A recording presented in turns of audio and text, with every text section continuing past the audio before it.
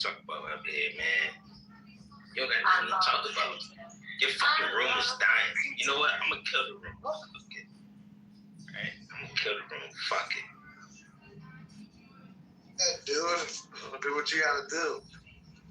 It's Black History Month still, bro. So you still got an opportunity. Go. You think my opportunity stopped after the February 28th? She was trying to think crack.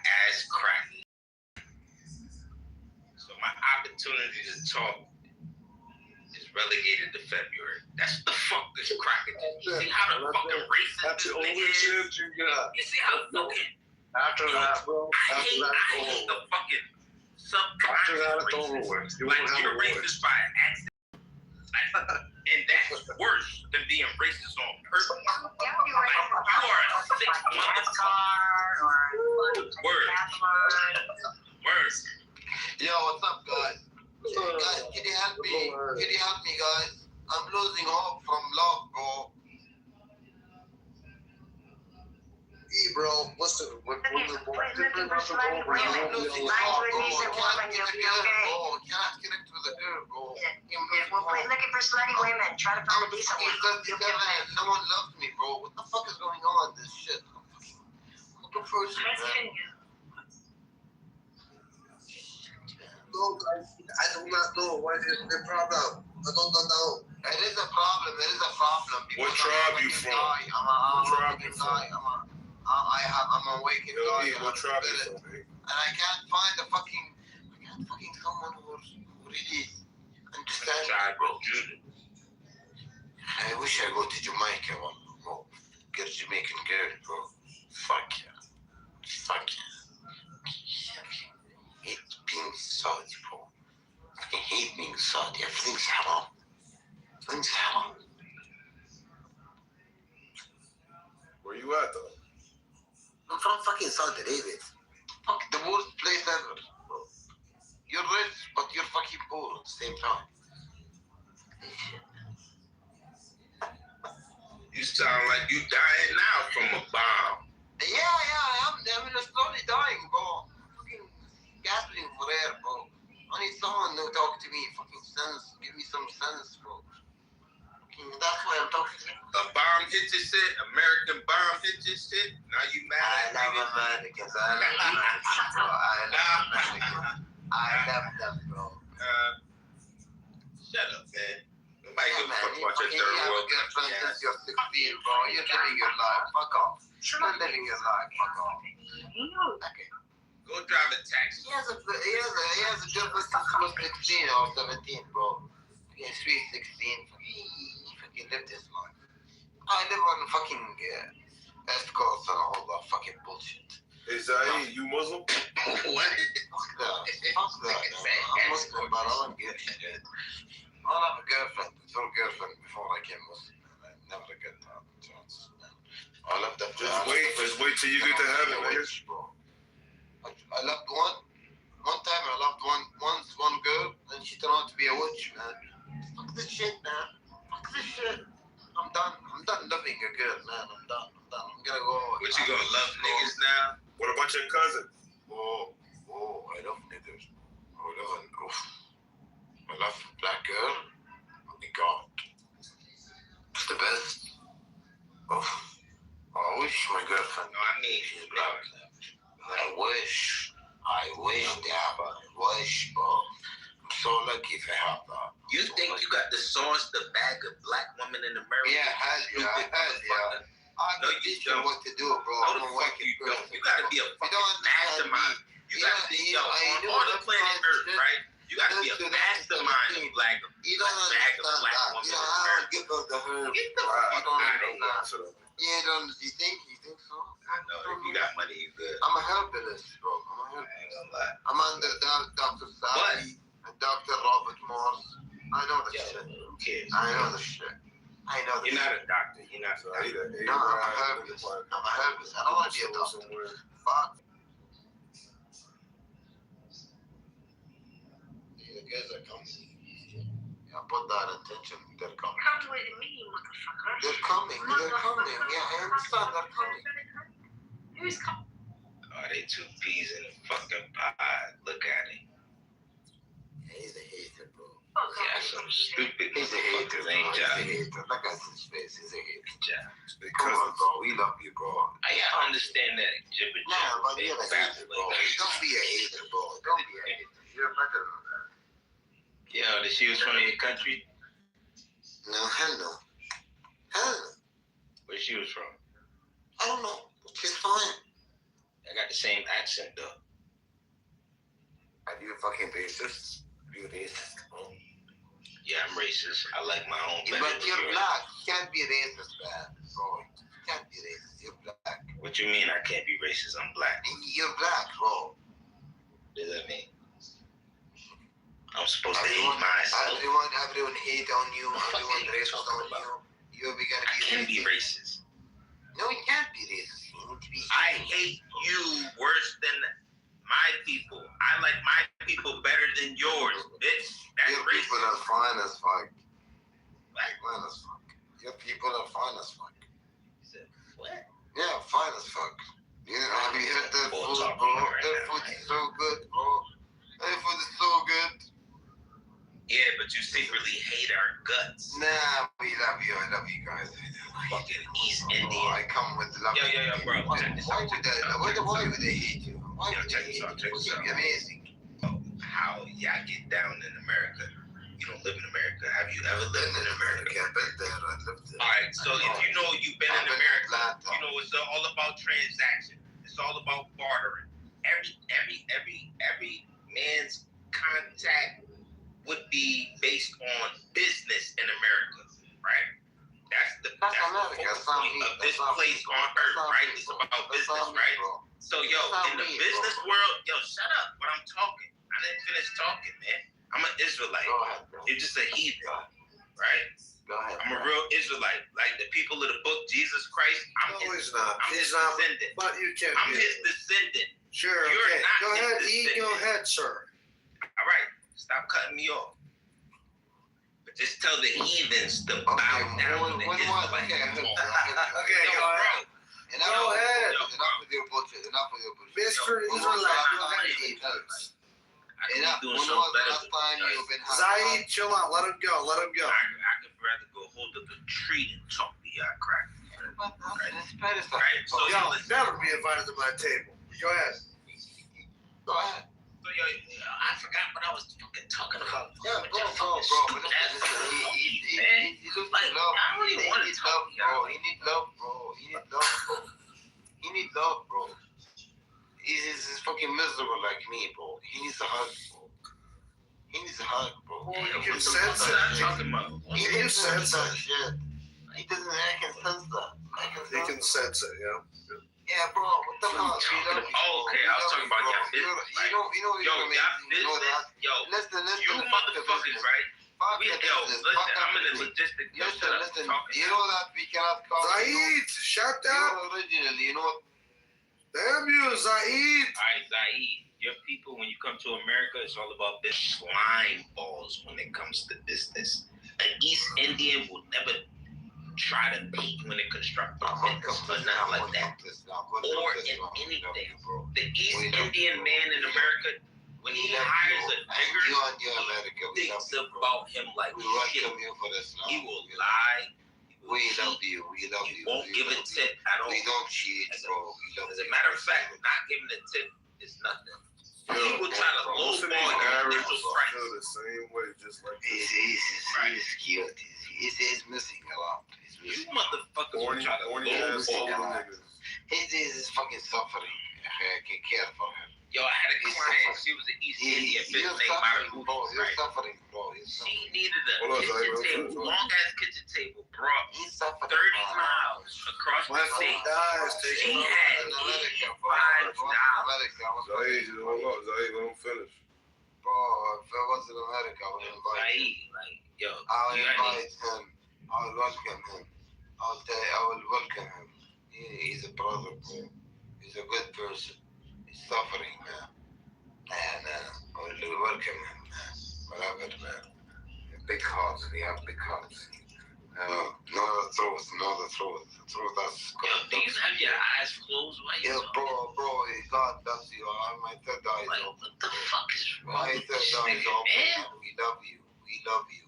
You have to understand that. There is people love you.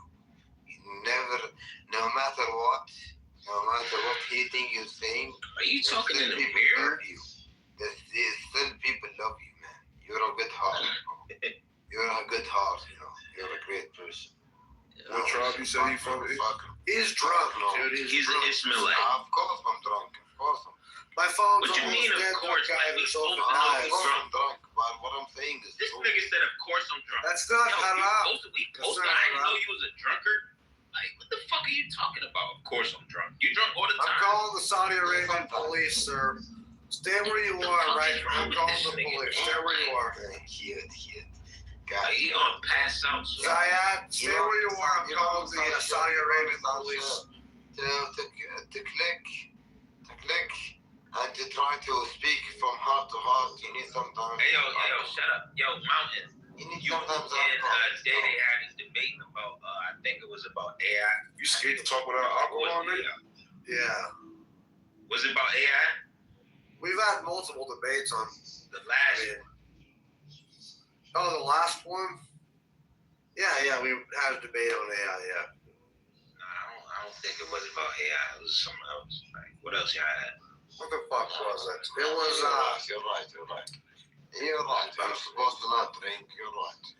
yeah, I know. I'm calling the fucking Saudi Arabian police. Stay where the fuck you are, Zayed. Yo, Stay where you who are. won that? They don't exist anymore, bro. Who won that? We tied. It was a tie. They don't went to exist overtime. Y'all some weirdos. Y'all want Police, to they don't exist How anymore. convenient. So that means y'all can do whatever y'all want to do now? Y'all can buy Yeah, liquor, exactly. do whatever. Yeah, exactly.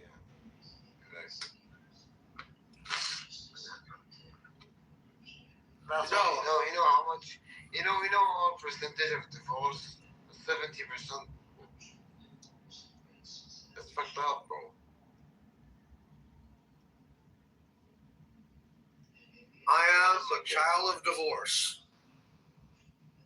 Yeah, I am. Oh my god. I can see that in my cousins and my family. Oh my god.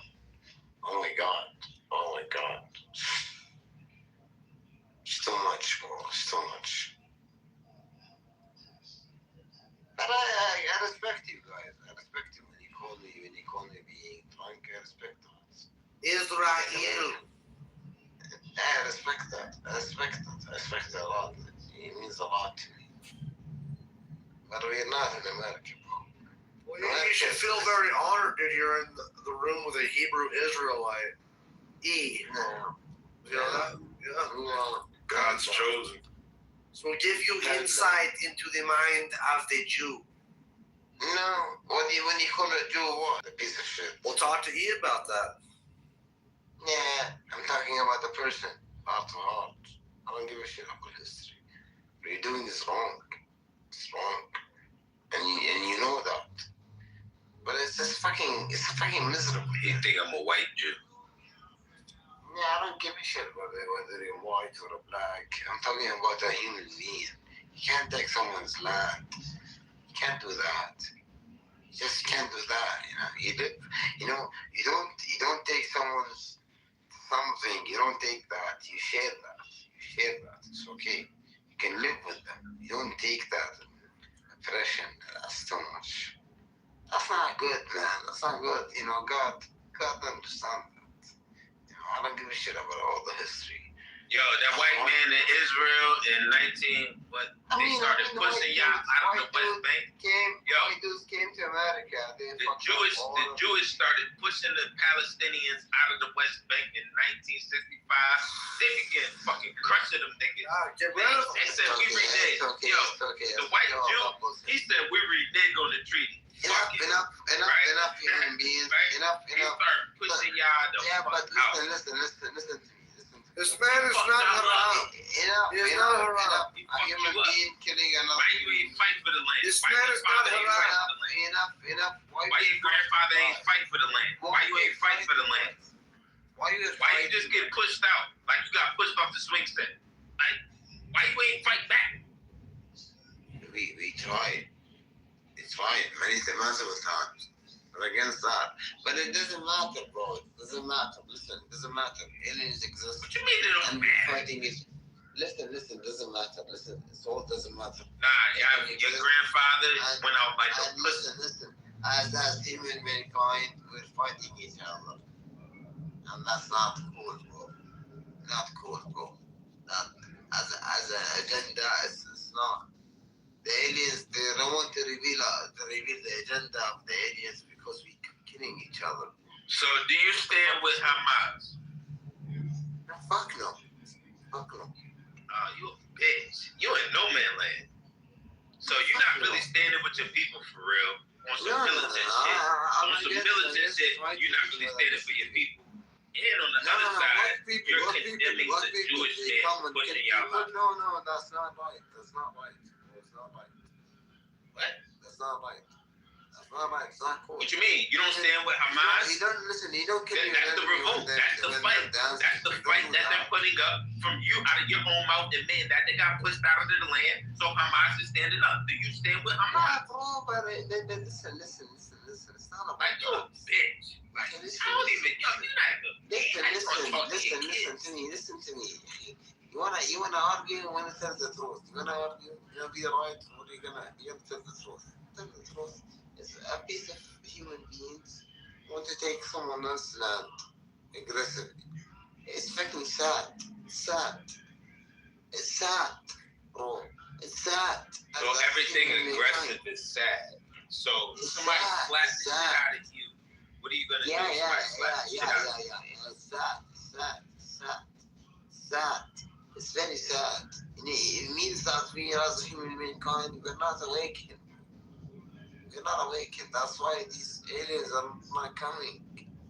We fight against each other. Why? We bleed the same fucking color. Why? So who cares? A fucking dog bleeds red. I hate when people say, yo, we bleed the same color. A fucking snake bleeds red. A fucking mouse and a rat bleeds red. A pig You know why? a fucking crustacean bleeds red. Yo, we bleed the same color, yo. We're like, stop talking like that. We grown men. Stop believing in Santa Claus. We're never gonna get along. It's always gonna be about anthropology. Motherfucker, migrational cultures of people. Right? So when the culture of people was built up, they're gonna try to conquer the next culture. That's it. Right? It's never gonna be this utopia all bleed the same color. So everybody's gonna turn colorblind one day. Everybody's just gonna be colorblind one day. That's what you're saying. Shut the fuck up. You sound dumb. I trust them. I trust your fucking decisions. I like them. Being real, I trust them. Listen, how about if aliens come? Then what? This nigga talking about aliens now. Y'all see this nigga? Yeah, like, aliens are real. Like, what the fuck is he talking about? Really, bro, I met them. Got cut on the race aspect. Now he jumped to aliens. Yeah, bro, if they came here, if they came in your consciousness, then what? You're gonna hate us? You're gonna hate the aliens? What are you gonna do? What are you gonna do, bro? I'm gonna call your mama. She'll know what to do. You're not gonna believe that? Cute. No, aliens real, bro. I'm not that, bro. They're real, bro. They're real. The reason they're not gonna come because as we think that we're gonna fight each other, they're afraid. They're afraid to announce themselves, bro. Even Trump said that when he's gonna release a lot of things. Bro, you're in the Great Awakening, bro. Bro, wake up, bro. Wake up. Wake the fuck up, man. It's coming, man. It is coming, man. It's coming.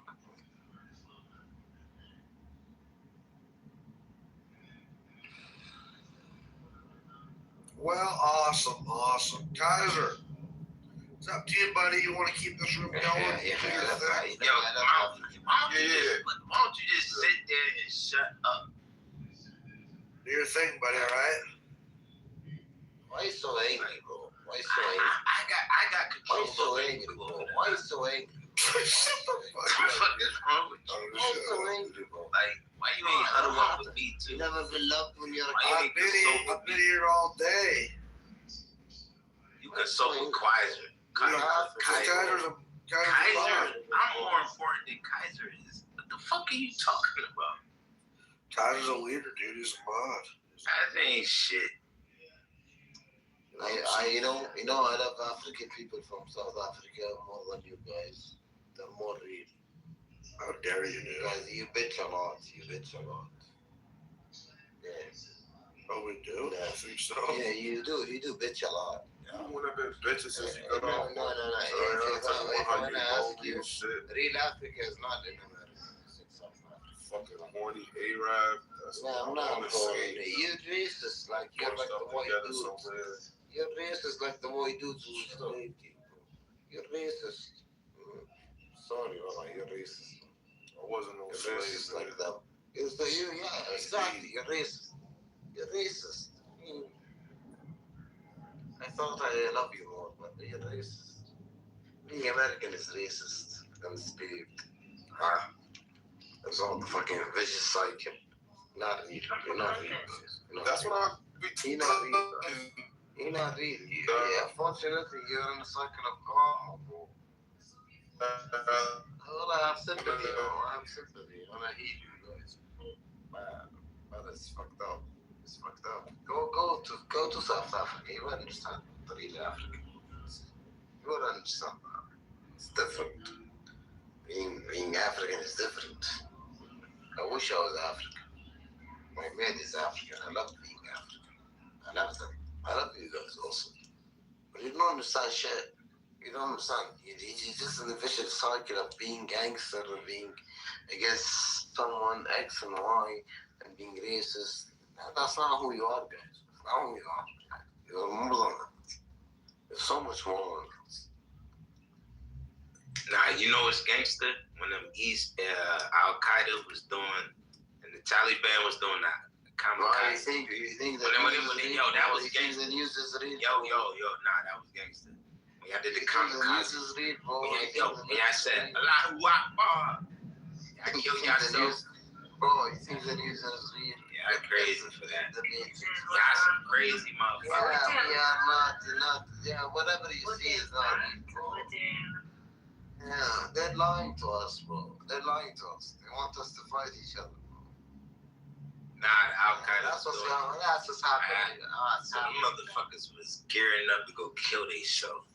Yeah, I see what's going on in America and Iran nowadays. Yeah, East Indian fucks are some freaks. Yeah, see, all that hate is not coming from you. It's coming from your gut. You have a lot of parasites. And coming from all the agenda is mind control. You're not awake, bro. Yeah, you shouldn't hate each other. You should hate your feelings. You should talk to yourself. You should heal yourself, bro. Yeah, you were born peaceful. Why you're hating? Why? Yeah, we all been born peaceful. Why we're hating each other? Why? That's bullshit. That's negative entities going on. They want us to kill each other for their own fucking sake. Fuck that shit. You don't understand. You still don't understand. There's a lot of things going on. There's life, a lot of things going on. A lot. And people don't know shit, you know. And we hate each other, and you're right, boy, I'm fucking right. It's miserable, to be honest. And it's very sad that I'm talking to African people. African people, the DNA are the best in life. So sad. So sad. Even in America, when they see Africans and they're being racist against them, it's so sad. I have a friend. He's an African. He comes from a best person ever. He smiles and he laughs and he's right. He's connected to Earth. Yeah, the essence of our bloodlines are. We started to do. That's enough. respect that. You have to respect that. You have to respect that. I respect the people. So you respect Africans. You respect. Yeah, 100%. You respect Africans, but you I don't respect anything is black. I respect that. But you don't respect that you have to tell Africans this. No, I respect them and I tell them. What, you holding us to a higher standard? Yeah, yes, you are. Yeah, you just admitted it. Yes, With an apex motherfucking If predator you on the understand earth. who you are, yes, Right. yes. Right, so who the fuck are you sitting on the bench talking to Michael Jordan about something? Because I love you guys. You sound stupid. Why? Shut the fuck up. Nigga, you was just born on the earth like Esau. He's the youngest of the earth, right? He's the most, that means most immature. That means like, I mean, y'all birth still smelling like Similac trying to talk to gods. Like, what the fuck are you talking about? You're a baby on the earth. You're way below the Israelites. You're a heathen. You're an Ishmaelite. You're from East India. You're from Muhammad. You're from that new fake false Quran religion. That's your ancestry. Face it, bro. That's it. Stop talking, man. I disagree, bro. Have you heard the Quran, bro? Have you heard it, bro? Or are you gonna talk shit after your ass? Have you heard it, bro? No shit. You don't care about your Quran, nigga. Stop talking about Yeah, it doesn't matter whether you care or not. The message is message, bro. It's very obvious. I've done a lot of psychedelic, a lot of spiritual retreat, a lot of... Yeah, exactly. You don't understand. Listen, Your prophet was on if you're not talk the talk, walk the walk. Don't give me that bullshit, bro. You're right. The message is the message, but your message listen is to the message. It's healing, bro. It's healing, bro. It's not bullshit, bro. But it's okay, never mind. Whatever you want to think, you're right. Doesn't matter. You know? Is there healing in there in the Quran for women? Yeah, when they recite, it's fucking healing. I've done that. I've done a lot of things. Then you can, you know what you can? You can get all the voodoo out of you from the Quran. What the fuck you're talking about? Very strong, very strong. But I'm not trying to say that the Quran is right and Islam is right, but I'm saying that's a message. It's real. Look at it, guys. Learn from it. You know? Yeah, I was reading this commentary. I don't give a shit about fucking Islam or fucking religion. Yes, you Fuck do. that shit. I'm gonna drink, bro. Fuck that shit. That is true. That is true here. That is true. See, you're a This brother. nigga about to drink You're himself like a to death tonight. You're a brother. Don't listen to me. You're a brother. So fuck that. Why would you suffer? This nigga about to kill himself talking to us. Yo, go. Hey, yo, bro. Go fucking to a mosque and fucking listen. On you. Fuck this shit. Get the healing and get the fuck out. Fuck that shit, man. Fuck, and just go, whatever, man. Get that fix. That nigga can't put his senses together to save his life. Yeah, that nigga.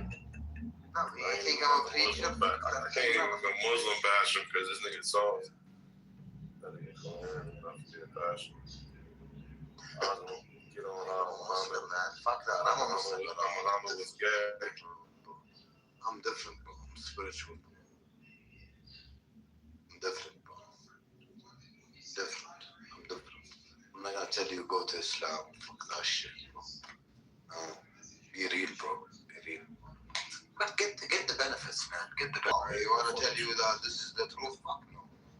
Get it. Get the benefit. And go the rest of your life, man. Why you so miserable, nigga? Just drop that shit. I'm not miserable, bro. I'm not miserable. Bro. I'm fine, bro. Yo, fine, bro. I'm still fucked up. I'm sad. I'm sad. I don't blame you guys. They're fucking racist as fuck. So now you don't blame us. I don't blame You see that he flip-flopping, like he double talk, he triple talking and shit. You don't blame us for being fucked up, but I'm disappointed that you fucked up because you're the best people. And I hold you to the highest standard because you're the best on the earth. Like, what the fuck are you talking about? Oh my God. What are you drinking? Yeah, I drink every day. So, What do you drink? What you drinking? Beer? whiskey, bro. Whiskey? What? Johnny Walker? What? If that ain't Johnny Black, Walker. black. Who? Whatever I can get here, everything is haram. This nigga said whatever he can get. He's a true alcoholic. You know what Saudi alcoholic Arabia, is? alcohol is. You know, it could be like, yo, Mr. J, yeah, whatever I can get my hands on. You a fucking alky. I'm not. What the fuck is wrong? I'm not like. I'm like you, bro. This nigga said I drink whatever. You'll drink Jägermeister. You'll drink peppermint shit. You'll drink anything. You'll drink Fireball, for the pussy. whiskey, to fucking Patron. You'll just drink whatever. No, I drink whatever the fucking dealer gives me, bro. It's a fucking black market. You don't have. Stop lying. No, it's not. I'm telling you the truth, bro. Yo, why would bro. I lie, bro? Listen, I've been to Sri Lanka. Who the fuck you think you talking to? The Lanka is fucking for the pussies, bro. Sri Lanka. Like, yo, bro, India has liquor store. What are you talking about? India is for the pussies also. Well, all right, where you from? I'm from Saudi Arabia, bro. All right, so there's no liquor stores in Saudi Arabia. Nothing. Yes, there is. Dry, no bars, no Watch nightclub, this. Watch this. nothing. Watch this. This nigga trying to make sense. Everything is haram, bro. Now watch this. Is there liquor stores No, there's no, it's not allowed, bro. in Arabia? He's sick. I like him. He's cute.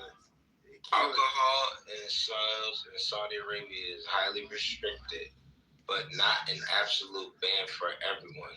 A carefully controlled system allows specific wealthy non-Muslim foreign residents and diplomats to purchase alcohol. That's new.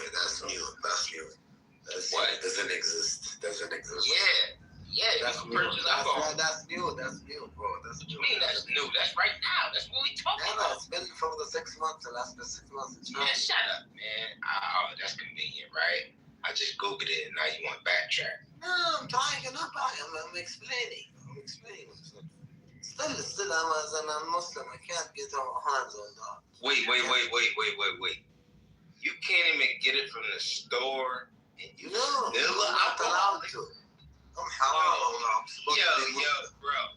I'm supposed to be Muslim. Kaiser. I'm supposed to be Muslim. How do you manage to be able to be and having the ability to be an alcoholic in Saudi Arabia? Because we have. You have to really be looking for that shit. Like you have to really be searching for that shit every day, every second. No. From when you pass out, Just to when you wake up. dealer. Like, yo, bro, You're you an alcoholic and you gotta get it off the black market. That's crazy. But they all alkies on the low though. That's all them niggas do though. It's not just him. Right. That's Them why. niggas all alkies. When I went to Dubai, it was like that. They would say, oh, when I got to Dubai, you was able to buy that shit, you know, with the You locals. guys are lucky, bro. You're living in America. The free player. You're lucky, guys. You're lucky.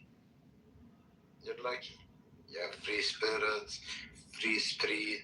You have a lot of things. That's the first thing he said. Free drinks. No, not drinking. You get to speak your mind. You're Americans. It's the fight, bro. Yo, your liver gonna fail you. No, fuck man. I'm just saying, like, why the fuck? Like, is you hearing what I'm saying when I'm talking? I don't care, man. Yeah, you don't care about what I'm saying. What you mean? You don't got no kids? No kids. Fuck no. Like, you don't got no father, mother, Fuck no. sister, Why would brother? you get married, bro? Why would they You get nigga live alone, bro. Like, you don't even got no friends. Like, Like, you said. I'm happy. I have a kid. I have a cat. I'm happy. Fuck this shit. I'm not gonna get kids, bro. So it's just fuck your liver, right? Yeah, fuck my life. Yeah, exactly. Exactly. This nigga suicidal. They're gonna sign you up. I like you guys. I like you guys. Yo, what happened with your cousin? Don't they be setting y'all up to marry y'all cousins and shit like that? No, we don't. Why you by yourself? Why don't you go fuck with your cousin? We can't, we don't have a dating scene, bro. We don't have a dating scene, not like in America, bro. No, your cousin. Even my cousin, I can't date her. So, Why not? It's not happening. It's not happening. We don't have a dating scene, bro. We don't have that. What do you mean? People don't get married. Yeah, I have to ask my mom to find me someone. You ask your mom to get married? Yeah, imagine that. I'm 37 and I ask my mom. Imagine that. It's fucking people. What the fuck did you just say? Imagine that. It's fucked up, bro. It's fucked up. You said you asked your mom. You thought that Yeah, I was have to a ask joke? my mom to look me for a wife. Oh, I Imagine thought you said you asked your mom to get married with you. Yeah, Fucking exactly. freak. Exactly. Right? Yeah, same bullshit.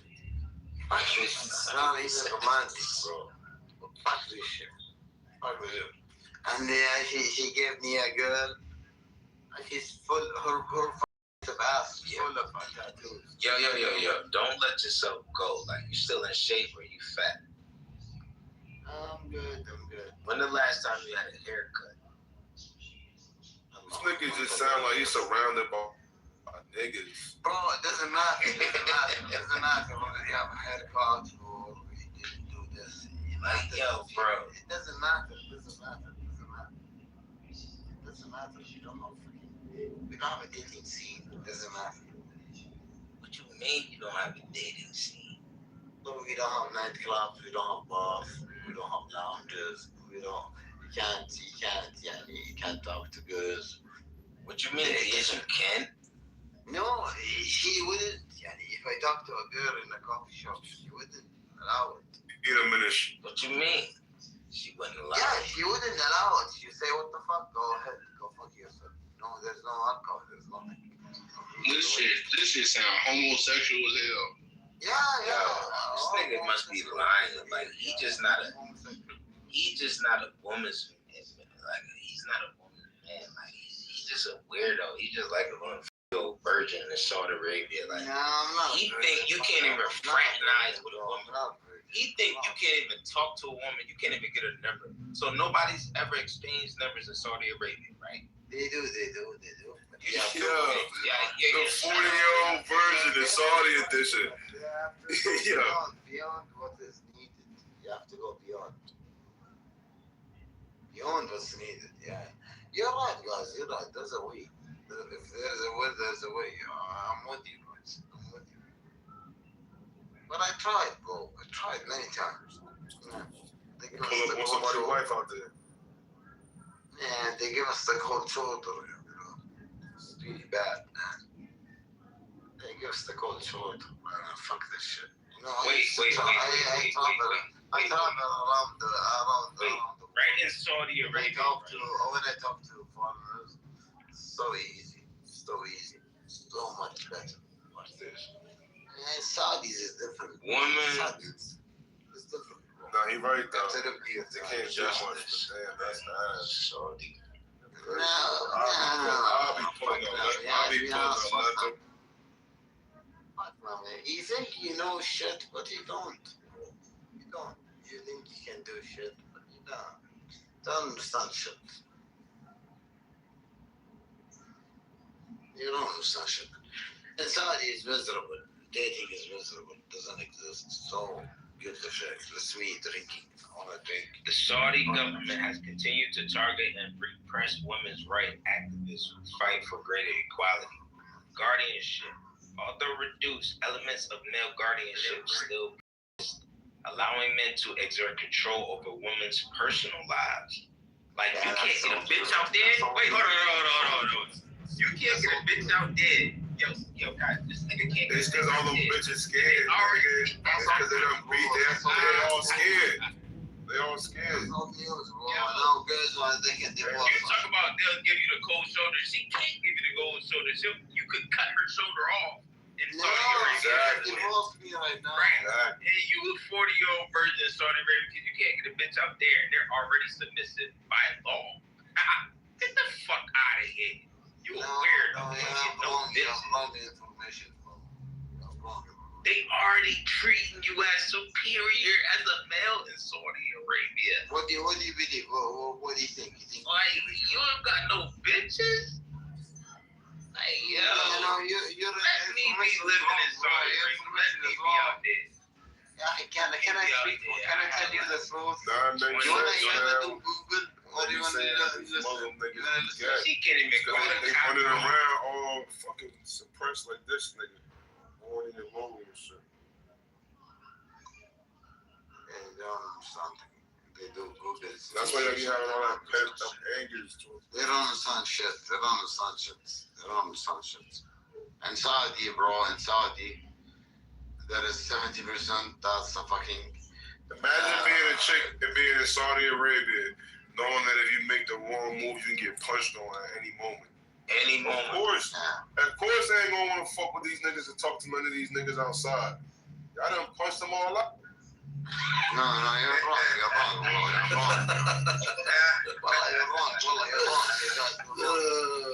Niggas said. It's not true. It's not true. What are you saying is not true, bro. What gives a shit? I don't live in this country anymore. I'm going away. Where you gonna go, buddy? Portugal. Portugal? Yeah. What does haram mean? Every time you say this place sucks, it's haram. What does that mean? I don't know. What does that mean? I don't even know why he's using that, because haram is anything unrighteous, right? Anything unrighteous is unclean. Haram is unclean. That's what it means.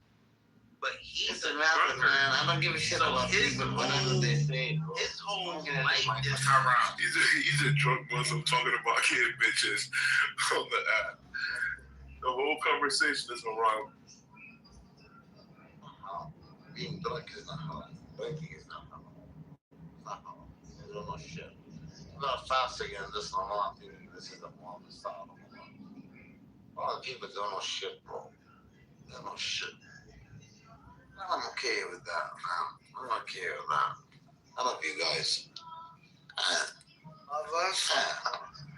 I love you guys. You know that. Don't even know us. Doesn't matter. I sense you guys.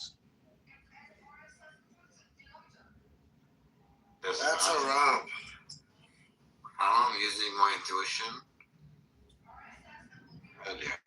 I just saw your pictures, bro. They're cute.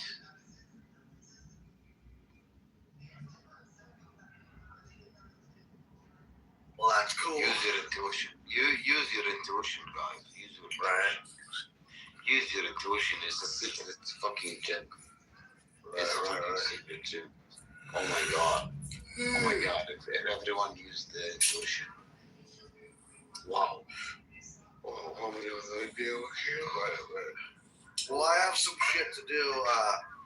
I'm gonna Me too. bounce out. Kasha, you do your thing, buddy. If you want to close us up, yeah. do whatever you want, buddy.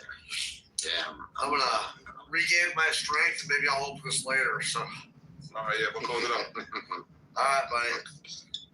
Take care.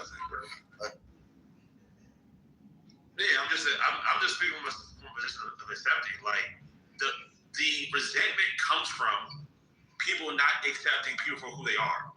They're literally are saying, "Why can't you be something you're not?" Man, you should do this better, man. Oh my god, like that's why I get so offended when women say some shit. I'm like, it's not that deep.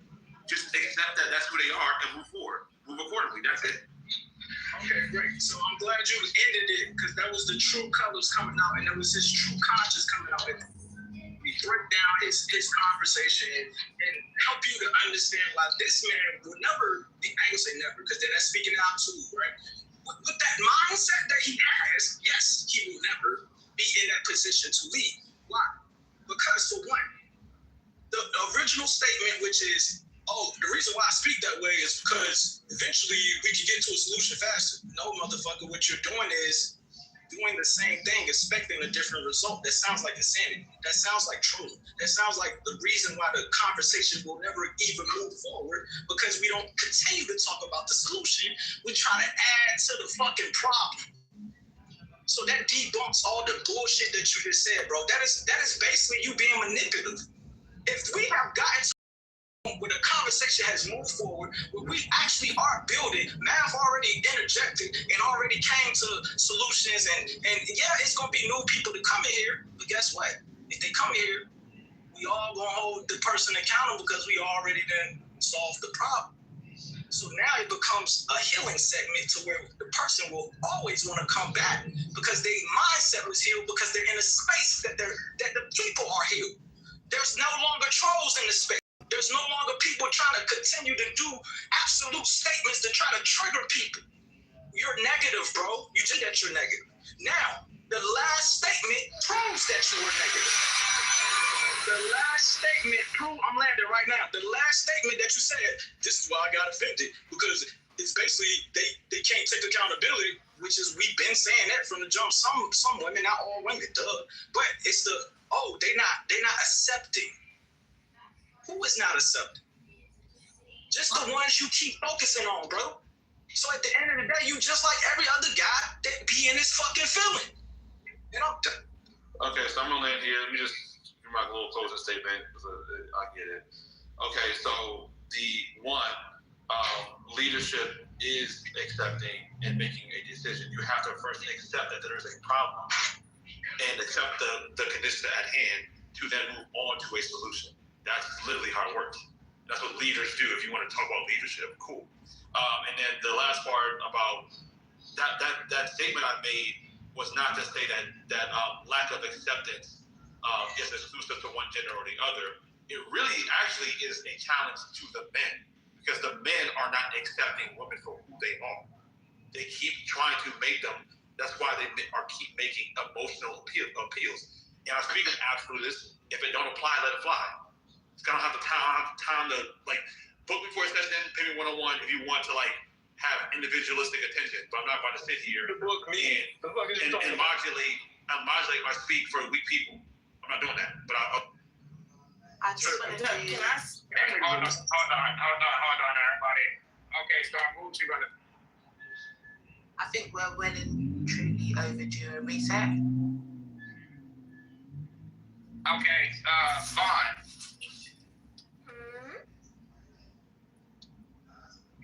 Wait, Storm, I'm gonna be honest, I didn't even hear you. What did you say? Oh, my bad. We are well and truly overdue a reset. We need a room reset. Oh, no. Let Vaughn get her idea, then we can do the reset. One mic's on, Bob. All right, can y'all hear me clearly? Yes. Okay. My ISO is with you, and I had a question specifically because after both segments where the women were speaking only, you said similar things along the lines of everything the women said were negative, and all the points they made were to bash men, and they were just trying to. Could you list 3 points that we made that were bashing men? First, let me address the comment that you made. I never said everything the women said were negative. Sorry, that wasn't me, sis. I didn't quote you verbatim, but your thing was that it was negativity. But I just asked you to list 3 things. I don't want to go off on a rabbit hole of what you did and didn't say. Could you list 3 things that was stated that was negative? I'm going to be honest. This is not an ISO because I wasn't highlighting negativity at all. But it is an ISO, and I'm asking you a direct question. So are you capable? What I'm saying is, if you allow me to finish, love, I will tell you I don't care to address what you're saying because it's negative, and I don't care to speak on negative. Asking you what was negative is negative? Oh, okay. So the reason why I asked is because you are the type of person who you don't actually listen to what women have to say. You just want women to listen to you because you feel as though, because you said you didn't want to have the ISO, so go back on mute. So it's no longer an ISO. It's a soliloquy. Now, at this point, it's a soliloquy because you are the ISO. So what I'm saying is, when you spoke, you stated that the women were being negative towards men, and you put in the chat that we were bashing the men. But in both instances, the women were not bashing the men. One mic on my. First of all, just fine. I know he cut you off, but could you please turn the big mic off? Second, you're good. I know you're respectful. Straight up, bro, you turn the ISO down. It is what it is, fam. She moved on. She talking about something else. She talking about me directly. Okay. I just want to address that. See what you're doing to me right now? I don't want you to do that to her, right? So just let her talk, right? Like, let me talk and then let her talk. That's what I want you to do. I just didn't want to address what she said. You know. Not the ISO, brother. But okay, just fine. Do you want to ISO with him? No, not at all. He declined. If you don't speak on me, nothing. I can speak on whatever I would like to speak on. You heard nothing I said. You heard nothing. I heard everything you said, but we're not having an ISO. I would like to finish. You want to ISO around this motherfucker? So what we doing? Like, goddamn. You didn't want to address what I stated, so we're gonna move on. Okay, so you finished though. She asked for one mic right now. Okay, so the person, I won't name a name, when they were speaking, after every time we spoke, it was, oh, the women were being negative, the women were bashing, and we were not. Because when we spoke the first time, albeit chaotic, we stayed to the topic. Yeah, they went left. We had some trolls, blah, blah, blah, but it wasn't negative. The second time we spoke, we actually addressed interracial dating. We talked about courting. We talked about the do's and don'ts in dating. We talked about people catching feelings too early. And we also spoke to the women specifically doing these things. So we were not bashing men. We were not even negative towards men. But what you heard was negativity because that's where your soul lies. Because I wasn't even talking about the negative. I was actually talking about Storm, who actually tried to bring it to the positive if you were listening properly. I was saying I didn't care to hear the negative trolls, which I'm going to continue to stand on. Because it was people speaking negative, but being the man that I am, I don't care to address the negative and repeat the negative. I actually care to talk about the solution, which again, you are proving the point, young lady. So as I stated, when you came off mic the first time, one of your points were, oh, these women say that they want men with a whole lot of money, and what y'all need to focus on is all this money is the problem. Y'all need to be sticking to the program. Nobody said anything about finances. When we were having that conversation, we didn't discuss finances at all. The only thing that came up was not building a man after a certain age because you as a woman are at a certain point. That was the only thing we stated. Nobody stated anything about finances, but that's what you do. You take a point. I've been listening since I've been in here. I've been listening, and I'm not cutting you off. I don't know why you're cutting me off. Thank you. Since I was in here, I was listening, and I like to pay attention to how people speak. And you yourself are a negative person. You like to twist it as though you're not, and that is a manipulation tactic that people like to utilize in these debates, and that doesn't work on everybody. You yourself are negative. You tried to do it to Guns, but Guns was speaking positively for a majority of this room. You're the negative person, sir. All right, so look, let me say for one, love. If you wanted to really build and have positivity and solution, why didn't you just ask me, well, what were the positive talking points that we actually spoke on? You didn't. Because you're so much of a negative person, you wanted to address the negative. I didn't click on the negative. So you should have came back as a good conversationist and asked me about and I would have spoke on everybody that spoke something positive, including you, sister. Okay, brother. Well, what were some of the points in general? What were the points in general that we spoke on? Oh my God, All right, look, I know y'all didn't want the ISO, but it been like the same mics back and forth. No, listen, brother. Listen. Be dominant on mute. That's 1 and 2. All right. Okay. Anyways, so let's do this. Storm could do a reset for us. Thank you.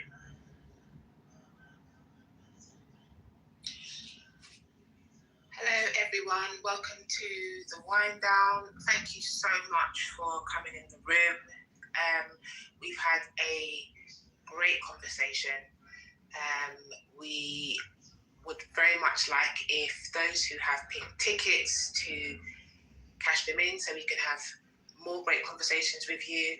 We would also need to follow Marv, who is the curator of this, and also anyone on the stage that you resonate with. Please, just be mindful of the rules.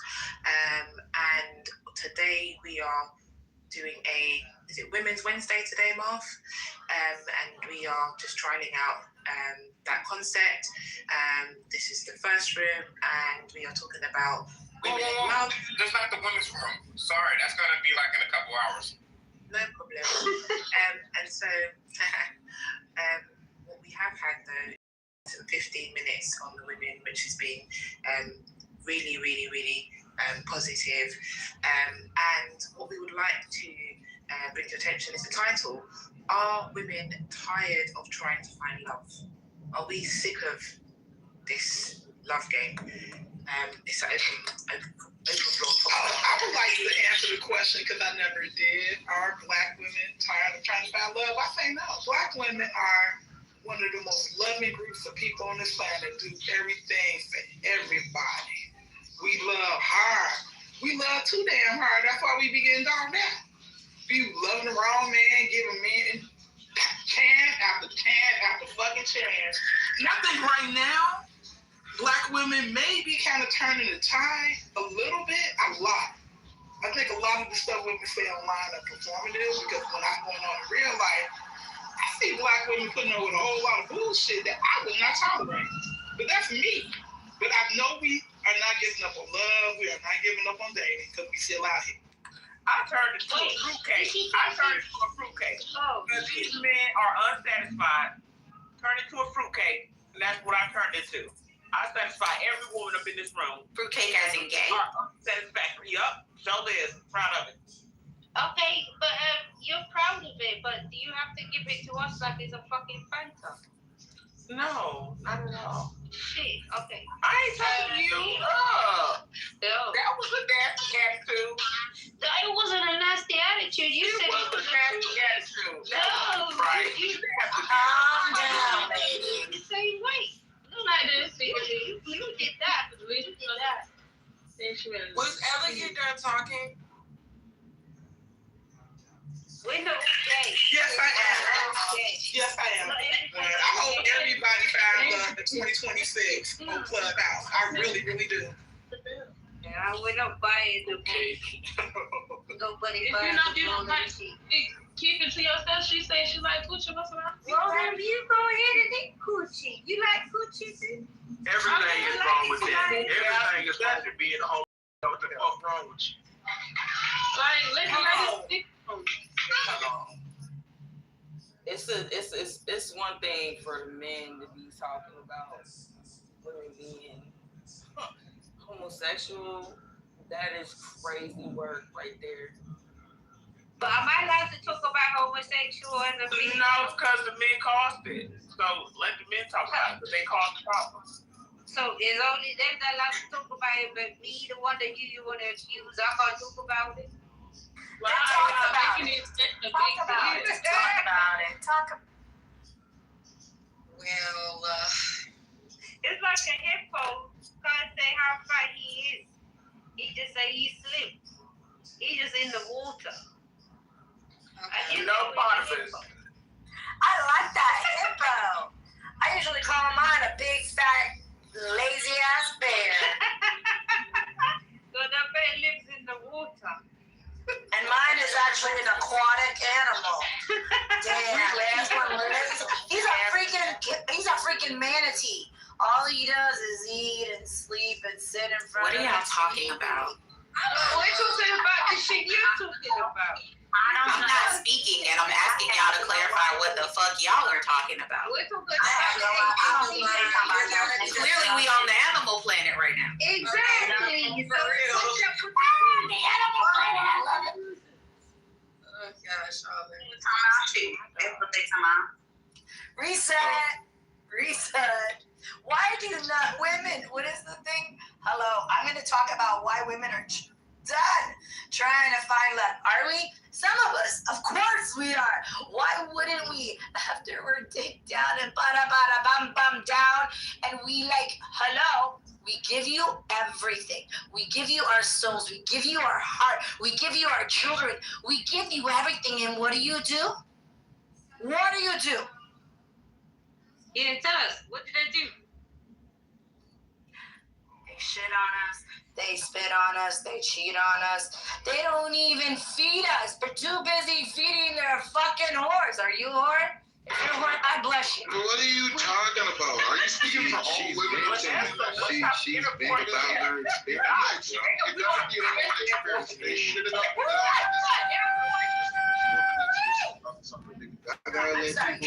Women are tired. I'm tired. You know what? Sometimes I think this is why women do go to turn to women. And that's got to be the craziest shit I ever heard. Hold on. Being causing women to be gay. Amen. Call me crazy, baby. Because the crazies are the ones that have invented this fucking app. Everything you touch that was invented was done by crazy. Yes, baby. Call me crazy, baby. Bye-bye. But the highest, you gotta be drunk right now. But the I highest don't rate drink. of I'm currently under a lot of pain, and I don't do pills because I'm a woman of God, and you guys are all pendejos. That's cocaine. Yeah, cocaine. You know that the actual leaf of cannabis cures cancer. And what is the biggest killer? Hello, suicide, and then fucking cancer. So fuck you. Acceptable as well. That shit you just touch it, bro. I've never seen a chemical that kills you like that. You just touch it. Why are we talking about drugs? I mean, who are these people? It's some dumb idiot called because I said I was Spanish or Colombian, and he says fucking cocaine. So fuck it. Yeah. That's a huge accusation. Nah, we just that you were up. You know, you say you don't do pills, you don't drink, you don't do it. No, because you know what? I'm a woman of God, and you know what? This is bullshit. I came in here for I don't know what reason. What's wrong with women having a personality, right? What's wrong? Are we doing a reset? Are we doing a reset?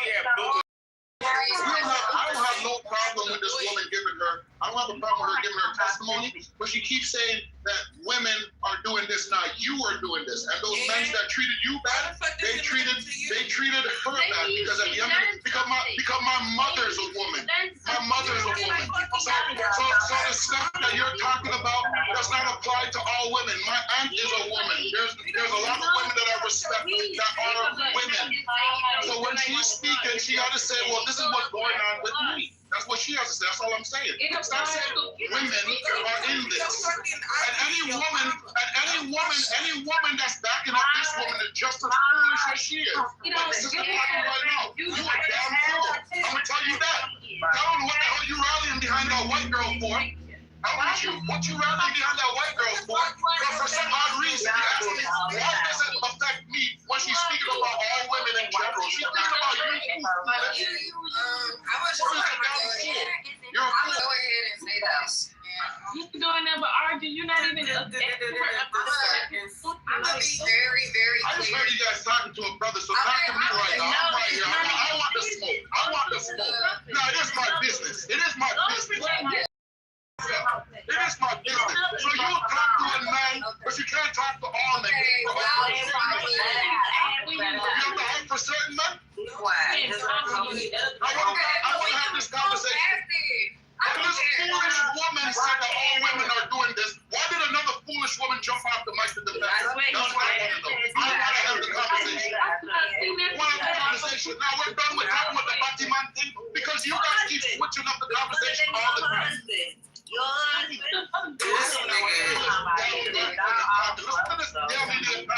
Are you a fucking idiot right now? Okay, so here's the thing. Can you please stop?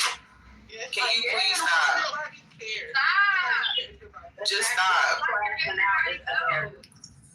You acting like a woman. Okay, I want to say this is a lady. I'm acting like a woman. So why are the women acting like men? It's out of place. It's out of place for you to be talking. Acting like a man. Why you acting like a man? Isn't it unnatural? I know why we acting like men because y'all niggas ain't protecting us like because you're a fucking man. That's why you're acting like that. You want to be a man. You want to wear pants. You want to punish shots. That's what it is. You want to punish shots too. You're a woman trying to be a man. That's what you're trying to do. Okay, that's what you're gonna do. Okay, You a woman trying to be a man. That's the problem. You're too out the order. That's what it is. He needed to stay on mute. He keeps it on mute. So, you know, listen, you're having a positive conversation. I'm trying to bring some level to it. You're not bringing no level to nothing. You can't understand the level. No, you can't. What the hell are you telling me right now? Is this woman an idiot? Is this woman a fucking idiot right now? Hey, I don't know if some of y'all are new here or something, but this is not what we do here, all right? So, let's get it back on track. I don't even know what we're talking about. I just got back to my phone. I wanted to see but yeah, of course, Okay, I might go out. Green bitch. Yeah, brother, that's what they've been doing the whole time. The women are controlling the narrative and they're saying stupid stuff. You're trying to come back to the level of that, and they're throwing it out again. This nigga is being sassy. Do something. Do something, my dear. A man is telling you to be quick. Hey, yo. Everybody, hold on a second. I'm ready for you anytime, man. What? Rock, hold on, all right? Look, Breezy, then I want to hear what this Rock guy is so hype about, all right? So we're mic on Breezy, then we're going to pass it to him. Yeah, I think that one thing that when we get on this app and we talk about like some of the negative things that occur when we date our counterparts, like people are just not able to accept that everybody's dating experience has not been a positive. Okay, that's what kind of causes the fatigue and why we're having the conversation. I know for a fact, and I'm just gonna say this: 9 times out of 10, everybody in this room has had a negative dating experience or a relationship that didn't work out and go the way that they wanted it to go. And that's okay for us to talk about the fact that, we have crossed paths with some people that maybe didn't treat us the best. That's a fact. And then it's okay, just as much as y'all were talking about earlier, I think Guns was talking about dating out and expanding your horizons. Part of that is the LGBTQIA community. Because everybody don't believe in the same things and so other people do like women or like the same gender. Okay? And then there's another thing Elegant brought up, and I'm just going to wrap it up here. This whole accountability piece, y'all got to let that shit go. You ain't about to hold nobody the fuck accountable on fucking line, bro. No other woman about to check me on this bitch. Okay? So it's just like, y'all got to be realistic that we're adults that are making these decisions. And in some of the decisions and whom we choose to entertain, we're going to have good experiences. We're going to have bad experiences. And all we're doing is having a conversation about these experiences. And that's it. Let it go. Some people are going to be good people to bad characters to good people and reap the consequences of that choice alone. We are adults. It is okay. Wait, when you say that word, It's supposed to be Breezy and Rock. That's what's going on there, yeah. wait, is there a list? So am I talking or is that? Yeah, brother, you go ahead. So the only thing I was addressing, I was sitting down in the room for a while, I was listening to the brothers and sisters share their personal experiences. The only issue that I had with the sister was that she was generalizing her experience and placing it on all women. That is all I was coming inside there to say. That instead of you saying, well, we're doing this, we're doing that, like who the hell is behind you? Who's the army? Where's the crowd of people that are behind you? Which women can you call out that are doing this? But instead of saying we, just be like, well, this is what I was doing. And somebody said that. If it's personally happening to you, then talk about it happening to you. Don't try to throw everybody in it so that you can make a point for whatever personally happened to you. And then the sister started jumping off the mic and saying, well, what's her problem? This and that. We're on stage. We're having a conversation with everybody. If a dumbass woman starts to bring up a personal thing about herself and she doesn't want to take accountability for it, she's throwing off the conversation. So if we're going to go on this wild goose chase, at least let her be honest with it. But if she's not going to be honest and say that really all of these things are happening to me, it's not a woman thing, it's me as a woman thing. Then we can sit down and we can move with the conversation. That's why I said but you're cutting me off. I didn't land. That's your problem. You're trying to be a man.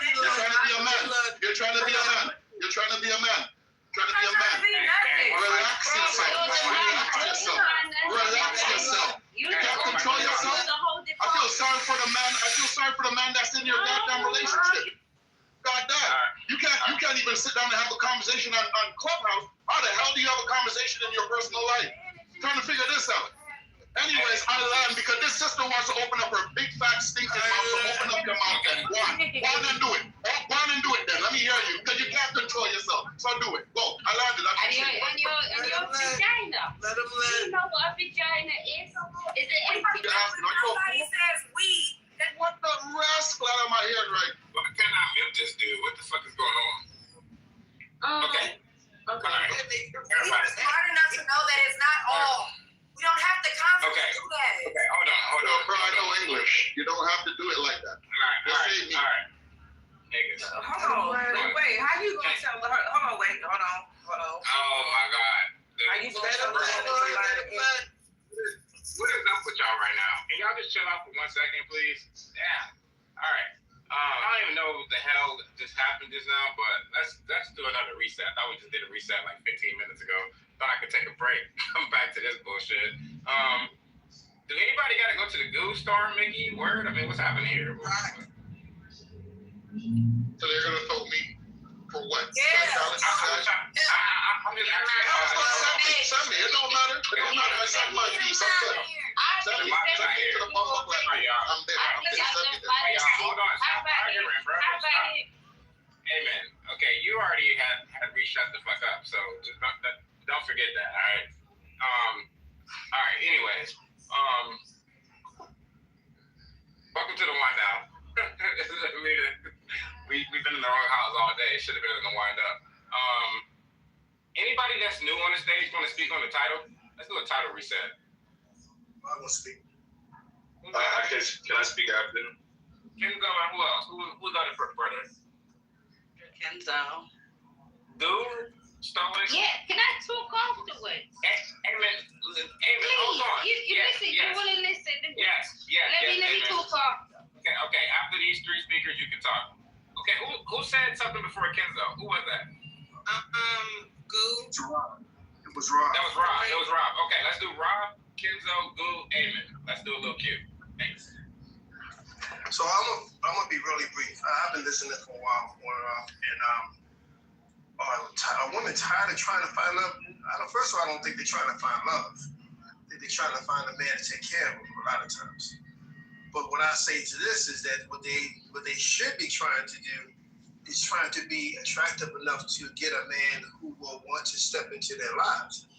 Today, attractiveness is at an all-time low when it comes to women, because if you look outside at what they look like today, ain't gonna be like signing up to be wanting to take care of a woman that looks like what these women look like now.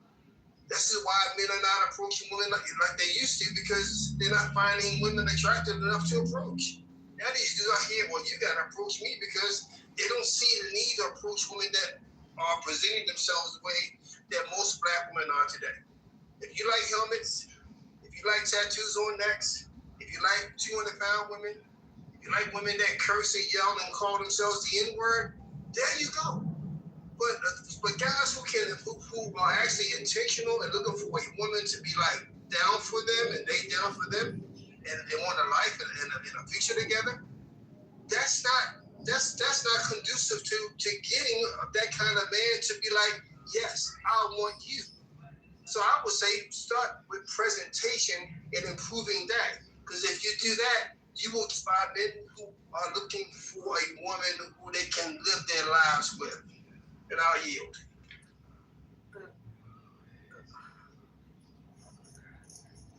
Does anybody know what the title says? Do anybody have social kills? Kenzo should be speaking next. Okay. Are women tired of finding love?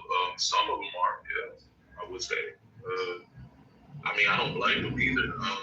I don't blame anybody, feel me? But I mean, if we're talking about women, I do feel a lot of women aren't being heard or get called aggressive or get called all type of like detestable names. And I don't imagine that, like getting called those names over a prolonged period of time, especially with a lot of women going through a lot of that same experiences we talk about here. I don't imagine that, there's going to be those same number of women that are just going to be eager to go find love. Because, sometimes in their lives, at that point of their lives, that they just haven't found anything. I'm not going to say it's like not possible. There's still a lot of women that do want to still get married and have kids. And, so there's always going to be a majority of that. but I do think the numbers are increasing. But my second point too is I think for adults, all y'all need to stop being pansies about people having bad experiences about dating, man or woman. If a nigga says women ain't shit, if a nigga says the nigga says the vice versa, right? It's not an indication. You let him finish. Man. Never mind, she got it. What are you saying there, brother? Just let people talk how they talk. No. I have a new rule, bro. I don't land if people don't let it. So she got it, bro. No. We got a cue. I am sorry. Okay. Everybody stop. Brother Kenzo just finished his motherfucking submission. We can go to Goop. Then we can go to who was it? Amen. Amen, you in the goddamn queue. Why you been combative and shit, man? Just relax. No. I'll just wrap it up by just saying, yeah, when people are talking about data, they're not talking about you. Stop trying to personalize things that have nothing to do with you. If people want to talk on the collective, they can. Try, instead of putting yourself in that position, just trying to see where they're coming from. Again, if we're talking about people being allowed to broadcast the hurt or the disappointment or any type of feelings that they have negative towards the other, I don't see it being that difficult to just hear somebody out and disagree without having to lose your mind over it because you don't know how to regulate that. And I yield.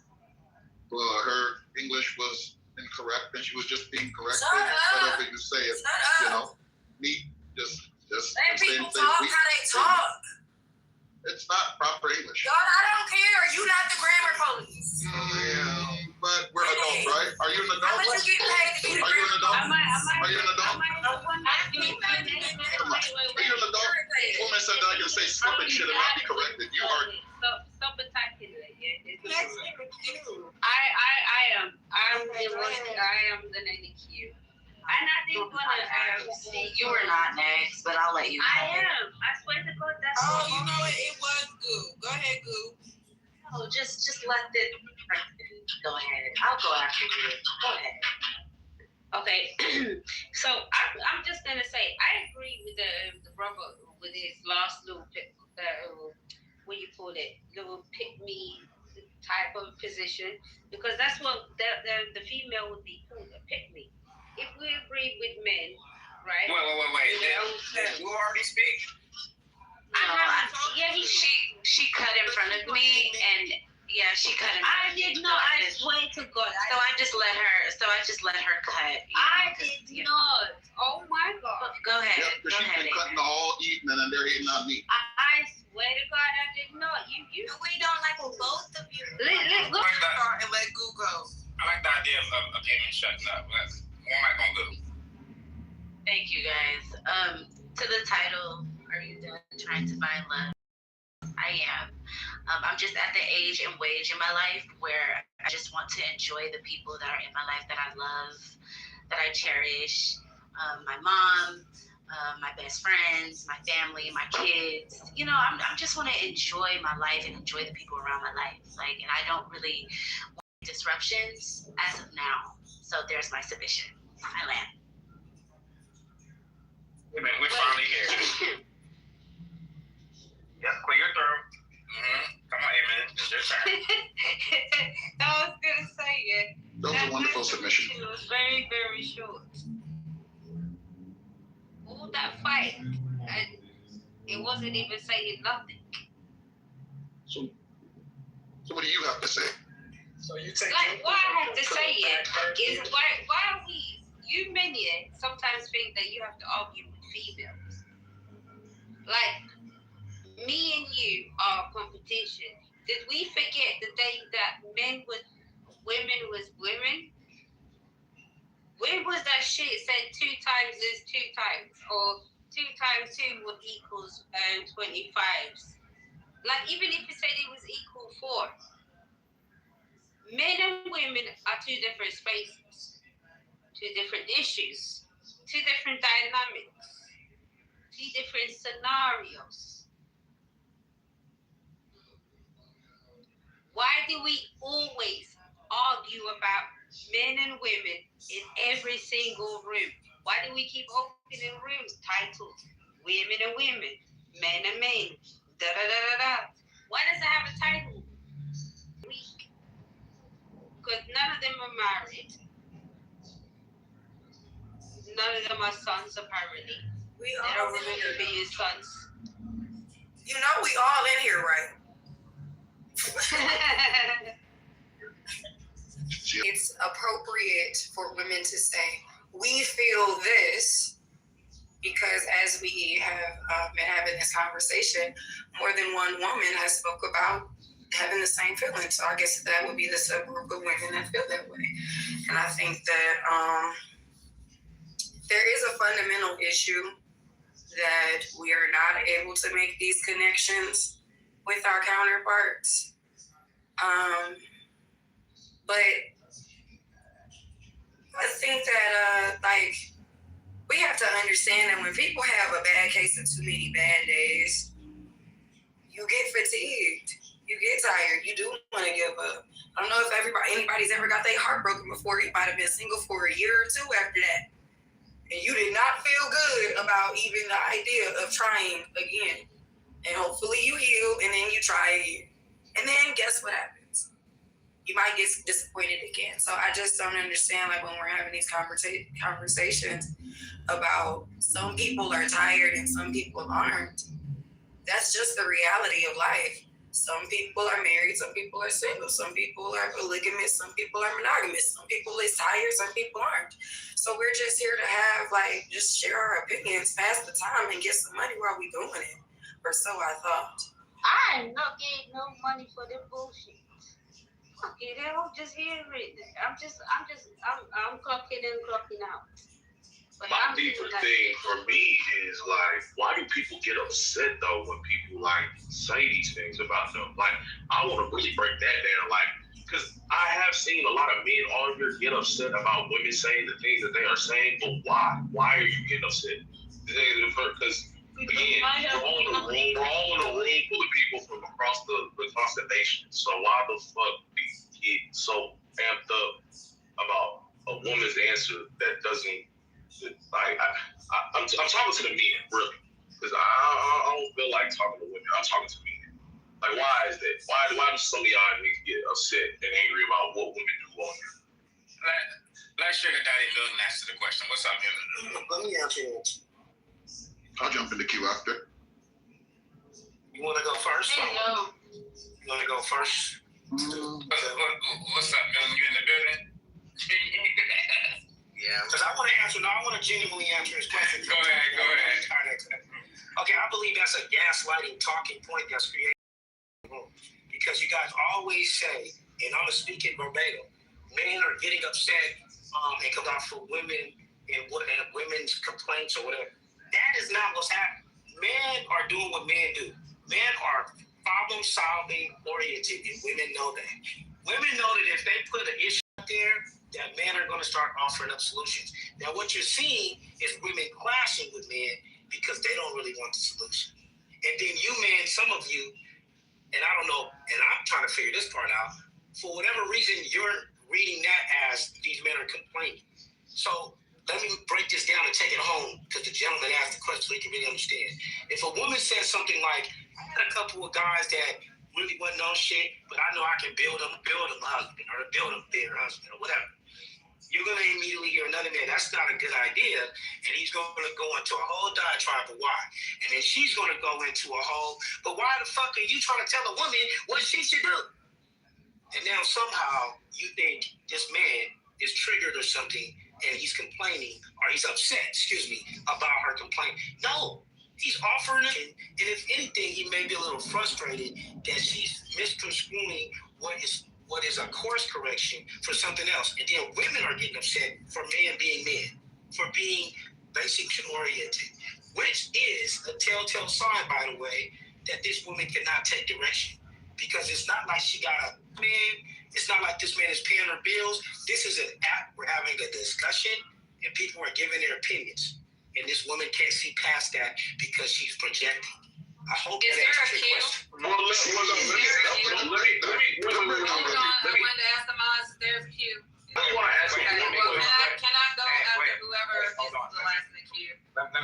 to do y'all. I want y'all to practice y'all own cue right now. Just do a soft cue.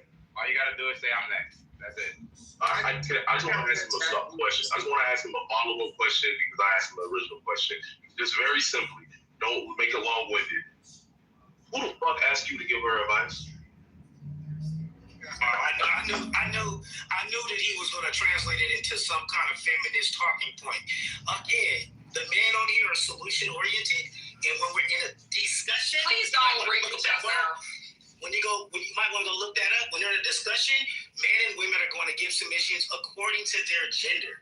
So if you think that a man giving a solution-oriented submission somehow should be taken as who gave you the right to speak, then that means you must be thinking like the opposite sex. Sorry. So I think that's contradictory because y'all are the same people. Just like with that example you gave, Holly, you would say, well, you shouldn't be building a man up, but y'all would be the same niggas that be like, what you mean you won't talk to him because he's still struggling, he's trying to get there. Like y'all are the same ones who be telling women to lower their damn standards earlier today when I was up here. Y'all are the same fucking ones. So the reason why women don't take y'all advice is because you niggas don't even know what the fuck y'all telling us. And at the end of the day, y'all solutions be solutions for the people who fucking ask for your opinion. To be quite honest, half of the solutions y'all give be dumb as shit. Solution based my ass. Because the solution y'all be having is lower your standards. Expect less. Want less. Do everything but expect little to nothing. That's the shit. That's the shitty advice y'all be giving us. So expect that man to cheat on you. Expect that man to cheat on you. He's a man. That's how we're built. You know, that's what y'all tell us. So no, excuse me for not taking you slow ass niggas advice because it sounds like hell. I want to ice up that was facts, but it's not all brothers are like. We gonna fade in a minute. I've been trying to get in here. Hold on, wait. I've been trying to get in here. I'm gonna let you get your ice, but Holly, if you know that you were giving solutions and you weren't one of the men who got angry, then why did you answer the question? It's like y'all be centering yourself for no reason. Like you literally didn't have an argument or get mad at any woman on this stage, but we know that there are men that did. So why are we trying to negate the fact that there are niggas up here that got mad at women's submission? Like, come on, man. I was one of those men, and I was mad at the woman's submission because she had bad grammar, and somebody needed to throw that whole speech out the window. I don't care about God bad grammar. The gag is, not you. Was it you? There was a woman. It was Vanessa. It was Vanessa. It wasn't you. No, hold up. It was Vanessa. It was the white woman. Stop. I know what I was saying, sister. Don't try to pin it on me. Can we get back on the conversation? Nobody has to have proper English because you niggas are not fans. I only have to have proper English for my clients. You niggas can get whatever I give you. You gotta understand that. I don't know why y'all. You literally take your time. I don't disagree with this. I don't disagree with that. This is not my God. I agree with that, and I respect that too. Tito's. Let me please have the 21 of Tito's. I would like to order a fucking bottle of, you know what? I'm about to give me some Tito's. A bottle of Tito's? Hold on, wait a minute. Hold on, y'all. Let me just tell you how ignorant y'all are, right? Y'all heard Tito's, and y'all gave her one mic to fully hear that order. But people are in here actually, hold on, Breezy. Let me just tell y'all how ignorant these people are. But people are truly in here trying to have the conversation, and y'all are constantly over-talking him. But the moment y'all heard somebody ordering a bottle of Tito's, you niggas gave them the respect, and y'all really ordered that Tito's. Because they some drunks, man. This is, you know what, y'all? 15 minutes cafeteria style. Do what y'all do. Let the bully calling me in the back chat. Nanny, boo-boo, stick your head in doo-doo since we doing the cafeteria style. No, again, that brother that gave his submission to mine, yeah, bro, if you didn't get mad, I don't know why you wore that jacket so hard, but, you know, again, I hate when niggas be doing this shit where, like, we see something happening and then act like it didn't happen. There's a whole bunch of men over here arguing about... Hey, mods, anybody got Doug Billy Block? Nah. Auntie, maybe you? Because you know. I definitely understand why they would, though. LOL. You could drop me. You could definitely drop me because I'm not unblocking him because he said he gonna kill people. That nigga crazy as hell. Oh no. Oh yeah, he threatened to have his girlfriend kick me in my teeth, and I told him I was gonna shoot her. That's crazy. What the hell's going on? Y'all gotta watch out. You know what? Hold on, I'm gonna draw myself because I'm not disrespectful to you. Y'all gotta watch out for them felons because they do be trying to kill people. What did y'all do to them? Bro, not that buddy finna come over here and drag y'all, bro. See? Y'all might let it go right now. He ain't about to do nothing but go around and start talking about the gay people. Lesbians. What did y'all do? This is all y'all. What did y'all do? You gay people, they give it all to the lesbians. They give it all to the lesbians. He's straight about to call me a lesbian. You know what? Whatever woman said that stuff about fruitcake or whatever, I can't stand them because they ain't even gay and they got everybody. Y'all couldn't even have a conversation. My damn nerve. They turned that shit all into a gay girl conversation. That shit pissed me the fuck off. Y'all not even gay. Y'all just did that tambourine playing shit just to get it on us. They get on my nerve. Oh my God, y'all funny today. Oh my goodness, y'all all won. I'm just saying, so like y'all saying we in person and I say the wrong word, you gonna get mad because I say the wrong word. This is no, what word? You stated on the grammar thing. The word that I was on was the fact that you said we instead of me. That was the issue. I thought y'all were I guess the system for that. say promiscuous all damn day. What was math question? It wasn't Matt's question. It was Kenzo's question. I thought y'all would still answer it. What was his question? Because these people, mama ain't say His question was, why do the men get angry at the submissions that women give towards? Oh, I ain't no man. Let me go on mute because last time I said why they did. I let the sisters last submission as well ago. Because, bro, I done seen it too many times in rooms. Women will say, I want this and I want that. And, like, be angry. Be angry. Like, why is that, bro? Like, for real. Like, let's be vulnerable right now. Let's really, like, get down to the bottom of it. Like, I want to talk about it. Because too many of y'all. They want to convince us to want shit that we don't want. That's really what it boils down to. But you can't get frustrated when somebody's being open and honest with you. If someone who said that ass, you know what, hey, I'm done with you. Talking about ass spells promiscuous. You know what? Don't. You ain't even gonna ask them to spell promiscuous. Ask them to say it. If they open and honest, that was very easy. That was not nice. No, it wasn't. Be nice in this room today. We're being open and honest. Well, I don't think it's that they want the women to. I don't think it's that they want the women to acquiesce to them. I think it's because a lot of times in these conversations, men are thinking that women are speaking directly to them. So if a woman says, well, I don't like a broke man, he's going to go and check his Navy Federal, his Capital One, and be like, damn, I ain't got no money. She's talking about me. I ain't broke. Y'all bitches. And that's exactly what happens. They're internalizing a lot of the things on this stage as if it's directed to them. So what about? Oh, these women really. My problem is the women really was being angelic in life and stuff. They really ain't say no crazy stuff. These men done said some crazy shit every day, today and every day. And all I'm saying, y'all gotta put my old lady voice on for this. All I'm saying is, y'all, some of y'all need to get saved or something, cause this ain't right. I'm getting tired of y'all for real.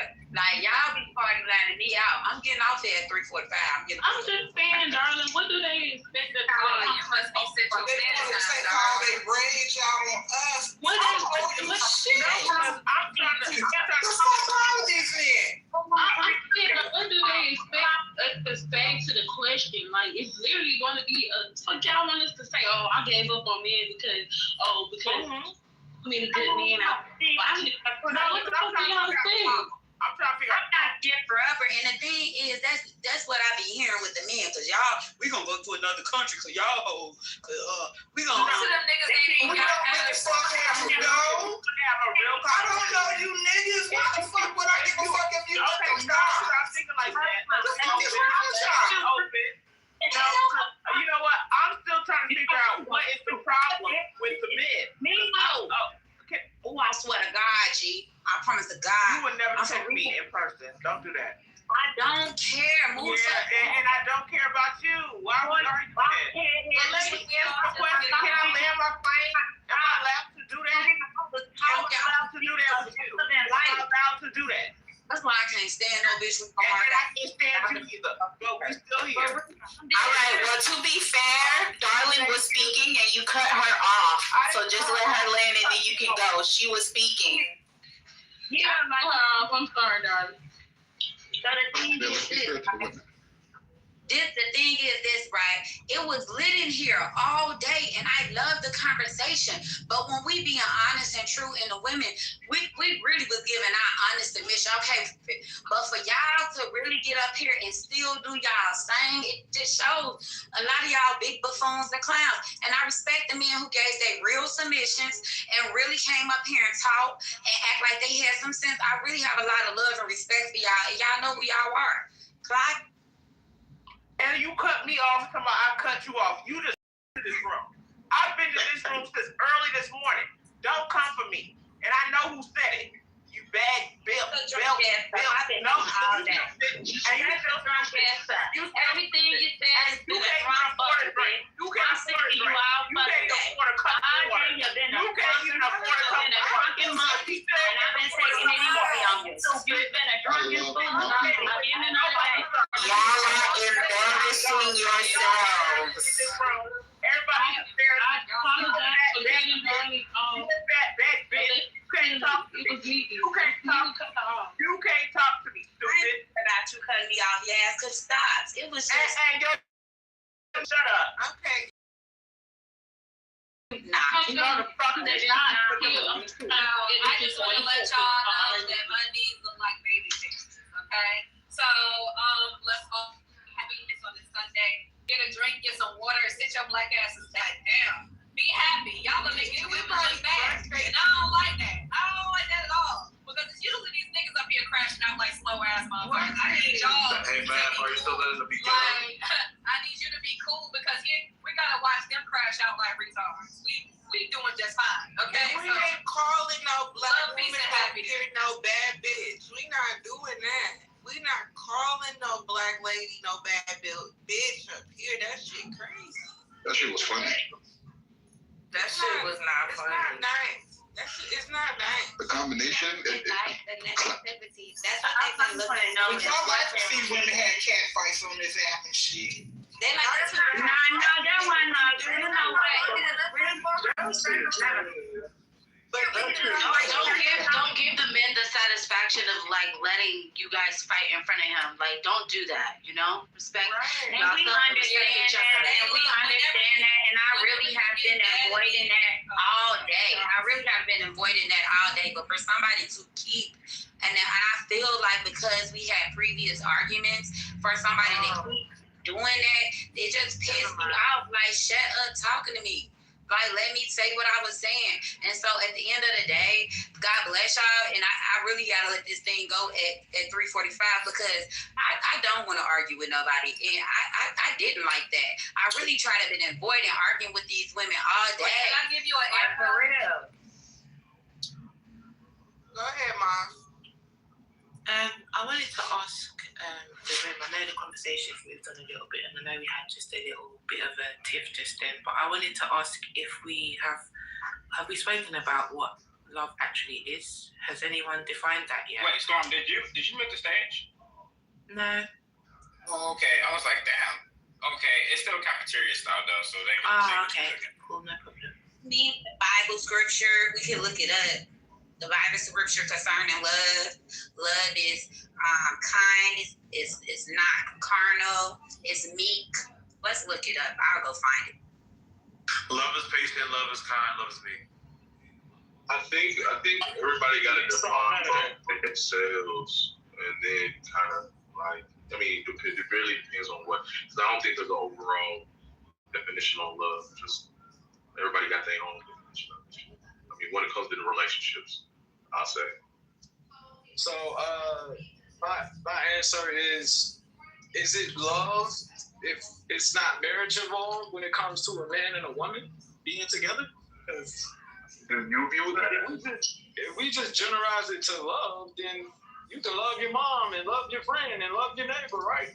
Love thy neighbor. So I don't think that's what the title is speaking about. Romantic love. Yeah, romantic love. Exactly. Thank you. So my thing is it love if marriage is not the end result?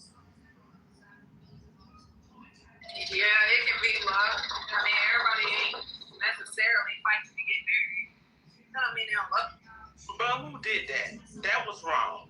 Because I was a prime example. I was supporting women this whole time, and the women came. Y'all done called me all types of names yesterday. Who was and I'm no. And you part of the problem, Danielle, because you must stand up for me. And y'all embarrassing us in front of these men. But they want to call us. No, they want to call me drunk. They want to call me all this. That's hilarious yesterday. And you talking about that's so cool. I did not say all that. That's what happened. That's not what happened. House bad. And I was like, yes, I do. And you a bear mouse bad. Yeah, you're acting you a bear mouse bad. I don't care what you say.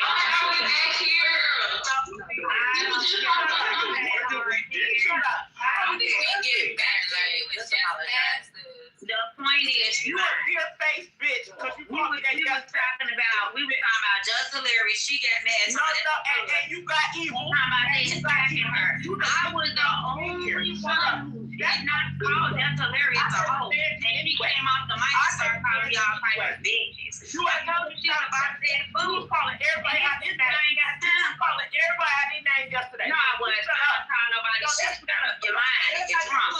You're drunk half the time. You know what's going on. You're drunk. This is what we need. Hey, you stupid. Hold on. Come on now. Can we just all apologize for yesterday? Whatever happened yesterday, we are so damn sorry. We don't mean to offend anybody. Who that was yesterday.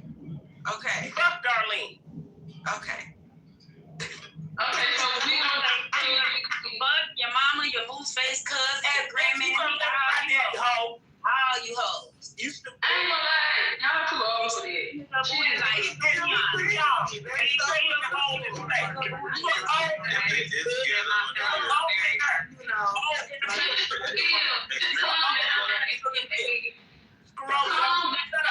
not why you alone, baby. You still not together. You stupid. That's why you're complaining. I think we just chopping each other up at this point. Can I speak on something? Anybody. You a broke back bitch. Fuck you. When I asked this question about I actually asked a woman this, and I asked a group of women and a group of men this, because the title came up, or the topic came up of, are women fit to lead this country when it came down to the presidency?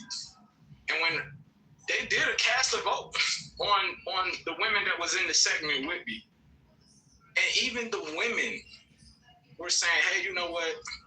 Being logical and being reasonable with some of the questions that were asked, even the women felt like they were too unstable to lead. Donald Trump is the president. Donald Trump is the president of the United States, and this motherfucker done went to shit. What are you talking about? I mean, y'all just say the dumb. Y'all really shame yourselves for being proud. Hold on. Can we get some kind of chatter in here? It seems like it went to chaos. Sir, I'm just trying to answer your question. I want to get in there.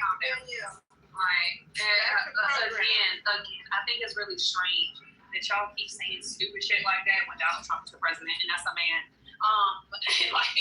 You're derailing. The majority. Hold on. What was the question? Can you let me finish?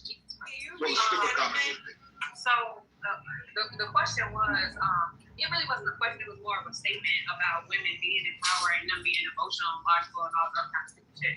Doesn't make no sense. It was a question. Here's the sir. Can you stop interrupting her? Let's just be nice for 5 seconds. So here's the reality. The majority of people, men or women, that ever run this country, there's logical women, there's illogical women. Illogical women should absolutely do it because we know that a lot of y'all men are, in fact, emotional motherfuckers. So you can call it, slice it, dice it, however you want. The reality is that there's an inherent bias in this country. It's always going to be an inherent bias in this country, and that's just what it is. No more than they would like one of you black motherfuckers to be president again. So it just is what it is.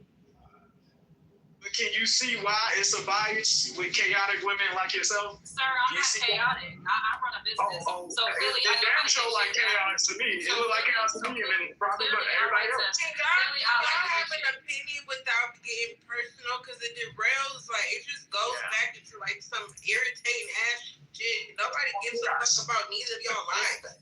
Yeah, I agree with the sister. Yeah, try not to. Like, why do we keep arguing? Damn. Well, his opinion doesn't matter of you. Oh, yeah. Okay, so know you, Danielle. So his opinion should not matter. He doesn't matter. His opinion doesn't matter, but he doesn't know. Okay, so I think that, and I do agree with you, Danielle. Like, when we do these polls, as far as the general opinion of people on Clubhouse of whether women can run the country or men can run the country, we got a mix. I mean, I guess we're talking about the presidency. I think a woman can definitely do it. I think that we constantly want to make this, well, women are more emotional and men are more logical. I really wish that y'all took like morals and ethics classes, philosophy classes, because then y'all would understand that most of, like, everybody on this app, a lot of people are not able to make a valid nor sound argument to save their life. They're not even able to follow certain set premise, so they can get to their conclusions. And then we want to say, hey, well, off of this mock poll, that women can't do it. Y'all do understand that most of the people on here are not able to create an argument that is both logic and sound. Literally, we would have to get rid of 95% of what is said on this app. So I don't know why we continuously do this. Oh, well, men are so logical. Oh, okay, well, the black community is doing just fine with all that man logic. Like, what the fuck are we talking about? So just knock it off, because it's childish in nature. What is childish? A lot of y'all shouldn't be having no more children. Because your mama feel bad, your daddy feel bad, all that. And they all come here with a salty behind attitude, have the biggest problem, calling people who have actual logical situations going on. And then y'all want to come in here with your bad build, bad breath, hot in the back. And some of y'all backs are really hot because they wide. And then want to take it out on everyone else. I can put my makeup on. You can't even walk out with a fresh face. Half of y'all don't even know how to wash your asses to be correct. And I see you, but anyways, I'm gonna stay on mute. Okay, so we was gonna talk about what we was just talking about, right? Another topic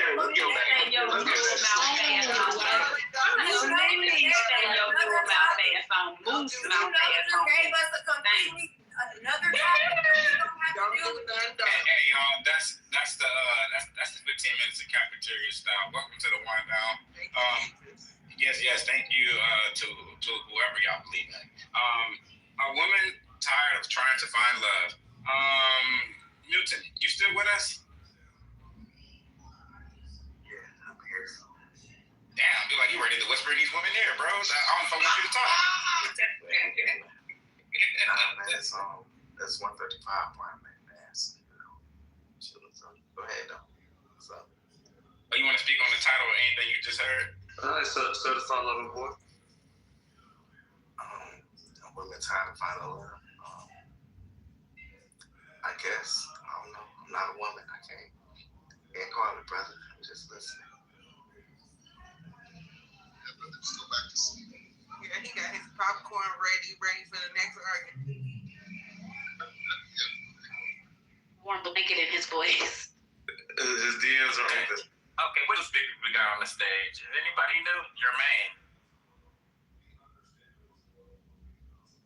Agent of Chaos and Jermaine. Yeah, what's up, Jermaine? I'm gonna let you speak on it first, then I'll pass it to Agent of Chaos. Oh, it's all good, man. I'll be short. I've been in here for about half an hour or so. I have to agree with Breezy just a little while ago, saying that people's tolerance level at some point just kind of gets faded. You know what I'm saying? I don't think a lot of people have a lot of tolerance and stuff like that. People are tired of maybe getting done wrong, cheated on, or whatever the case may be. But as a man, I think somebody also made the argument that men are the reason why women turn gay, which is crazy insane. As a man, there's nothing a woman can do to me that make me want to be physically or emotionally involved with the same sex. By no means. I don't understand that argument right there. If you are attracted to the same sex and you like women, just say that. I don't think you can blame men for that, but whatever the case may be. But yeah, I just think people's tolerance level is extremely low. It's tired of being cheated and done wrong from both ends. You know what I mean? So people nowadays, I feel like are just more safe being, single to kind of save their sanity and their emotion. I believe. Thank you. Each stuff, Brother Jim. Agent of Chaos. Hey there. No. Oh, God. Pam. Yes. Brace yourself. 2 minutes on Pam. No.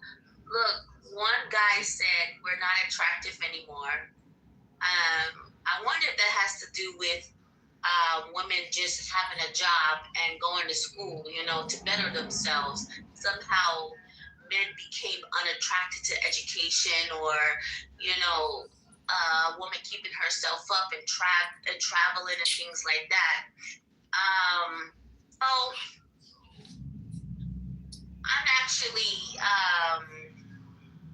what's going on with men, or maybe it's a black man thing, it's probably spiritual warfare going on, because lately the VIPs is looking very tranny. Black men are just out with the girls, the bussy boys, you understand? And I can tell a female from a different species, basically, and they can't hide. So the men are taking over the spots at the moment. I don't think men love. Men are hunters, men are resources. If you don't have nothing to give the man, he don't want nothing to do with you.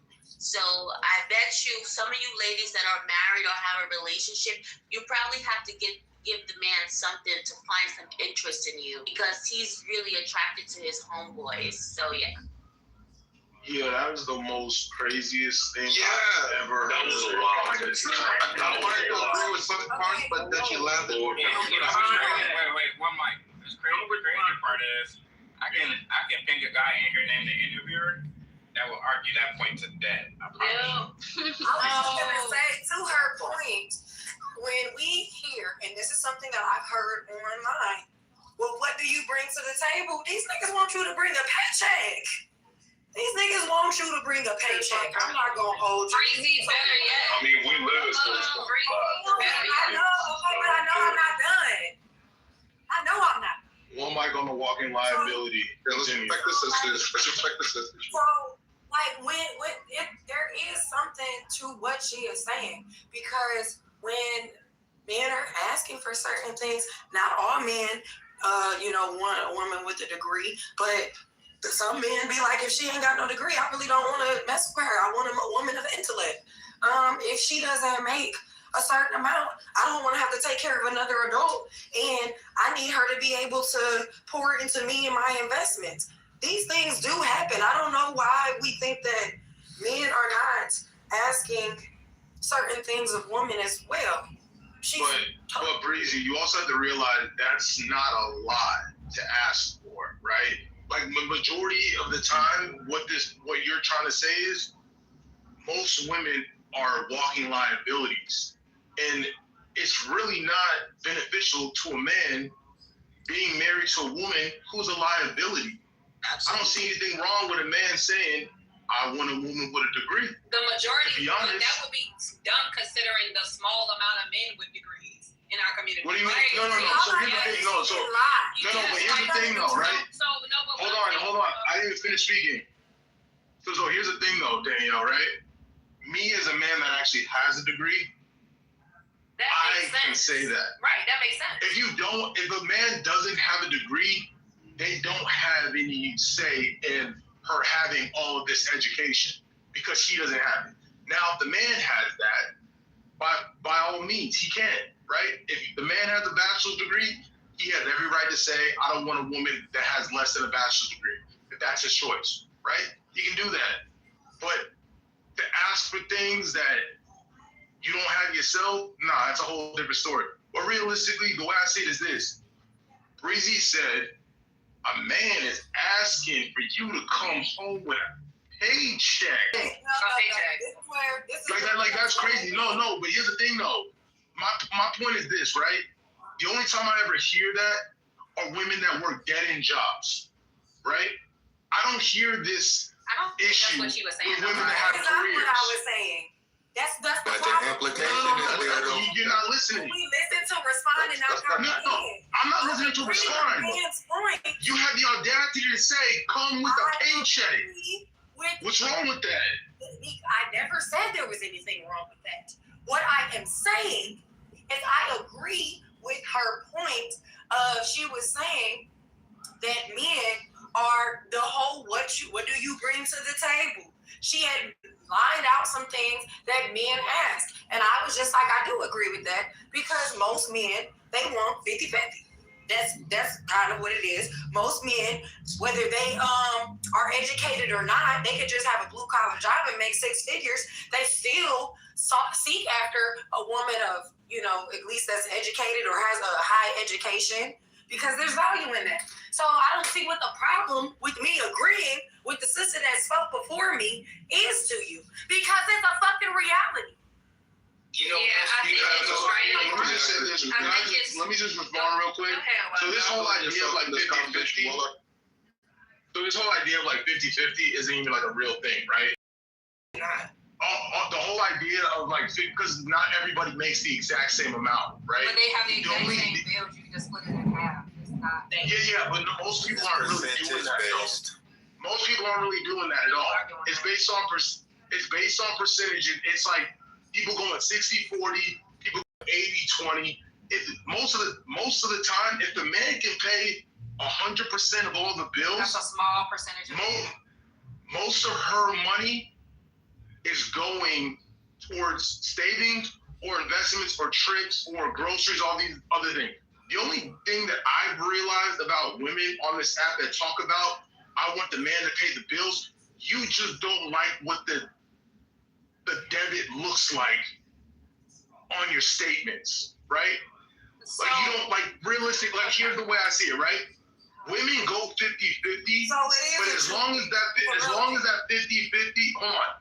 Women don't mind going 50-50 as long as that amount that they're putting into doesn't say mortgage on there, right? Like if they went, I'm being completely honest. This man is in a relationship. But realistically, no, I'm married. So I know what that looks like. That's what I said, YB. We could tell you in a relationship. It's not being taught that it's in a relationship. This is practical thinking. How are y'all gonna argue what I know what it looks like in real life? I'll let you cut me off, right? You got the follow case going on. Here's the thing, YB. The thing about it is the majority of people, I don't give a fuck who you are, the majority of people, both people work, both people pay fucking bills. Okay, so this whole like, who is the men who pay all the bills? That's a very small number of niggas, man. So y'all need to stop trying to make that seem like that's the vast majority. Most of y'all wives don't have to fucking work. Most of y'all wives don't have to pay bills just to fuck like you. Because most of y'all in general don't have a lot of money. So when people talk about, you talk about women are financial, most people are financial liabilities, YB. Men and women included. The average person, the average black man capping out at 55K. That's a liability to me, bro. So if you wanna say that women are liabilities, the majority of men are liabilities as well. There's a small percentage on each side that's not financial liability. Okay, I agree with that. Average American in the United States doesn't even have $600 in their savings account. That's across the board. Black, white, Puerto Rican, and Asian. Okay, so when people get up here about financial liability, right? Yeah, that's real life, right? The majority in the United States is homeless. Most of the people in the United United States make less than 60K. Majority of people. So when people get around, even white people, as much as they like to deny it, right? So we love to talk about like how women are financial liabilities, but most people know that both of y'all gonna have to put in what you got. And it's crazy that y'all talk about 50-50 and it's only a select few men that actually do 50-50 when it comes to inside the house domestic labor. Okay? So but Daniel, I get out let somebody else. You know when you're done? Sir. And that's fine. Not cutting me off, I can finish and go ahead and land my plane. I know y'all don't like you niggas like to cry about everything, right? So, you know, what it boils down to is, especially when it comes to you black men, y'all really need to shut the fuck up about financial liabilities. If you're dating a broke bitch, that's your problem. You made that choice to date that broke bitch. So don't complain about it after the fact. Because you knew that bitch was broke when she always had her fucking Danielle, because Holly, here's the thing. I'm gonna tell you about this, and I tell every man this. That's my point. You don't know when it's this. So I can't. Stop. All the way. I could finish if you stop cutting me off. Look, I'm just gonna say this and I'm gonna land. The average one of y'all is a liability in itself. And if a woman is asking you for something that you're not willing to give, leave her alone instead of fucking crying about it after the fact. You knew that bitch had her hand out, even if she makes 6 figures. If she got her hand out all the fucking time and you keep giving her money, that's on your stupid ass. So stop picking bitches you don't want to align with, Bonnie. Okay, Danielle. Somebody has to say it. That was well said, Danielle. Listen, I agree with everything you said. Now flip that around to the women, because here's what I'm hearing. That's good. I'm hearing women say, "I want 50-50 niggas, but I'm complaining about the 50-50 niggas." Yeah, because they don't see this is 50 in the house. Hold on, come on. Let's slow it down. I hear women all the time say, "You niggas like hoes, so you should go get hoes." Okay? Now imagine if you're not a hoe, and the niggas up here. Come on, Danielle. Imagine if you're not a hoe, and a nigga up here complaining about the fact that he want to be with you, and you're not a hoe. You know what you're gonna say? Go get a hoe. So this is the thing. Y'all complaining about niggas that cannot financially take care of everything. Well, at the same time, these are the niggas you want. So if that's what you chose, hold on. If that's what you chose, stop coming on here with these talking points where you're complaining about the niggas you choose. I wasn't talking about No, hold on, Danielle. Hold on, Danielle. Let me cook a little bit. You are complaining about those niggas because all your talking points is about these 60K a year. That's the majority of men, sir. Danielle. Yeah, she was giving some stats. Danielle, I did. I'm acknowledging it. Are y'all following? No, you mentioned it, just acknowledge it and give her flowers. Let him land. I should let you laugh. Yeah, let me finish. Go ahead, Holly. Thank you. This is what I'm saying. This is the paradox. See, I'm not that slow. I catch on. Y'all full of shit. If y'all don't like these 50-50 niggas, you got so much to say about these 50-50 niggas. These are the men of your choice. So shut the fuck. Because they're not. Hold on. It is. Because if it wasn't, it's as simple as a nigga that want a hoe, he gonna drop you and go find him a hoe. So I don't want to hear it. Women don't have a problem with 50-50, Holly. Most women have a problem that y'all don't put 50-50 across the board. That's what women have a problem with. Danielle. But Danielle, okay, let's take that, right? But watch this, Danielle. Okay, watch this. That is the risk you take when you deal with a man who cannot afford to take care of you and everybody. So don't date the majority of men, women. Don't date 75% of men. Don't date them. Danielle, why you keep doing that? Because you're not being realistic, Holly. If you're saying don't date the dudes that pay for everything, it doesn't make any sense. Let me land and then say all that shit. Because you keep on interrupting my thoughts. Listen. Okay, well, if it don't make sense, let it not make sense. Let me finish and then tear it apart about how it don't make sense. Now, this is what don't make sense. This is what don't make sense to me. Complaining about the fucking lane that you in. And I said this shit earlier, so you're right. This is what y'all do. No matter how much you try to talk around it, you basically are proving my point. If you are in this lane where you inevitably find yourself having to deal with average men, then shut the fuck up, because you must be average, because that's all that fuck that's telling you. So y'all are in because y'all complaining about being average. Because if you just telling me that that's all we got to choose for, we don't got nothing else, then that you need to accept that shit. So Holly, here's the thing. Again, women are not complaining about 50-50 paying for shit, but they are complaining because you niggas only want to do 50-50. Look at my A lot of women are complaining about that. Holly, hold on, because when you sit here, you talk about, well, these are the average men. Yes, that's the majority of men, and we know the higher up the pay scale you go, the less single men there are, because the dudes with money, they men. Okay, most of them.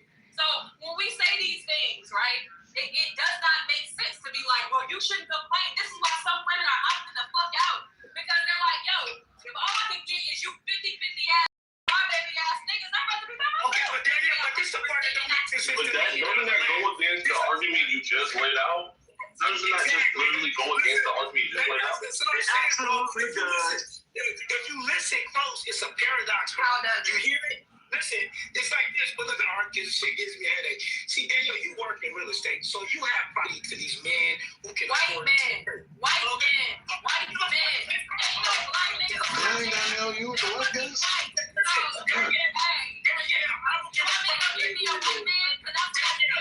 Daniel, listen, I'm flying fuck the nigga green. Please stop fucking complaining, because this is what I'm hearing. I want a black man. I never said I wanted a black man to pay all the bills, because I make more money than most of these niggas. So I don't need you to pay all the bills. You fucking dumb. All right, I can't beat you. Is it hold on, most women pay 100% No, it's not gonna figure this out. No. Danielle, hold on a second, please. You know how I like my stage to be ran. Just let Holly finish. I don't mind y'all going in a debate back and forth, but let him finish. I'll land the plane, then you can speak. I'll do it that way. Let me go out to Holly. She literally proved it. Hold on, Holly, do a reset on your point. You gotta start over, brother. Oh, no, man. Look, here's my whole point. He started. My whole point is that they're in a paradox. It's like they're complaining about the lane they're in, and then at the same time, they're admitting that this is their lane, but then expecting more from the lane that they're admitting that they're in. It does not make any sense. It's like if you're admitting that the only men at your discretion that you can do, only men that you have access to are average men, such as yourself, then what you do is you work with them, whether it be 60-40, 70-30, whatever the fuck, because that's your motherfucking lane. Instead of coming on here constantly berating niggas because you're mad, essentially, because you're fucking average. And that's what you're really mad about. You ain't mad about these niggas and what they choose to be. You mad that you're average and that you can't get, or you don't have the balls to get something above average. You either get something above average or you shut the fuck up. That's all it comes down to. You know, again, I cannot stress enough, most of you niggas are average. So y'all should stop asking for the average women. Stop asking for fit women. Stop asking for submissive women. Stop asking for fit women, because that is below average, nigga, for your ass, for your average ass income. Stop asking for all of this shit that y'all claim that y'all want, then you average ass niggas. Y'all need to get your ass in the kitchen and make me a sandwich. You low budget ass bitch. That's what I want niggas to do. Because if that woman out-earns you, then get your punk ass in the kitchen and cook some fucking food. Do that. Okay? Because most of you niggas want to do everything. Most of y'all. We're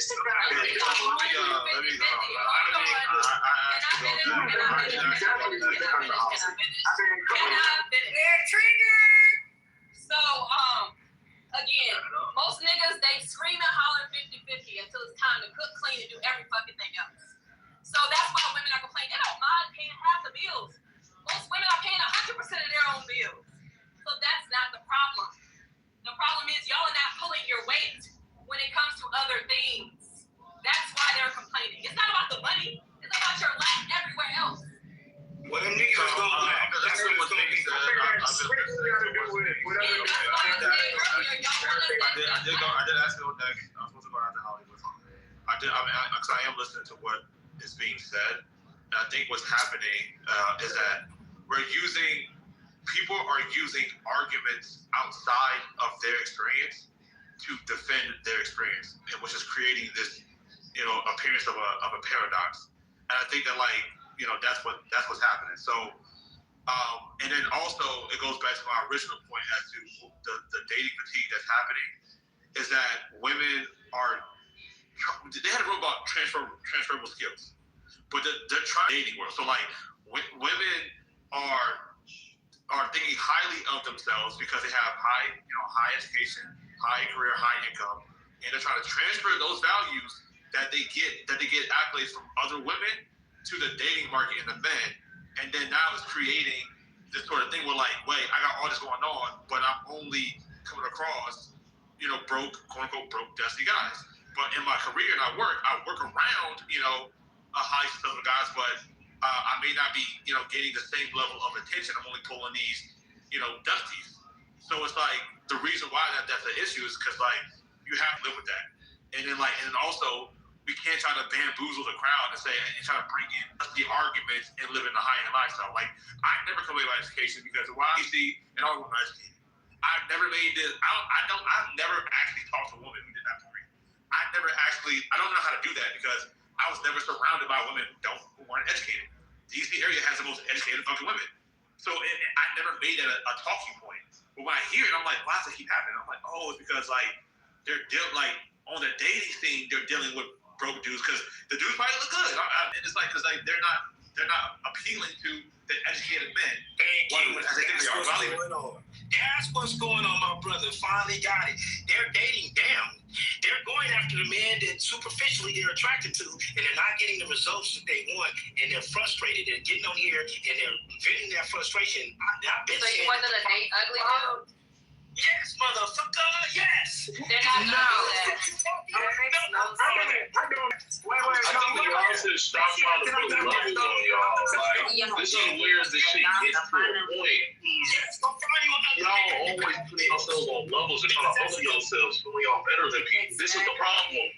This is the fucking problem. We just had it. But let me say this as far as the dating down thing. Like, I agree, but at the same time, the whole gotta have an ugly person, it's not even that. I want to highlight a good point that people don't really talk about, and that's the Pookies and Ray Rays water bag. No good that actually got so-called money, because she said the ones that got money, this was Danielle that said this, the ones that got money, they're married already. The majority of them are, yeah. But they're fucking cheating on their wives. You're talking to a fucking relationship coach. I know the majority of these men, they don't serve money, but yet when they got money, they're damn, if they see that their wife is still on some gold. If they see that their wife, can I talk without you talking over the phone? Damn. Weirdo. All right, but anyways, they see that their wives is still on some weird. All the bills is a fucking ridiculous logic. It's not ethical. It's not biblical, because no fucking virtuous woman wants a man to pay all her fucking bills because she has God and she has assets. She don't need a man to pay her fucking bills. But if he want to do that, if he wants to do that, then that's the simp in him, because that doesn't make sense. When you become one, when you become a marriage, the shit is supposed to be 50-50. Idiots. Okay. Well, here's what it's supposed to be. No, Holly, you can't ask women. Listen, because this is what's going to end up happening. And I really want us to just really take this into stride. Stoic Rob, or Muscle Rob, he constantly says this. You're going to run into the problem. You ugly and I don't want to fuck you. So now you ugly, it ain't gonna work, okay? So like you have to take that into account to a certain extent, and he stresses this. A person gotta be sexually attracted to you at some point. I understand y'all be acting like sex don't matter. It matter to fuck me. I'd be damned if I'm out here having sex in my world not getting rocked, okay? Or I'm just not turned on. So the answer is you can't just go date somebody ugly because the security is there, because now you doing this person wrong in the boom department because you just don't want to. I'm not licking that. I'm not. My mouth ain't about to go on there. And so you gotta keep that in to like take all of these things into account. And Rob says it, and maybe I'm a woman just putting that forth. Maybe the pussy gonna be sandpaper if you ugly. Okay, come on, Breezy. The thing is that here's the thing. Y'all can. We're gonna have a house to live in and nothing else. These are the same men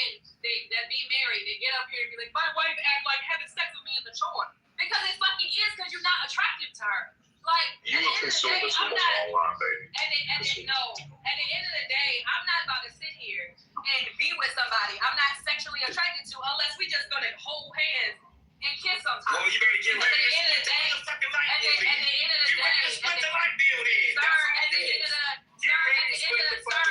Holly, here's the thing. I'm not poor like somebody else, so I don't need to split shit. I'd rather pay 100% of my bills than have her figure out a point in my house. Okay, well, let's say we doing too much back and forth. Bro, is that bullshit y'all doing? Y'all are saying the same thing. Y'all are so funny. Y'all both have the same point, but y'all are arguing. I don't get it. Y'all both have the same point. You can't advise nobody to sit when all 30 of y'all get done, can I please go? This is what we know that men like sex. The men like sex. They like doing it every fucking day. Every fucking day, you just over here cringing. Another major prescription for women to that wasn't my point. So to tell you to go fuck up the nigga. I was just saying that this is what's happening for you to do some evaluation and really to say be what you want, what you're looking for is looking for. Because what men want is fundamentally different from what women appreciate. That's just what it is. And then they're just saying okay, and you gotta be just accepted. Women want tall niggas with a bag and who can be articulate. Dudes just complain about it, complain, fuck it. Or you can go out here and compete. So then you gotta one if the dude, and then just goes back. Mama said it earlier. She literally said it. The dudes who got a bag want a girl who is soft, feminine, and want to just be agreeable or something like that. They all want to be darling. The bottom line is, I think a lot of y'all are talking through y'all's trauma. Y'all not really talking about the point. Y'all talking through y'all's trauma. That's what I feel. Right? Okay, so all 30 of y'all done now. So what I have to say is this, right? I'm here and I'm listening. I've been here since this morning. I promise the God I was supposed to be going at 3:45. I'm here at 4:03. So look, what I'm gonna say is, I've been here all day and I ain't like the people been complaining. The people, right? The men and the women been complaining. The complaining women just got here. I swear to God. They changed the conversation. I'm not trying to talk about nobody. But for real, these men today been complaining from morning to this afternoon about women. They've been crying, maneuvering, complaining, bushing, bashing, dusting, back dusting, front dusting, undermining, unloosening, fucking women in the back of the head, beating heads all motherfucking day. They have.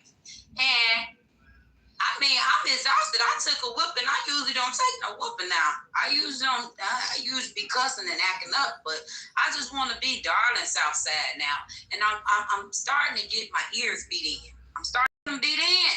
The more I start cursing, the more I'm starting to get my ears beat in. And the women who just came in late, who's new to the conversation, I could see why they got up here and started complaining, because that's where it was at, a bunch of complaining ass niggas. So they got up here and was like, oh, we doing this, here we go. And when Danielle came in the room, I wrote in the chat, this is just what y'all deserve. Because I've been waiting on a woman all day while we was being submissive. We was being submissive and saved and sanctified. I've been waiting on a woman all day to come in here and give y'all a pinata good time and beat y'all like the pinata y'all is. Y'all deserve that beating. Oh, yes, y'all did. Because I swear to God, I waited. I listened to y'all talk. I listened to y'all go back and forth. Y'all made a point, lost the point. Made the point, and the women was doing it too. I ain't gonna lie, I'm not gonna even lie. The women was doing it too, because it's a couple of women in here that just feel like they just everything they gotta give it up on. And I'm just like, I know what people were saying about me now, and I'm really like just sitting here and I'm just like, y'all fuck my ears up today. Y'all have, and some of y'all men, y'all mouth is the reason y'all ain't gonna never have no bitch. Because y'all gonna talk that bitch clean out the motherfucking door. And I'm just saying, like, woman, lady, princess, whatever y'all say, don't say nigga. Okay, whatever. You gonna talk the princess, queen, whatever she is, right on out of there. You babble mouth fool. and some of y'all women, ooh, Jesus. Ooh. Just keep it to yourself. When you get with the man, don't tell him nothing you think about me. Just say, I love me. I like them so much. They so cute. I like their eyebrows. Don't tell them nothing that you think about men, because they don't need to know. They don't need to know. Keep it to yourself until you learn. When a man show you something good about him, change it. But anyway, I'm going on mute because y'all worked the hell out of me today. Y'all did, and usually that don't happen.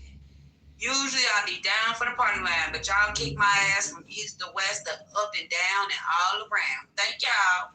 Thank you. And I want to say to all the misogynists, female, woman hating hoes, men. God gonna bless you.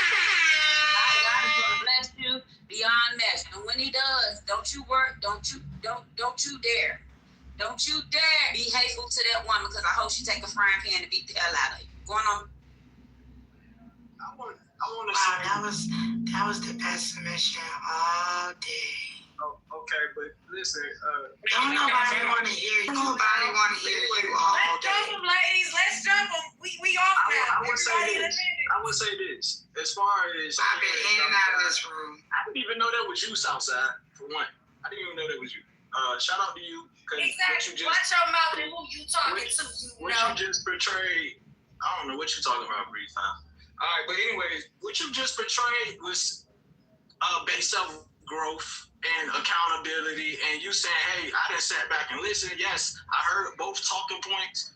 I ain't gonna lie. When I used to hear you come on here, I didn't hear that. So, you was responding to everything. Now you said you sitting back, you're listening, you're resting in your divine, darling, feminine energy, and you're able to see, like, okay, is that how I sound? Okay, well, then I'm not going to be taking nobody's side, because for one, this shit is ridiculous. These men over here telling them what the issue is, what the problem is. They don't want to hear it because they so busy in trauma.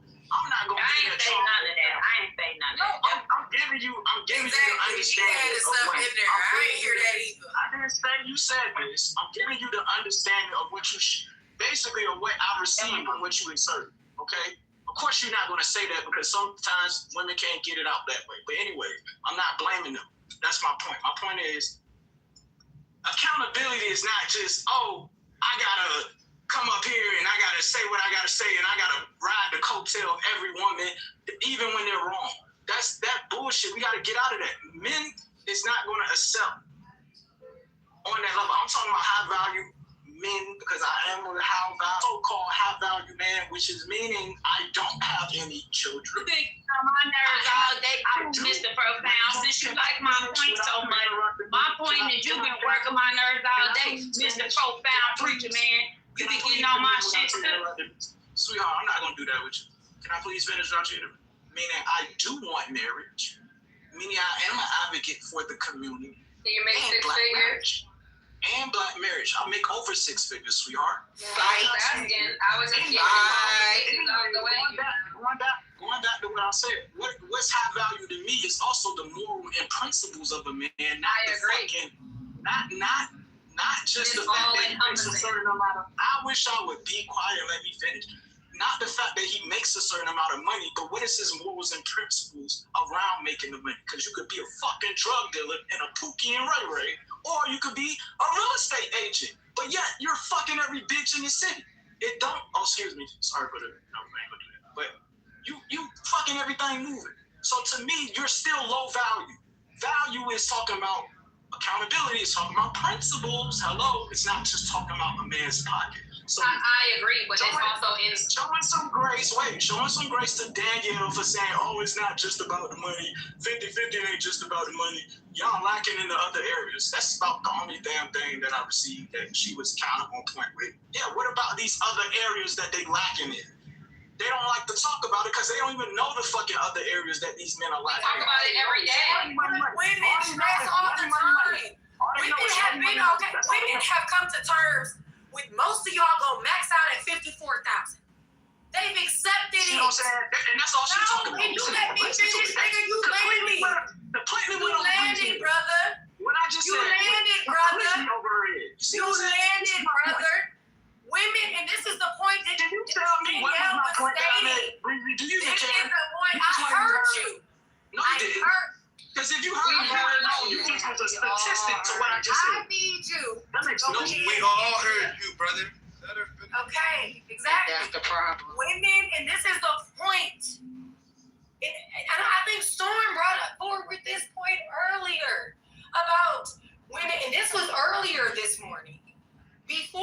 went and had my meetings. Storm said, I was just having this conversation in another room. And what the two things that came to mind that what men can add of value is emotional support and providership.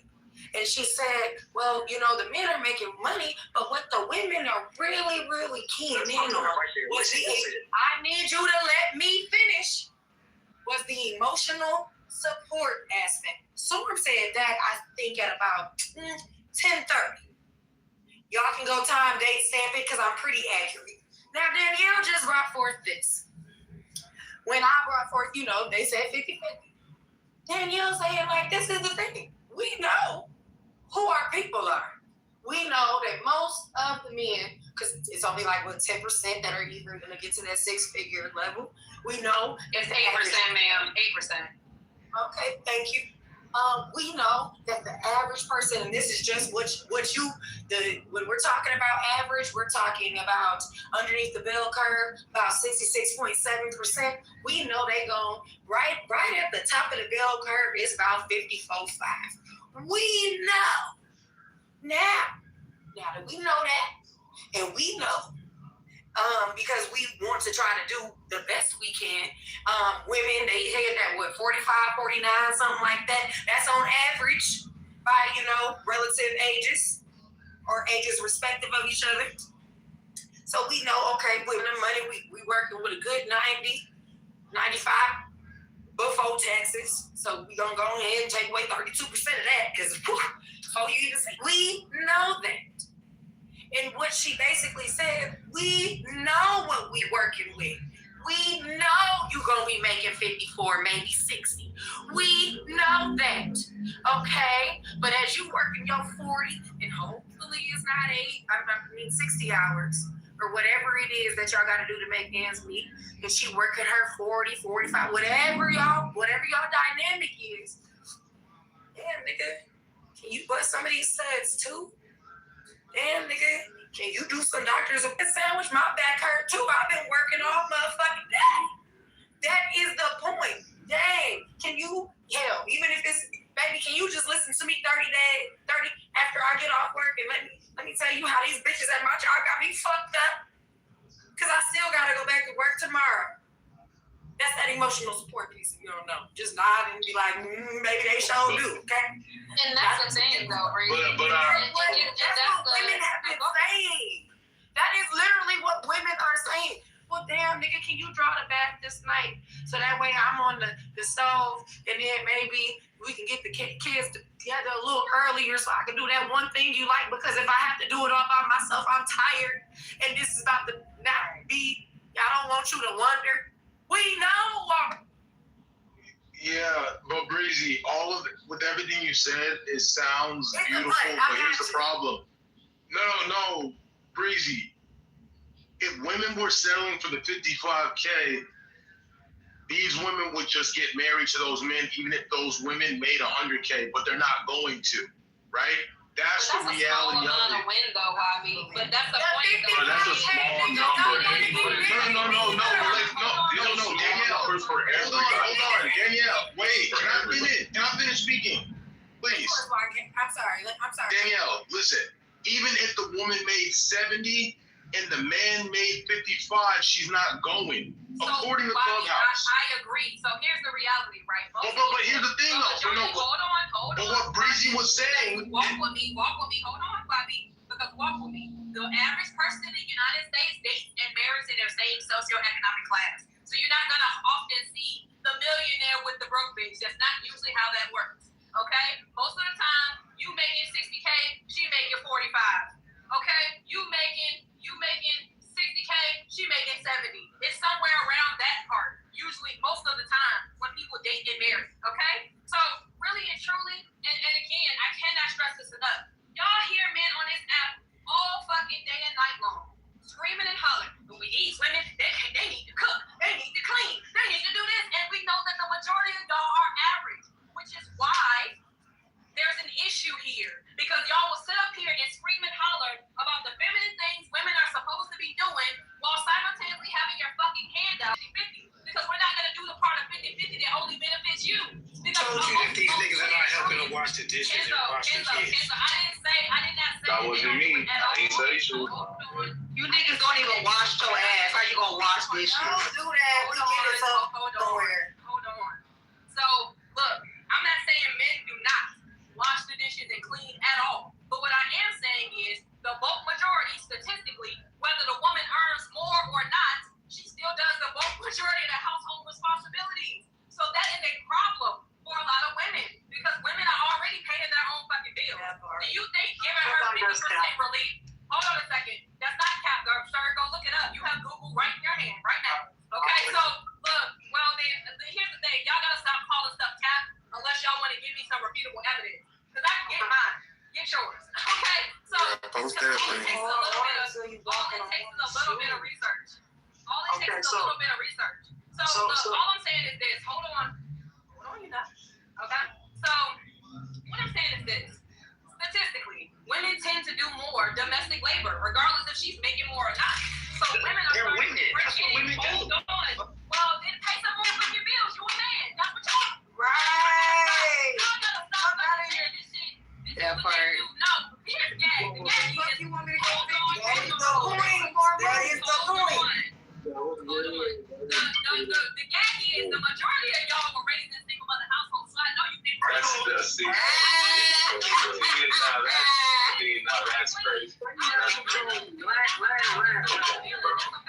Like, why we always gotta do this in conversations like this, bro? Because y'all hate each other. That's why. I hate to hear the truth because y'all sit up here every day and talk about how many single mothers there are. Your mother was a single mother too. The majority of you, like 68% of you. So when you sit here, hold on. So when y'all sit here and y'all say these things, I know y'all mamas made y'all cooking clean. I know she did. So for y'all to get in relationships with women, and she also told us to make sure that the woman does that when we get married. Sir, and again, and here's the thing. Your mom, most of y'all moms weren't married. So that's why they shouldn't be giving you that advice. That part. So they shouldn't be giving you that advice. They don't know what a wife looks like. They ain't never been one. So how they gonna tell you how it's supposed to go? Oh, damn. She fucking y'all up. I think the worst part about these conversations like this is because what you just said and the things, the submissions you just had, I wouldn't even say that I disagree with a lot of it because I really do agree. But the men's, I think too many of y'all niggas move so much with y'all egos that y'all don't see how it comes out when it sounds out in person. And I think that's kind of how, like, a lot of y'all explains why a lot of people in general are single is because this generation of people that's going on along right now, y'all feel like y'all is such the best people, best candidates, and doing this and that to pop out your chest that y'all miss the mark on so many other different things. Like, are you emotional? Can you emotionally regulate yourself? Can you articulate yourself without having to get riled up? Can you do a lot of these different things? And because that whole back and forth you just did, like, y'all were all making the same points. Y'all were just arguing against each other for whatever reason. I don't know. There's a lot of average men and a lot of average women. That just happens in life. In the capitalistic system, that kind of happens. Most people, the people at the top, are siphoned in the people in the middle and below. So like we're all damn near average. Y'all are strong, man. Y'all are strong. Hold on. This is the quintessential that heard there. Is we have literally from the top of this morning till Danielle getting back in here. 10 minutes ago, women have been asking for other things that are able to offset maybe that you do not make over 100,000 that can be contributed into the household. Because we all only got 20 cents a day. We all only got that. That's what God gave us. That's what we're all operating on. When, hey, damn it, can you take hold of as far as the mature women that do actually mind I'm gonna give a minute of this clubhouse talk to get this off your chest because what I just literally mean is because I just got in the house too. No. You get off of what? Well, here's the thing. Hold on. I'm not done. Breezy, wait, Breezy, say this because I got cut off. This is when you get off work. You might need a little nurse like, damn, baby, I woke up and this time did this. That's why I tell women to take it hard. And then I need my little 30 minutes just to ease into the house and have a point of peace. Wait, hold on, bro. I know. Okay. Hold on. I'm gonna let Breezy finish, but was that Don's pipe bud like? I tried earlier. Well, like, I just tried it earlier. Let me go after Breezy. I got it. Breezy, Guns, Kenzo. Oh no, she was in front of my point, so I get this. Let's just go here. Yes, this is how we make it work. For those that haven't been in long-term relationships, and once you get past that dating phase, and once that honeymoon phase is over, we work together. Okay? He who is hungry sometimes gotta cook. Okay? You cook, I'm on them damn dishes. Because the last thing somebody wanna do is cook for maybe 30 minutes to a damn hour, eat, then bust some suds by themselves, put the children to bed, then fuck. Okay? They wanna get ready for work the next day. It is the fucking reality, and I'm sorry to be the bearer of bad news. But this is also another thing. No, I'm being realistic. Breezy, I think the problem. Just finish. But Breezy, you're projecting the negativity in your own marriage. Like, oh yeah. Jesus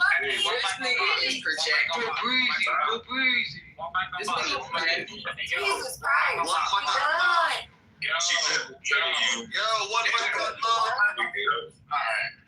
Because I was addressing. Hold on. Let's set the stage real quick. All right, y'all. Look, I want these three. Y'all been really over talking to each other for like the last 20 minutes. I'm a little busy right now. I'm picking my daughter up. I'll be at home in about 30 minutes or 45 minutes or so. But that's what I want. I want these three speakers to speak. All right, and I don't care what y'all do after that. But let these three speakers speak. When I direction in the room, please respect it. I've been letting y'all do y'all thing all day. Breezy, Guns, then Kenzo. That's the order. Everybody relax. Please let them speak. Okay. And I just was trying to like the since we've been in this room today, Storm mirrored this from a room somewhere else. So that means that there are women talking about this in other places. This was at the top of the Danielle just came in and re-entered. I have been in that situation and I feel the same way that, hey, my husband, I didn't, okay? But like, I feel the same way. That emotional labor is emotional. You're dealing with all of these different personalities. You're dealing with the school. You're dealing with the doctor's appointments. You're dealing with the people at your job. You're dealing with your husband. You're dealing with the stuff that just goes wrong naturally, life. These things exist. And it was never, although wanted to make it about the money because I brought up 50-50, I'm glad that Danielle took the position of what 50-50 actually looks like. We don't keep the scoreboard. We don't. We just do and we get it done as teammates. But for some odd reason, underneath traditional gender roles, you want one foot in and you want one foot out. You want to do the hokey pokey. It don't work like that if you're going to actually not be able to outsource some of these things because we only have so much time to perform these things. And so, like, when we are having these conversations, and I cannot stress this enough, there's going to be some days, and this goes to the ladies, your man just fucking tired, baby. And he just fucking tired. He not going to be able to pull it. You got to rest. And that's just what average people do. I'm not in the top 8%, 10%. And guess what? I ain't nowhere close neither. So I if anybody know, I know. But like, that is just the reality. And I really wish I would stop saying that people are so money focused. Nigga, we know where the fuck we at financially and that the fuck this money whooping our ass along with inflation. We know where the fuck we at. And I'm just going to land it right there because I don't want to ramble on too long and I want y'all to attack some of the points. And let's really get through this and be realistic. This ain't the time to be an optimist like myself. Be realistic. All right. So it was me. So just want to just stress a couple of things. So to address some of Breezy's points directly, it goes back to my major point, which is that The problem with your point, Breezy, is that they're all told from the concept of being in a relationship, where the people on stage you're speaking to are people who are not in a relationship and trying to get into one. So all of this is just kind of projection and theory. So they wouldn't even know how to respond. Like, most people aren't really intelligent enough to know that that's a bad faith argument. So, but they're going to engage anyway. Why? Because they're emotional. And that's why you have these emotional ass arguments. But neither here nor there. I do think, but I do want to speak to why I think you're experiencing what you're experiencing, because it still goes back to what I think the ultimate issue is that people are not accepting what the opposite gender wants. The reason why women get into this situation where they're not doing a labor in the house is because you think you are settling for a man who makes less money, but you are heavily taxing on looks. Because the competency goes hand in hand with money. So when you devalue money, you say, oh, money's not accessible, you're losing competency. And the things you're talking about, as far as like, oh, why am I not getting equity in the relationship? It's because the guy isn't smart. He's a dumb guy who looks like you're doing what women do is equivalent of what guys do when dating a dumb blonde. So when the guy is not, doing any work, he's going to do that. He's going to just fuck you, give you good dick and all that stuff. He's going to look good, but he's not going to be productive around the house. And that's even outside of money, because I don't know any dudes who move that way, above a certain IQ. I just don't. And, me personally, I don't move that way. I right here, I don't even care to listen to arguments like that. I'm like, there's no way in hell I'm in a household and not create an equitable situation. Even on top of it, I don't give a fuck about equity. I'm going to give it on my own. I could work a 10-hour day and come home and do dishes. That's not an issue for me.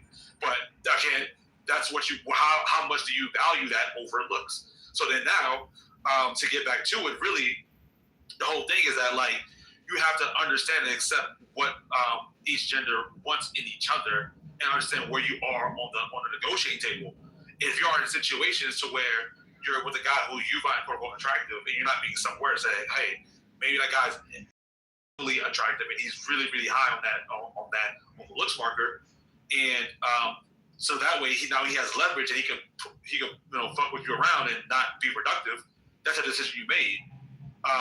And that happens because if you create a framework of what guys should want versus what guys actually want, then you're going to have these type of issues. Because now you're saying, oh, well, because I got money, I can just date a good-looking guy, and then he's going to be competent. It's like he's not. That's why he doesn't have any money.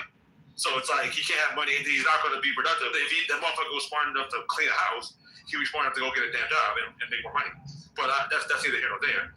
I just want us to just get to the point where I'm at here is that we just humble ourselves, accept what guys want.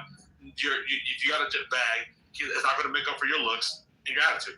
It is what it is. If you're a dude and you're a dumbass or you're short, well, go get height surgery and go get a bag. I don't give a fuck. Like stop complaining about it and just be what women want, and then negotiate from there.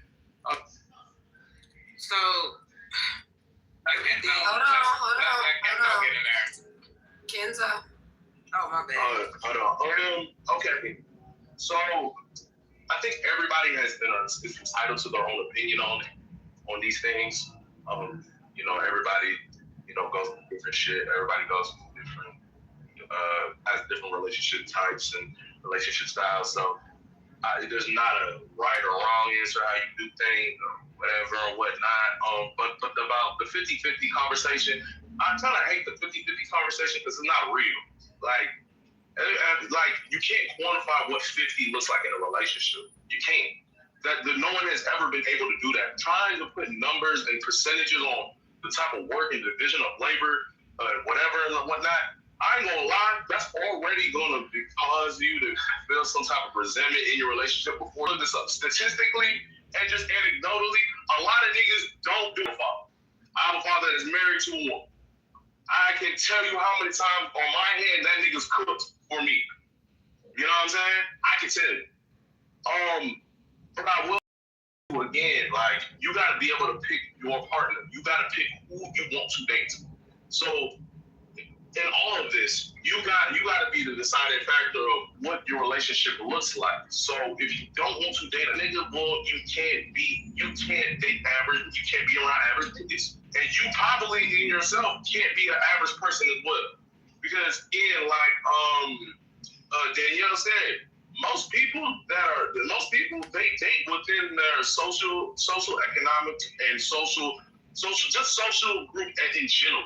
You're going to be around your class. Whatever class you're in, you're probably most likely going to marry and have friends within that. So you got to figure out what you got to do. But this whole 50-50 conversation and trying to divvy it up like percentages. You did, man. Wait, Kenzo, can you objectively define average? Because you use it a lot. Can you define? Nah, Sean, you can go ahead, bro. Define average, because like you keep using it. My nigga, I don't want to do this shit no more, bro. Y'all know. I do apologize. People can respectfully decline. Because you know this is no.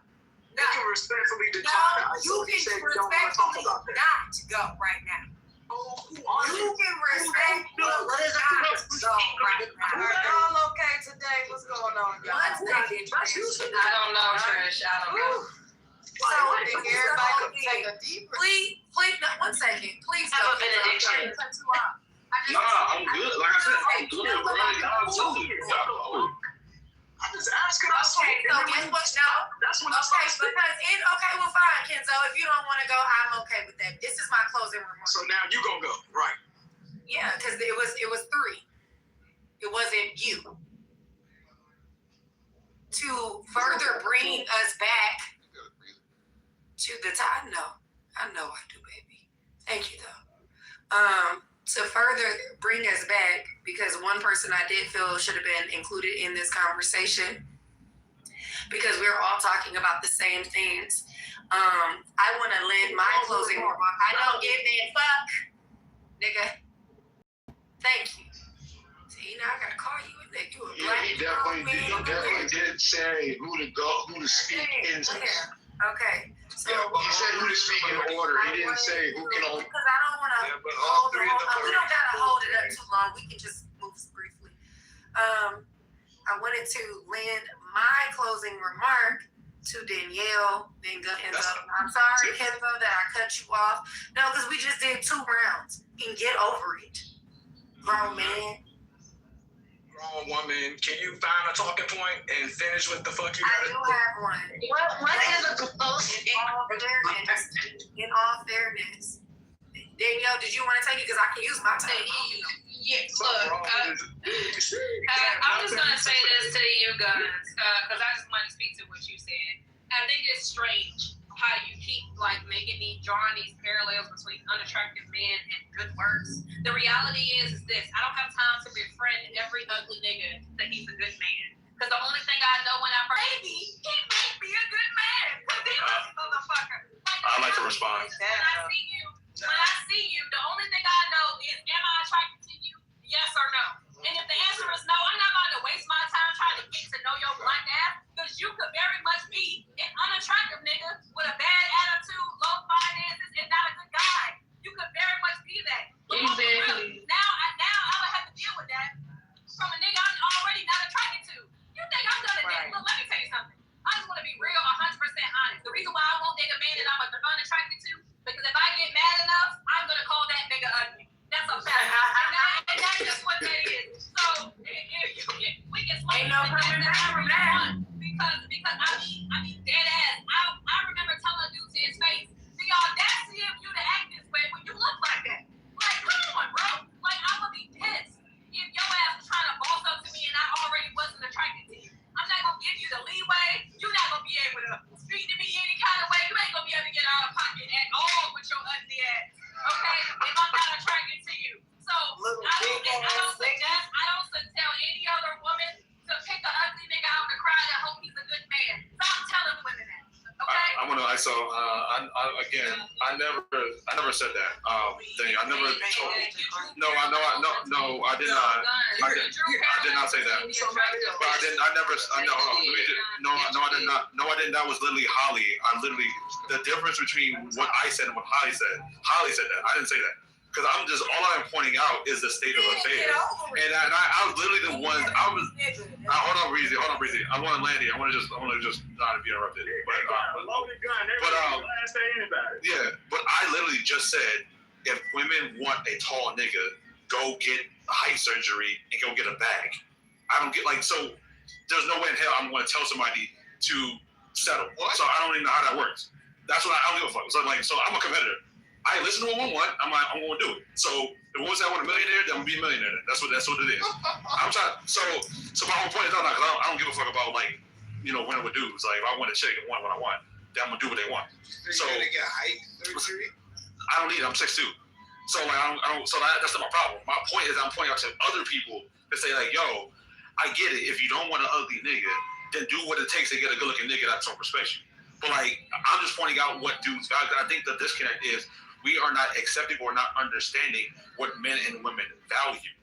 And I'm just trying to point out the parallels. I'm drawing parallels because it's y'all not seeing that what you are deeming as attractive to yourself may not be attractive to other men. Or as a man, what you deem attractive to yourself may not be attractive to women. I'll put myself as an example, right? I was Mr. Nice Guy. I'm very highly ethical, very moral. I like to do the right thing, all that type of shit. But that shit does not make up for being average looking. It doesn't make up for being average in weight. It doesn't make up for being average in a bank account. I get it. So I was all right, fuck that. I'm all right. Hit the gym. I got a six-pack. I'm 6'2". I'm going to get it back. That's it. So I don't. My whole point is that we keep doing this back and forth because we're not just accepting it. I'm telling all motherfuckers to just accept it and move on. But I'll leave it there. Okay, thank you, guys. Can we let one more get in there? Brothers. Everybody has to go. Everybody else can go. I've been rambling the whole time. Oh shit. Sorry, that was me, man. That's fine. Well, I was gonna tell them this so you can speak. Go ahead.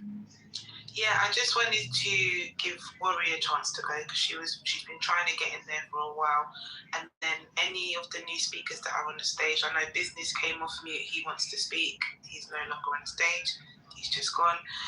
But any new speakers that haven't gone already want to go after Worry, please feel free. Thank you. Go ahead, Worry. Can y'all hear me? Yes. Yeah, Worry, you sound good over here. Gratitude. See, it's about respect within yourself and who you want to attract. You get what I'm saying? You got to work on yourself, on who the fuck you want to be with. You got to love yourself first. A lot of these men and women are out here just having sex with no substance, no relationships, no nothing, and just think that's just what this is about. Dating is just about fucking. No, it's not.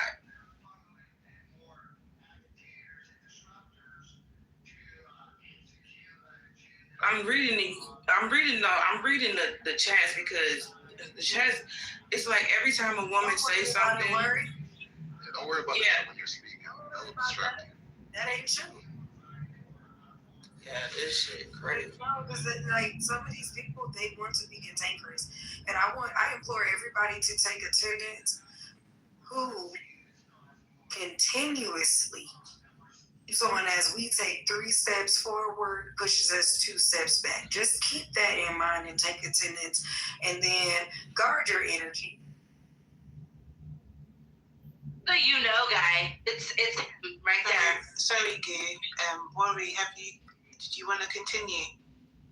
Oh no, I'm good because either way it goes, I'm not gonna be sitting up here just going back and forth all damn day with the same people saying the same shit. We're saying the same shit in different words. I'm just tired. And plus, some people are keyboard gangsters. So. Wait, let's do Trish. Okay, so can we have Good, then Trish, and then Rock? That was the order that you guys came off of mute. I already said the topic, but as far as the discussion, people like who they like and people fuck who they want to fuck. I feel like what's going on a lot, what I see, and this is in every race. I have a wide variety of friends. I'm seeing that men across the board, whether they're from Sierra Leone, America, a white guy or a Mexican guy, they're not appreciating and respecting their women. They're losing their women. A lot of men are losing their women these days. Whether they're, leaving their families to be with some somebody younger and hotter and then end up regretting it later, or whether their wives are telling them, I'm not happy and they're not putting any effort. I'm just seeing that across the board. And mind you, I'm not attacking anyone on stage. I don't know any of you. I'm just saying what I see in my personal life. Thanks, Kay. Trish? I ain't gonna lie. For a long time, very long time, it just sounds like, dude approaches a woman. She says she's not interested. He's mad. Much telling her, well, you don't deserve nothing else. You don't deserve else besides what's in front of you.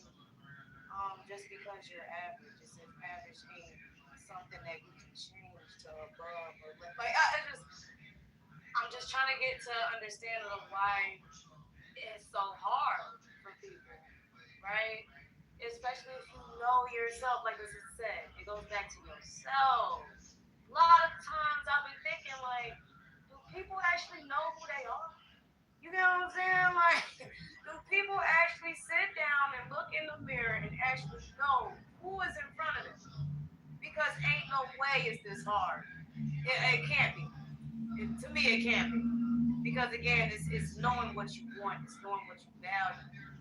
And if you know that and how you walk in this life, you gonna get exactly what you want. Like, I don't be giving.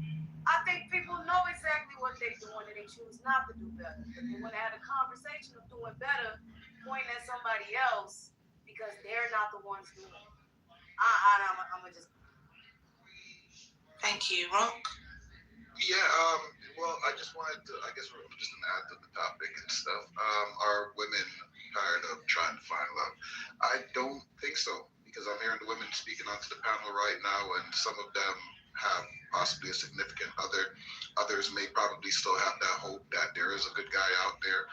Some good information as to, in case the dating wasn't working out, what kind of things can you do to apply a better successful, dating pattern and stuff, which is to date within your class, stop picking up people that are lower than you, stop shooting way above your actual qualities or values and stuff, and just find somebody that works with you. So I don't believe, based on what the question is for the title, that women are tired of finding love. I think that they're going out of their way based on the changes of the world to somewhat, maintain that pursuit in love, while the world is throwing a lot of distractions that's discouraging them from love. That's what I think. If I'm gonna say something about it, Thank you. It's popcorn style. No, I got something to say. I just didn't want to talk for everybody longer, but they got some women out there, that they tired of looking for love. They ain't gonna stop trying. You know what I'm saying? But they is tired of this shit. You know what I'm saying? Because I've been in a lot of relationships where I fucked up a lot. And they telling me multiple times the shit I was doing wrong. And years ago I wasn't listening. You know what I'm saying? I didn't have a certain level of understanding. I wasn't kind of like, I didn't have a certain level of like discernment or like respect. Cause I was in a single mother family household. I'm the oldest out of all my siblings, but my mama raised me, my kids, she was all on me. You know what I'm saying? She ain't never really showed me love till I was like graduated out of high school. You know what I'm saying? So my father was locked up for 11 years. So I was never taught marriage. I was never taught, like discipline. I was never taught about avoiding fornication and shit like that shit kind of ruined everything. Like, you know what I'm saying? Like trying to follow niggas that's trying to go get bitches because they got money and stuff like that, but that's women. You know what I'm saying? You're talking about your sister and your mother, your grandmother, your auntie and stuff like that. And we following grown men that they trying to lead on some worldly, materialistic mindset. They went in on one section, but then they ain't hitting on the area where household families was just surviving. You know what I'm saying? They come out of jail, they still got that same mindset back in the 90s. You know what I'm saying? Like, it's not really love. Everybody just trying to survive. Everybody arguing. They ain't got no structure in the households. We gotta put God first, bro. That's all that is. I mean, you need to get money. We understand that. It ain't no 50-50. We need to step up and take care of all the bills. You know what I'm saying? And if you can't, you shouldn't be in a relationship. You shouldn't even be focused on that. You gotta focus on yourself. Because if you're not, you're gonna get with somebody that is, somebody that's better looking, somebody that's way better than you, because it is about competition. You're competing for a heart. You know what I'm saying? That's what it is. I mean, some people not gonna understand that, but you gotta think about your mother. Think about your sister. You know what I'm saying? Think about like all the neglect that they had. You know what I'm saying? And they got a lot of women out here that didn't have fathers. You feel me? Niggas locked up, getting killed. I know I got a nephew right now. His father came out of jail. I met him. The nigga got smoked. As soon as he got out of jail, I'm thinking a little dude about to build a relationship with his father at like 8 years old. You know what I'm saying? 7, 8 years old. He lost his father. Like real quick. Now I gotta deal with that. You know what I'm saying? That's some hurtful shit. I'm lucky that my pops got out of jail. You know what I'm saying? He about to do 20, did 11. Got out in half the time. I was able to build a bond with him, so I ain't messed up like a lot of other men that don't have structure in their life. Some people got like father figures. You know what I'm saying? They can help, but each figures got to follow Christ. You know what I'm saying? You can't just try to gain the whole world and lose your soul in the process, but that ain't gonna happen. Of course you gotta get money, but you still gotta take care of your family. You still gotta be a provider, be a leader. You know what I'm saying? One of the main problems is we just not listening. You know what I'm saying? We got ego sometimes, but you gotta lead with the spirit. You know what I'm saying? Not the flesh. You know what I'm saying? Everybody trying to like be envy of each other and debate and all that stuff. We just gotta just sit back and listen and, you know what I'm saying, dissect it and process and move on and just get better. We gotta like change. You know what I'm saying? A lot of problems is you gotta have a attraction. You can't be with somebody you're not attracted to. You know what I'm saying? Because the connection not gonna be strong enough and that consistency ain't gonna be there. Like the communication is really important too. You know, it requires a degree of understanding, you know, by doing things the right way, following laws, you know what I'm saying, not trying to break them. You know what I'm saying? And women are in need of a good listener. You know, someone with patience and that's kind of like slow to anger, you know what I'm saying? Because you don't want to like be quick in anger without having that full understanding of the whole situation, like self-reflecting, like maybe I do need to tone it down. Maybe I do need to, you know, try to come up with better ways to be a better partner, you know what I'm saying? Or be a better person, individual. We ain't in a relationship. And infidelity too, like, you know, that's heartbreaking, bro. You know, you playing with somebody's heart. You might as well just stop trying to hold on and entertain so many people, man. Just move on. Just tell the person the truth. Tell them what it is. You know what I'm saying? If you're not attracted to them, tell them what it is. Don't go ahead and try to like hold on to them just because you trying to keep them, because you trying to fornicate and all that, man. Just let the people go, bro. If you're not attracted to them, y'all ain't got no spark. Just let them go and move forward. They got billions of people out here. You know what I'm saying? The Most High gonna bring you somebody that's right for you. But he ain't gonna bring you nobody if you're doing somebody wrong. You gonna mess up the next person and mess up the next. That's like fumbling the bag. You gonna mess up the next bag. He ain't gonna give you no money if you don't know how to manage it. You know what I'm saying? A person gotta be disciplined and have self-control. It's important to know that, you know, to know who you dating. You know what I'm saying? And I let a lot of people talk. I'm gonna let my plane when the time comes. What I'm saying is, and that's Mother's asking you to land in 30 seconds because it is popcorn style. We want to move the background, and we really like what you're saying.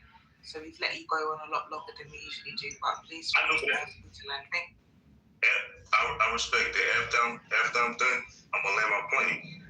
You know what I'm saying? Basically, you know, women all tired of trying to find love. You know, but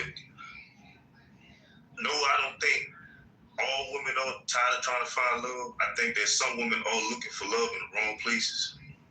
And you got to put God first, because God is love. And when you seek the Most High and follow Christ in His ways, what I'm saying, God gonna provide you the right man that's will love you the right way and treat you right. A man that's faithful and that has patience with you is not tempted to do you any wrong, so he ain't gonna, you know what I'm saying, he ain't gonna mess over you. That's what people tired of dealing with. People tired of dealing with people that ain't putting God first. And then at the end of the day, you see that 90% of the freaking people in the world sin. So 1 second. Thank you very much, Trey. Breezy, did you want to respond? I did want to respond. Okay, thank you. Because I had a question. I did like a lot of what you said and everything like that. Do you think that we should just go ahead and stratify? Go back into a tube. Okay, cool.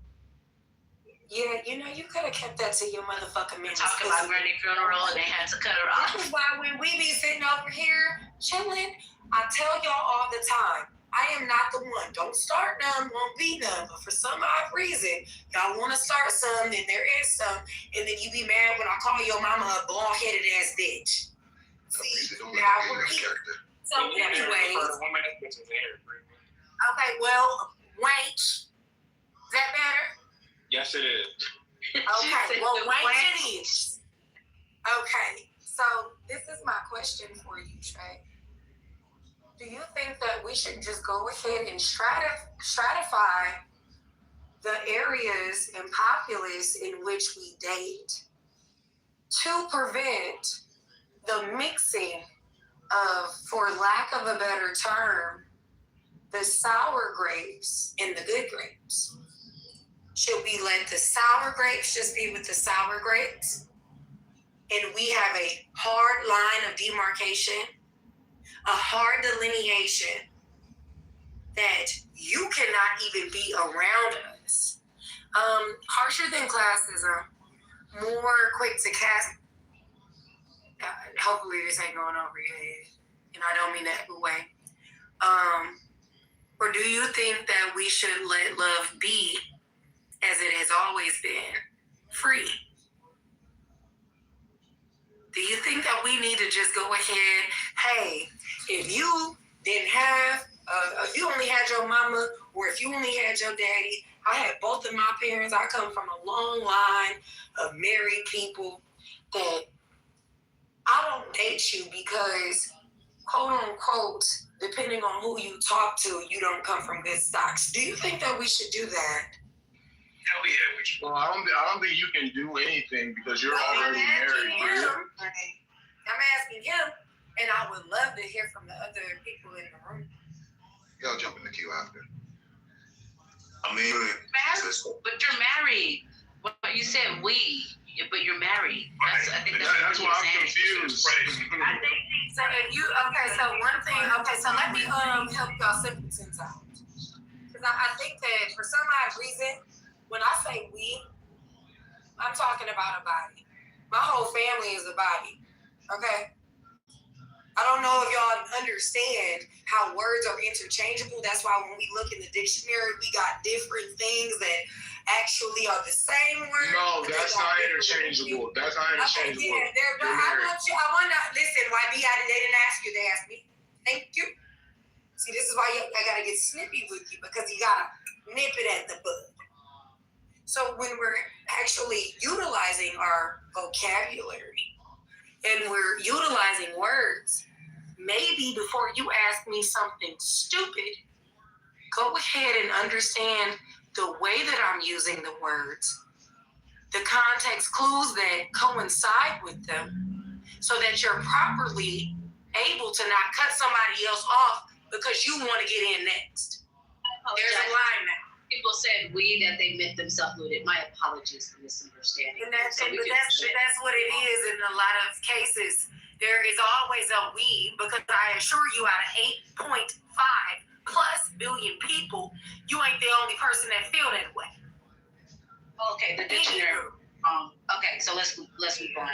The dictionary is wrong too. Okay, so we can move forward. We can move forward. Next caller.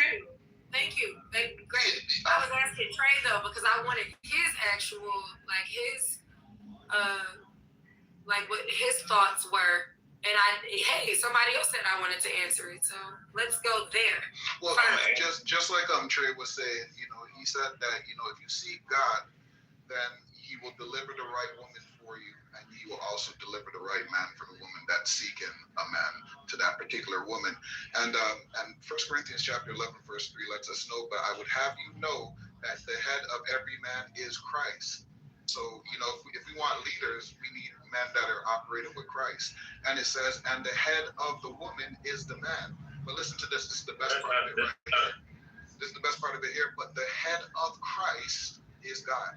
So what do you do if you're Muslim? What do you do if you're Muslim? So, as I was asking Trey, I was literally asking Trey, what are y'all doing? Y'all out of order already. This is exactly what they do. Y'all are out of order already. Sorry, y'all. It's in relation. Y'all are out of order already. One mic on my for everybody, real quick. One mic on my. Looks like Storm put a Q in the chat, so I'm gonna just follow this Q. So no cutoff during the Q. If you cut somebody off and moving you to the goo, I don't want to be sitting here modding right now. So let's go Trey. YB Rock, but Trey, I gotta warn you. We gave you about 7 minutes to speak last time. You only get to 2 this time, sir. Thank you. For sure. But I was trying to answer, but they kept interrupting Breezy, so I was kind of confused. But I'm gonna just answer it the best way I could. We should stop trying to have lead people in the wrong way. We gotta stop misleading people. You know what I'm saying? If we approach certain people, some people just gotta be friends. That's just what it is. I feel like if you're dating, you know what I'm saying, you're dating to figure out who that person is, and if there's a possibility to move forward with that person on another level. But if it's not anything more than that, then I think it should just be friends or nothing at all. But people come in our lives for a reason. But they do have a lot of people that's doing wrong in life. And they got a lot of people that's blessed, you know what I'm saying? So I think the closer you are to being, most on the spiritual side and less of the flesh, you lead people the right way. You know what I'm saying? Like with love, gentleness, meekness, lack of control, having strength under control. A lot of this stuff matters because a lot of people be out of pocket, man. They be jumping pretty much quick to the wrong things. And, I think we should just show people love, man. Give people inspired, but listen to kind of receive, process it, and kind of think on what people are saying. Don't just respond right then and there. I'm gonna land my plane. Thank you, Trey. What?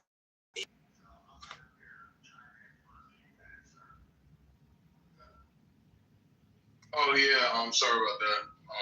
I was cooking. I wanted to say to the person I was speaking earlier, I heard you say that like men shouldn't date unless they make a certain amount, and I don't believe that either. Because no man should have to pay all of the bills because that's what the woman expects, right? Secondly, to what Breezy was saying earlier, what it should look like. Breezy, all that sounds good if you were single, but you're married, so it sounds awkward coming from you. Realistically, no disrespect, but it really does. Because the way that you were speaking on these situations, it almost sounds like you're projecting your own negative things that you've been experiencing in your own marriage and relationship. A divorce, but go off. So shut the fuck up. There you have it. Well, there you go. Now we can move forward. Now go on with your You didn't have to say all that. Oh no, but you also didn't have to speak on me and mine. But here we are. Let's get through this queue. No, I was trying to tell you not to. I was trying to tell you not to do it. Breezy. Don't fucking play with me. Breezy, let's get Because through I'm this not queue. in the fucking mood. Breezy. You shouldn't. I'm saying you shouldn't bring in your own personal situations like that. I didn't. I was telling you that you shouldn't. Even ask you for your feedback. Just stop. No, I got it. Y'all got it. Because realistically, this is the reason why we can't have conversations. Because people aren't okay, really, with what their situations look like. That's what the reality of it is when it comes to these conversations. Which is why these conversations go left so many times. It's because you should be comfortable in understanding this is your situation, nor was I being disrespectful with what I actually just said. I was trying to say not to do it. Discontentment. I'm telling you not to do it because people use that and abuse people and disrespect other people. Regardless. So you know what? Really, y'all got it. Y'all got it. It's trying to give it a She got it. I'm really sitting here trying. So y'all always say, how can we help the people? All right, hold on, real quick. I'm trying to help, and this is what you get. Hey, bro, hold on. All right, please let YB finish, Breezy. I'm gonna give you an opportunity to properly respond, right? You know how I do.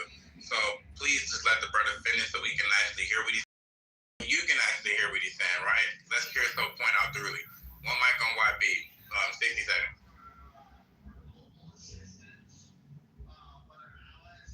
YB, you still want to cook or you good? Oh, sorry about that. Yeah, so here's the other issue, right? The problem that people have in these situations, also too in relationships, and why people can't actually figure things out, is because they only care for positive reinforcement. They don't like constructive criticism. They think the slightest ounce of constructive criticism to actually help a person is trying to embarrass them or disrespect them. I'm sorry, but I'm not from that culture, right? I didn't grow up in that. Constructive criticism is actually good for people to actually make them better. I don't want to keep at it and be down wherever you're at and complain and cry. By all means, do it. That's it. Hold on, y'all. Before we get through the kill, and I'm cooking too. Like, this is crazy. Before we get through the kill, let Breezy respond to that real quick. I'm sorry for whoever I skipped. No, it's not good. She can respond to it. Oh, no. She don't even respond to me.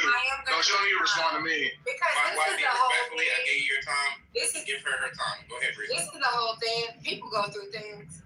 And right now, we going through some shit. And so when I'm talking, I don't give a fuck if I'm married or not. Because one thing that I talk about is this is something that you have to sign up for every day and do constantly every day. So if I have a fucking opinion as a married woman, it is not to object the opinions that I've had as a single woman. And for some odd reason, when people have opinions, and I've been stressing this for the last week, because y'all don't ever see the other side of things. Y'all think everything is rainbows and everything like that. Watch your motherfucking mouth around me, especially when it comes to my family. Okay? Because that's the quickest way for you to get called out your name. Don't start none, won't be none. But what you did just try to do in this moment, well, you shouldn't even be having this personal opinion because this is your situation. Nigga, you don't know my life. That's one. You don't know everything that's going on or the moving parts, neither. So maybe you should sit on your motherfucking hands and stay on fucking mute. But as much as I am a transparent person, because I'm a real person, everybody know that. I'm not gonna I don't put sugar on shit. It is what it is. But don't sit over here and try to hold me to some type of regard when I'm literally telling you exactly what it is. Next time I'm on here, anybody call me a liar, that's your motherfucking ass. Next time I'm on here and anybody says, oh, I can't talk as if I've never been single before,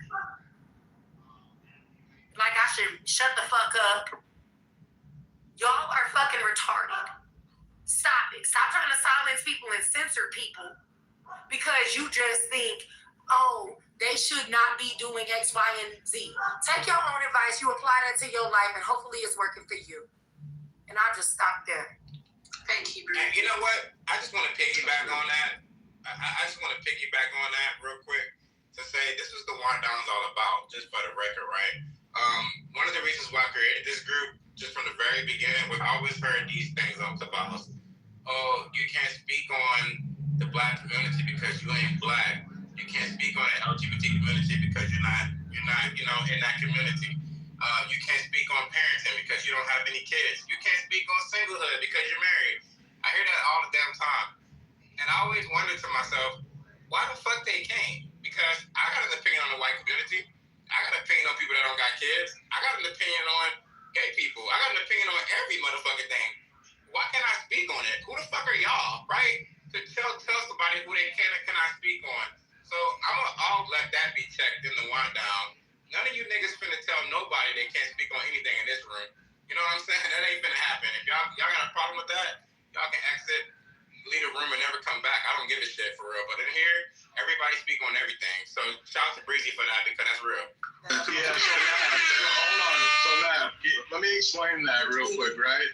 So do you want to go to YB or do you want to go back to the queue, Matt? Let's get back to the queue.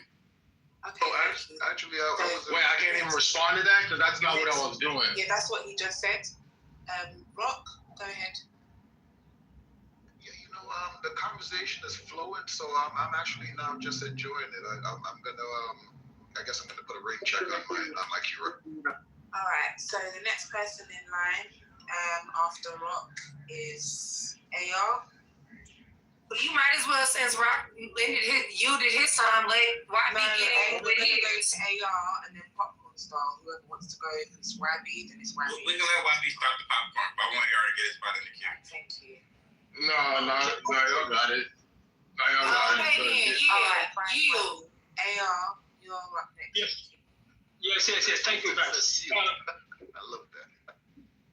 Someone is interrupting. Please mute yourself. Thank you. Good evening to you all.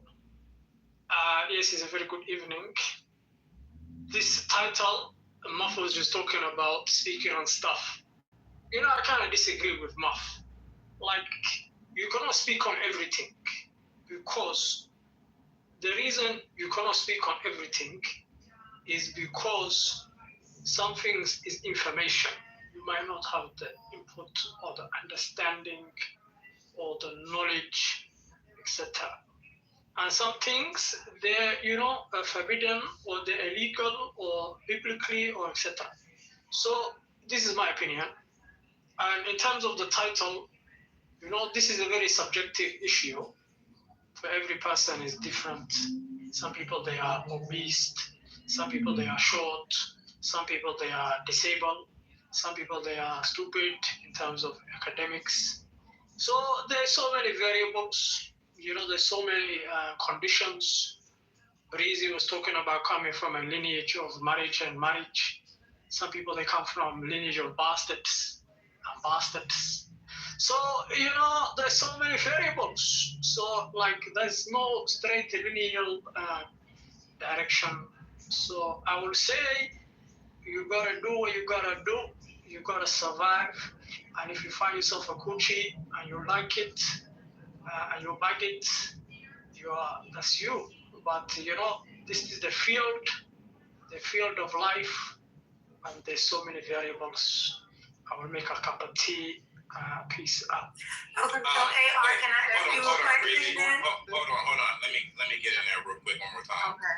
To AR real quick. AR, I think that you agree with me more than you, right? Because with your logic, a new Muslim would never take the Shahada, right? Because at one point they had an interest in the religion, and they have to ask questions, and people have to educate them. They had an opinion on Islam, right? And somebody had to either tell them, hey, they have to give them information for them to say, hey, this is the religion you should accept, take your Shahada, right? Had they not had people to educate them, they never would have did that. And I'm using religion because I know y'all are devoted people, right? With that being said, I think that sometimes people, they're on the outside looking in, and sometimes you gotta just educate them, right? Because, that could be somebody who never had a kid, and they're talking about parenting. Well, educate them. If you're a father or a mother, that's your opportunity to let them know what they need to do right? If you're a black person, and as a white person or an Asian person speaking on your community, that's your opportunity to educate them, right? Tell them what y'all are really about. Show them the difference. Show them that you're not out here killing, robbing, stealing, and stabbing. Show them you're making money. You're doing business. You're speaking properly. Show them that you ain't what they think you are. And that's what you have to do in a lot of situations. Now, I can understand how if we set a space up, I get if we say like this is the plan, no niggas allowed. Okay, that space is set up for white people. I totally understand. I don't want niggas there. I get it. But this is not that space. This space is not set up for that. This space is open. This is a library, right? Anybody can walk into a library, and ain't nobody getting judged. You know, well, maybe some niggas is getting judged because some niggas don't know how to read a book. But anyways, we're not even finna go there. We finna keep it on track. But hey, all right, I just want to say, to make my point, I think that it's a little disingenuous to think that, especially with you being Muslim, and we get new Muslims every day. So this is my question to AR. One second. And I'm going to ask the same question that I asked everybody else. Do you think that we should stratify, like in mating and dating strategy, of you don't date somebody that is outside of your socioeconomic class. You don't date somebody that is outside of your caste system. You don't date somebody that is,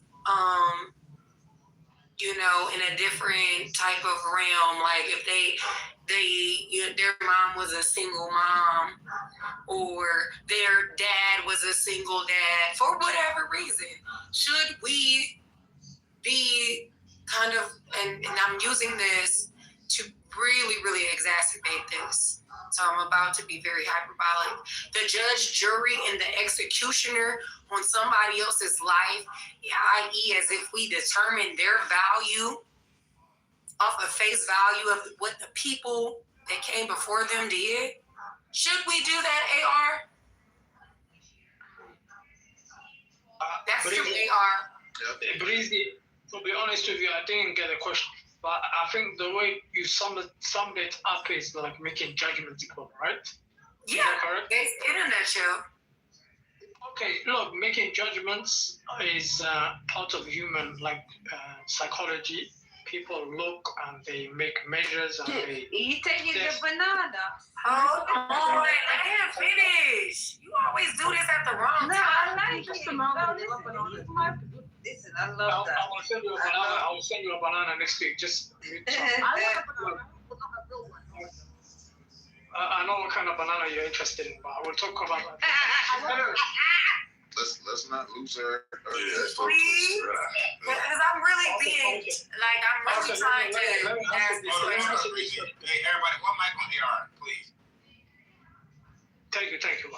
You know, humans naturally we make assumptions and we look at things and we judge, and sometimes you have to have some discipline in your judgments because you don't know all conditions. Like people are changing and they're learning new information and they change their condition, new job, new environment.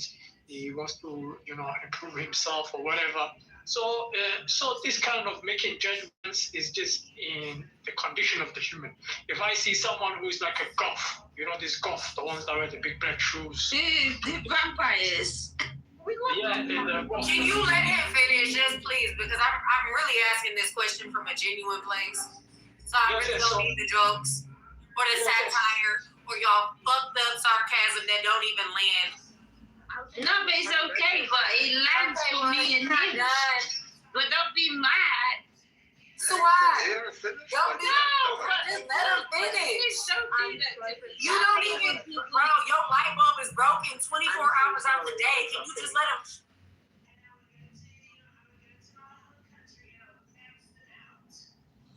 Sorry about that, AR. Go ahead. Thank you. Look, in a certain way. You wear the clothes. You talk a certain way. Like this is humans are like a social creature. So what you portray in the public domain, the social domain, will be like people construct a mental image, right? And if someone comes, across bummy, rough, and tough, sometimes some people, they try to deceive the people by being bummy. I'll give you an example. There was a Sikh man one day, I remember. The guy was rough. The guy was just like a rough. but the guy was a multi-millionaire.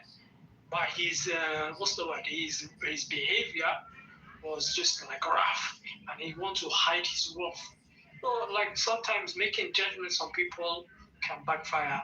So I would say be open with your perspective, and don't judge their character, appearance all the time, but the context of the person, their heart, and their emotions, and how they treat you. So wait, so you said the word rough and rough. Girl, I was like you. I was taking the time. I gotta stop Suad. Wait, who was the This lady? girl got the brain power of a Lord. It was B. She got the brain power of a Lord. I'm sorry, B. Yeah, Matt, could I say something real quick before I finish looking? Yeah, actually, I want to hear. Hold on, B. Let me hear from YB because he meant to respond to me earlier. My bad.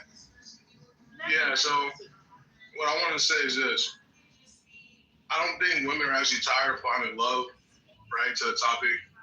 I want to bring it back to that. Like, I think they're just tired of the situations that they're dealing with, right? Like me personally, my wife's not home yet. I had to cook dinner. She should have done it. You know what I'm saying?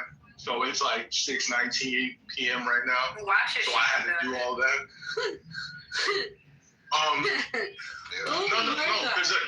Wait, hold on. You can't tell me that I can't speak on my own personal situation. Well, I was just asking you, why is it her job to do? Is what I asked, because you've made it seem so like he was like, why is she not doing this shit? Yeah, and he made. Let him answer.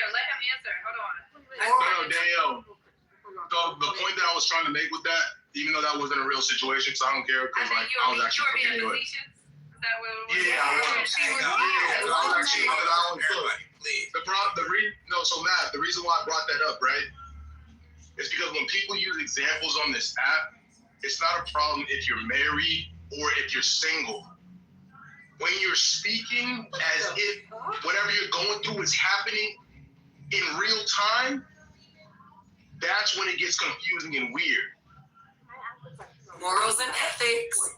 Dude, this guy is. It's only weird when you don't want to face that accountability. No, he was being facetious. It's really weird. It's really weird when people do that. He was using satire to make his point. Matt, you get what I was... Matt, that was the point that I was making earlier. Bro, I'm gonna be honest, YB, it's really hard to even follow the point. Because everybody's cutting you off. But I get it, though. I get it, bro. We have 2 more minutes on him. He's supposed to be the man. He's supposed to be the 2 more minutes on him so he can actually number one. Here's this cool time. Hold on, Bima. If I was you, I would stay on mute. Trust me, because niggas going to the good. All right. YB, can you just what you said, bro? Because I need to hear it again. Sorry. Yeah, in a nutshell, I said it's weird when having conversations, doesn't matter who it comes from, when you're speaking from it in a place where you're projecting what you're actually dealing with right now and getting upset at people for it. That's the problem. Accountability. Right? Lack of accountability. That's what the situation I was trying to bring up with Breezy to not do. Because she was getting upset at other people. No, let him Everybody. Oh my God. Dudes, ladies and gentlemen, please. Could y'all please let YB finish? If y'all have any, he's talking to me, first of all. He ain't talking to none of you other niggas, all right? He's talking to Moth. So if anybody gonna respond first, it's gonna be me. So can y'all please hold the fuck up and let him finish talking to me? Thank you. YB, go ahead. Appreciate it. So I didn't do that because that's what I'm really going through. I did that to provide an example, which is the issue that people find hard to actually be able to tell the difference of what's real and what's fake, right? Because then I say something and then y'all want to say, well, why should she have it? No, it's the examples of what's being used, right? Because I'm using that and I'm upset about my wife cooking, now I'm getting into an argument with women on Clubhouse over it, and vice versa. Because guess what I'm doing right there? Trigger stacking, because I'm telling you about the problems that I'm dealing with in my own personal life and using those as examples And it's really toxic. Because that's how this fight even started in the first place. So, YB, I definitely caught what you were doing there. You never caught what I know. Breezy, you went off on Breezy. You went off on me because you thought I was disrespecting you, and I wasn't. Hold on, YB. Now, I know you were talking to me, but I do want Breezy to respond to you because I think she's about to make the point you want to hear, but you got to be a little patient and let her finish. Go ahead, Breezy. So yeah, it was. Well, he should be, and this is why I constantly can't stress this enough of people understanding what satire is, and then also what morals and ethics are. When he said she should be doing 1 second. Yes, you gotta. Should within the binds of a covenant, we don't have any say so. So she should be doing this. That might be their arrangement. She ought to be doing this. That is a moral argument or a moral agreement. It's just like, what do we consider to be good or bad? And this is one fundamental flaw that I think that we have in a lot of these conversations, is not being able to understand propaganda, satire, or morals and ethics. This all goes under philosophy. And this also goes under the way that we use our verbiage. You guys like this nigga. I'm not. You definitely are. We finna move on. He just did his Bima. Mom, she can do it because guess what? Everything she's saying is the opposite of what I was trying to portray. I think everybody, even the lady. Everybody in the chat gets it, but her. Let's just move on. Well, then maybe I'm the dunce in the class. I might need to learn something. It's okay. It's cool, but I want to just move forward because it's not even. Anyway, one mic on B. Bima. Hi. First of all, I like not white BMWs, but thank you. But back to what let's finish what YB said. I think the point he made was valid, but I think it should be expanded. I think that's the issue. And I think you said it like when people say hypothetical situation, one point of view. If you had said, for example, oh, if she's down and she's having a hard time, I'll pick up the slack. If you said that part, it'd be a different story. And I think for me, what the people actually, when I respond to all the things I want to respond to, first of all, the topic, women are tired of dating. Women are tired of a lot of men not being men and having to run into those situations. Mm-hmm. Exasperated. Second of all, on what AR said, it was trust your gut. You cannot go off just how someone dresses or how someone looks. Like, look at J. Cole. Fucking hell, looks homeless. But you have to, if you have a gut instinct as a good person, have a conversation, have a talk. And then what you said, it's just a matter of look. I think it's 50-50 is an ideal situation. YB was saying, like, I don't think he was actually saying, like, he expects those things to happen. He doesn't expect, like, but I think, I don't know what YB thinks, but from what I heard, that even his point was just that people will say shit and project their own shit onto the people they respond to. Or it's that if you have look, I'm trying to respond to all the fucking points I was given in the same breath. So it's hard because I was waiting. You're doing very well. I'll just ask you though, have you got your headphones on? No, but I will. Yeah, B, you're doing good. But you're doing well, so yeah. Because if you want me to clarify with nobody else interrupting. No. Okay, wait. Did somebody cut her off, or I'm tripping? No. Yes, they did. Yes. No, I was actually trying to help her because she was quoting what I said. Okay, well, you guys we can hear you clearly. Can she have 5 minutes? Well, give me like 2.5. Oh my Lord. Okay, come on. No, but look, I think the point is, let's go back to YB was saying when on Clubhouse, people will take a situation and put themselves into it, which is fair. God said people have natural biases and natural opinions. almost consciously put on everything we've seen experience. And I think that's why people do that. Like they will take their experience naturally because that's what human psyche does. Be like, well, that's this and that's that. And then before that, I was saying, sorry. Can he guide you through maybe that thought so y'all can dialogue together? I love a good conversation. Yeah. Yeah, maybe this is the ISO.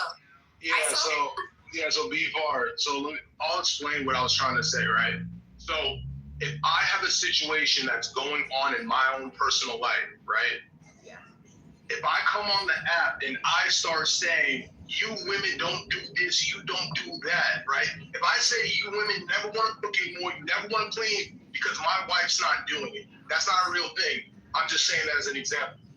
If I project that on you and now I start an argument and you're screaming at me, is that fair to you? I feel like I think we're both being double fucking situations. But that's my point. But that's my point, though, right? Because if I have those issues, why am I using those as examples of what's going on in my own life and speaking at it in such volume that I'm now projecting it and getting you upset over a situation? Because meanwhile, if you just sit back and listen, I can realize that this person is actually going through that in their own personal life. And by me saying not to talk about those things, it's me protecting you. Don't use it against you. Because I can see that. I understand. That's a fair point, but I think in the same breath, the way that you said one that was very key, like people projecting themselves. Unfortunately for us, we're all human, unfortunately. We all have natural tendencies to try and relate everything to ourselves. And also, I guess you have a very optimistic view of Clubhouse. It is not. People on Clubhouse be doing that shit. For sport. No, of course, but B, it's my wife pointed plainly like this, right? It's called trigger stacking. Oh, well then, right? But then, wait, question, but why is that not you again, like really going to their level as well? Oh no, I'm not going to their level at all. I won't. I don't go to their level at all, which is why when Mom came off the mic earlier, I kind of just shut it down there and just went back to doing what I was doing, cooking dinner for my family. You didn't go. Sure, well done. Hallelujah. To be determined. Look, I will believe him until I see different. Yep. And with that being said, Breezy, with everything that just has been said, I'm going back to cooking. Because I'm not responding to Breezy. You should. As you should. One mic on Holly, man. Let's get it. All right. Can I jump in? I did honestly want to answer Breezy's question about stratification. I'm glad she brought it up because it's an intelligent question and it's really one that I've been trying to push home, but we've been just having these arguments. You know what's odd is that if you study dating stratifications and all the research that's been done about it, a lot of the Black women are actually approaching this oddly, much differently than most women. A man's looks is not up there as the top 5 things. In fact, it's kind of not even up there at all. And the reason is because, and this is historic and a lot of it is real-time kind of stuff, a lot of it is like they look for a man's social status, right? They look for, like his education. They may look for, his height. They look for his confidence and his age, but get this, they usually want a man that's slightly older. Now, the reason why this is important to Breezy's question is because Breezy, yes, there's a protocol in dating. There is a dating stratification, and you should follow it because it renders better results. It's been proven. And after we're done, I'm going to put some studies in the chat for it. And a lot of women, I think, are suffering because they're not. When I told Danielle, hell yeah, you need an ugly nigga, I was being performative, but I was being serious as fuck. Because when I hear y'all, 1 second. Let me tell you 1 second, because we're about to get into this because this is real. Let me tell you why. Because, and let me just say this. Because when I hear the grievances of the women, I'm not going to say complaints, we're going to be respectful. When I hear the grievances, it seems to me that you guys would be better off not prioritizing prioritizing whatever you've been prioritizing, which is obviously attraction, all this other shit. Some of y'all take it as, hell no, I would call a nigga ugly and all this. But some of those, now listen, I want to say this real quick to Danielle, even though I'm talking to Breeze. Danielle, when you talked about you don't want to have to go through a bunch of ugly niggas to find the right nigga, it's simple. You vet according to the protocol, financial stability, social status. But that's my point. Hold on. Let him finish because we really need to have this conversation. Hold on. Because I really want to walk with him. 1 second, Danielle. This is what I'm saying. This what I'm saying. Okay, hold on. Listen. Go ahead, Holly. This is what's going on. You guys, she said something very important. She said, you are vetting out what could be good men and limiting your dating pool by something vain and superficial as how he looks. So and I need you to let that. Okay. I just need you to let that. I'm gonna go back to. I'm gonna go back to Breezy real quick and then I'm gonna land. I just need you to let that sit for you, Danielle. I don't want to let it sit for shit because it sounds dumb. Yeah. Okay. I want to interject. Okay. Holly, look. Hold on, let me. Holly, Breezy, Danielle, Ari, can y'all let Moss get in here again? So sorry to keep doing this, y'all. Look, I think that Holly is a brother that don't like to be cut off. From my understanding of who he is, since he's been in the room, since I've known him, I think a lot of y'all already know that about him too, right? So it's like myself, like content, right? There's some people who just don't like to be cut off. We already know that. I can name a few more people. Immaculate, hate Breezy. Yeah, Breezy, you hate it too. But y'all do it, right? Like you're doing it to Holly. So can we please let Holly finish? I don't even know there's a queue. I know you know trying to get in there. Let me go after him and please make it quick. God damn, you about to start over. I know you won't. Well, he can start over. God damn, Danielle, Breezy. What is wrong with y'all? Like for real, but Y'all wild today. Okay, you know what? I'm gonna give her a quick version because Danielle, this is some kind of soft spot for her. I don't know why. Okay, so anyway, back to Breezy. So Breezy, especially with you being what I like to say, and a lot of men will agree, and I'm not being a Breezy groupie, but you're above average in looks. You absolutely have to go by this stratification because it was literally built for you.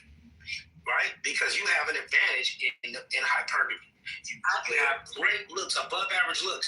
So it would behoove you not to date according to your stratification status. That's what I want to tell you that I know you need to hear. Okay, now, Danielle, go off, but listen, you are in proximity of wealthy men as a real estate agent. That means you know men who are not these dusties. And for you to just pass off men because of the way they look, and don't white men, because we got some brothers that got some money too. You can't fool me with that. For you to just pass them off because they don't look good enough for you, that's not cool because you're attractive and you have a great personality. But you are going to always end up with dusties until you stop being so superficial. Holly, I disagree, and let me tell you where the quintessential comes in. When this becomes about competition. Women that actually got mean about themselves. Let's be very clear. I can be as pretty as me. But if I'm not able to circulate $1 and generate $1, that person that might be, if I am an 8 and she is a 7, she can outdo me. That's what competition is. She has the ability to make you $100,000 in a year, and I can only make you 30. Oh, she might have won, depending on all the other factors that you deem important. That is just factual. So when people talk about what competition actually looks like, get inside a room full of 8s. Everybody's an 8, 9, or 10. Oh yeah, now we start using our brains.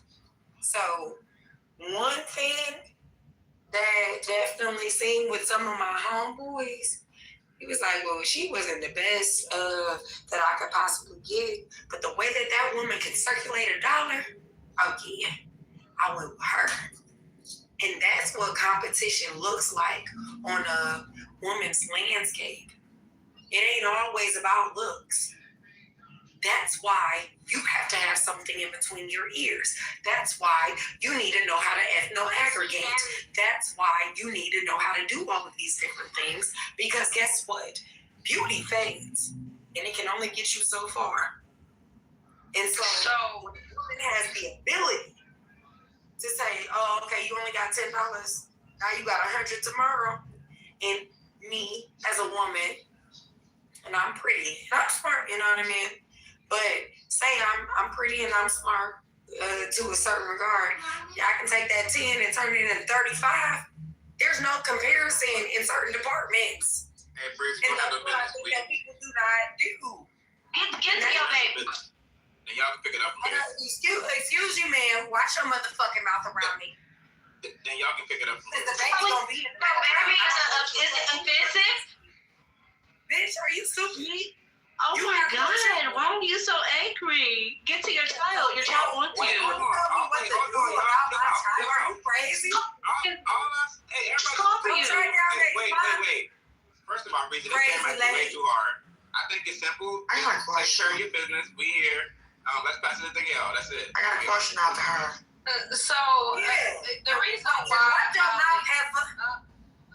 The reason why Holly, what you said didn't make any sense because what I said is absolutely true. You talk about, well, you have to vet the man. Do you think I have time to vet every ugly nigga I come in contact with? I do not. And neither do the rest of the fucking women. That's what I was saying. You could say, well, you know, if you're vetting off of, when I first meet somebody, I don't know shit about you. I don't know if you're a good guy, a bad guy. I don't know anything about you. All I know is if I'm attracted to you or not. That's it. So when you sit there, well, y'all need to, you know, you're missing out on a good man. I'm fine with my dating pool being as small as a fucking penny, if that's what it has to be, in order for me not to get a nigga I don't want. I don't understand. Like, y'all will try to convince a woman. Here's the gag, Holly. The gag is the third option is always going to be I don't have to pick no fucking body. So that's going to be the default for me. Some women are not okay with being by themselves. Me personally, I already raised a kid. I already got a house. I already did my shit. I can do whatever the fuck I want to do at this point in my life. So for me, it's not advantageous for me to pick some ugly nigga to be a body in my house because I'm comfortable where I'm at. If it's a poor ass woman, then by all means, go pick you a ugly ass nigga because you in a bind, nigga. Okay? Go and pick the ugly dude that you hope is gonna take care of you because you're financially in dire straits. So I agree, Holly. The poor women should absolutely go get them an ugly man. But those of us who are financially self-sufficient, So are we saying that the ugly people should stay with the ugly people and the good-looking people should stay with the good-looking? Hold on. Right. Look, here's the thing.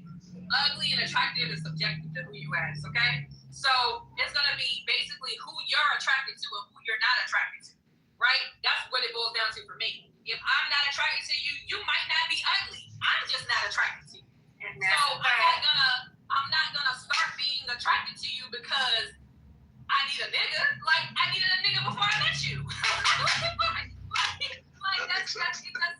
just doesn't make any sense to tell women to go and vet complete strangers that they're not attracted to because they're gonna waste a lot of time. Because contrary to popular belief, ugly niggas ain't loyal either. Ugly niggas cheat too. Ugly niggas have problems as well. Okay. I'm coming after her. I'm gonna come in after you. God damn. Okay, hold on. I want Holly to respond to everything he heard. Then I'm gonna start a queue. Yeah, and I'll be the first one. I'm gonna be a little bit of I'm gonna show favoritism for the first time in the wind down. I actually want Holly to speak, then Rico, then Honey. Goddamn, they y'all. Okay, I'll be in this room all day, back and forth, and y'all still trying to come on. Don't ask you, man. We about to go to bed. Okay. It's okay. We about to go to bed. We got time. Ain't nobody finna be up here all night with y'all Negroes screaming and yelling. Thank you, honey. Listen, we're not gonna do that because Morel just got back. So actually, we're gonna be opening up a women's room here soon. Shout out to Morel. We're waiting for her to get back. She was on vacation or something with her kid. So anyway, all right. This is what we're gonna do. We're gonna let Danielle finish, right? Then Holly's gonna respond to Danielle and Breezy. But it's going to be a closing response, Holly. It's not going to be a debate response. So make sure you come swinging. Then I want to hear from from Rico, then we'll pass it to Honey, and after that, we're doing the Q. So that's my soft Q, then we're doing a hard Q. I can't believe you, Mom. I got meet Q. I'm gonna make this short and sweet so we can pass this to Rico, my light skinned friend. Look, I think that y'all need to stop convincing people who want steak to want a cheeseburger. Okay? Stop trying to convince people who want sweet tea to want water. Okay? Please stop trying to convince people who don't want shit to want shit that they don't want, because we know what happens when people get things that they don't want. They don't treat it well. We know, because like I said, if I date an ugly dude, I'm gonna, call him ugly if I get mad enough. That's just what it's gonna be. So, stop telling people to like things that they don't like, because they're never gonna like it just because you said so. You done? I'm not sure. You didn't, huh? Okay, so this is the issue.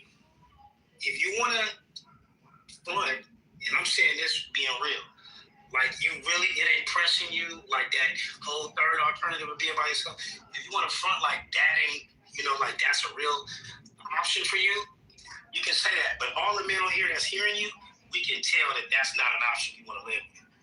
We can tell you fighting for your life to get this relationship, to one of the relationships you want.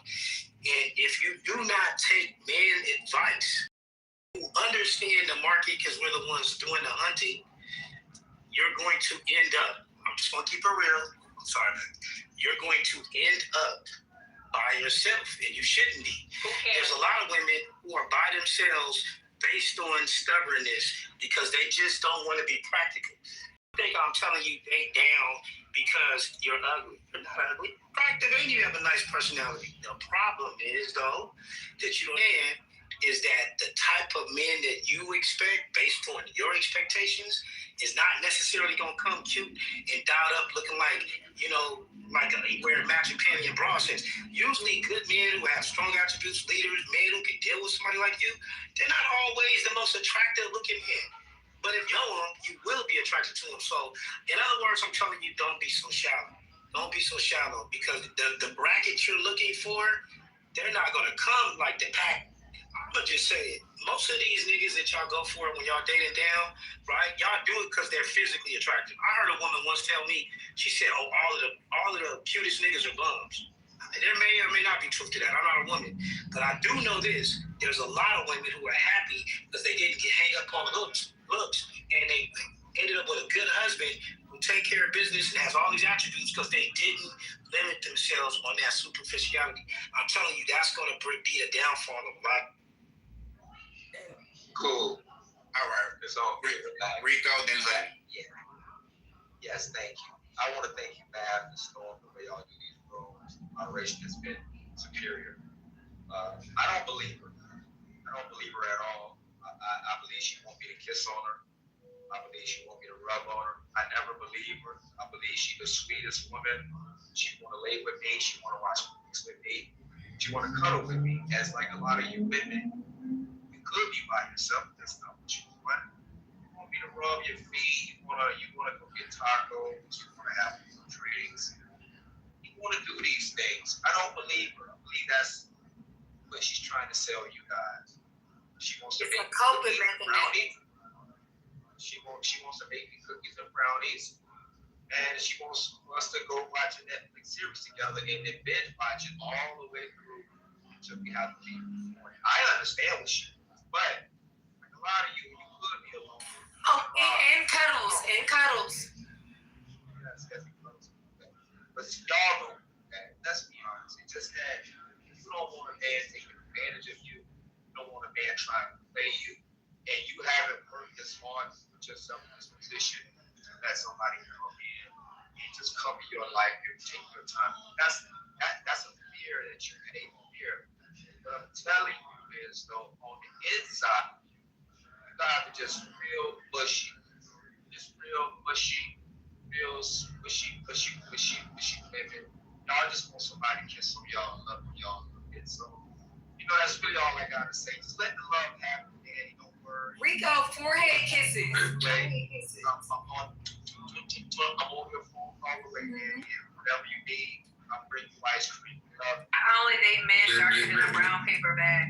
Listen, Rico, I saw how you told Breeze. Can I? You've been on this all day. Can I? I'm just saying, like, no, I agree Bro, with got a big you. backing. All right, bro. No, I agree with you. Social kills. Social kills. Conversational kills. That's what we're gonna start calling it. Fuck it. That way it's more clear for the people that don't understand. Conversational kills, all right? Listen, everybody should know who's next on the mic. Well, I know the person who knows who's next on the mic. Next speaker, speak. Me? Wait a minute. Is there a cue? It's in the chat. Read the chat. Oh my God. Breeze, you gotta go on mute. I just wanted to. Yo, Breezy off mic. It's okay. Go ahead, though. Shit. Somebody. Go ahead, Yeah. Okay. Okay. So I wanted to point out something, and like a great example of what I've been trying to say. It just keeps playing out. So when Danielle was speaking, I know when Holly was speaking, he was talking about looks and dating down and etc.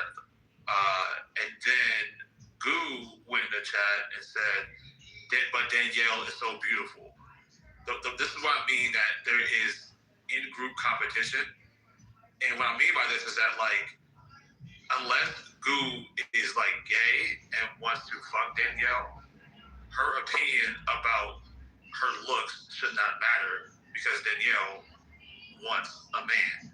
So I'm not saying to say that she could be right or wrong, but it's like, I see this happen way too much. It's like, there's too much misdirection, meaning that you should care about what the guy that you want finds attractive, not what a girl who will never fuck you, who will never take you home and wife you.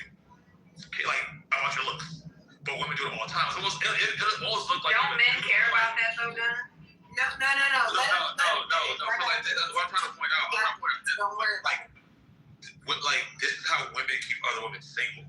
It's because, like, women are competing against you for the man you want. So they need to often mislead other women to get you out the way, to confuse you, so that way when they come from the back door, they go for your man. So I'm just saying, like, that's where that behavior comes from. There's a bunch of shit that y'all do that where it shows that way, and just it's almost like if women are telling us we don't want no broke nigga, and then they come up like, man, don't listen to man. You make $65,000 a year, bro. You got a bag, bro. Like you balling. It's like that shit don't even make sense. Like, but you're broke. Your name broke. Why does her sister keep popping in there like that? Yeah, but because you don't allow me to talk. Because you just want to listen to me. Okay, hold on, guys. I'm so sorry, guys. Hold on. All right, y'all. For now on, moving forward, I'm gonna make sure I set a new queue rule. That way y'all know, and I'm gonna start posting. When there's a queue, I'm gonna start posting the rules in the chat. Moving forward, there's gonna be no interjections during the queue at all. Only time there can be any dialogue in the queue if the person in the queue wants to ask a question to someone. Time to do that. But if they're not doing that, can y'all please just stay on mute so we can get through the queue and go back to popcorn? We do the queue because people overtalk each other. So we try to give everybody a chance to speak. That's the whole purpose of the queue. And y'all are not respecting that. So please respect that, and y'all can do all the crazy shit during popcorn and cafeteria style. Thank you. One mic on gun. Yeah, and I want to just wrap it up because I think this is a huge issue because it's so misleading, and that's how we compete. I'm like, y'all trying to keep you motherfuckers single and be the whole time going for the man you want. But for me, like, it's better to just be honest with yourself and stop giving a fuck about what people think. Like, acting like you're above average, acting like you're the greatest thing ever, that shit's not helping you. Like, it's just going to make you, like, stay a loser, and it's just loser cope. And when you stop doing that to yourself, you realize that most people are loser coping. It's like they want everyone to be a loser because misery loves company. So let that shit go. Like, I literally go outside, and I wear all black. I wear a fucking black Adidas track pants, a black fucking t-shirt, and some black ass sneakers, and I walk straight to the bar and I sit my ass down. And why? Because I want to know what women think of me out the gate, not by what they say, by what they do. That's what tells me where I am when I look right. Because ain't no distraction on no fly whip, no dope ass crib, none of that shit. So I walk outside like, damn, all right, I'm average. Because I ain't flashing shit. Ain't a bunch of bitches like lining up for me. So I accept that. I'm like, all right, cool. How else can I win? You know what I'm saying? But like this whole other shit that people are doing is just it's a finesse game to keep y'all in the losing position and keep y'all confused. And then the last thing I'm gonna say is, quit with this average shit. Like how we're using average is not correct. It's not about what you think of the person. It's about what the person you wants. If a person that you want says you need to make $1 million, you need to goddamn lose some goddamn weight, get rid of your kid, whatever the fuck it is. Unless you're willing to do that shit, then then just shut the fuck up. Like that's it. Be what the person you're looking for is looking for. I'll leave it there. Okay, so quick question before I jump in. When we're talking about competition, do you think that people should sacrifice their morals? Okay, why is Breezy talking? Hold on. Goddamn. I couldn't get to my damn phone fast enough. Everybody, there's a cue. All right? Like, please read the chat. There's a cue. Please read the chat. All right? You know you're next. Oh, well then where am I? Breezy, I'm going to throw you in the queue because I don't know. Am I popcorn? No, Breezy, listen. She has that Tito's bottle. I think I need to be the popcorn emoji. Sis, you done definitely got that bottle with Tito's, and I respect it. I just want to say that. You know what I'm saying? Shut the fuck as you wait up, Breezy. Turn the fuck up. Okay, so I'm gonna be the comma popcorn. But you can enjoy that bottle of Tito's on mute, right? One mic when you know. You know. NPC, let's get it. Okay. All right, man. I agree with the logic that some men are saying, like, hey, women need to be more practical. But I even though what you're saying is true, I disagree. I feel like what you want is you want good men to get cheated on. One of the good things about the female delusion is that it keeps undesirable men away from hoes that are going to cheat on them anyway. So I think that's a positive thing. And the other positive thing for the market is that there's nothing better than meeting a woman who chose wrong. Because now she's down bad. Now she's in poverty. Now all you got to do is, pay a cricket phone bill here or there, get some food snacks here or there, maybe watch the kids. Women, single mothers love it when you can help out picking up their kids from school. Like you can get a baddie on a discount. So I think that not everything is doom and gloom in this situation. All right, so AR was up next, but it looks like is back. So if wants to speak, he can speak, and then after AR, you can speak. I appreciate it. That was a lot of listening, but it's cool. I'm good at what I do. My food is cooked. What I wanted to say is, I'm noticing a couple people probably highlighted it, but I wanted to dive a little bit deeper into the whole average thing. What is average? I agree about that part.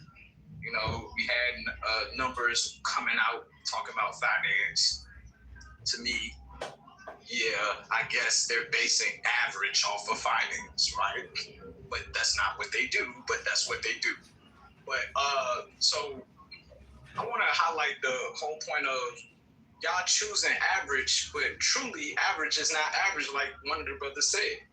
Because at the end of the day, somebody said 55,000 and up, and that's the average. If that's average, then what the fuck is really going on? Because doing the statistics, we're talking about 4,000 a month.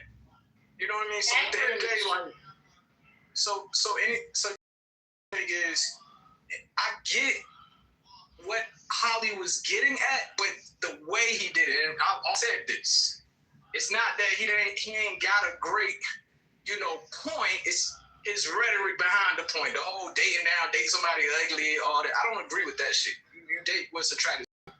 it's like I kind of agree with the whole lawyer standards when it comes to your mindset about what is financial stability and what is your role and what is my role. I do agree to the so-called 50-50. I believe in 100-100, which is put your all into the relationship. No, the finances is not. It's gonna be up and down depending on what God put you through. You aren't expecting that fucking accident to happen between you and your mom.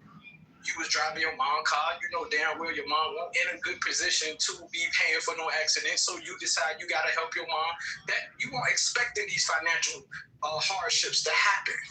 But if you had a good foundation, right, which is the mindset, which is not just depending on the man for everything, but actually coming up with things as a union and knowing that y'all have extra assets, extra incomes, then y'all would have stored something for a rainy day. But what we're figuring out and what we're realizing, what they didn't really talk too much about, but yet they did talk about it, and the Pookies and Ray really did pinpoint it, which is some of these women will talk about finances, you know, so-called average. They always hollering about it, but the truth is, a lot of these women are bad with fucking money, and the men can't really trust them. And then when they do and trying to highlight about the land, this whole highlight of women not being educated, men want uneducated. No, the Pookies and Ray, yeah, they probably do want uneducated women so that they can manipulate them and steal money from them. Yeah, but overall, if we're going to talk to morals, no, they don't want that. They don't want that because they want real examples of real queens not using them for their money because they was probably a Pookie. They probably weren't always a Pookie and Ray. They probably was just that way because of the bad women in their life. Okay, let's not get that twisted. They weren't born into being Pookies and Rays. They were molded into that through whatever financial hardships they had with their mother, father, whatever their situation is. They didn't jump into this game. Everybody was innocent when they came into this fucking world.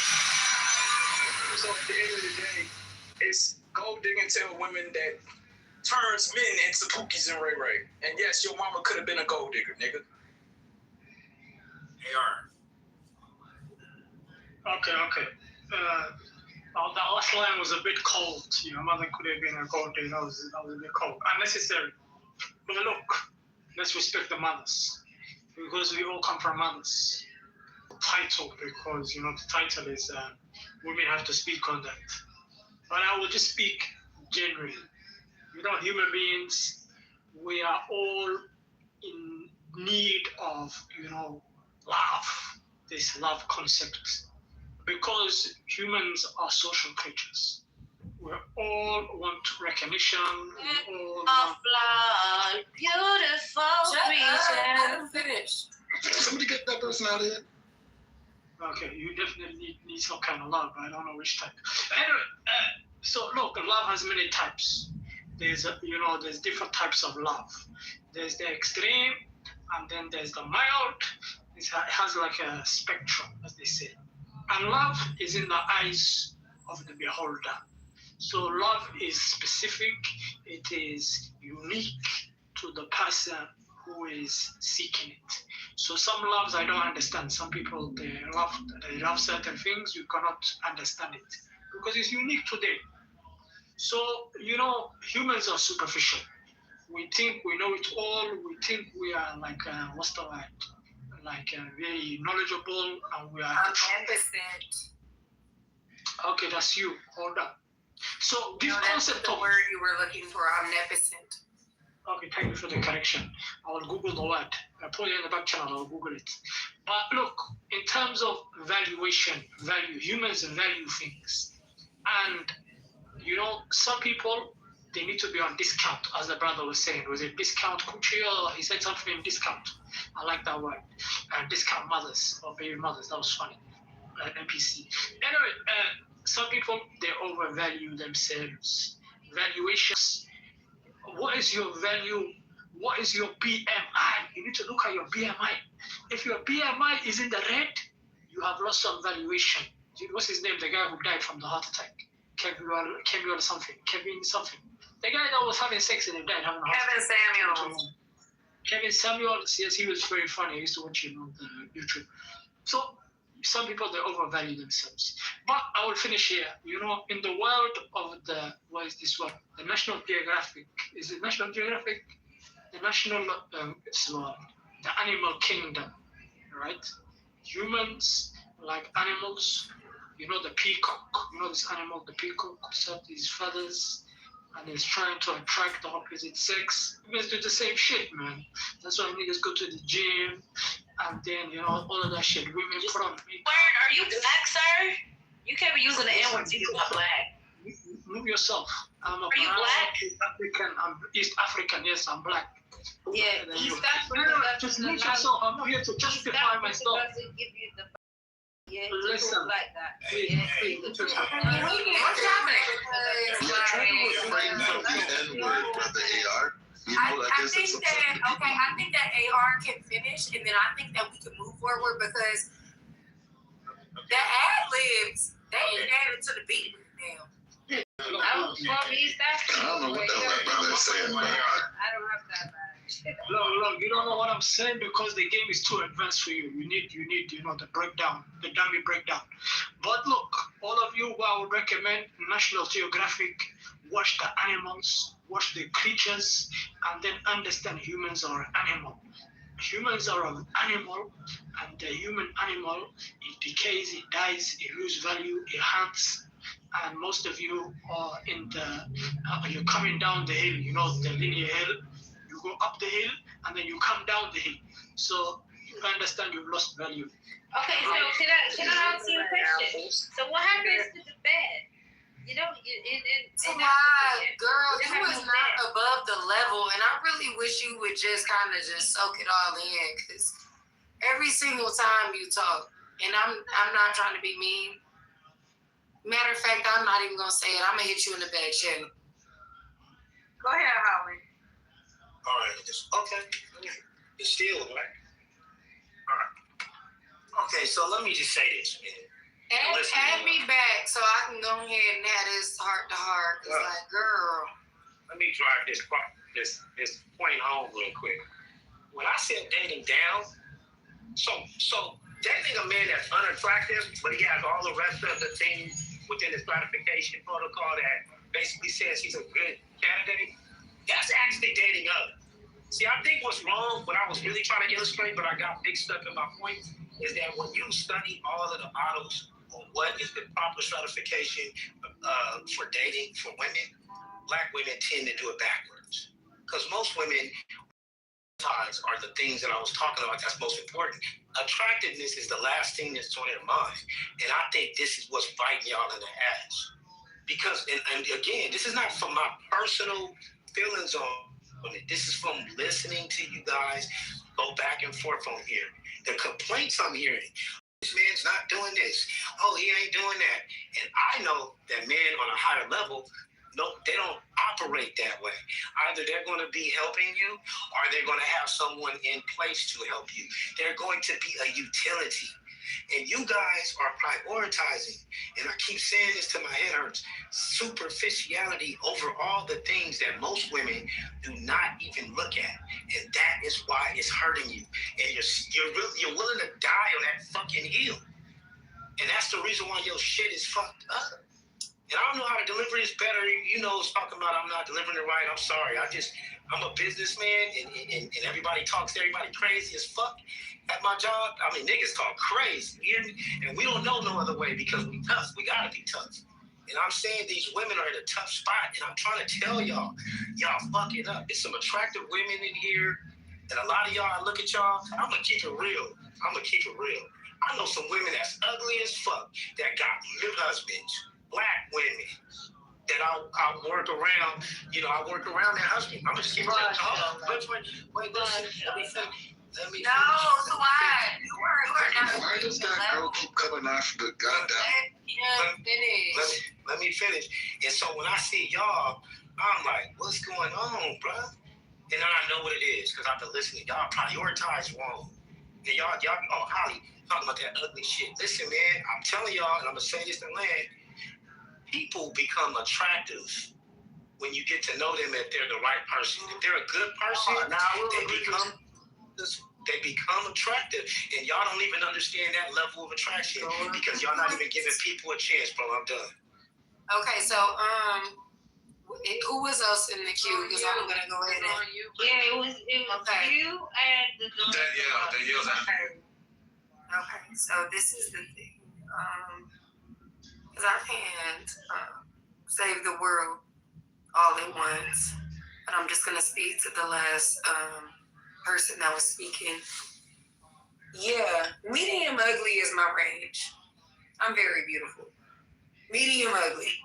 Them very beautiful niggas, they land on the side of they want to get by on their looks. I don't do the athletes, rappers, and whatever the fucks. You know what I mean? I ain't into that. Too many people that are willing to do things like a lick ass that I'm not willing to do. I ain't trying to compete there. It is what it is. Medium ugly. No, it's the reality. That's why you Don't think this shit is funny. I'm being very transparent. So somebody's dying. I'm not gonna lie. I think medium. Y'all let her finish, please. Please let her finish. You don't even make coherent sentences, but you want to talk all the damn time. Oh shit, no me. Anyways, so my lot in life, right? All right, you gonna look how you gonna look. You not gonna be no Adonis. All right, though, but you gonna get you some money in your pockets. You gonna be smart. Okay. You make nothing wrong. Shut the fuck. Who the fuck talking now? I do. Brother, take your clean sweat ass out of here. Oh my God. Yeah. That's a service. And then they also don't do that. I'm just playing. I'm showing you, brother. Go ahead. Sorry, Breezy. Take it over. But you enabling it. Your name enabling. Breezy, go ahead. I'm literally doing it. Let's get back serious. Let's get Breezy through this. It's not even get back serious. We was already serious. It's just a couple clowns that don't know how to act. It was raised by a wolf, maybe. That's about it. Why do you have to get so? So, anyways, I like that.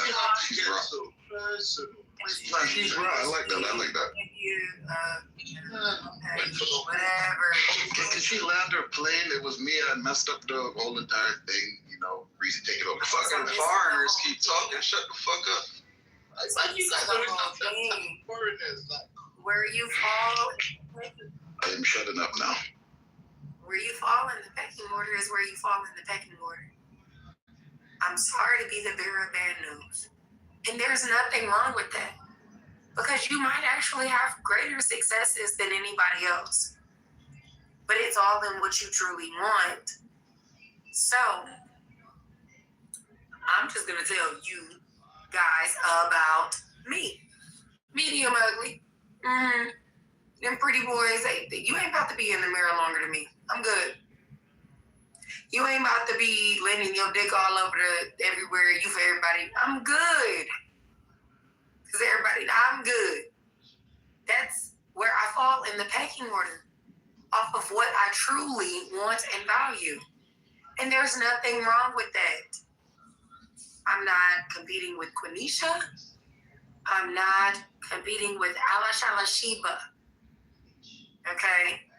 Because they're willing to do things that I'm just not willing to allow. And there's nothing wrong with that. And so in that is where you are. And so I really just implore people to understand that when you're looking at what do you want when you're talking about something called marriage, somebody that you're going to be with for the rest of your life. Okay? You're making this deal for the rest of your life. Not the growing pains and y'all gonna grow apart, grow back together. That's what you really got to consider. Y'all gonna grow apart, grow back together. Y'all gonna do this, do that. Is this person your friend? Up and down. Times get rough, tough. Somebody gets sick. Somebody is, You know, hell, y'all might have a bad season. Can you stop, Mace? Y'all might have a bad season. That season might be 2 years. It might be. Are you willing to do that with that person? That's what you're signing up for. Whatever. All right, 30 more seconds, Breezy. Okay, so like when people are talking about these different things, when Danielle said, you gotta pick a person that you are attracted to, because I promise you, if you're not attracted to that person, ain't no nothing going on downstairs. You ain't gonna want to. So you have to kind of keep that on the forefront to a certain point, and that might be taboo as women, but it still stands. And I'll just land it there. All right, thank you, Breezy. So, it's me. I think I'm the last person in the queue. I think I'm the last person. I think it's popcorn after me. So, I realize now that there's a compromise. Because I keep saying I have to be attracted to them, and y'all keep translating that into attractive. Like just because a person is not conventionally attractive doesn't mean that somebody won't be attracted to them, right? We see ugly people married to ugly people all the time because that ugly woman found that ugly man attractive.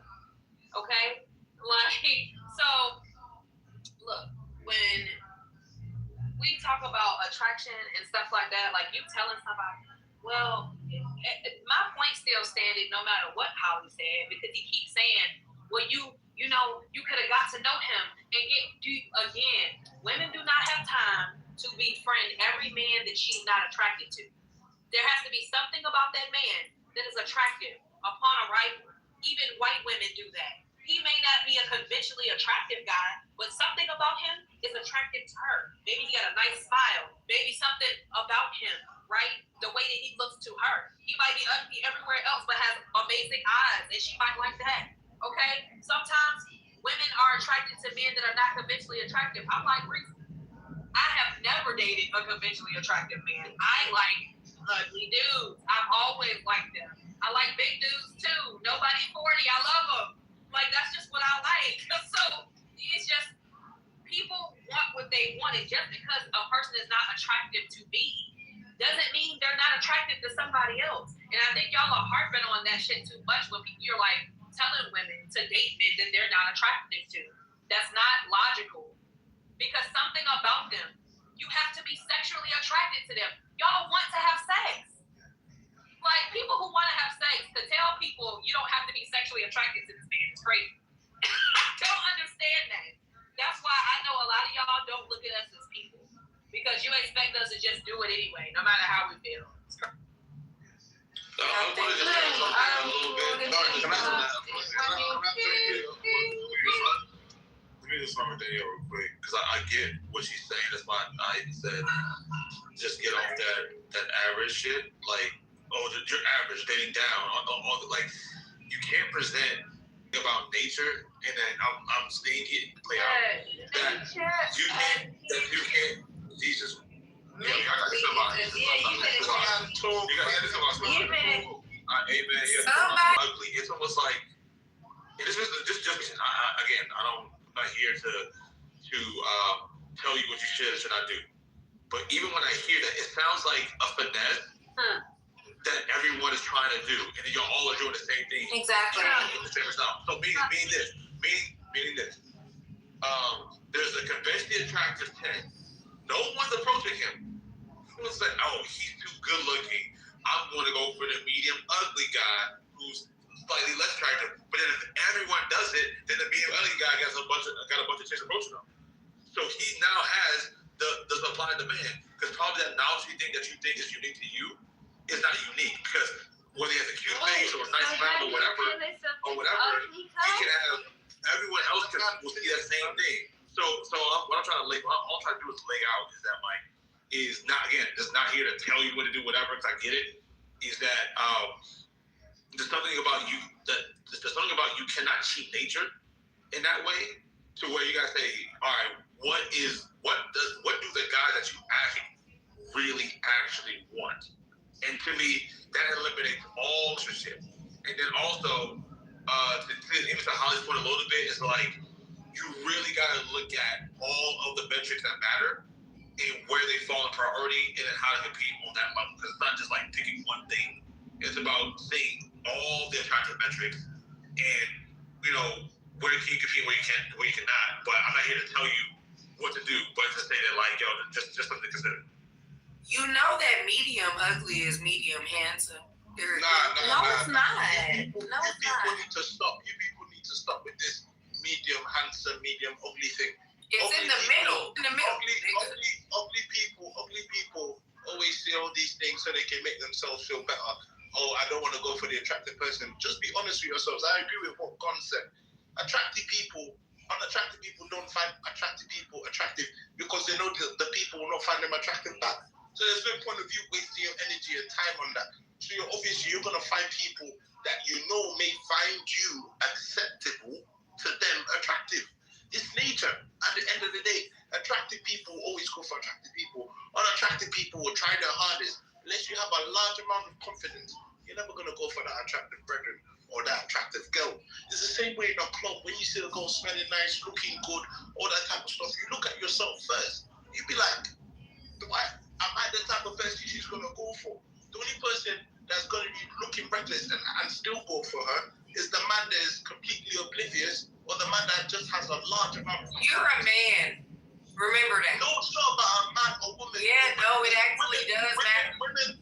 Women are more insecure than men actually, because at the end of the day, you guys don't know how to handle rejection. Men know how to handle rejection. All the rules, but none of them have rejection. Hold on, Breezy. I'm still talking. I told you you're talking. Men know how to handle rejection better than women actually. Women actually tend to lean more into going for the lesser option than men. That's the truth. Because women can't handle rejection. Women can't handle rejection because they're usually not the ones that seek approval. They're the ones that they're the ones that people go to for approval. So if a woman is seeking your approval, then you know there's something wrong. Imagine a girl walking up to you and asking for your numbers and brethren. You'd be like, what's up with her? Does she have an STD or something like that? You're going to think something is off. So at the end of the day, when it comes down to people settling for less, it's normal. It's life. Okay, so let me have this conversation with you. 1 second. Medium ugly and medium handsome are the same things. You medium. It is. Listen, hold on. Doesn't medium translate to average? Need help. It's what somebody is using to stroke your ego or destroy it. I prefer medium ugly. But it's the same thing as being medium handsome. You still in the fucking medium category. Why wouldn't you say medium? Can you shut the fuck up? Can you be not drunk, bitch? Can you not get on Clubhouse to be drunk, bitch? No. Can you not? Bitch, what are you talking about? No, bitch. Okay. Now, I just said, medium handsome and medium ugly is not the same thing, you drunk asshole. Okay. You drunk asshole. No, I can't. All right. Unfortunately, we don't refer to women as bitches in this room, so we gotta cut that out. What about drunk bitches? Okay, good. No. No. Get your answer. So, like, when we're talking So, like I was saying, the thing about it is that there is. Okay. All right, ladies. All right. One mic on mouth. The thing is, we love ISOs in the wind down. Right? Don't get it twisted. Yeah, let's. She's hold on. All right. I will see you. Can y'all please, Mr. Blunt? Yeah. I got it. I don't need no help. It's cool. All right, one mic on off. It's cool. All right, ladies, hold on. Just chill for a second. I got y'all. Ugly one? Yep. Hey, Breezy. Stop. I'm gonna move you to the goo. You get off mute, I'm moving you to the goo. All right. I'm about to give y'all a chance to get y'all shit off, all right? Just give me one mic at a time.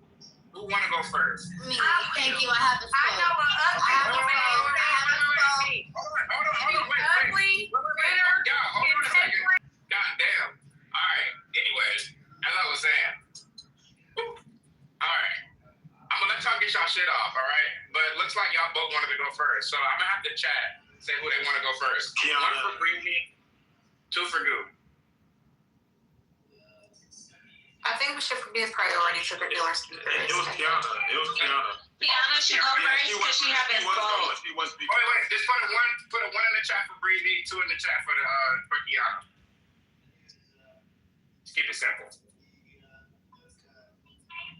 All right. I feel like we're good. I feel like we know what's up. So let's go on pass it to Kiana first, and then Breezy go right after her. 2 minutes apiece. Go ahead. Thank you.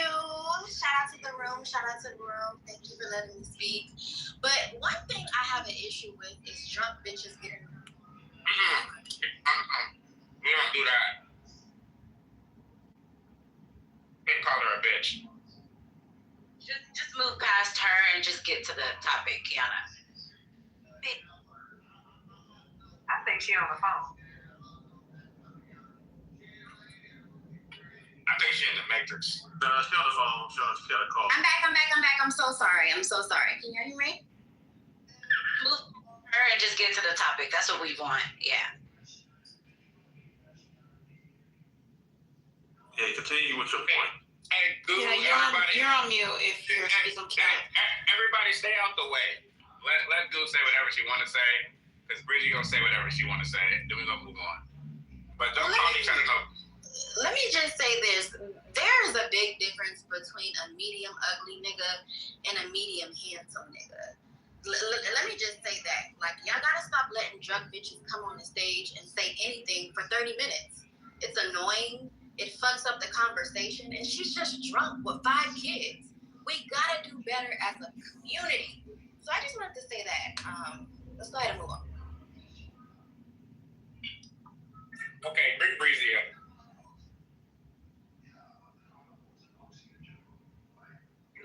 I think that we need to understand what the symptoms when somebody is ugly. You're drunk. They say things in a certain type of fashion and manner. I think that they probably, although I do think they brush their teeth, I don't think that they put on their glasses, when they did, because they would know that that's your pool, baby. They would understand that those are your men that you need to uphold and uplift. They would also understand that a lot of their behavior is unbecoming. They would like also being drunk on an app, having 5 kids. That's very unbecoming of a woman. Right. That is very unbecoming of a lady. You're right. They would also understand that lying is very unbecoming. They would also understanding we were in the middle of something, and because you wanted to bring your ugly ass up here, try to center yourself and make yourself seem right in a certain type of fashion. Meanwhile, calling me drunk is never gonna work. You would have already understood where you are in the pecking order, but instead of that, you wanted to try to sit next to me. Listen. What is good enough is good enough for me is good enough for you. But just don't be nasty and ugly and bringing no stank ass attitude over here. Because we don't play like that. Who doesn't play like that? You? You don't play like that? You're drunk. So here's the thing, right? You fucked 3 niggas on this app. You're talking about what's unbecoming of you. Let's start there. You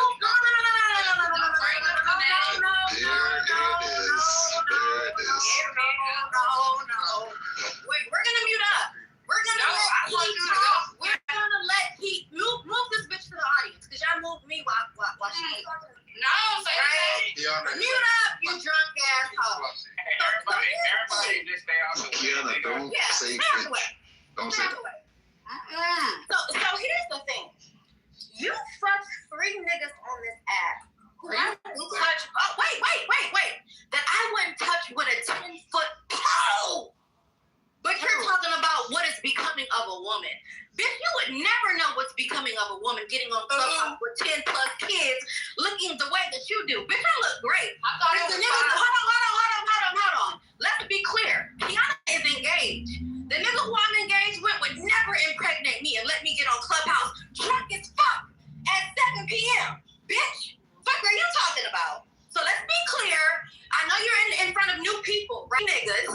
And you think it's cool, and you're drunk, and you have 10 kids. Please don't talk about anything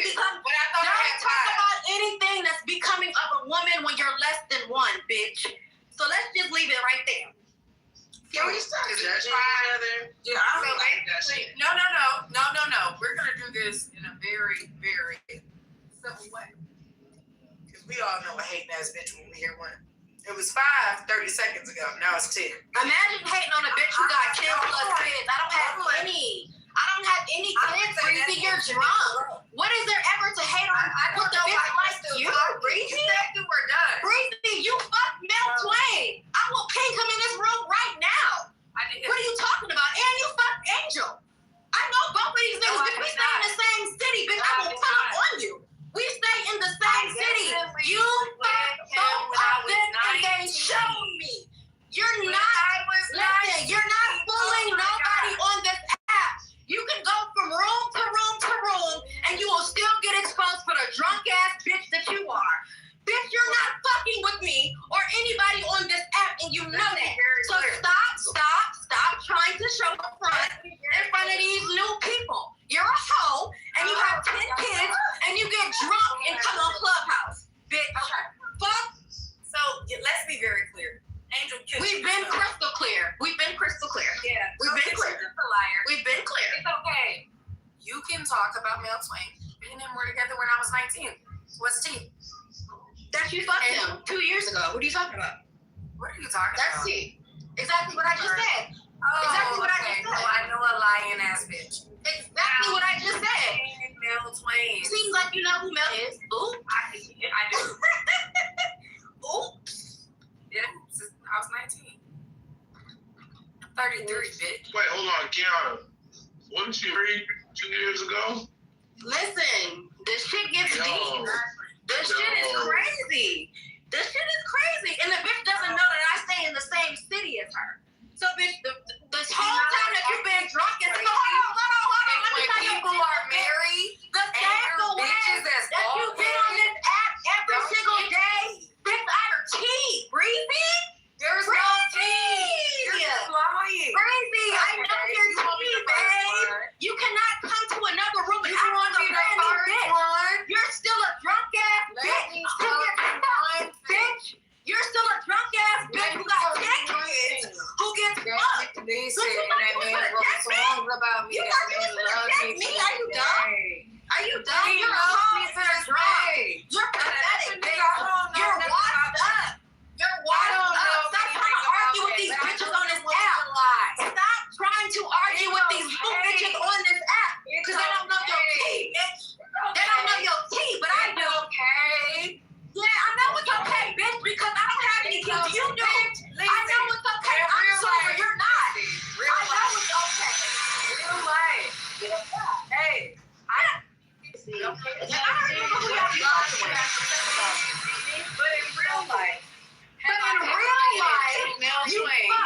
But in real life, you have 10 kids. In real life, you fuck 3 niggas off this app. No, what are we talking about? In real life, you're drunk. I don't understand. In real life, you're a medium ugly conversation. But the thing about it is, you try to make it personal, but I can make it real personal, bitch. You try to make it personal. You try to make it personal, bitch. Now I just made it personal. I see you. You drunk ass hoe, bitch. I'll pull up to where you stay, bitch. You know, get your ass motherfucking Don't do it. Yeah, it's not working. Bitch, are you dumb? I know where you stay, bitch ass hoe. Are you dumb? Trying with a bitch who don't know your tea, bitch. Trying with a bitch who don't know what you say, bitch. You stay in Detroit, Michigan, bitch. I know niggas who work. I know niggas who. Alright, this is gonna be the last from you. Yeah, I'm breathing. Do it for mom. Do it for the state. Appreciate it. I let y'all get y'all shit off. Y'all got it off. Y'all can't say y'all didn't. So let's stop. Y'all got y'all shit off, alright? Hey, thank you. Hey, ladies. I just said thank you. I got another motherfucking face. Thank you. Thank you. I heard something safe to do. Because this is the whole thing. Like not being drunk on the app.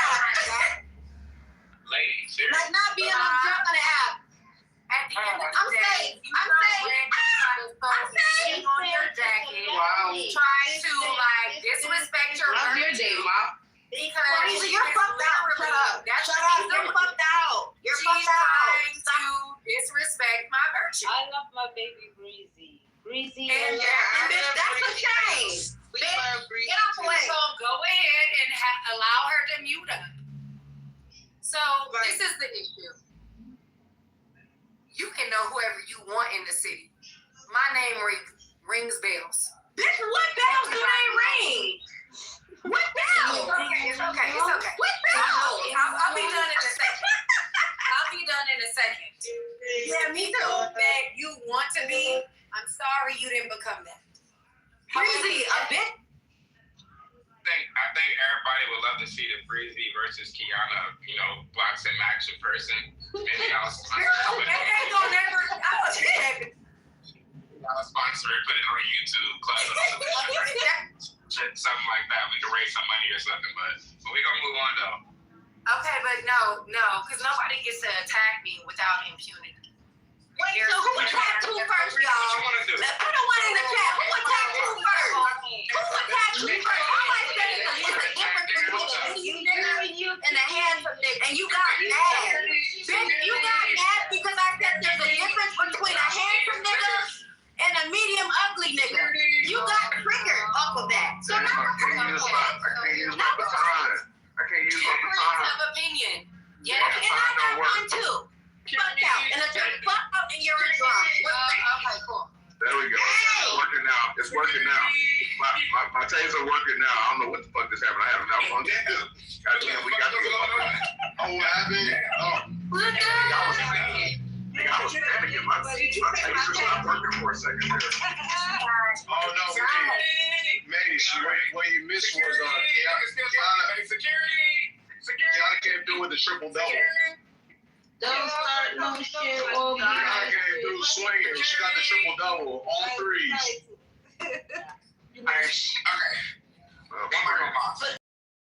Okay, I'm on my way to my brother's game. Bye, you guys. Having a good one, you guys. Mike, I just want to say, I do think Bree should have had a chance to fight that. Sometimes you gotta let these things kind of hash yourself out of it. I hear what you're putting down. I'm listening. Yeah, because I don't know, Kiana, I don't know that kind of get your licks in and try to at least defend yourself. So I thought that it would be good to let her say what she had to say. And then you know what, Holly? You know what? Made a space for that. Actually. So, about this, y'all two can take y'all ass to the wind up and do everything y'all want to do. We can keep the replays on and everybody can go back and listen to it. Whoever want to go over there. I'd rather not. Nah, you can stay here where I'm gonna be. I'm gonna be here. I'm not gonna go over there, but I'll open a room up for them so y'all can go do it over there. This is the wind up is for. Get y'all shit off. I'll listen to the replay. Let me get y'all the room. Hold on. Yeah, this is interesting. Let it happen. Let's see what happens. We're on an app. There's not going to be no violence. Let's see what happens. So, Mom, I got a question for you. Fuck up, all y'all. Chill. Hey, y'all, relax. I want to land my point. Bro, chill. Wait. I want to land my point, brother. You don't care about you got going on, and then the second I cuss you out or say something foul, y'all gonna be like, "Oh my God, you're mods. You believe you're mods." Man, just drop these niggas to the goo, man. I mean, at this point, I don't even care. So I'll open up a separate room for y'all too, if y'all want to do it over there. But I think that the majority of the room can say they had enough, though. Just straight up. Mob, can I say something real quick? Who is that? It's YB. What is it pertaining to? Oh, no. It's going to come back full circle to the conversation that we had earlier. I ain't trying to come back full circle. Oh, no. I was just trying to leave that shit right in the dead end. Oh, no. We're leaving it there. All I was going to say is it actually brings up a great title for you. I have a title for you. You know? Send it to the back channel. I don't know how to find that. I don't know how to find that. We try to get that shit off by any means. I don't know how to send it. Hey, Mace, like I'm not think it's a little upset. Niggas trying to bullshit. They're like, no. I got a title. Nigga, send that that shit in the back channel, nigga. The title was only like fucking 7 to 8 words. Nigga, you was finna give a nigga a whole fucking paragraph. Nigga was like, I just want to know what you feel about, and then give you the whole fucking thing. You'd be like, oh boy, man. All right, my bad. I'm going back to cooking. This is crazy. Bro, you still cooking? God dang. What are you cooking over there? No, I already finished. You've been cooking for a while. You know what? I think Breezy and Kiana probably have chilled out by now, right? I mean, we've been over here talking for about 3 minutes now, so no, they definitely haven't chilled. They in the chat banging, nigga. What the fuck? They chat banging. Guess I gotta go to the fucking Yeah, I ain't letting your ass back up here yet. Shit. You just call somebody an immigrant. Oh wow. That's why your mama's a hoe.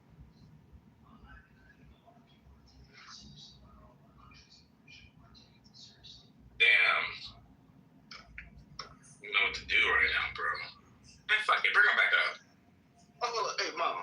You with the violence again, huh? Okay, let's go. Man, I don't even feel like doing the fucking other room and shit, bro. Like, it's just too much. I do see why I wouldn't get divorced on this app now. I see it. All right, y'all ready? I'm gonna let one of them out the cage. Hold on. In this corner, somebody give me a drum roll in this bitch. Somebody give me a drum. All right, I got you.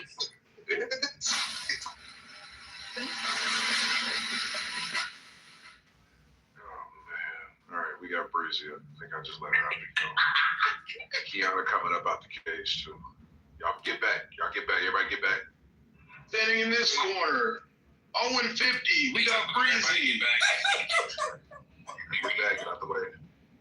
Why are y'all trying to make it seem like I attacked that woman? I really actually only came up. Girl, nobody gives a fuck. You know what you did. Move on. Shit. I can't get Breezy. Wait. Breezy out of her Turn cell. her mouth. The owner of the room. Don't your ugly ass talking to me, bitch. Bitch, move the fuck out the way. I had a weird ass hoe, bitch. We had weird bitches too. Shut the fuck up. Bro, I didn't even start it. These bitches want to fight me. Bitch,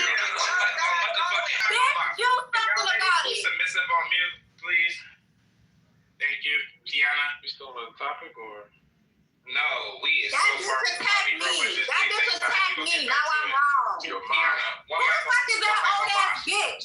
You ugly ass bitch with red lipstick? Bitch, we don't do that no more, hoe. We don't do that no more, bitch. You ugly ass bitch. You looking at the ground. Bitch, pick up the phone, hoe. Bitch, pick up the phone, bitch. A middle finger? How you packing up a whole? Hold on, Kiana. Stop. You were supposed to be talking to me, and you over here packing up somebody else and shit. So first of all, I don't want to keep hitting this button. Hey, stop hitting that button. Y'all hit this motherfucker as fast as I'm hitting the motherfucker. Stop hitting it. Stop, please. Ooh, listen. This is what we're gonna do, y'all. Same thing, like Kiana. I want to actually, can y'all hold on, like, real quick? Nah, I didn't do anything. Kiana, hold on. Kiana, well, first of all, I gotta tell you something. We don't refer to women as bitches and hoes in here, especially not directly and consistently across the board. Even a woman can't call a woman a bitch in here, right? So why that old woman call me a bitch then? Why the girl me call me a bitch? Remove that hoe. Remove her. Hold on. Listen, relax. I'm talking to you right now, all right? You don't gotta mention nobody else. You know, I'll check her when it's time to check her. But right now, I'm talking to you. You know what I'm saying? So I'm just letting you know because I think you new here, and we don't do that. We don't call women B-words. You know what I'm saying? You cool. You can keep doing what you're doing. I didn't call her. I told her to shut the fuck up. Bitch, you should have never been talking to me, period. That's the problem. I was talking to Mom. I don't even know you. Bitch, stay on mute. Nobody was talking to you. You're weird looking. Stop talking to me. Make me shut up, bitch. Make me shut up, bitch. Come and make me do it. Come and make me do it, bitch. Why are you even talking? The lead probably is right there above you. Why are you talking to me? Bitch, why are you talking to me? Nobody was talking to your ugly ass. Okay. So, the title at hand is Welcome to the Wind Down shit. Shout out to Mace. Shout out to Word. Shout out to Storm. Are women tired of trying to find love? That's the question on on the top right now. So I think if people wanted to speak, I don't know if they're still here. Look like Bobby wanted. I know it's another guy. He's not here no more. I'll take a swing at it. You know what I'm saying? I go after Bobby. Okay, go ahead, Bobby. Then we'll let Uncle Black get by.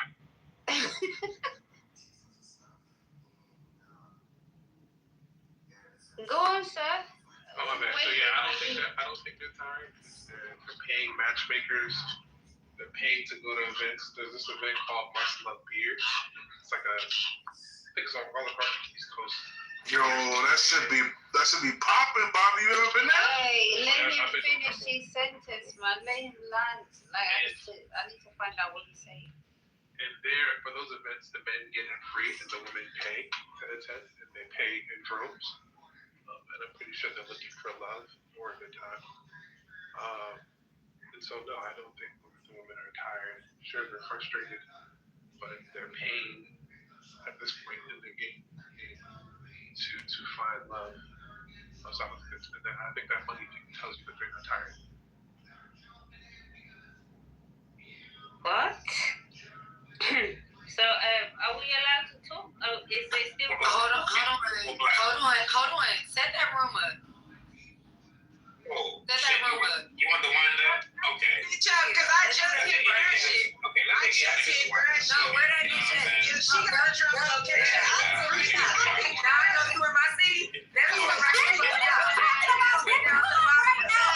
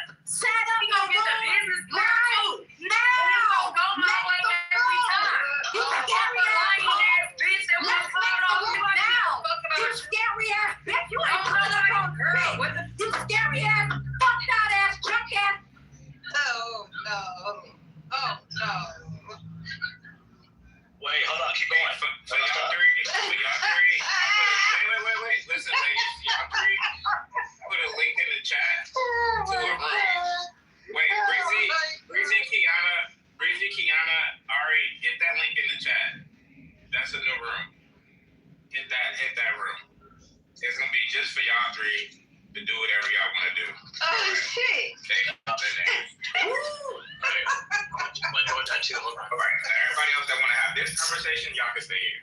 Straight up. That's how we doing this shit. All right.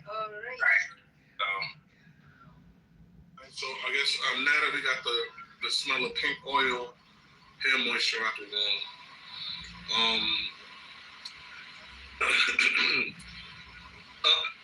if you gotta understand, love is not made for you. Love is for men. Men own love. You know what I'm saying? As a woman, But you own. yeah, I'm gonna. You might learn something that might change your life and help you decisions when it comes to choosing men. You have a bad track record. But love is for men. Men, at least in contemporary, the way that we look at love, in terms of two people falling together and spending the rest of their lives together happily ever after, and both people are loyal towards each other. That's a concept that, smarter men gave to less smarter men in order to get them to work harder and create the system through mercantilism and then now what we call capitalism. Like, this is an idea fed to men, right? This idea that if you work hard enough and you get the things that you need to get in life, you make yourself successful, you'll have a woman who will spend the rest of her life with you, loving you, caring about you, and making you feel special and validated, which gives you the opportunity to cheat. Because men need love so that they can come back from cheating. That's what love is. Love is where you come back from when you're done cheating. That's why men really, really, really desire love. Women, the best you're gonna get is safety, a roof over your head, and some money in your bank account from a man. But you're never gonna have like his love. Like, how many men, honestly, get married and never have sex with another woman for the rest of their life? Motherfuckers is gonna cheat. So by the definition of love, they can't even love you, but they want you to love them. So I think the women who are smart have realized, like, yo, this ain't for me. And they're just saying, yo, I might as well get the bag. We call them hoes, but I call them because they figured out you might as well just cry inside of a Rolls Royce. Most of them are not crying inside of a Rolls Royce. Most of them are crying on the bus. Like Uncle Black, you know what? Some of it, I understand the logic you're coming from. You know what I'm saying? I do understand that logic in terms of there is some logic to it. You going more into the details of just human nature and how people cheat and stuff like that. Character flaws that men have, whether they're rich or poor. Where you making a lot of sense at is I be trying to get them to understand the aspect of a man being a utility. That it just seems like a lot of black women just throw that right out the window. And this is where, and you tell me because you're a really smart dude. Am I lying? I think they lose this forefront. I won't even say it's a black woman problem. It's a foundational black African American woman problem. Like, they don't see, in other words, they never seem to value that part of men. It's like their whole outlook on men is almost like a little girl, like a Disney movie. Like, all they care about is, oh, he got swag, or, oh, he cute. It don't be nothing that makes a man a man. They want Prince Charming. And what's interesting is that most women will take a man that fits like their character profile, even if he's not of utility. Just like you said, right? Rather than take a man who's of utility, but doesn't necessarily fit their character profile. And what I mean by this is, like, if you're gonna deal with somebody who's gonna cheat on you, I don't think that's the worst thing, sis. Like, it's okay. Deal with somebody who's gonna cheat on you, but what is he doing to make your life better? Like, a man cannot cheat on you and also not make your life better. Now you the dummy. You the big dummy. You the big dummy. I mean, you know what I want to say? Like, I hear a lot of women say, oh, so men are just tools, right? I want to answer this question. Real men are tools. We're useful. What the hell? Of course, we're supposed to be useful. Just like if Rory said the roof is leaking, I need you to fix it. A real man is supposed to be able to fix it, or he better get up there with his friends, or he better go hire some contractors and get it done. And it just seems like a lot of y'all do not seem to understand that about men. Like a man is not just for show. He's not just somebody that's cute. He's not an accessory. He's actually useful. He actually fixes things. He fixes problems. He takes care of things. Like, I don't understand. Like, y'all don't seem to get that. Why do y'all think it's a bad thing for a man to be a utility? Like I really don't understand that. I think what it is that these men are sending the wrong messages to all the rest of these men. That's why it's confusion all day, every fucking day. We've been talking about this shit since 4 o'clock this morning. And y'all just don't seem to get it. Y'all don't want to take our advice about what we're saying about this whole ordeal. This title is about women.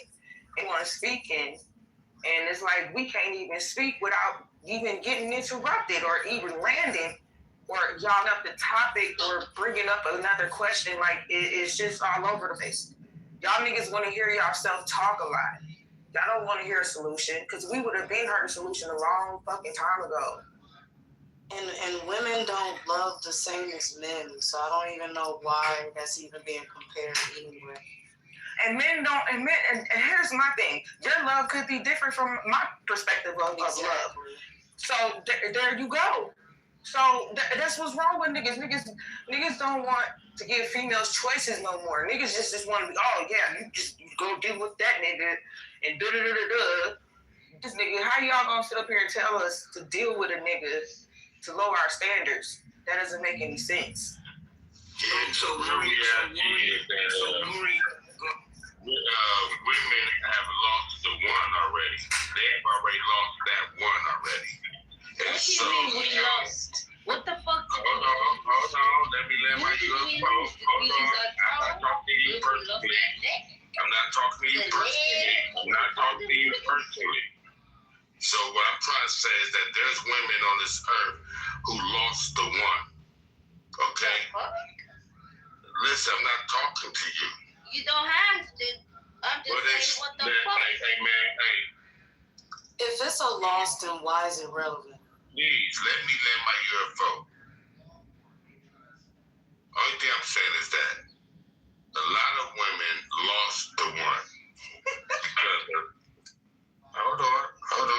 Throughout all the men that ran through their life, there was one that really loved them and they let they attitude, whatever it is, case may be, they lost him. Okay. Wait, hold on. So now the problem becomes to every other man after that, because what they expect you to be is like the one that they already lost. Okay. Hold on. I'm not talking to you. So stop doing that to me.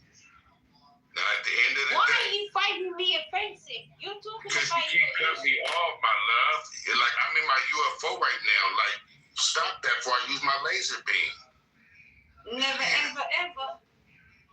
Like for real, like the only thing I'm trying to do is speak. That's why I hollered at you earlier about that shit. Like just man, fuck that.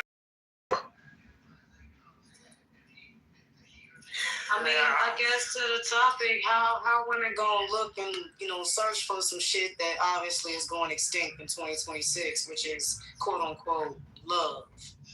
Like, you're not gonna have me out here looking for some shit that is going extinct and it's not existing. Like obviously that ain't reason why women are. I will see why they tired of finding some shit they can't find because it's not there. We just doing it with the NOB is a fucking disease. NOB is a fucking it's crazy. NOB is the fucking feminism. Yeah. Love is an actual frequency. Love is the strongest force in the universe.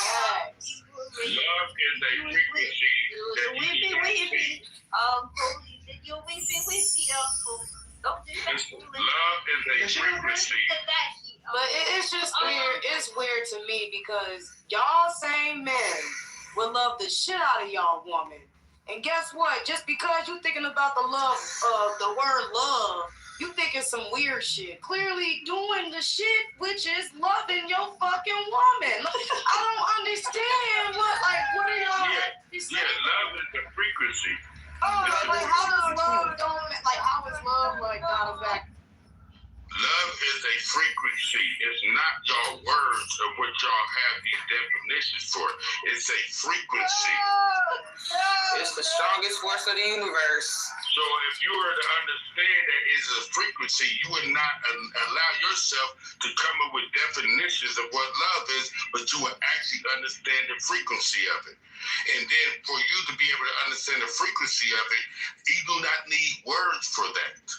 So this is the element, is that this word love has destroyed us because definition on what we consider what love is to a human concept of the words that different humans gave us of what the concept of love is. But love is invisible. It is an energy. It is a frequency. It has to do with what you have, what you tell me, how you can say this. There's good sex, the money, the 6 inches, 6 fucking figures. That's not love. Yeah, love is a frequency. I think that's why Clubhouse is giving you the frequencies, right? Clubhouse. Well, I'm just saying that this is an element for let me let my UFO. I'm almost done. So at the end of the day, when it comes down to the frequency of us understanding that love is not words or definitions or what we consider it to be, but it is something that's invisible that you can feel without words. And so this is the level that we need to get at as human beings, especially in relationships. It's not about the physical material, but it's about the energy and the frequency to understand who loves you or who don't. Yeah. They love you. 1%. 1% karma, bro. You're good. You're on 1% karma. Did you know that's what Clubhouse thinks of you? I don't care about what they percentage. Oh, you said about love. You said about somebody cares for me. Like, who the fuck cares for you? I don't know. Other than your mom, your dad, your kids. Who the fuck knows you like that? I don't know you like that. Well, it's okay. I'm not here to talk to you. So I'm going to let my earphone. My name is European. Okay, let's do a quick reset. First, I want to say shout out to the wind up, man. That was I actually like that. I actually like that, man. I ain't gonna even lie. Like, I think from now on, when there's an issue, I'm just gonna move people to the wind up. Whoever wants to move them over there, go over there and do that shit over there. And it's actually working out. There's people in the audience, people talking on the stage. Hey, do what you do. We can keep it really good. This man, I have no idea how happy I am. Anyways, how you were doing, but I don't want you to say the hyena. Bro, I'm finna change. He's about to go there. Yo, I'm finna change Clubhouse, yo. Y'all heard it here first. Damn near every room about to stop mimicking the shit that I do. Watch. Anyway, let's keep it moving. So, for women trying to find love, right? Any new speakers on the stage? Antonio, shout out to you. Baghdaddy, Derek, Dose, Mona Lisa. I think I heard from any of y'all. Something. How you doing? I would like to comment on the title. Doing good, Baghdaddy. What's up, Bonita? What's up, Tazzy? Damn, okay, everybody want to speak all of a sudden. Baghdaddy first, Bonita second, Tazzy third. Hey, Miracle, I don't know if you having trouble coming up, bro, but I'm going to open up the stage. Hold on, everybody. Let's get this dude up here, because I don't know. He's annoying me right now. Come on, bro. Free to go. Can you come up? Miracle.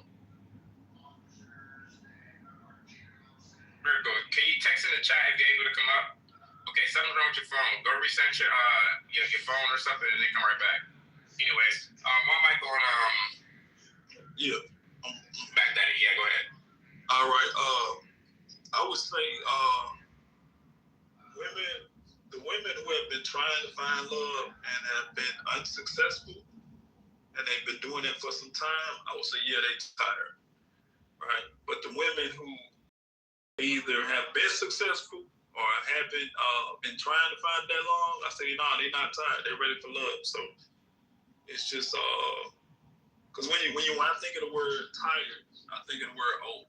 Like old, when something gets old, you get tired of it, right? So if you tired, you probably old. You know what I'm saying? So I land my plane. Yeah, it's so stupid. Something like that. Hold on, amen. Bonita. Hi, everybody. Good evening. So are women tired of trying to find love? The ones who truly are trying to find love, I don't think they are. I think they are trying to be more submissive, more comprehensive, understanding another person's perspective when it comes to a man, his leadership, and they taking their time. Some of them do take some time, not to date. For example, I spent 3 years without dating. I mean, and I had to do it because when you have daughters, you have to think about who you bring into your relationship, and that person has to have like the same mentality and some compatibility when it comes to parenting and stuff. So it's just not that easy. But the women who are really trying to love, they're showing it every day. Every time they speak, the way they speak is showing like they giving love, they giving respect to the man. They're not being trashy. And that is it's a minority of women who are really trying with those type of intentions and not just to get something out of men. I'll end with that. Okay, I want to ask her a question, but I might like to ask her a question, please. Is there a queue? I would like to speak on the topic when I got you, Derek. Next up, Amen. Hold on. We got Tazi, and then we got Derek. Then we can get to popcorn. Okay. Sugar cat. Derek, go ahead. So, a while back, I was given 2 sermons by a lady friend of mine, basically to help me, but I feel they can resonate and help anyone. It's by Pastor Jamal Bryant. The first one was, I had to date them to find you. Okay, basically that's just saying you have to date people to find your person. But the thing is, when you run into those people who are not your person, you need to get away from things. Women are getting tired of dealing with the people who are not for them. And sometimes when they find that person that's for them, that person needs to energize them. The second sermon was how to make your woman climb a wall. Basically, it's the man needs to be the wall that the woman can climb the vine can grow around. When that woman finds that wall she found, she won't be tired. She'll know she can depend on that man. So no, based on those 2 sermons, if women look at that point of view from Pastor Jamal Bryant, I don't think women are tired of dating. They just need to, leave the sorry ass man before he or impacts them in a negative way, to where she gets tired and may miss out on that wall that she can grow around. Quoting Pastor Jamal. Can I say he's a liar? Yes. Can I tell him he's a liar? Because I know he can't even handle the weight of a woman. Yeah? What is his size of his weight? Like, are you telling me if I got hips and it's not, I have Amen. Amen, I got a question. Amen, I got a question. Man, it's a goddamn analogy. No, I'm talking about concept. I'm talking about holding the hips. Can he handle the hips? So we know that's you. Is she trying to? He's doing bullshit. Growing on the wall? Bullshit. I'm saying he's doing bullshit. I think it's best stated to quote like Dr. Seuss for this motherfucker. She went all the way over. Somebody quote Dr. Seuss for this motherfucker, man. Shit. God damn. What I mean by that? Y'all want me to explain it? Go on, we're waiting. So basically, what the sermon basically states is the man is the foundation. Okay, if we are weak wall, that woman can't grow like a vine. Y'all ever see how vines grow? They grow everywhere. They're gonna grow. They're gonna grow and cover everything that they're growing on. If us men, if we are a weak wall, that woman, her vine is gonna crumble. So we need to be a strong wall to provide for that woman to grow around us, and we can provide that foundation for her and ourselves. That's basically what the sermon. When I first got the sermon, I didn't understand it. It was over my head. I was young when I got this sermon. I didn't understand it until I got much older. I was 24 years old. Got that sermon. You're not even speaking the type of right English. You said vines. Vines, yes, vines. Next, but it's not vines. Vines do not grow on the back of the This is not my analogy. This is no, it does not. Yeah, well, you need to speak. Listen, you said speak English. Yeah, you need to do correct. Speak correct. Ma'am, this is his analogy. If you don't understand it, that's okay. What? Man, just hit him with the green eggs and ham. This girl is so cute.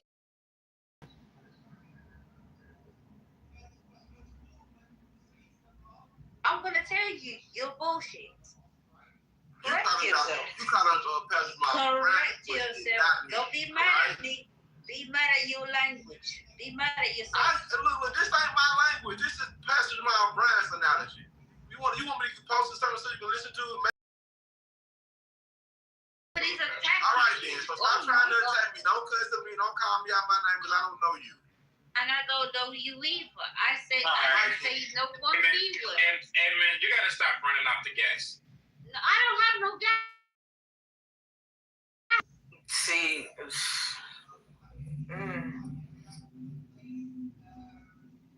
But I hope whoever got what I was saying from Pastor Ron Brown understood where he was coming from with that information.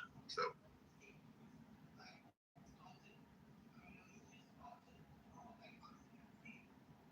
Let's get Nurse Swag up here for a reset. Nurse Swag. Hold on. Nurse Swag, welcome to the room. Maria, welcome to the room. How y'all doing? Hi. What's up? Hello. You said, okay, turn in that pink ticket for us, please. We're definitely trying to grow the space. Nerd, hold on. I'm going to pass it to you. What's up, champs? What's up? Cyber. Hello? Did you want to speak to me? Yeah, Maria, I'm speaking to all four of y'all. Champs, Cyber, Nerd Swag, all of the speakers. But Cyber, hello? Hey, what's up? Cyber, I think that Mace offended you earlier today. I just wanted to talk on his behalf. Sorry about that. Yeah, I think that one of your Mace offended you earlier today. I just wanted to apologize on his behalf, you know? But it's okay. Forgive me. That's all good. You seriously did that, huh? You forgave me. No, sis, no, I forgive the Mosey. You wicked. You selective. I see you. You selective hearing this here is a fucking wicked shit, bro. Oh man, that's okay. Amen. How much have you had to drink tonight? Yeah, don't worry about that. Ask him, because he's selective hearing this. How many cats do you have? He's selective hearing this will tell you about that.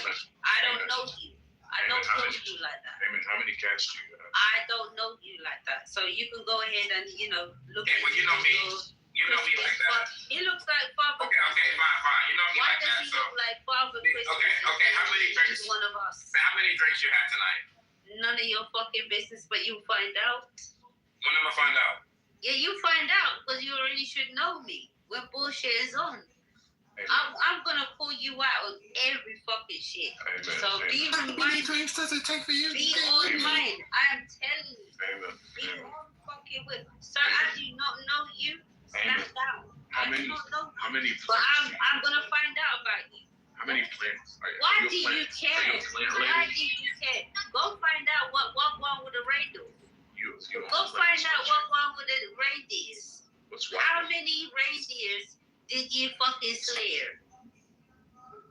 But I don't want to waste the time. Waste the time. Go find out what the wild one is. That's another one. You got Walmart from Hey man, Yeah, that's another one. Hey man, I might have to put you in the goo for a little bit, unless you want to just be submissive on mute for a little bit. Hey, listen, don't challenge me. The dude challenged me with his stupidness. Don't challenge me. I'll stand down. But he challenged me.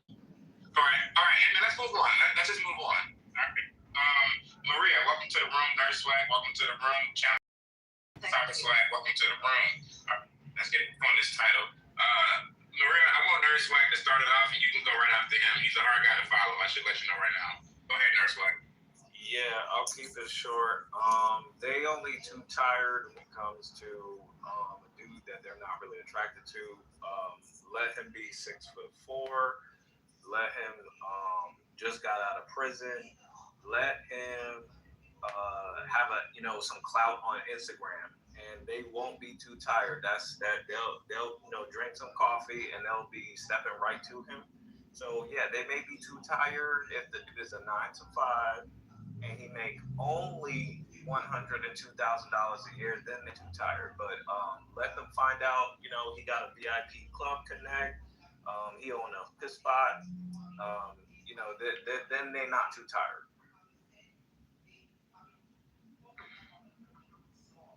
Can I say something, please? Yeah, Maria, it's on you. Okay. I'm never too tired for the man that I love. I still love my man. I call him my man, even though we are having a break. Because I messed up. Now, I wasn't unfaithful or anything, but unfortunately, I'm mixed with Latin American blood, and I think I got angry with him for not spending enough time with me. I've known him for 4 years. I took time to get to know him. I asked him I would like to meet his family, and I wanted to be serious, so I told him about that. So I would do anything for him, but we're having a break because he said to me he's not ready. Wait, So hang on. I'm not sure how long I should wait for him, but he is a good man. He's got a very good job. He cares. He works with special needs children. He works 2 jobs. He works as security in a nightclub. I mean, obviously that does make me jealous, but I have to calm down and believe him when he says he's not being unfaithful. But the problem is he's not ready. He said he's not ready, even though I'm in my 50s, so is he. We're the same age, really. And the way we met was like God meant us to meet, because we reconnected. We met, we had a little break, and then we had another break. Then we met again by chance. We didn't organize it, and we both said God made us meet. Now, when things like that happen, there's a lot of attack that comes on relationships as well. So you've got to remember that we've got an enemy. I know you guys, I hope you all believe in Jesus Christ as the Lord God and living Savior. But obviously we have an enemy who's trying to destroy our lives and destroy relationships, and we got to be aware of that. So we've got to be walking with discernment. Now, I messed up because I got angry and I cursed him and I said bad words and I lost my self-control. So I repented, I said sorry to him, but we just have to have a break because he just hasn't got time for me because he got too much commitment. So Maria, you said that something made you change the way you are, like something in your attitude, like something that you have heard or something that you have actually acquired from somebody else or from hearing something else. What was that? Something made me change my attitude. Yeah, you know what? I had to pray, and I just said, Holy Spirit told me you've been rude, and you gotta say sorry. Because I was in my feelings instead of being in the spirit. Like instead of talking about what's good for the relationship, I talked about how I was feeling insecure, and I went to my feelings instead of. Yo, Maria. But was that in other women? Hold on. So I'm not saying generally. I'm not really specifying in men who do that, but I'm thinking sometimes because I don't think it's really fair to see women work from their feelings. A lot of men. Look, I'm a mature woman. I've got 4 children. I've got grandchildren. I lived with my husband. I had a previous relationship. Blah blah blah. I've been through a lot. Maria, is he a man of faith as well? Yes, he is. He God, and he does worship God. And okay. I think the problem is that he's got too much on his plate, 2 jobs, and he's looking after his mom. He lives with his mom. Okay. And how long y'all been dating and talking and courting? Huh? How long have y'all been together? Dating and courting? Well, we had a break, and then I've been dating back with him since August last year. But before, I've known him for 4 years. And y'all been off and on that entire time? Well, not off and on. We were together for about a year, and then we had a break. Who broke that off, you or him? We both had, it was me, because I was really depressed. Gotcha. I was very depressed. The second round? Go ahead. So when we connected again, just tell me the facts. I don't need a lot of time. The fact of the matter is I broke it off because I felt like he wasn't giving me time. Got you. So that's the first time. You said that y'all are off and on. And the second time I broke it as well. But he told me that he's not ready. So he also broke it because I told him from I want a serious relationship. I don't want to be messing about. Okay. And have there been any other off and ons? You're on 2 right now. No, only him. Like I've only loved him from when I met him. No. I'm asking. Listen. I'm asking you, have there more off and on? We're on number 2. No. Gotcha. And you broke off, and he broke off this second time? Yeah, I broke off the and I did think there's pressure on the guys, on men. And what kind of job does he have? He works with children with special needs in his main job, and then he does security. So he works 4 days a week working with special needs children, which I know is nightclub on the weekend. And then he works security on Thursday night, Friday night, Saturday night. So I don't really get to see him for that. Gotcha. You got a little conundrum, but it's pretty easy. How old is he? Just of course. 55, same age as me. Oh gosh. You got any kids? He's got 1 child and I have 4. And is he active in that kid's life? Yeah, he is. He's still he's good. He's a very good guy. That nightclub is a red flag. You have every reason to think about that. And if you're being smart, there's a reason why your suspicions are high in that. I'm telling you that is a red flag. And the other piece is that he may just be for the world right now. I ain't gonna hold you. You may be focused, maybe distracted on some financial issues. He may be going through a whole lot of other stuff. But that should be enough of an answer to let you know that may not be your cup of tea for now. And you need to embrace that. Yeah, I would suggest that you do one of 2 things. You should either date a man who is 20 years old, probably your father's age. 75. I mean, hey, that's again. I don't understand why. Listen, I want to tell you something. I look good for my age. I work out. I'm just as strong as a Okay, that's great. There are men who are 75 who are in good shape, but the thing is, 75 is too old. Again, women. I don't know. Okay, women. This is a lesson for y'all in the room. Like, it's not gonna get easier as you get into your 50s. Okay, you're always gonna date an older man. I don't have an old man. Put him in a coffin like 10 years later. No, I want to have a man for at least 20, 30 years. Okay, well, the reality is that 55 is just taking care of his parents a lot of times. So, honestly, he needs a younger woman who's just going to pitch in and help his mama. Like, that's just the realness. I've offered that, and I said, and I actually do go to the center where she stays, and I do help. I already do that. So, what happened? Bro, he's not that interested in her. I think he's got somebody else like He's not that interested. This is not mathematics. Men are very simple.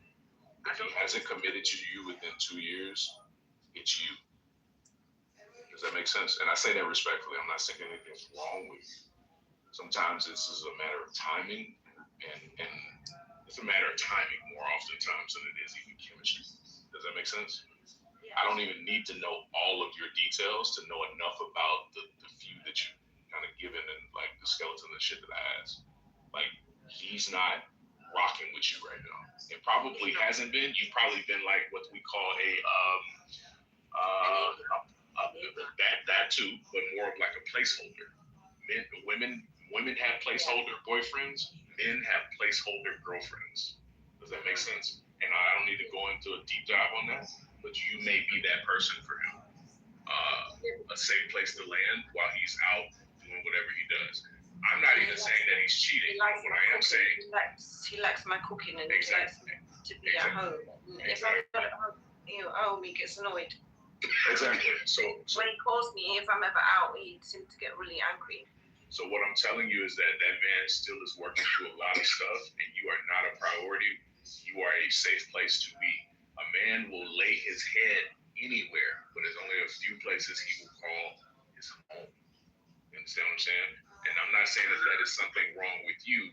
What I am saying is there's something in the chemistry and the timing of this. I would imagine that there are a few other things that are going on with y'all interpersonally, just based off the foundational shit that I asked. You understand what I'm saying? So I would take those clues for what they are. I would be single. I would try to find myself, get closer to Christ, right? There's nothing wrong with being single. Singleness is not a curse. Singleness is an absolutely God-ordained thing that helps you be in more relationship with him. So you don't have to be juggling other people and other things, other spirits, other souls. Does that make sense? I would, because of your confessions, and particularly about the Lord that you serve, I would suggest that you lean further into that than you are into anything made of flesh right now, because it's going to lie to you. Does that make sense? Yeah. Nobody else is going to tell you that. Nobody else is going to give you any kind of insight on any of this shit. I'm telling you, he is somewhere where he wants to be, and you got to listen to the behaviors and the signs when men tell you those things, because they're never going to release you. He may not have a lot of options, so he's definitely not going to release you. He's going to keep you around. He's going to drag that string as long as he can, right? And if you're always going to be there, you're setting the tone for how he's going to behave. He is not there. When a man is sure about you, trust and believe, there's no doubt in his mind. And so if there is any doubt, there is no doubt. Make sense? No, I'm lost on there. Basically, are you saying that there is, let me tell you the truth. I think that he's having an affair because he's not being consistent. I understand that. I don't need to, look, this isn't the place to spill all that. I know enough about what you said to tell you that is a high probability. What I'm telling you is that I'm trying to empower you and encourage you and help you understand it. That is not necessarily. No, she understands it, but you have to realize it as well. Like, her mind is her mind. Amen. I'm not talking to you. What I'm trying to help you understand is how to get out of that, right? Neither of you have enough time to be consciously engaging in relationships that will take that time and do the same, right? So I just need you to understand that part. This is very little to do about him. This is a lot to do about you. So I'm just trying to encourage you in a really forthright, right way that not a lot of people may give you. Mr. I add something to your statement. Ma'am, you need to do. Mr. Mace said the right word, priority. You're way down his priority list. Boundaries. You need to set some clear boundaries. And if he's not going to meet your needs, I'll put him outside your boundaries. Cut him loose. You know, because when someone is not going to respect your boundaries, they don't respect you. And if he's not making you a priority, I said this in the chat too. The same word Mr. Mace said, priority. You're way down his list. You know, and when you prioritize your boundaries over his, then you will see Mr. Mace is telling you right. You need to cut him loose. Yes, you have. I have a lot of offers. I have about 4 other guys want to go out with me, and I've been. Well, there you go, right there. You see, now you want her to behave stupid. Nah, see, this is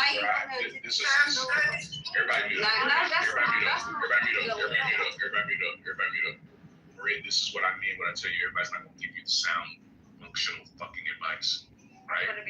Just because you got options, that don't mean that you should have for you, that you want, right? So don't just, I'm telling you, stay in singleness There's some stuff that needs to be worked out on the inside of you.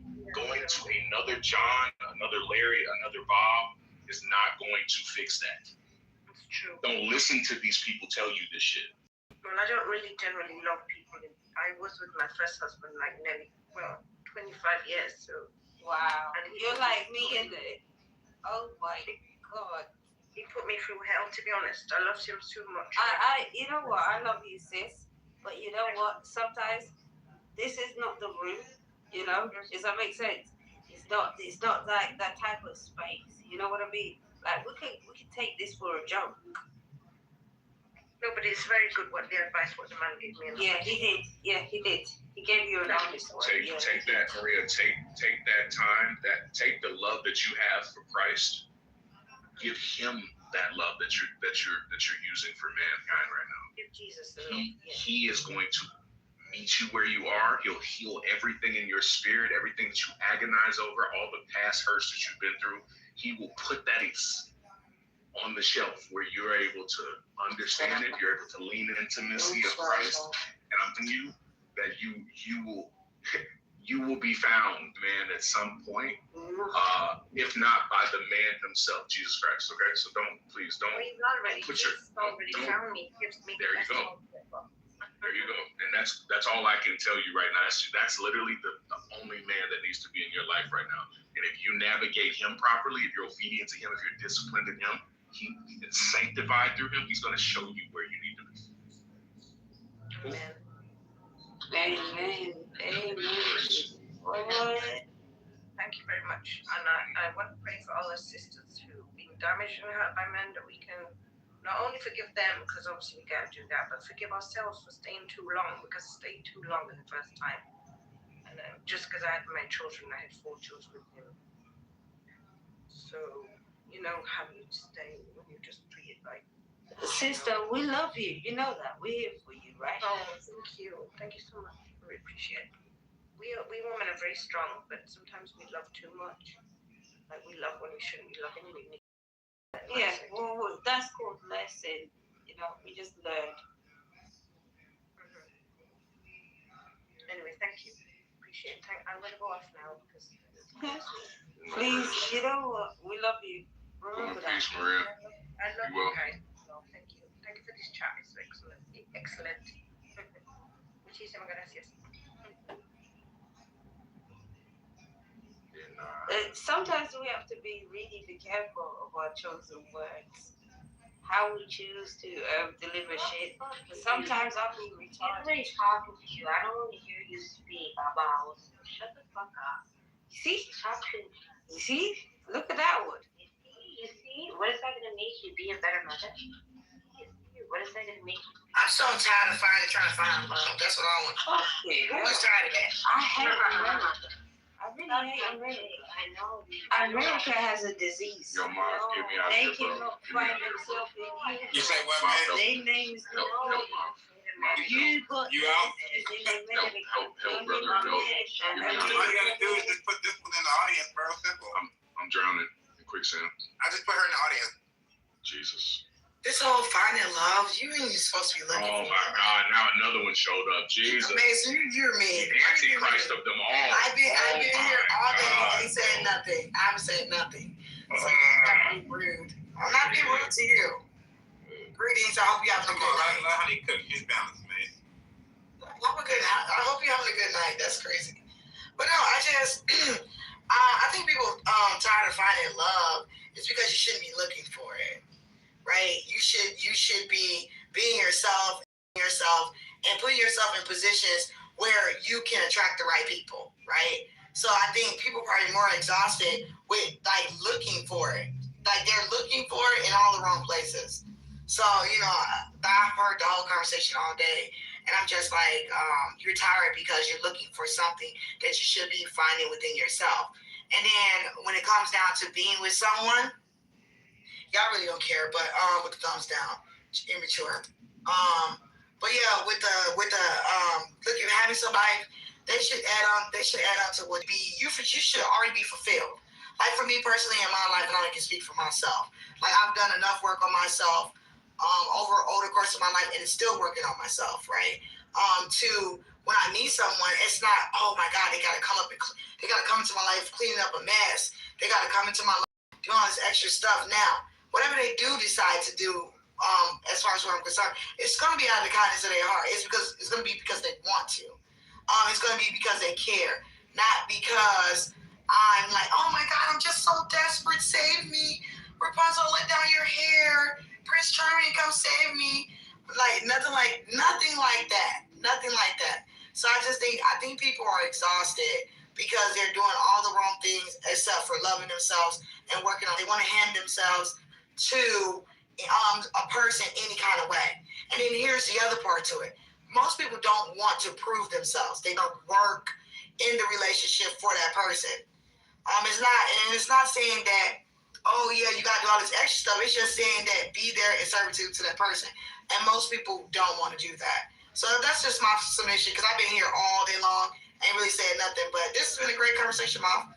But yeah, kudos to you. Yo, what's the word? What's the word? I ain't got a word. First of all, hold on. Let me goddamn stop. I need motherfucking thank you, nigga, real quick. Nah, honey, I appreciate it. Nah, really though, this conversation from the last room to this room, although it has been a lot of degeneracy, I gotta be honest, there's been a lot of significant points made and just a lot of whatever we call as content. Like I can't wait to really. I haven't been able to listen to the replays of the replays of none of those videos.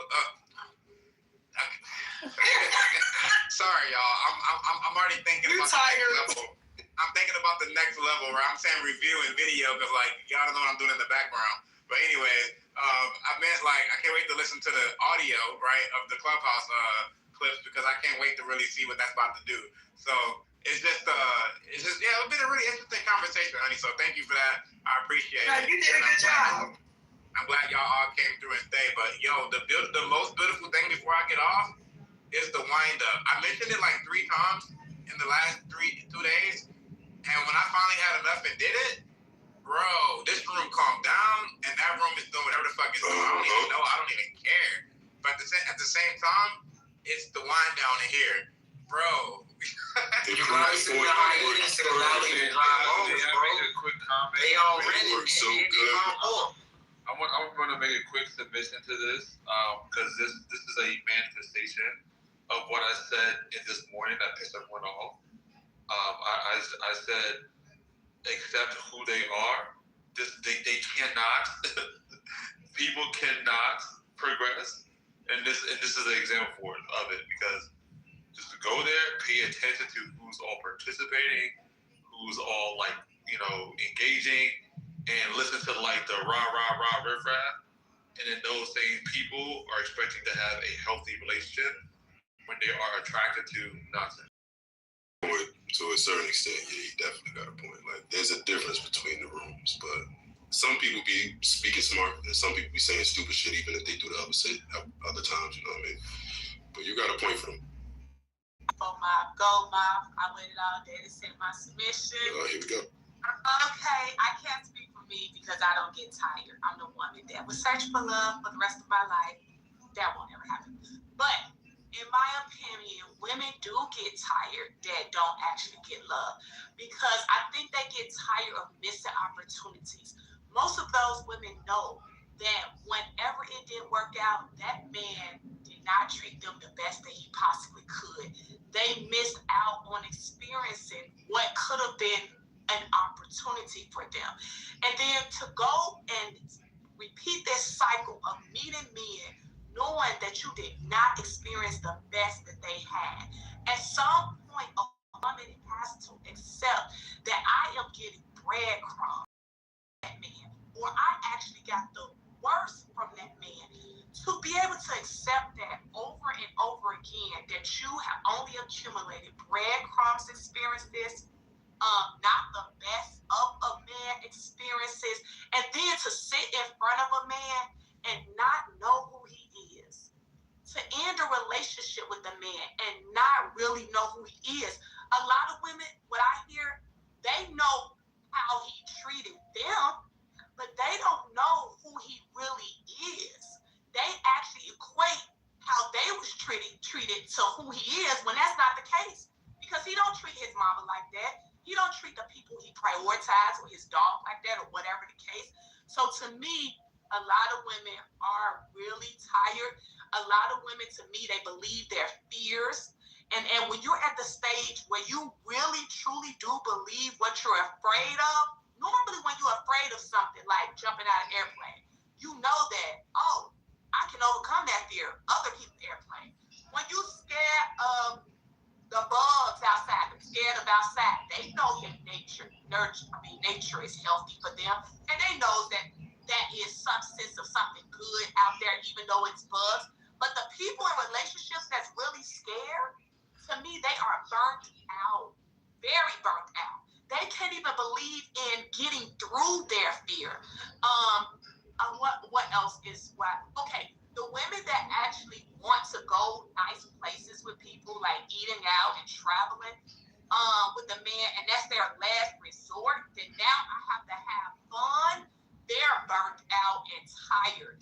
To me, again, that's a missed opportunity because they are settling for now their last option, which is fun. They parade like this fun even equals love. They parade like fun equals loyalty. We know it don't. They parade like fun equals protection. We all know that, does it? They parade like fun equates to paying off your mortgage, setting you up in life, and you not having any worries. None of that actually have occurred in their life. So to me, they just represent this real burnt out energy. And I just think they need a fresh start of joy, happiness, of I can do it, of I love the process, of I'm getting closer and closer to the one lady earlier in the room. Baby girl, I don't even know her name, but every time she speaks, it's like she's auditioning for her future husband. And to me, that represented, that's the best part of the room to me, a woman that is very joyful about, baby, I don't care how many times I gotta get ghosted, and I'm about to let y'all. How many times ghosted, how many times I gotta see the red flags and gotta walk away. That to me represents a woman that is truly not tired, and I land.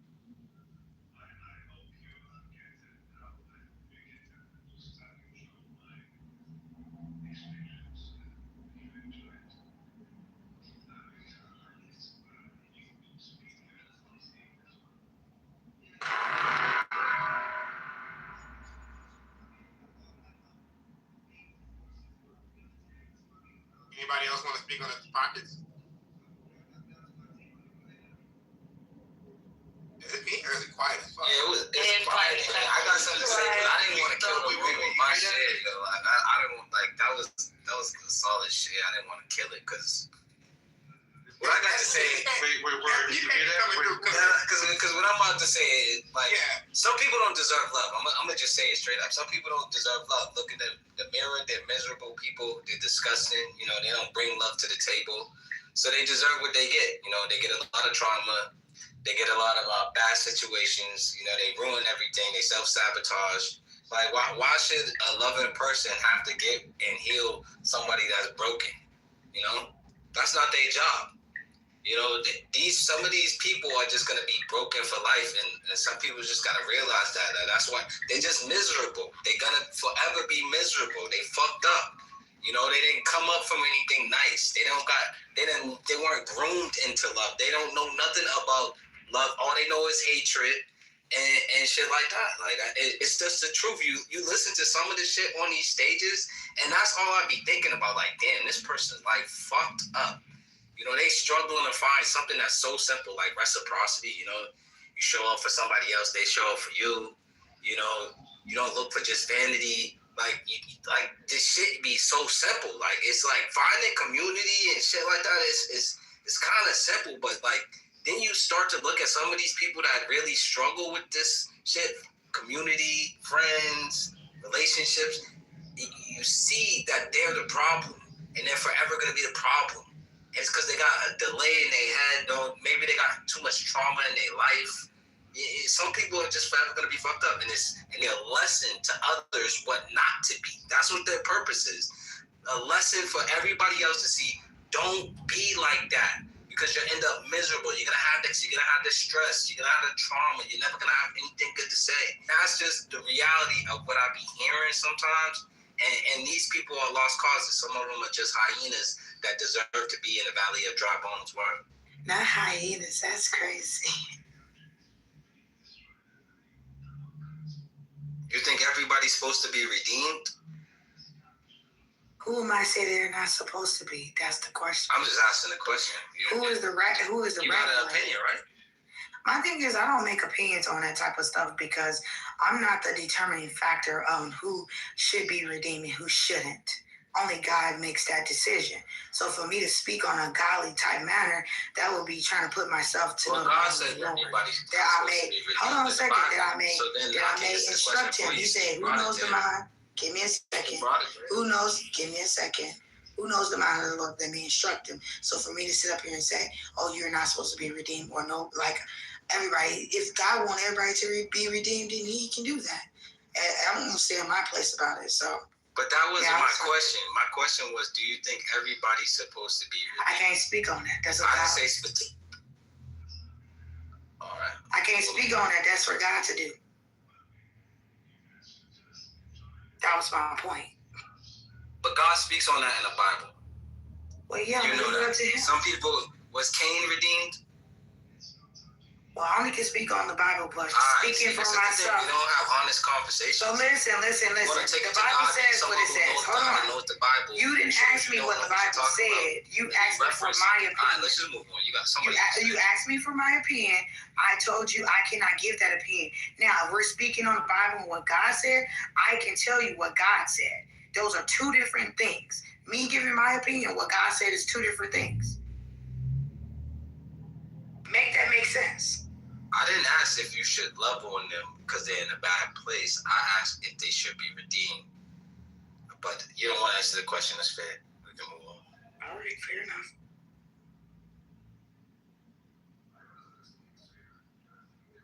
Hear that sweet sound? That's the sound of civility.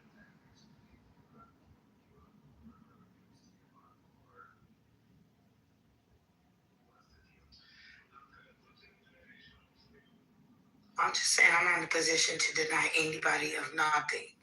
Is really where I'm coming from. Oh, these hoes don't need no love? Wait, what? We don't love these hoes. Yeah, crazy. You know what, Mob? Like, you know what I was thinking about? Because one room is saying the wind up and one saying with the wind down. I think it's a psychological play on the brain. Because of what it says at the top of the room, people in the room is going to act accordingly to what the environment has been set to be because of the title of the room.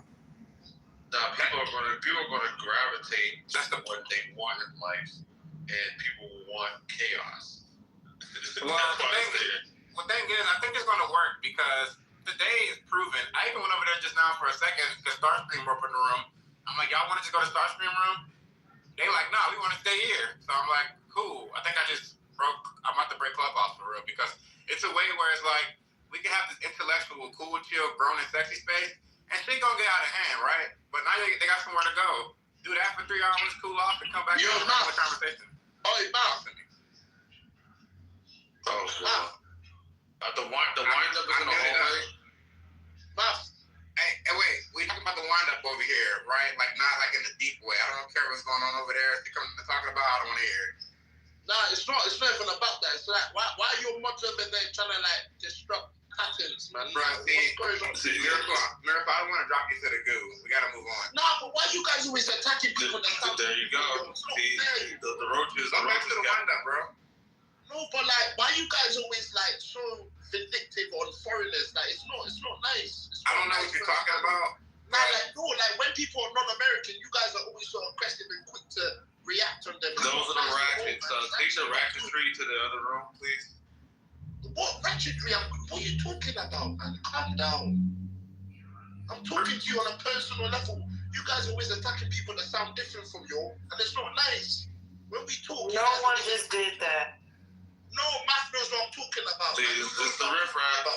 I'm not. He was so quick to say. That's from a whole nother room. Okay, Miracle, I'm gonna have to move you down, bro, because I know you came here talking about the wind up, and I'm not over there, and I don't want to talk about that here. I'm talking about your mods. They're wilding out. My mods in here. My mods are in this room. You know the lot as well in the other rooms. That's what I'm saying. Miracle, listen. We gotta move on, bro. I'm gonna tell you one more time. Alright. I warned them. All I'm gonna say is it's not gonna be modding over there. This is not the same room. It's not, right? So it is what it is. Let's move on. Anybody want to speak on the titles? Anything they just said before that D-roll came in? Oh, Honey was telling me something about the wind up and the wind down. No, so I was saying that like people don't understand like when it comes to marketing. I used to work in marketing too. When it comes down to marketing, the way you place words or the way you label things, it has a definitely it stimulates a certain type of response, right? So when you look at the top of your room, say the wind down, it really sets a tone of stimulation of like it's time to relax. So when you see that, you naturally, and people don't even know that it's like an unconscious thing, you naturally start to wind down or you wind it down, whatever. But in that other room, I went and actually looked at another room and I was like, dang, they going crazy. So it's just like, that's the wind up, right? So in your brain, your brain is naturally saying, oh, it's time to go crazy. It's time to, you know what I'm saying, get lit. So it's like, I think really the wording that you use is really at play. I really do feel that way. Yeah, and I'm gonna kind of tie that to the subject, to the title, because that room was created because two girls were fighting, and this entire room, I was trying to explain to the women, like, you're in group competition. A lot of the competition may be a direct result of why you're not getting what you're getting, meaning that to win amongst women, you will lose with men. For example, that whole thing right there was two women competing against each other. When men look at that, that's a complete turnoff. Men do not like to see women fighting. It's not cute. It's like you're supposed to be the pretty one. Like, so beating a girl makes you lose in front of men. Like no man wants to see his girl fighting, whether she wins or not. It's just not cute. So it's like, so now you gotta tell. So now it's like, okay, I'm sitting here trying to market myself as an attractive woman and one who wants a man. But then instead of talking to men, you're gonna go fight a woman. You're prioritizing beating and competing with a woman over trying to get a man. But they don't want y'all on this app. Like one of them was getting a divorce, and the other one didn't even want y'all. I don't even think y'all was even in topic of conversation. Like, what are we talking about? You're missing. Wait, there was somebody that was getting a divorce? Yes, but what are you talking about? Yeah. Oh, damn. That's all a lie. Because they're literally fighting because the girl saying that one girl was sleeping around with people on his app. So like we can't look. Y'all can try to sell us in public that the women don't want the men on his app, but the men that they show you their back channels, it'll say otherwise. I mean, like, you can not believe it all you want, but then again, that answer. Guys, you right about that. Yeah, is literally female marketing. That women see what women are saying. They want to tell you that they don't want us, so they don't have to compete against you for us. And I just this is all it is. So like, let's all collectively hate on the guys. Let's all collectively call them, beating them ugly and all this bullshit. But then I'm gonna go in their back channels and try to get with them. Don't you think this is like to me, Clubhouse, freshmen, sophomores,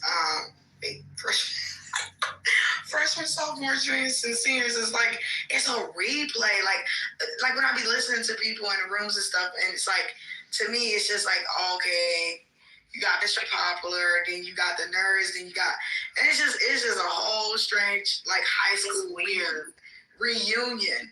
Like, everybody's doing the same thing they did in high school, like they're trying to get those years back. So basically, to me, like, certain people that be just overly doing stuff, like overly saying stuff, it's like they almost trying to replay high school and gain some type of popularity that they didn't get when they was in high school.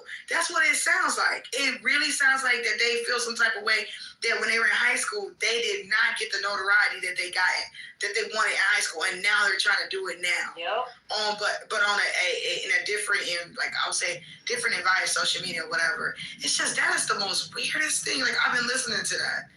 And like I said, I get on here for three things: a good conversation, to have a good laugh, and maybe give some information. But if I can't do those three things, nowadays I'm just falling back. I really don't care, because I got friends on the outside of this app that I communicate with. So, but for me, it's just like, this is freaking high school. And sometimes lately I just been sitting on mute just listening. Like, this is really funny. Like, the way people say stuff, the things that they talk about, like their personal business, they put their personal business out there, then they get mad. It's like the girl in high school that got caught got caught sleeping with some man, and then, or didn't get caught, and then she's like, oh yeah, Johnny is mine, and then she gets mad because everybody's speaking on her relationship with Johnny. It's like, what? Right. It's so But it ultimately don't talk shows about you my why relationship, but you out in the public. it shows you why hierarchy in classing is necessary. Because remember, like in high school, you had like the remedial class, you had the AP kids, you had the regular classes, and then you had the honors kids. There's a reason why you separate all of them, because all of them need different things. But when you bring them all together, it's going to be pure chaos, because you need the hierarchy. Because the intellectuals don't want to hear the ghetto all the time. They don't want to be slowed down in class. And then the ones that are super slow, they want to get their jokes off. They can't focus. There's just a reason why each one of those levels is structured the way that they are.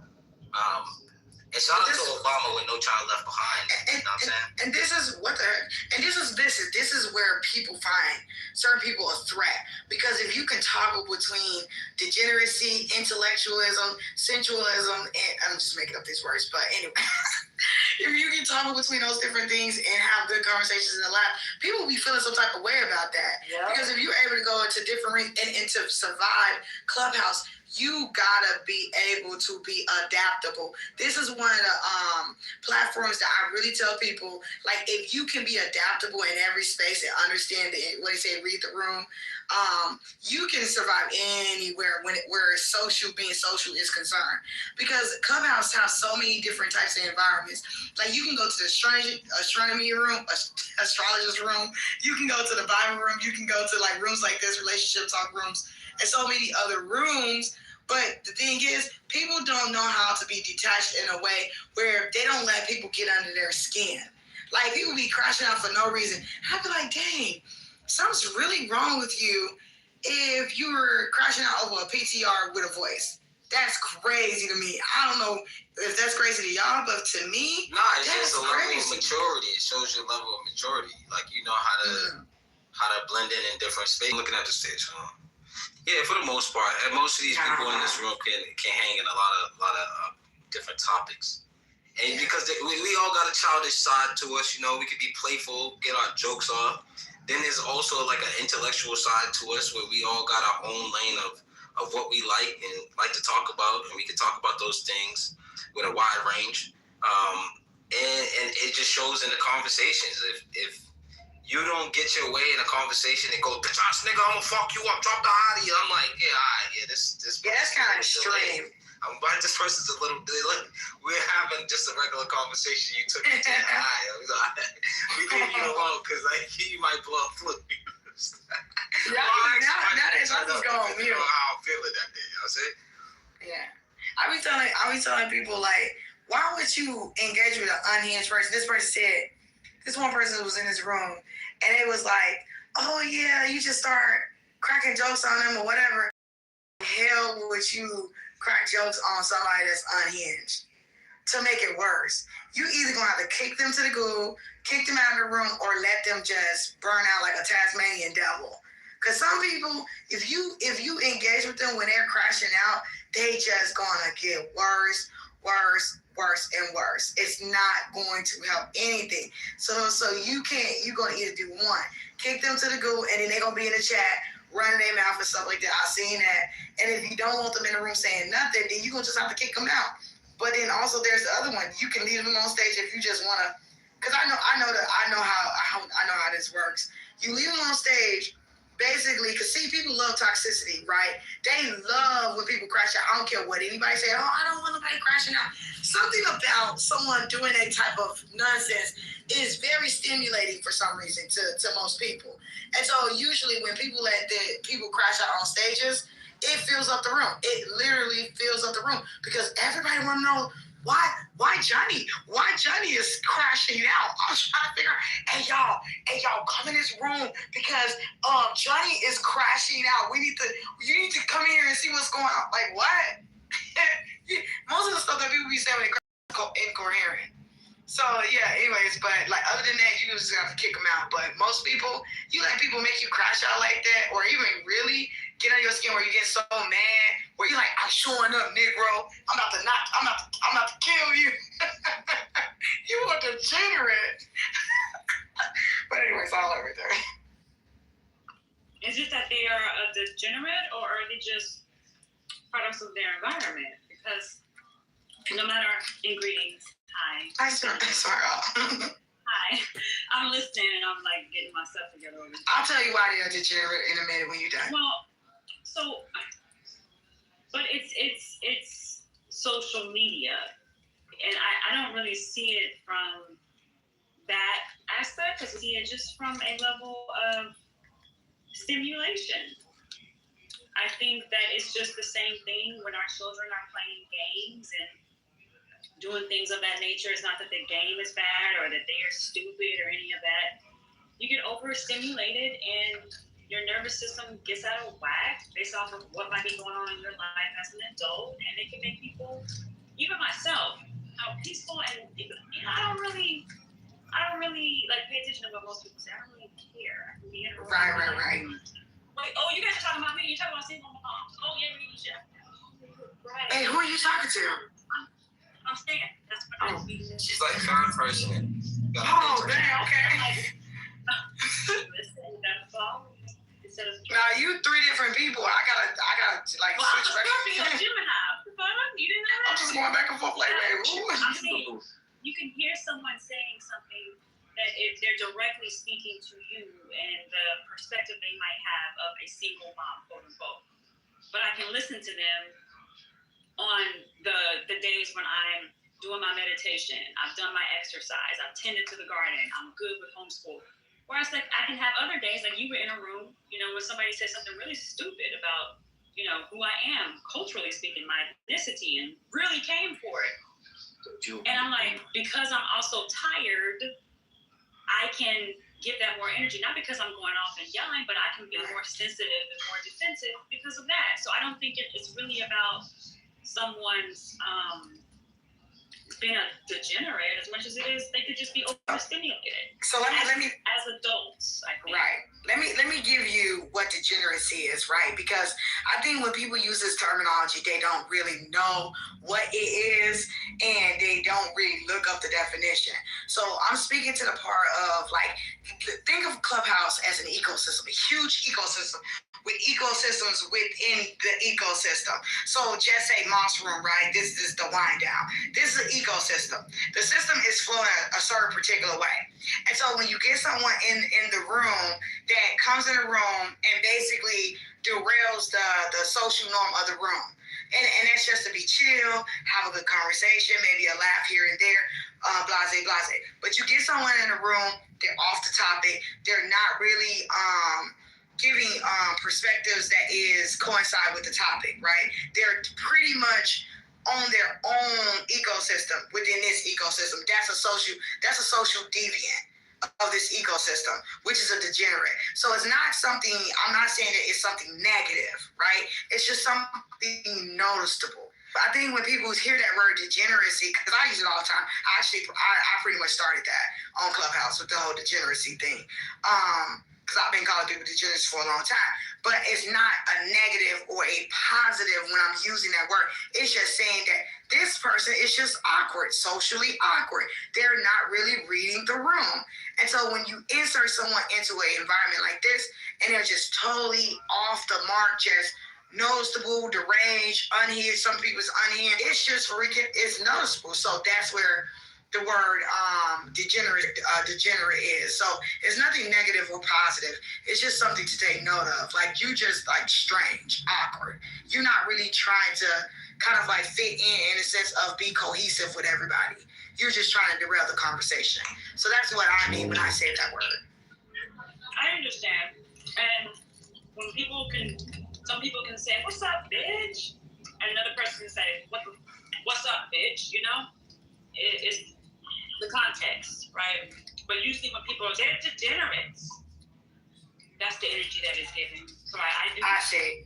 Yeah, how did you guys get on the subject? I don't know. We were just talking about high school. We were talking about high school, and basically, Clubhouse is a nostalgia of high school. As grown adults, high school. So here's what I'm saying. Since we're speaking on high school, why you moms always so discriminatory? Oh my God, why is he crying? Why you not so discriminatory against non-Americans? Why you taking a piss on the stage, bro? You're so welcome. This is a degenerate. It's about that. This is a live example. Hey, hold on. Hey. Miracle. You see what I'm trying to say? Already started. Degenerate. Already started. Hey, Miracle, hold on. We gonna let you cook, but okay, no, fuck it. Go ahead and state your problem. Let's everybody hear. My problem is you guys are very welcome when Americans. Hey, hold on, everybody. When Hold on, y'all. Just let them say this problem. Hold on. And when they're having the back and forth, but when they're Hey, Miracle, hold on. Let me have you thought over. Hold on. Everybody do that, please. Let them say this problem.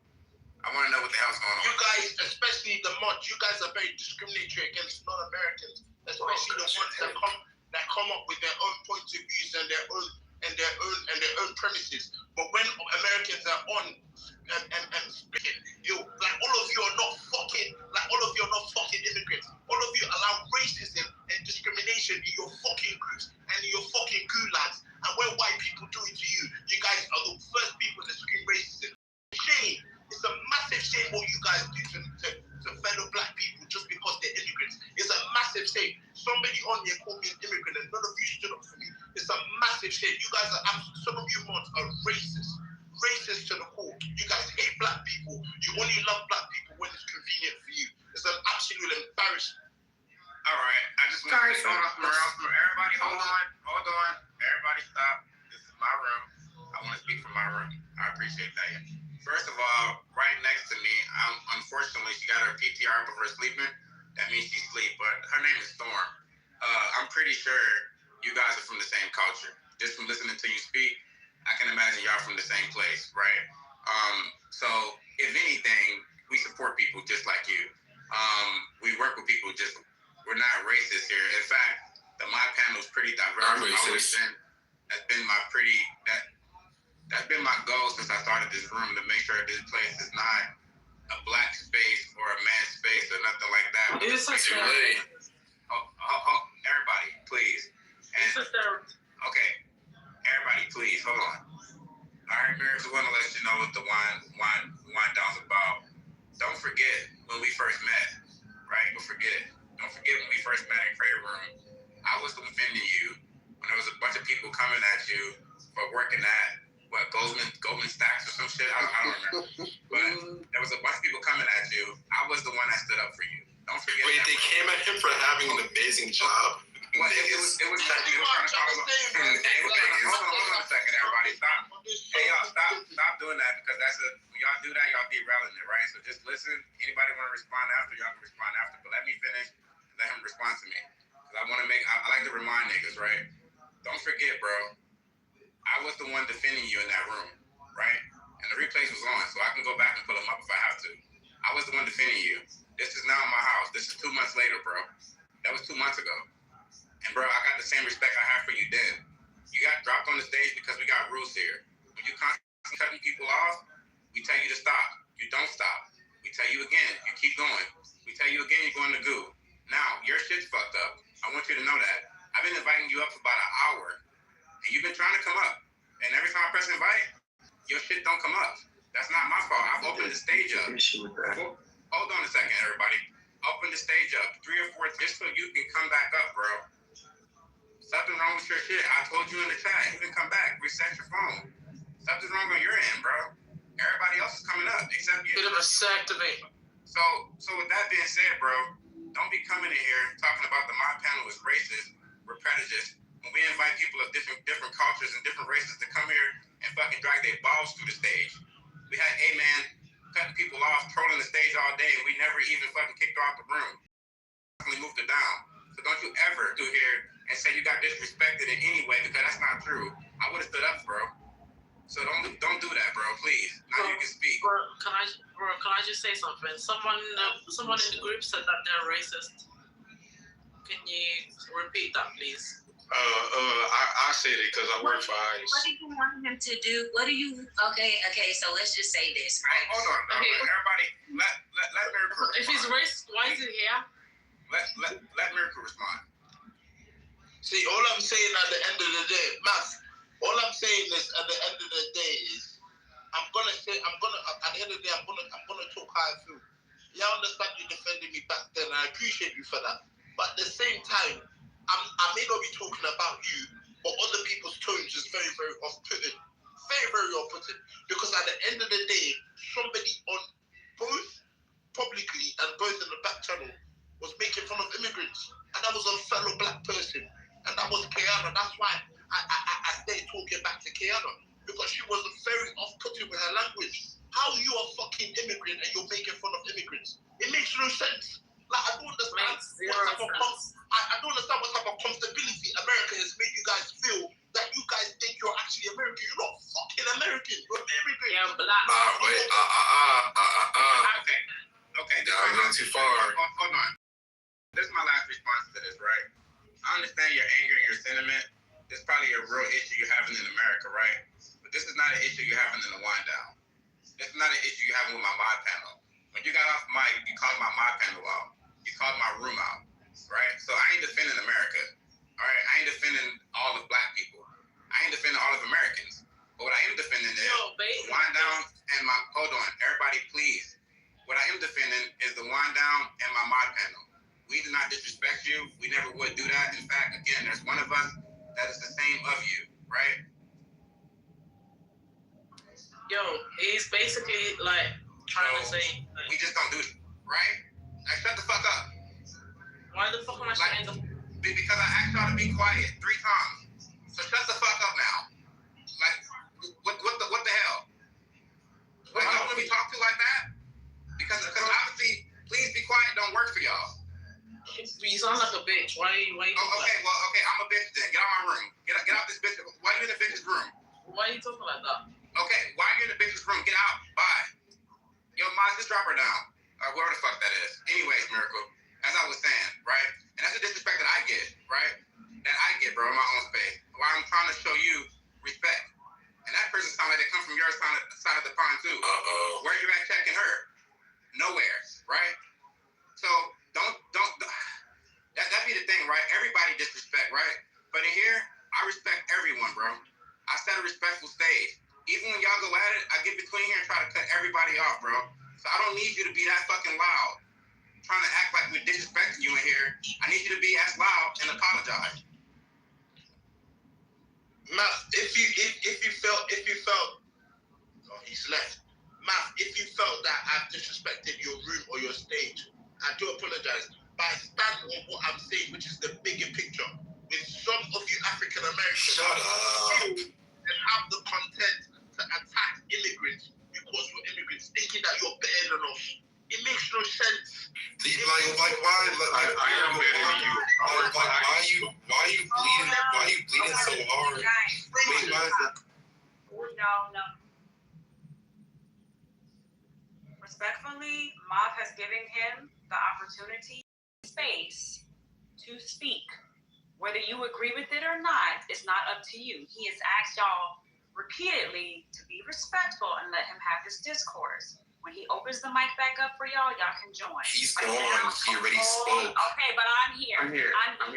So let him and Miracle and Mob have their moment. Be respectful of that.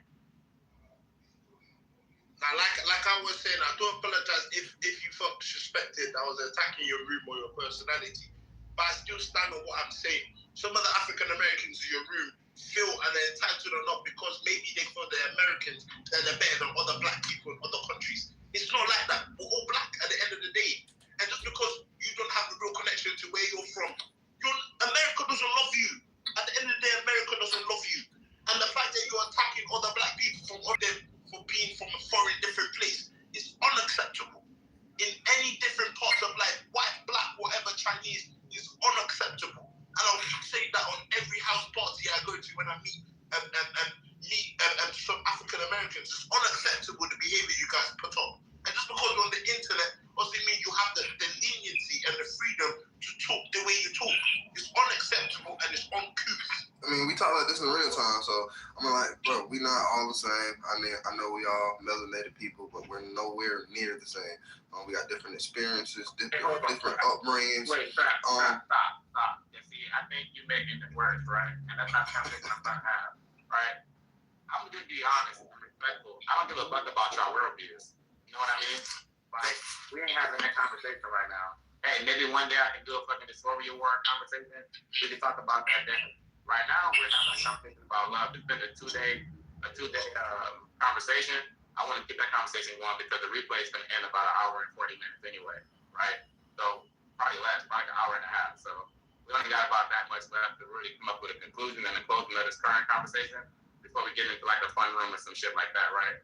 So I just wanted to make sure I defend my stage because I don't like when people are that loud.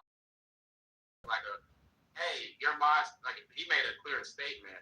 The replays are on. We're not going to have that one, right? Because everybody in this room know we don't do that here. So I just wanted to make sure I'm properly defending not only myself, my mod panel, and the one down, right? Because I know nothing happened to him in here. He did get moved to the goo for talking too much, and I'm sure y'all know he had that problem. Y'all know Miracle. But hey, we said everybody got dropped to the goo today. I was pretty pissed. But anyways, let's move forward, man. Morel, can you hit us with a reset, please? Thank you so much. Absolutely. And Miracle, personally, I would love to have a conversation with you. You want to have some conversation, okay? If you want to feel heard. And I will relay whatever layer of this conversation needs to be relayed to Mom. I will be glad to, okay? Let's just keep it out of the chat and out of this room, okay? But you definitely need to be heard, and I hear you, okay? Welcome to the Wind Down, where business meets pleasure. This room and this club was curated and created by Mr. Moff, whose PTR is not here. Oh, it's no caller ID to the right of me. If you guys are not already following the club, please do so by hitting that icon in your upper left-hand corner. Make sure you follow the mods and anyone else whose energy is resonating with you. We do have a one mic policy, but if you are okay with interjections, we will not know that until you let us know, hey, I would like to land my plan, no interjections, okay?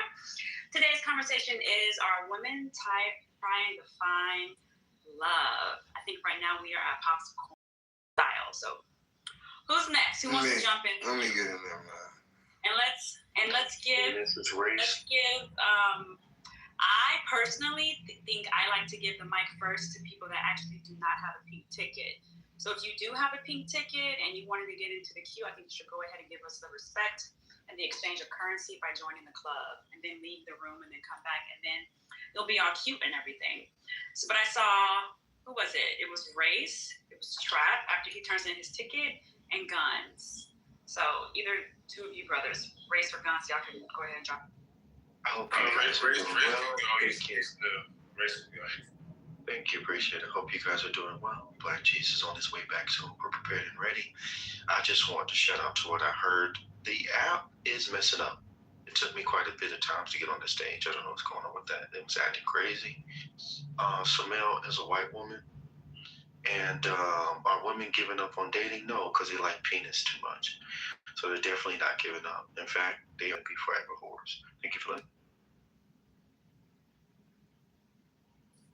Okay. Pretty. You said what? Bro, Race, hold on, Race. Hold on. Race, can you resubmit that submission again?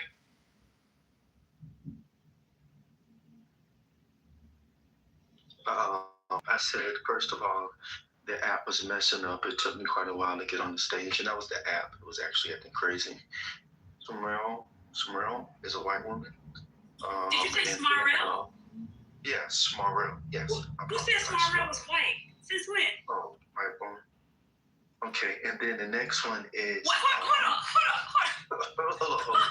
Let me. Wait, hold on. How does Smarrell get inserted into Karen, you said we were talking about race. I just wanted to clear the air. Talking about race, so. But other than that, yes, a lot of women don't qualify for the marriage. They want marriage. They want a wedding, but not an actual functional marriage. Living a hypersexuality. A lot of these women, unfortunately, are okay with being side pieces and hoes, and they don't want to be wives. They're incentivized to be hoes. So a lot of these women are going to be forever whores. That's unfortunate, but that's what we're seeing. Okay, so I can, Wait, hold up. I'm confused on why, race, out of the 5 years that I've known you, you chose to come up on stage and talk about race. Like, where is that coming from? I didn't say anything to you, so where's this coming from? Just a joke. It was just a joke. But let's not joke that way, especially in these recorded rooms, okay? Because people don't know if you're joking, and I don't want the energy. I just came from a room like that a few days ago. You get upset. That was someone's. No, I'm not. Let's not play like that. I don't like those type of jokes. Okay. As a light-skinned woman who's already had to fight for that. Okay, let's not do that. Oh not my goodness. I love you. If it made you feel uncomfortable, I understand. My apologies. Okay, we're good. Okay. Yeah, that was a. Thank you. Who was next? Because I sure want to. Let guns go, and then, darling, you can get in there, okay? Okay, I think Trapidemia. Gotcha. Yeah, I'll just piggyback off of, racist claim that these women are hoes or incentivized to be hoes in group competition. I believe women are incentivized to be hoes by other women because it brings down their value for long-term mating, and that allows other women to compete against them. So because the thing is, if women overtly compete with women, it can sometimes often come across as masculine. This is why women don't just beat each other up every 5 seconds and punch each other in the face, because doing so, competing against women in that way, is counterintuitive to attracting a man. So they do so by character assassination, which we saw beautifully, earlier. Why there's a wind-up room. Hey, this woman is what? A whore. She fucked 3 guys. Things of that nature. It's character assassination. That's how they do it. So when it comes down to being whores, what's happening is that there are actually, naturally attractive women who just waking up out, in the morning and go outside and get a highly desirable man who is willing to commit with them long term. However, this is very, very bad for not so attractive women. So because not so attractive women can't just beat up the attractive women, they have to assassinate their character or lower their value by turning attractive women who could get married into whores. So this is why it's always encouraged by other women to be independent, say you don't need a man, be combative, have attitude, don't be a pygmy, have fun in your 20s, don't listen to no man, if you want to sleep around, men can do it too. All these behaviors are to position attractive women into the term mating, category. Because the only is that if all of you are whores, then none of you are wives. And if one of you is a wife, then all of you is a wife. So that woman who is 5 to a guy or unattracted to a guy, she is now positioning herself on the same playing field as a naturally attractive woman. Why? Because she can't increase her looks. She can't increase her value in the way that that she would like. So she has to bring down the value of her peers. That's why the sisterhood is in direct conflict with you as a man. I'll leave it. So I can get in there now. That's a bar. Nah, Let that breathe. yes, please. That's that communal shit I always talk about, the survival journeys. I'd like to hear if any women disagree. Trap, go ahead. Yeah, to the title, I'm tired of trying to find love. I think it was tired of trying to find love based off of what I'm observing. Men used to propose and do this courting and this vetting a lot more commonly than what they're doing now, based due to circumstances. I heard the other brother speak just a little bit when I came back in. Yeah, I think a lot of women are now adapting other women's traits, and they don't understand that a lot of men just don't like it. These men sleep with these women with certain traits, so it makes them believe as if they're the topics, but they don't understand it's a short-term game and a long-term game. Most people rather win the short game and lose long-term, and that's some stuff that I'm just seeing with my eyes.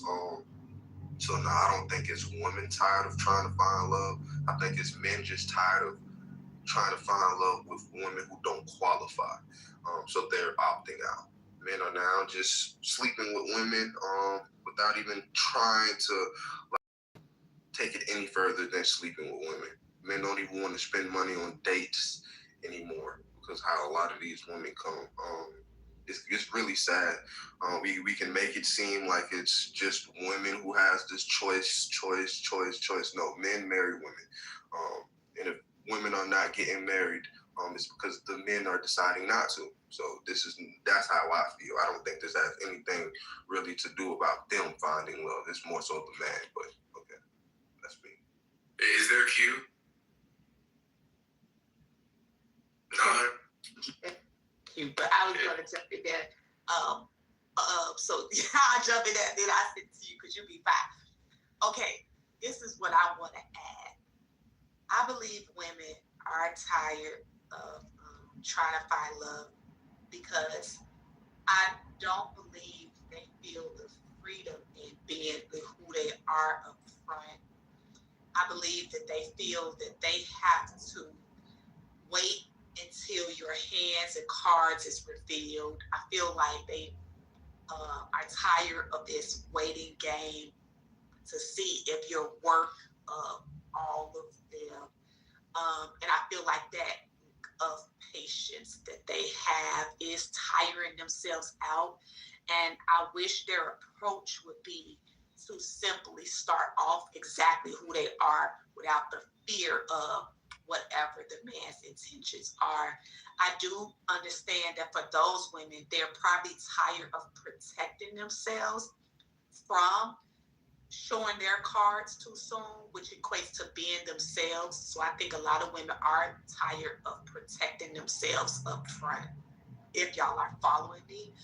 I believe that some women, they got tired in their sweetness, being sweet and loving up front. So I feel like that they burnt that part of them out. And so now a lot of women are more focused on their list. I believe that a lot of women are tired because the shit on their list is so long. And when you look at a long list every day, it makes you feel farther away from getting what you want. So I do believe a lot of women list is tiring themselves out. I believe that a lot of women desire to have sex is not controlled before they get in the dating market.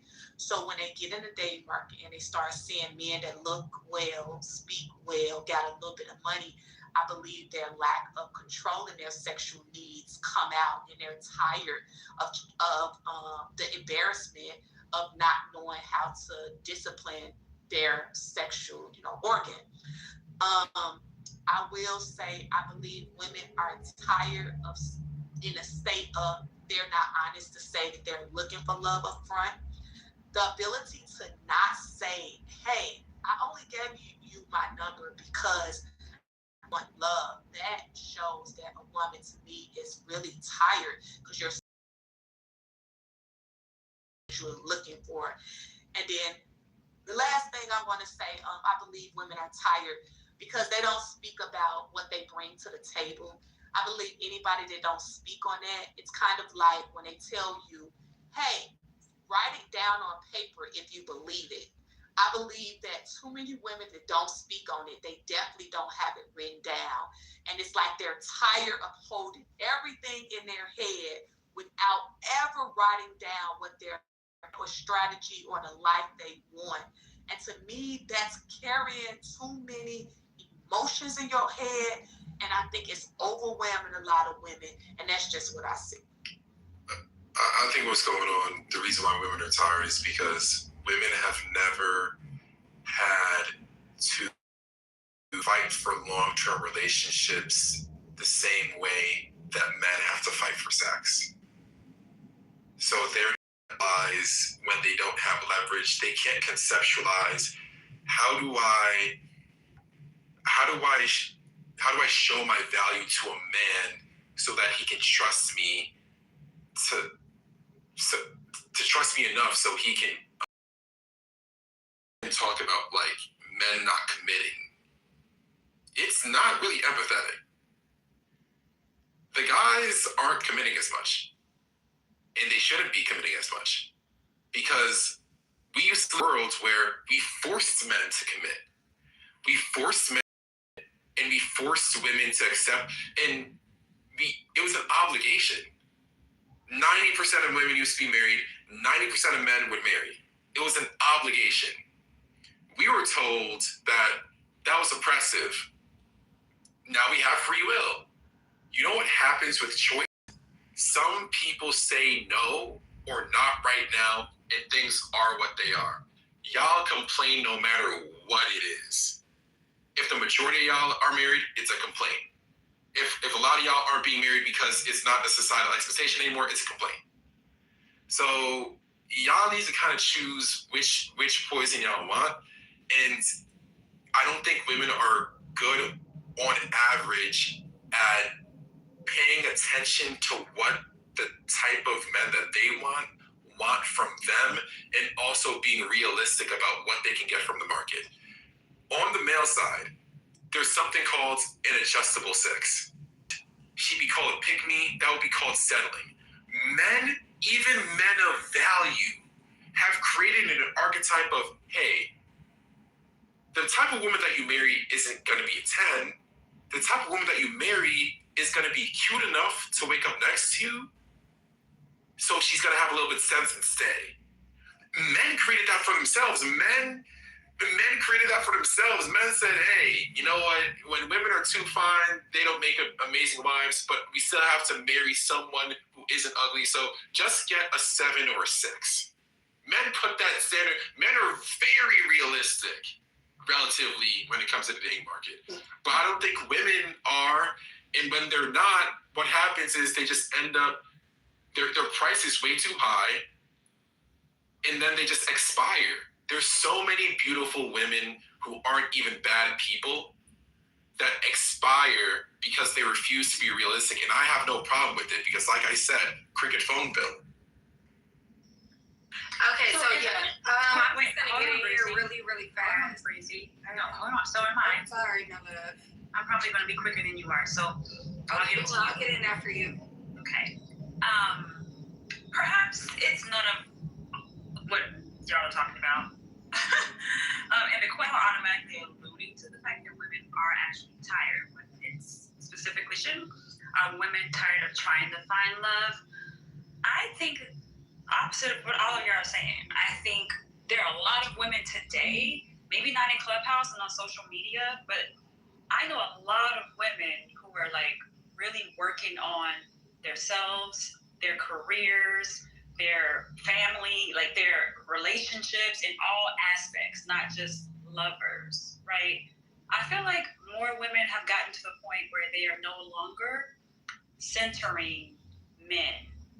And I don't just mean women that are single. I find a lot of women that are no longer in alignment with with the city girl culture, or women need to do this. I think there are a lot of women that are actually taking time to really love on themselves.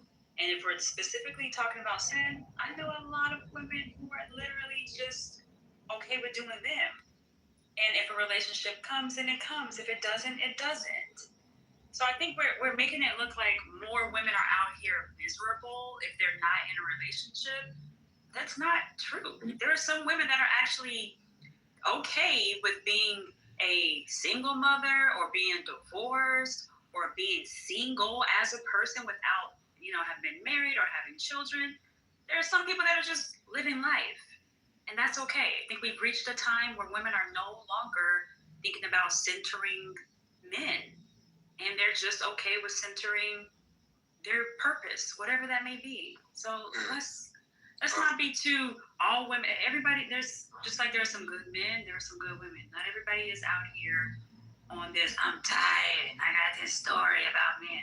So s'mores, the majority of women, the majority of single women want to be in relationships. S'mores. Yeah, so s'mores,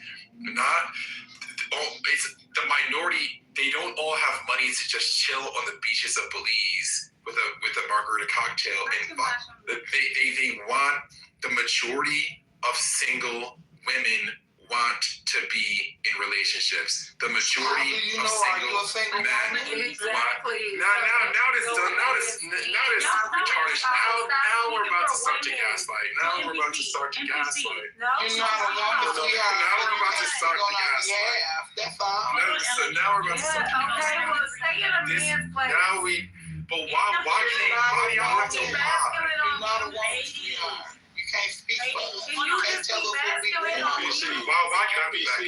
NPC, just let masculine on mute. I just wanted to offend. I don't want to do that. Like, that's so weird to have to mute grown-ups. And a man who likes women can speak on this topic. What are we talking about? If he likes women, it's okay for him to have this conversation. He's but the one it's also dating us. okay for women to But speak for we don't have to themselves. agree. Hold on. You can say that when it's your turn. Please. NPC, I'm not saying that what you're saying is inaccurate. You are right. Most women, even myself, desire a relationship. I'm not saying it has to be one or the other. What I'm saying is that some women are actually not exhausted. Some women are just no longer at the point where they're centering a relationship. Some women are like, okay, when that love finds me, or when I come across it, I'm going to be open and I'm going to be ready. You know what that's called? S'mores. That's s'mores. It's the same thing that it's the same thing that some of the men are doing, which is called MGTOW. You guys just frame it a different way, so it sounds a lot more socially acceptable because that's your superpower. But what is called for the vast majority of women and men that you're talking about, which is still in the minority, it's a quiet resignation. It's, you know what? I'm 37, and like my kid's 11 years old, and like I'm making like $85,000 a year, and like if I don't get married, I'm not gonna kill myself. Life isn't horrible. NPC. That doesn't mean that they didn't want it. No, listen. I'm talking about. They're quiet quitting. Hold on, women in their 20s even. Some, I'm saying, you're not hearing the point. Some women are okay with just simply not centering their temporarily. No, but listen, I'm not saying there's a difference between somebody saying, I desire to look, because it's the new year, I desire to lose 20 pounds. And everything is like eat, sleep, 20 pounds. Or it's like, no, this is my goal. I'm going to make sure I'm in alignment with that by my actions, but I'm still going to live my life. No, but my thing is, what's the point of the... This is the part of the, like, lying to her. Like, one thing that... I'm saying. So I digress. All right. I hear you, but you're not hearing. It was over easy. Go ahead. Okay, thank you guys. So, like, I think this might just be a simple thing that you cannot force somebody to do something that they do not want to do. And that was an earlier point. Y'all were talking about something that actually sparked my interest, and now it escapes me. So I'm going to come back in because, like, one of you guys made a really, really crucial point that I think is very key in all of this. But since I can't remember it at this moment, I'll dial back in. So some women want a relationship so bad they lie about being married. Okay, so I want to say. Okay, so I want to say. It was Elegant. Elegant was about to. NPC, come on, bro. Hold on. Elegant was about to get in. Yo, why you talking about come on NPC? He's fucking right. That motherfucker stay trying to defend somebody. Okay, Thug Bully. Let Elegant. Where's the wind-up room? Go to the wind-up. Elegant was next. Go ahead. Good night or good evening. The only issue I have is men saying the majority of women want this, the majority of women want that, when you would never know the majority of women. You don't know all the women in the world to make a statement like that. That's like if I said the majority of the men in the world are dumb as fuck. They don't read shit. They are illiterate. I would be incorrect because I would be a liar because I don't know the majority of men in the world. And that's all I'm saying. Okay, so here's where you're wrong, right? Wait. Okay, so I want to say, again, I'm hearing people say stuff. Yeah, I'm hearing people say stuff, and again, I just don't see this to be what y'all saying. I think, again, it's men who are not wanting this love shit anymore. Because men realize that this love that you women want to give us comes with a whole lot of nuances. And when we look at the examples of the people who was in said love before us, our past experiences that we were in love, for a lot of these men, it did not work in their favor at all. You got women divorcing men at a very high rate. You have women putting men on child support. Women out here bashing men online. To conversations about relation. Nobody inside this room can say they do not care, actively showing, communicating, and telling everybody that you care, and here's what you believe people should be operating at, like how people should be moving and doing things. Like this is what we do and see all day long. A whole bunch of people saying, hey, I don't want this, but hey, could you make sure it's like this right here if I was to get it? Like, nah, that you feel me? And for a lot of men, that don't work for us. So as a married man, I want to say a lot of people right now are single by circumstances, not by choice. This is not a choice. It's circumstances surrounded by us that have people single. Like a lot of people can't get their shit together. You feel me? And men want to love women, but again, with a lot of these circumstances and situations and nuances that come with, like it's very hard to. Okay, so Trav, it's very hard. This is no one second. No, because Trav, this is the thing that often happens. No, I didn't. But the rest of the track just. No, she conceded her point. I'm reclaiming my time. And I just wanted to just say this. Trav, in the same instance that men do not like to get berated, belittled, called out of their name, and happened through the ages. This has happened before you and I was born. Women was getting cheated on, beaten, and I understand. Oh, it's not all men. So then we're gonna have to use in your posture. It's not all women. So like when we these swords of arms, and when we try to be like, oh yeah, well men have had to endure this. Women have to endure this as well. And guess what? There is not any label on anybody's forehead that you're going to be with a cantankerous woman or man throughout history. This is biblical. Okay, so when we do certain things like that and try to pick up that bear of arms and bear that sword of, oh, well, the women is just, the man is doing it too. And it's happening on both sides. You escaped that. You married, you found your woman. You know what I mean? You were able to create it. But let's be very clear. When we're having these, and you're one out of all of us, I believe, when we're having conversation, don't do that carrying on Because the moment that I say that women be out here getting they tail whooped, they do. But nobody wants to have that conversation. When I bring up the rates of, incest within our households, we got 1 to 3 with the women, 1 to 4 with the boys. So don't, like, we in a fucking tough ass fucking spot right now. Okay. Don't take the bait. I'll take the ice off. Hold on. Don't take the bait. Because I'm talking to track right now, y'all. So when we're having these conversations, however difficult they may be, they're still true on both sides. So this is not like the tit for tat. Ain't nobody won yet. And I'm talking to the youngest of all of us, because apparently he got more common sense than a 40-year-old sometimes.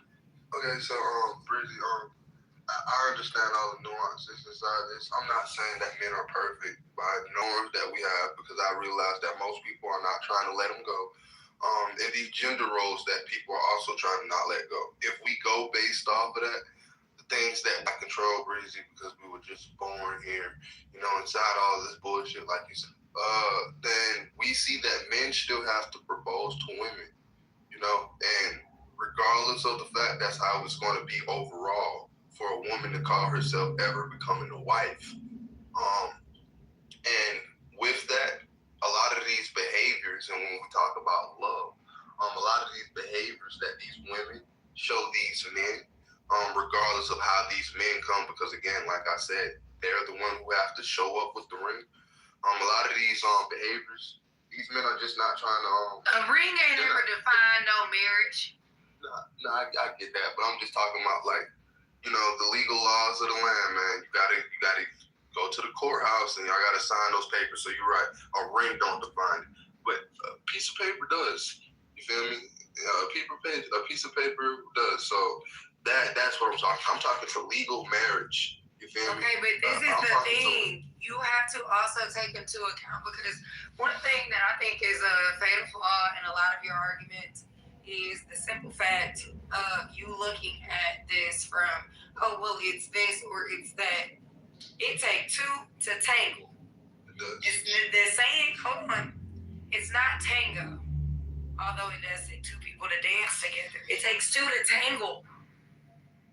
Okay? So when people are doing this dance and then they get an outcome that they don't like, it takes 2. It takes 2 to make things happen. It takes 2 to make things not work.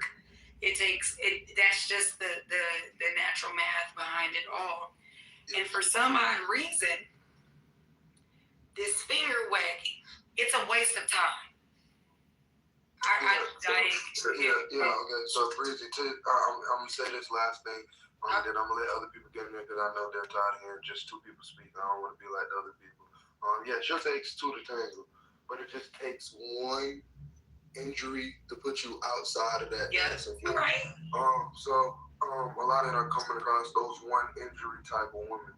And again, like I said, it's not just the women's fault, and it's not just the woman's fault. But unless y'all about to start getting down these and start proposing to men, but what can you really say? You two, that's never gonna happen. You have to some way, somehow, since we realize that's never going to happen, Breezy, we have to we have to get these women to understand, since they want to be married, they want to be loved, they want these relationships to work out. Some of their actions have to change, because men are not. They've already decided that they're okay with dying alone and childless. Let's go ahead and wind down. All right, yeah, go ahead. I'm gonna let other people get inside. It was race. I know race. It was race. We're gonna figure out. Let's tie it. Let's tie it to the conversation so other people can hop in here, because I don't know where y'all taking this right now. Go ahead. I don't know why y'all won't. I'm gonna say. I'll go after race. Yeah, thank you. I was gonna say there's someone out here. Wait, was Trap finished? I was trying to tell you. Yeah, they can get in there. Go ahead. Okay, let's let somebody who hasn't spoken yet. Let's let somebody who hasn't spoken yet get in there. Respect, have you spoken yet? Nah, I haven't spoken. Only was about to cook. Sorry, Only. The performative indifference is honestly disgusting. And it's quite convenient that now you kind of don't care if you find love or not after trying for 20, 25 years and fail. Like that's not the same. Pick up now. You're quitting now. That's not as being indifferent about if you find it or not. It's not the same as saying, if it comes, it comes when you're 21, 22, 23, then when you're 45, 46. No, you've been trying for 20-something years. You aged out of the game. I keep saying that, and I know it hurts some people's feelings, but you can age out of the game when it comes to something like this. I give the stats all the time. The percentage of first-time marriages after 40 is less than 9%. 9%. So to think that you're just waiting and it'll happen, you got a 9% chance of it happening. You made your decisions in life. What came with those decisions, now you want to jump, and it doesn't work like that. Zoe Williams said that you're a slave to the decisions you make, and that is true. If you decide to go down one path, you're excluding what on the other path. That was the choice you made. You decided to put this in front of it, that in front of it, fun, this dude, that dude, this girl, that girl. At 45, you got what you invested. Is no different from saying that you're reaping what you sowed. You reaped singleness. You reaped not love. Now you want it at 45 and 50 when you see other people have it. It doesn't work like that. I'm sorry. The cow's not going to jump over the moon. There are no unicorns, and there is no person waiting for you. There's no person waiting for you fellas who want to wait to the end. Same thing for you ladies. That is not. No, there's somebody for us. There's somebody at Walmart. There's somebody at Dollar General. There's respect, bro. What you don't understand is that things are getting hard. What you don't understand is that there's inflation. What you don't understand is that a lot of time is passing. Wait. Like, yes. Crazy. Let Reg go. Yeah, that dude been speaking since I've been in here. I think based on what I heard in the conversation, I agree it's a community issue. And as much as women say they're giving up on dating, as I stated earlier, they're not giving up on dating. A lot of these women who've gone on this sabbatical or this self-spiritual journey, what it does include is deep. Pookie is still smashing them. There's a small percentage of women that are not getting deep, especially in this country. When women say, don't generalize, well, I'm going to generalize. Y'all getting deep. A lot of y'all not going without getting that deep. That's why Pookie is employed. So that's why I don't believe none of this trash. Can we change the name from Pookie, though? Can he not be called Pookie? Deltron. I like Don Aquarius. Okay, so I'm going to go ahead and hop in here. And this is I'm not finished what I'm saying. Okay, well, I didn't know that you I'm were. speaking. Yes, thank you. I didn't know that you were. Ray. We can call him Ray if that makes sense to him. And hey, I don't have a problem with people having sex. That's your life. I would encourage you if you're a Christian, to get married. I would say that. But these women. I'm single by choice, but I had sex with some dude last night. I'm single, this and this. You want a relationship. There's nothing wrong with being vulnerable. I appreciate Smurl saying that. She's saying that I would love a relationship. Maybe I haven't found the right part. That's how I was before I got married. I can be vulnerable and say I'd rather be with someone. It just happened. It hasn't happened yet. I had to put in effort to find that person.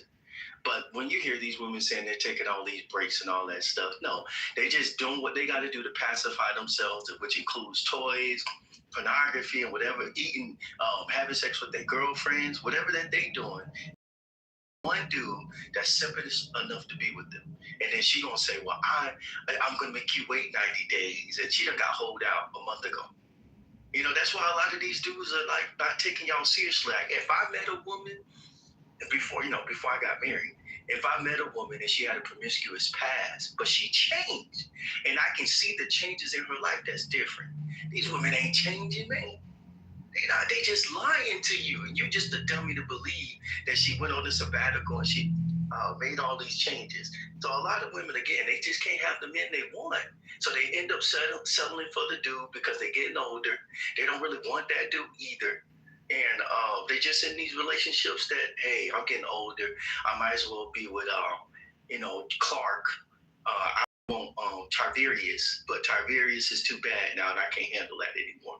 And my walls has been. Tiberius is insane. No, one second, because Tiberius this is one thing that I'm not going to allow you guys to do. Y'all gotta understand, if people out here being promiscuous, I don't give a fuck what sex you are. You out here, you just for everybody.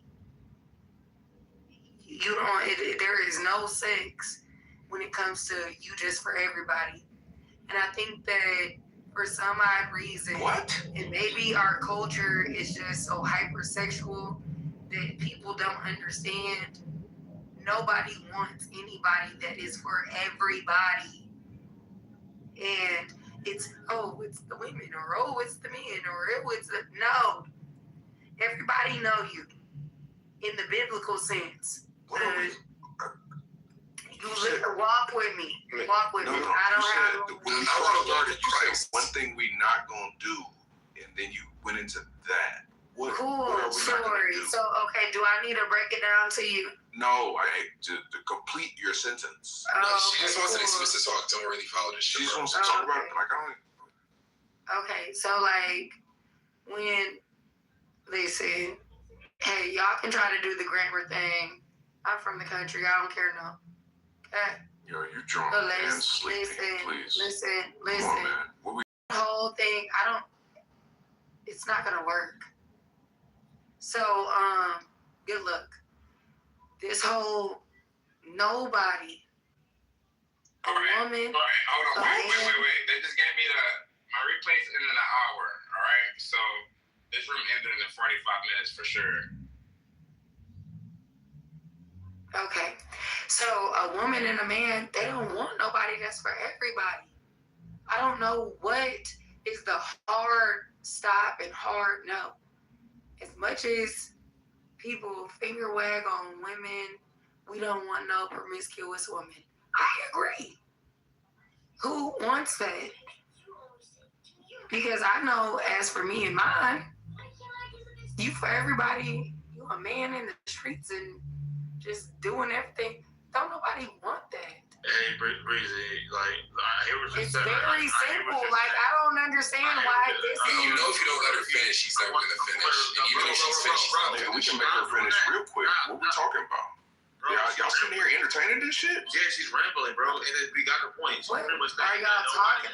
Nobody wants me. Okay, I'm rambling. Okay, you know what? Okay, well, guess what, guys? I appreciate your efforts, but guess what? Your compadres here.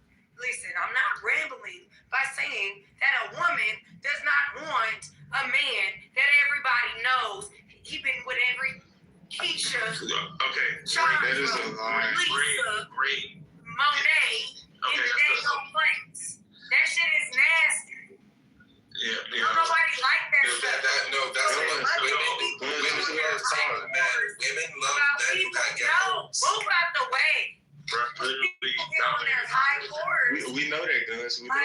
Why do you think let the drunkenness come want out? somebody calling, having your access to your husband? You don't want that. Women hate incels. They love pussy niggas. No. Bro, this isn't about arguing. This is just about women love pussy niggas, man. What do they always complain about? Why are you responding? We know that. I'm not arguing. I'm just saying. No, I'm not responding. I'm saying. I'm gonna be straight up. She's going through some shit and she's not feeling right. Wait, why y'all say all that? I'm just talking about insults. No, but like, we responded to that shit. Like, that shit is stupid. Go to the wine, like, but can you open the wine up, bro? Let's some shit. But like, can we just have a regular ass conversation without just? Yeah, the regular conversation is promiscuous men are disgusting. Wait, which one was the regular conversation? What we were just having, or what Breezy's doing right now? What was happening before the rambling and this extra shit and niggas responding to that shit? What was happening before that? So we need a. That was the regular conversation we was having right before. But responding to stupidity is the whole entire point of Clubhouse. No, it's not. That's your entire point. We shouldn't respond. All right, you know what? Everybody, let Breezy keep going. Can I comment? It's not too much that I have to say further. But like this is the whole thing. When like what is good for the goose is good for the gander. Oh hell no. And for some odd Oh my reason. God. Actually, can I go? Actually, can I go? Yeah, you go ahead. I'm with y'all. I'm with y'all now. He said, "Oh hell no." He said, "Oh Yeah, you know what? I'm with y'all. Because it's just a pack of hyenas. Neither here nor there. But when you have the same behavior, when you practice the same things that you despise, what becomes of you? The same thing that you literally hate. And it's just disgusting. Anybody in their right mind does not want somebody that's with everybody. Anybody in their right mind does not want somebody that cackles with the hyenas, if you will. You on that This is common sense. Yo, if y'all can't detect that this woman is drunk, y'all niggas. She's on that 1942. Okay, so this shit is crazy, yo. She's on that Casa. We understand that. Okay, so about the title. Let's get back to the title because this is getting wild. About the title, this is real simple. The only thing is, I agree with part of what Trap said earlier, that men don't see no value in a lot of these females, because and I think SC said it earlier that they don't even know what they bring because they don't want to bring any. They just want to bring coochie to the table. And I think niggas is tired of just getting coochie and that's it. I think, you know what I'm saying, they're looking to actually get something that's actually more worth it than them basically paying for a long-term prostitute and taking care of an in-house whore. I think they're kind of over that. And like Trap said, you know what I'm saying, I agree. They need to change their attitude. They change their attitude or they can start proposing to men. That's the only two things they can have. Either they can start proposing to men or they got to change their attitude. Because men have already been changing for a long time. And I think that since they've been changing, I think sometimes we're not getting the actual solution of women wanting to change. I think women do whatever they want to and then just think that the man supposed to bow down. And I don't think that that's going to happen. I don't think that men are going to bow down. I think that we got to have some type of compromise here, which is either going to be... You know, if I was for them doing that, you said what? You know, miss with them doing that. Doing what? I threw that idea out there, like them proposing to men. The problem with that is a lot of women. Oh no, we know that's not gonna happen. You know, listen, a lot of women fear rejection, so it would never happen. You feel me? Like for these women, they all want a certain type of man, but that man they'll never actually go up to. Why? Because if that man that they truly wants reject them, they'll be crushed. Yeah. They'll be crushed. And we all want the same type of man. That's what like women all they can say that, but most women sleeping with like 10 to 15, maybe 20% of the man anyway. No, that's before poverty numbers. That's because we gotta stop this. Yo, if you look at the amount of male virgins at the age of 30, it's closer to 0% than 10%. And the reason why is because the closer you get to 30, the more the market and the more that the economy starts affecting these hoes. And they have no choice but to get, that's what they call the revenge of the nerds. So, of course, Hello? Yeah, nah, you good. Wait, Benita, you go ahead. I know you've been trying to talk. I got.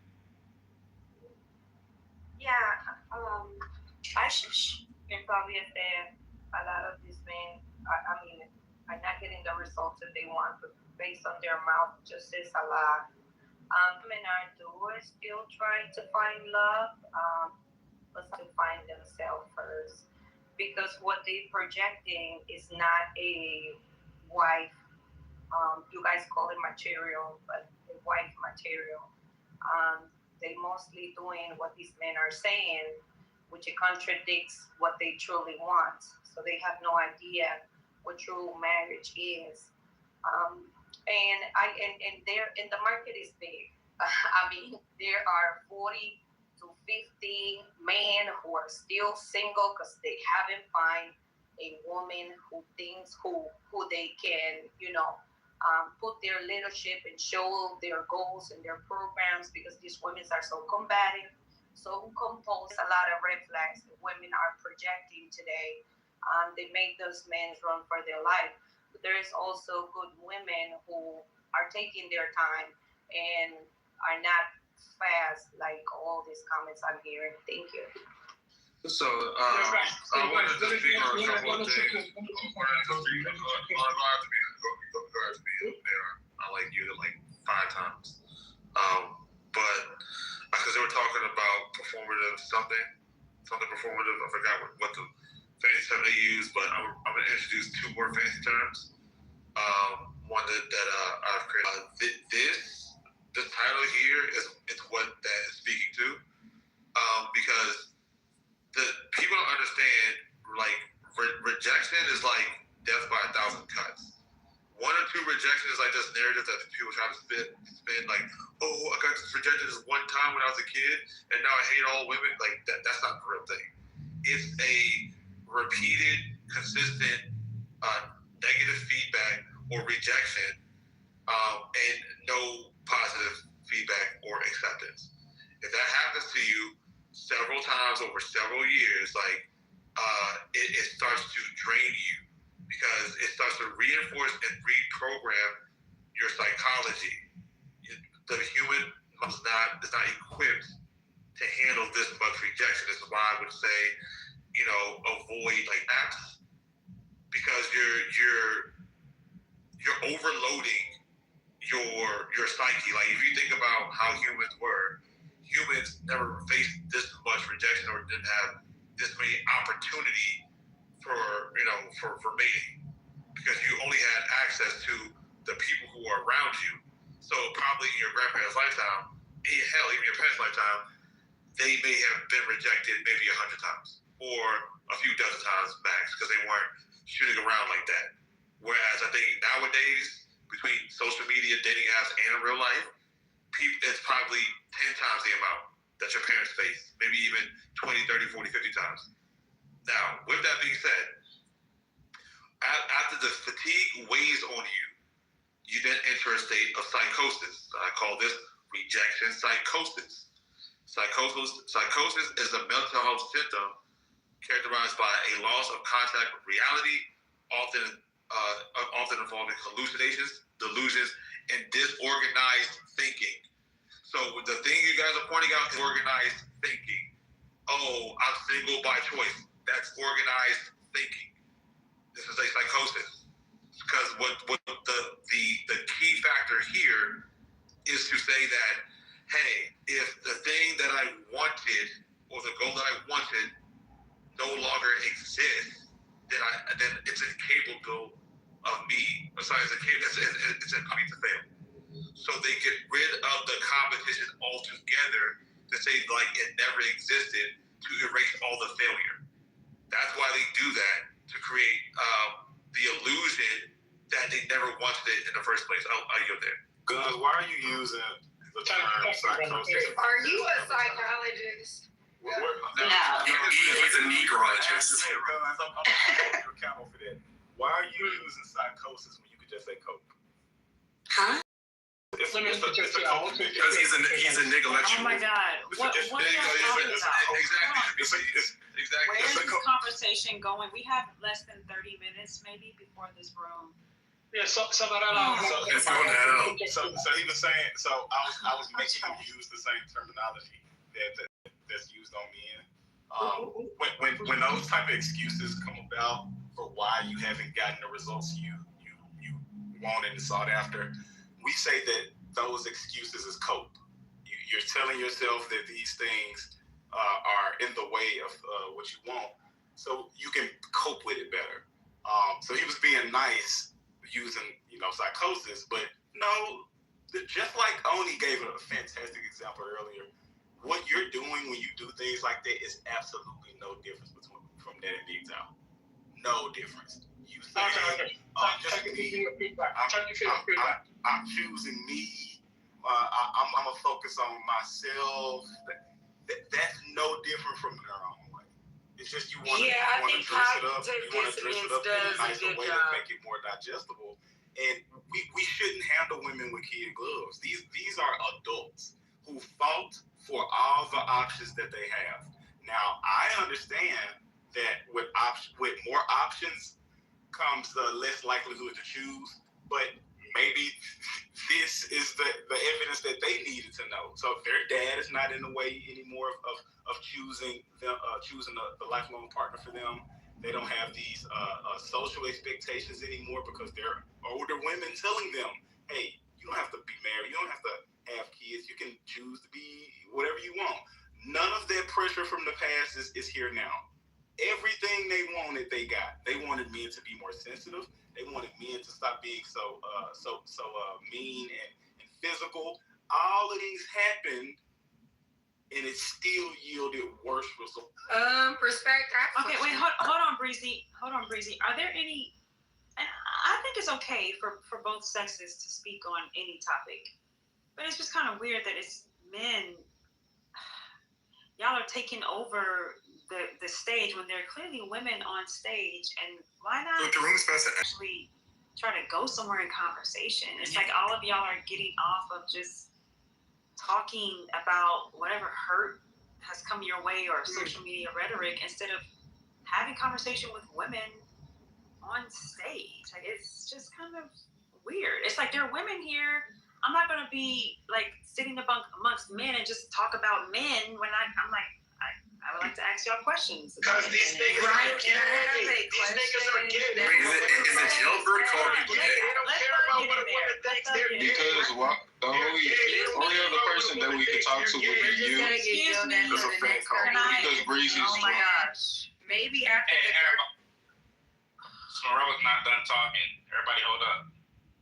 I actually was done, but Doug was getting in there, so I wanted him to go ahead because I haven't really. I guess Breezy You doesn't want to classify start calling niggas gay? Okay, go ahead, Doug. Oh, that's what he said?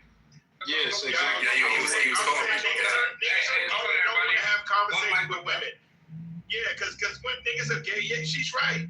It's women on stage, niggas don't want to have a conversation. They all want to just come off their mic and spit whatever they fucking disagreement with about what women instead of having a conversation with a woman. That's why you niggas are single, and that's why you women are single, because y'all doing the same fucking thing. Y'all not really here for a conversation. Y'all here to just pretend like you know something and don't know shit because you ain't got enough experience. You're probably closet for me. Or you're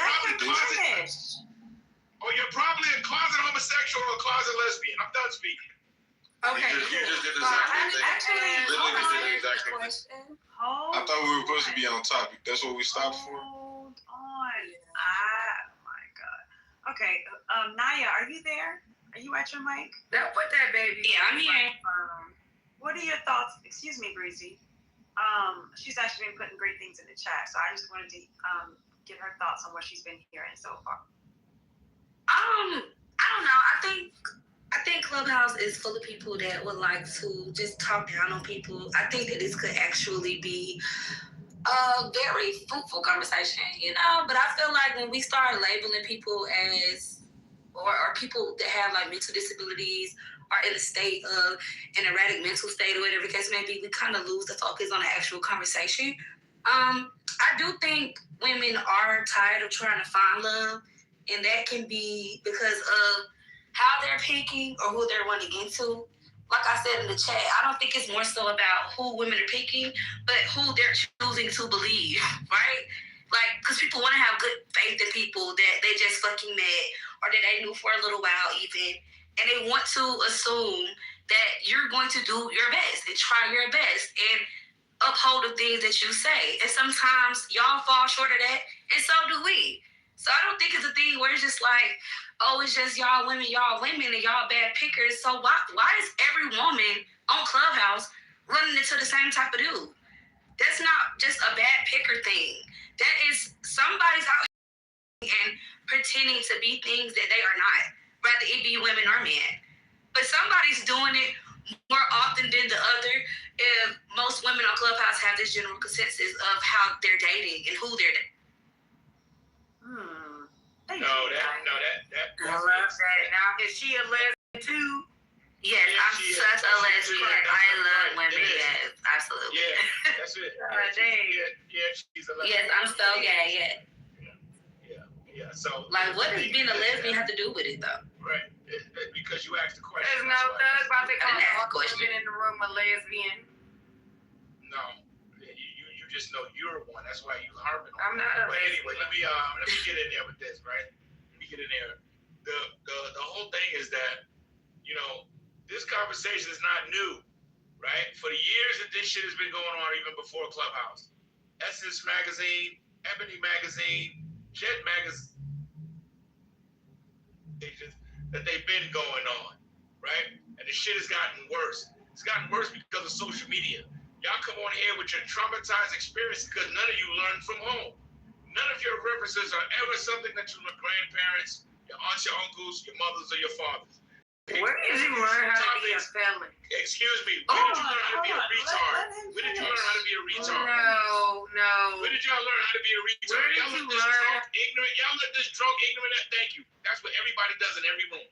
Because she is the worst speaker on this app. The worst way. She's fucking psycho, crazy, right? But I like her. I know you like her because you resonate retarded shit. So the thing is this, right? The part that you never hear people in the conversation is, they pull from their family. This is where you learn relationships from. This is your first learning ground. But nowhere do you hear you hear people pulling from books, pulling from podcasts, pulling from Kevin Samuels, pulling from Pete Pill, or whatever it fits their narrative, or whatever crazy shit is in their mind. You never hear somebody having a great relationship or a reference to one from somewhere in their family. These dysfunctional ass black relationships that come on this app and spew their fucking hatred and misery is what you gotta stay away from. I actually learned how to be a better man from Clubhouse because you niggas on here are fucked up, and I'm definitely not gonna invite that type of rhetoric in my space. I'm done speaking. I want to say, wait, can I say something? Go ahead. I think maybe that's why women are having a hard time finding good relationships with men, because we have seen what fruitful relationships look like. We do have people that we've known that has been married for over 20, over 30 years. We did grow up in a household where there was a man and a woman in there who loved each other. We did. We do pull from those experiences throughout our lifetimes, and y'all are not adding to. So it's almost like, what the fuck did y'all?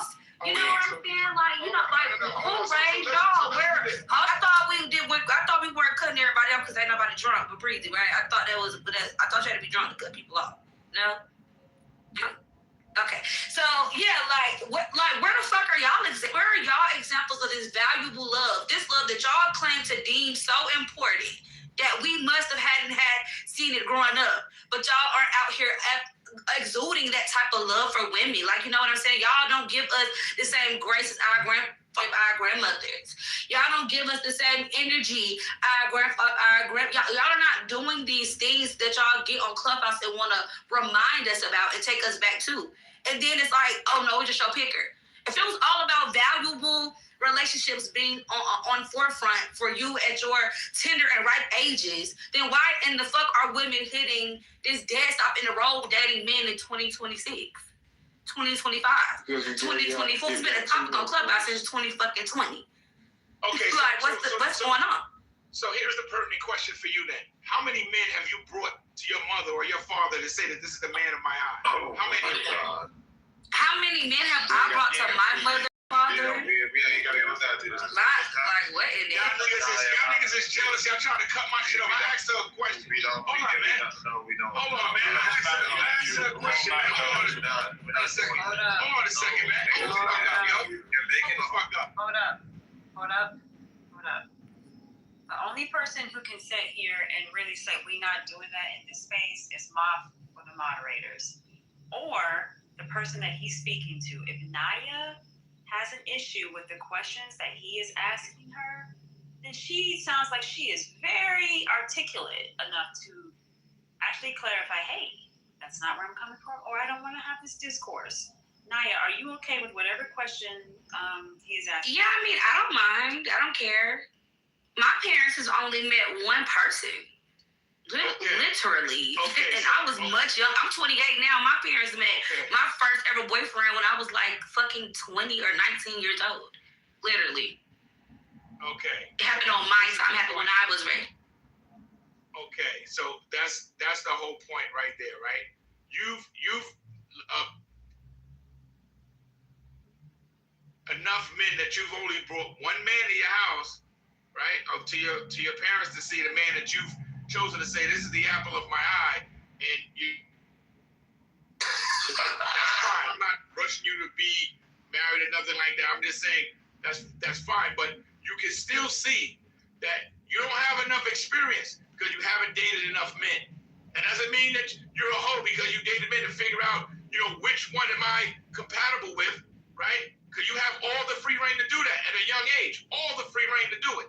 But these women that come on these stages, they project this whole idea about what men ain't doing and what they should be doing, but they haven't done any of the one question that I just asked you.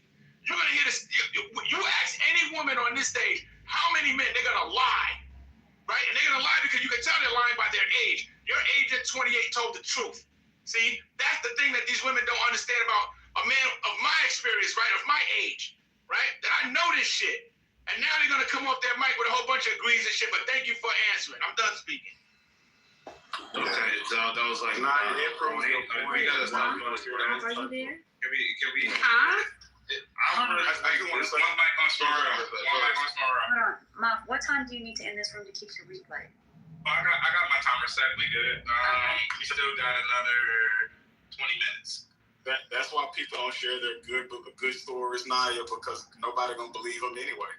Like if you feel like if you ask the people a question and they just gonna lie about it, then why even ask the question in the first place? Yeah. Why?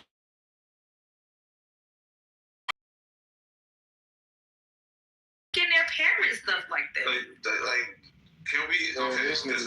I find it odd. Like, we try to think like we're gonna have a conversation, but then we let people have dumb conversations, and then when people try to like have a good conversation, at least have one or 10, it's like shut down.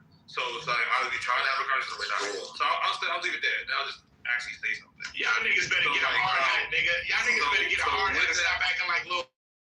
Conversation could go any direction, nigga. That's what this shit is about. You don't control which way it goes, nigga. Y'all niggas really kill me with this fucking homo shit. This is like sad. Like that's not. I don't get that. So yeah, no. I think.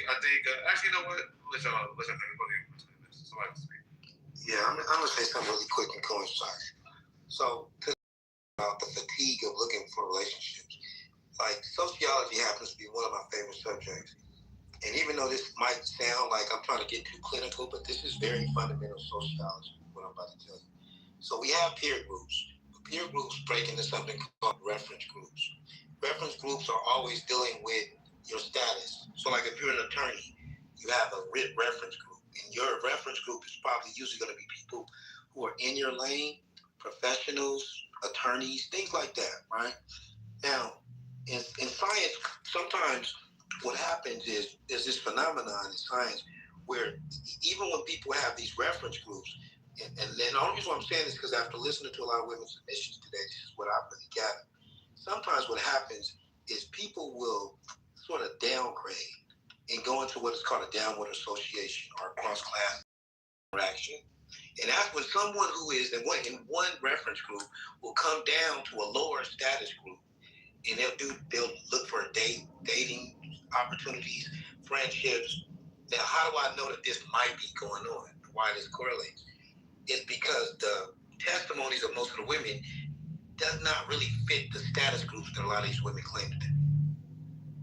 when you're a professional or when you have your head screwed on right and you make the right decisions as far as it comes to family and all these things across the board, whatever, how I hear women talk about existentialism, women got their heads right, they're not even worried about men, so it doesn't fit.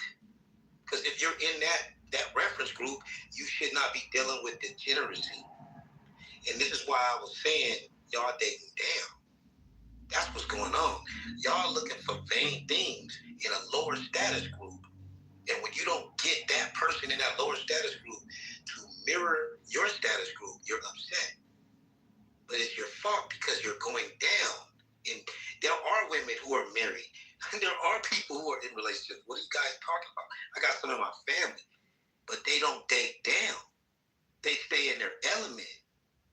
And some that stay in their element, and why? I'm going to say this and land. I remember some years back, she worked for Charles Schwab out in Arizona. And she was the senior manager, whatever, for cybersecurity. And she said she stayed single for 9 years. She moved over to whatever, I think it was a place out there. She didn't want to, Chandler, out in Chandler. I said, why did you stay single for? Because all the men that work in my office, although they make good money, they're just boring nerds or white men. They make money and they're good guys, but no, I'm from Chicago. I need me somebody that's a little bit more to a street. In other words, she wanted somebody with an edge. She wanted to date down. She wanted to date down. So she couldn't keep no relationships, including mine, because she didn't know how to act in function. She didn't know how to operate unless it was in dysfunction. Because she had been in a traumatic relationship before this, where she was in a relationship, where she was in an abusive relationship, fighting this man for 20 years, back and forth. He going to jail for fighting, all this crazy shit she told me about. So she couldn't get past a month or two in dating somebody because she craved toxicity and she craved that dysfunction. And when you see women going back and forth, and men are genuinely trying to give them some wisdom, and they just argue, it reminds me of that. Been accused of everything. You niggas can't get up. Some of us have fiancés, wives, so that's not true, but it's because they like to function in toxicity. They don't know how to function outside of dysfunctionalism. Hey, y'all. And so I'm going to be quiet as mad as you want to, but this has just been my observation. Okay, may I add to it, or is it like you said? I thought it was AR. Wait, can I say this real quick? Because I've been came off from mute a long time ago. But that's the only thing I want to say, because I was just trying to respond to what Maya said. Who is that? Bro, hold on, I'm gonna let you get in there. But Amina just got here. I actually want to hear a fresh take on the title before we close. Amina, you speaking on the title, right? Yeah, well, I was going to respond to Holly's point, but I... No. Corporate, you can go after corporate then. Go ahead. Okay. I said I didn't mind responding to the title. I don't care. Okay, great. Okay, so the only thing I was going to say is, real quick, because Naya, we're about the same age, is that the reason why it kind of said grandfather and women in this day and age are trying to take it out or get the get back for women that never got a chance to get that get back in the day. So this is the reason. That's why I'm saying that you're looking at it wrong. Because men of this day and age, we're giving women way too much grace. Men are being disrespected all the time. Men are having to tolerate certain things that back in the day, it was not acceptable. Women feeling like they can say whatever they want to, do whatever they want to. So this is the thing. We have two different people that are doing two different things. So men are in this day and age are trying to basically make up for what their grandfathers did. So that's why a lot of times we doing two different things. And we got women that basically taking out stuff, because most of y'all ain't been through stuff that bad. Y'all have not been through stuff that bad. It's like, oh, okay, y'all had a little relationship here or there, but it has not been like back in 1908. Oh my God. Okay. What's up, Amina? Oh, that's you. My fault. I was just about to go crazy. My fault. Listen, but yeah, like, it's not. That's why we're just looking at it two different ways, and we gotta. I think we both sides need to try to like focus on each other instead of doing what the older people do. Because just sit back and listen. These are our quotation elders, and look at how they operate. We have a lot of them don't even know how to talk to each other. I think that us as being younger people, we're actually doing a better job now. But go ahead, Amina, and don't say nothing crazy. I want to go to. Oh, no, you can go if you want to. I'll go after you. Okay. Amina, I'm gonna cuss you out. I'm ready for you. Go ahead, Naya. I want to say, like, first, you do not know what anybody been through. You don't know what kind of home they was raised in or what they've been through in relationships. A lot of people been dating since their teens.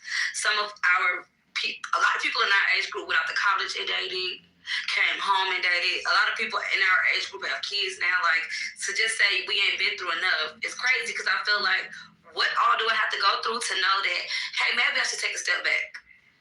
You know, which was my original point. Like, why can't people just reserve the right to take a step back from whatever, dating included? Like, people got the right to do that. Because if it's not beneficial to them, then they shouldn't be doing it at all, in my mind. Like, you can be cool with men and go catch a drink, go ride a bike, ice cream, whatever the fuck y'all like to do. Y'all want to do it all. I don't suggest hiking because they leaving bitches women on a mountain and stuff these days. Y'all don't do that. But yeah, like, do whatever, have fun. I'm not saying that a man can't be in your life as a platonic person or whatever the case may be. But this thing where you have to rush and date somebody just for the sake of dating. Some people on Clubhouse call you gay and psychotic. Then, like, don't do that. You know, like, you don't have to do that, boo. You can stay single and figure it out. We got all our lives to do that. You 28. What's crazy about that? We literally have all of our lives to figure out. People are still in school, just now finishing school, wanting to go back to school. They want to live a life that they can afford themselves. So, in my mind, that don't come with dating. Like, that's some shit that can stay on the side. You do what you do. You don't have to be in relationships. I don't get why y'all think it's so important, but y'all don't do nothing to maintain them when you're in them.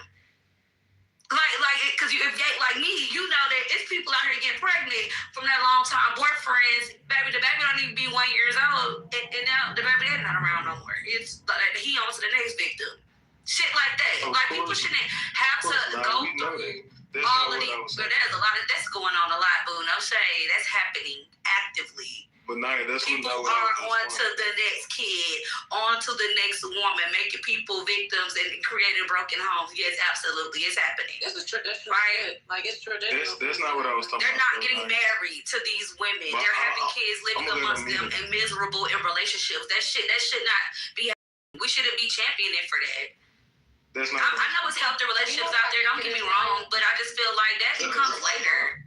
Naya, can I tell you my honest, like, I know I'm going to sound cynical when I say this, but I think that niggas don't give a fuck about relationships for real. I think that what they're trying to do is they're trying to keep us caring about it. I think that they realize that we don't care as much these days because they're just like, yo, this is just too much. Like, y'all come with more headache than you come with solutions at this point. I think I want to thug it out on my own. I think they sense that from women because we're putting up with less bullshit. Like, for example, Cobra brought up our grandparents. Like, women couldn't even control their own money up until, like, the 60s. In the 70s, so our grandmothers and great-grandmothers had no choice but to deal with their dumbass husbands and their abusive, stupid ways because that's the only way they can access resources. But now that that's not the case, I think that the men are going back to the drawing board and they're kind of scratching their heads like, how do we keep control of the women if they're able to take care of themselves? So a way to do that is to basically try to dangle the carrot in front of you, which is marriage. Oh, you want this marriage? Oh, you want my commitment? Well, bitch, you better fit into this mold. And it's just like, fuck you and fuck the mold. Sorry. You niggas give us hell at this point. It's not even like y'all taking care of women good. None of y'all are taking care of your women good at this point. We're not happy with you. So if you want to threaten us to leave, we're just going to walk out the door and just, say, all right, bye, honey, love you, bye. Of course, Anita, they're not worth it. You even said that. We've already had this conversation. Who's not? Okay. So this is a false statement. The person who just spoke, as if women's standards are higher, and they're not feeling. Could you move that person? It's just a troll. Okay, so won't be able to talk while the troll. Yeah, this is crazy. We don't even know what he's saying. So, mods, are you gonna move the troll? Man, it's crazy. hard to have this conversation with her. Thank you. All right, I appreciate it. And so the ideology that women are have higher standards now, and they're not taking as much as women took back then. That's all a lie. Women getting pregnant by pookies every single day. So we know that's a lie. But it's not like all these women are being with educated, smart, attractive dudes who are 6 feet, who pay all their bills and do all. That's not happening. You working for yourself now. They divorcing You're y'all. taking care of yourself. They Let me finish my divorcing y'all. point. Let me finish my point. So my wife is happy. I did want to say that. So she's happy. I think it's a false ideology. Is she really? You don't Clubhouse at 10:30? Can I finish my point? Okay, go ahead. I know this hurts you. Amina, come on, bro. I know that women think they're standards, and how somebody could argue that they're less. Men have access to you, and they do a lot less. Men taking Netflix and chill. Men ain't. What are we talking about? Men are married, not married. You and put children in you and leave. So it's just not true. Men are doing the same thing what they did, whatever they can get away with. I'm not saying men are the best. I'm not saying we're perfect. We got issues that we have to work on. We're part of it too. But this statement that women are making more informed decisions and doing better to have a certain degree of education and money, that's not necessarily true, because a lot of y'all will still become baby mamas. And if you're not a baby mama, you have a high sex body count. And so is that an accomplishment or not? I guess if your goal is to build and you don't want to be an educator, boy, then you lost at the game, because a lot of y'all are bisexual and y'all hoes. So what are we talking about? How we have a real conversation? We act like they are celibate, not having sex. And, what, man, listen, when we look at the abortion rate and the STDs, these women ain't ready. It's just not true. All this is just a facade. There's some women talking on this app, all high and mighty, and they finna go have sex with Pookie tonight. They call Pookie leaving his next chick about to hit up one of them. They not dating dudes who make. Are you gonna smash your wife tonight? Yay or nay? And look like all this, so it's just not true. So it's 10:30. Can I say something after Amina? Hey, come on, bro. Amina, stop this. A lot of y'all don't have anybody, and the closest dude you can call is your broke baby there.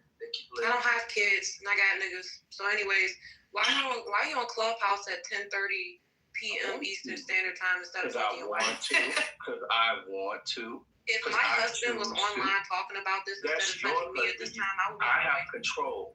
So I can do what I need to do. So you would rather not fuck your wife, you'd rather talk to us? I can get on the app. I'm not your husband. How would you rather talk to us? My wife is asleep. Instead of trying to control our bodies, go control your bitch body. Can I speak? Don't worry about my wife. Amina, go ahead, Naya. Hey, go Amina, the room is for the end. Stop this, Amina. Go find you one. Amina,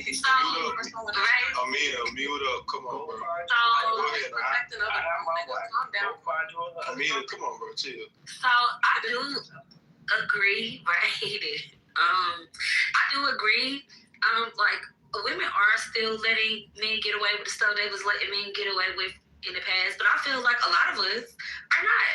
A lot of us are opting out of being single, of having about a decline in birth rate for like years now, right? So I just feel like a lot of women do have their head on strong about what they're not settling for dealing with men, whether they're actively having sex with them or not.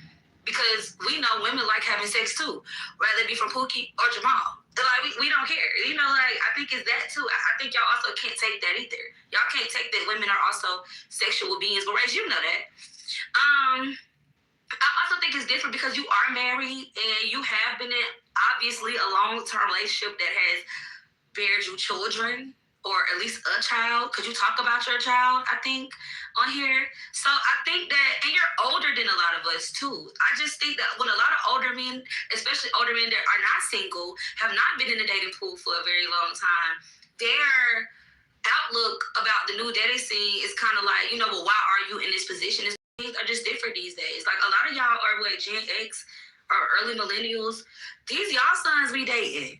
Y'all little brothers and shit that we're dating. Like, these are y'all people, y'all nephews. These are y'all people that we're dating. Y'all have not, for the most part, this is not just about you, Grace, have showed them the example of how to be a man and what all that comes with, right? Like, y'all just have not.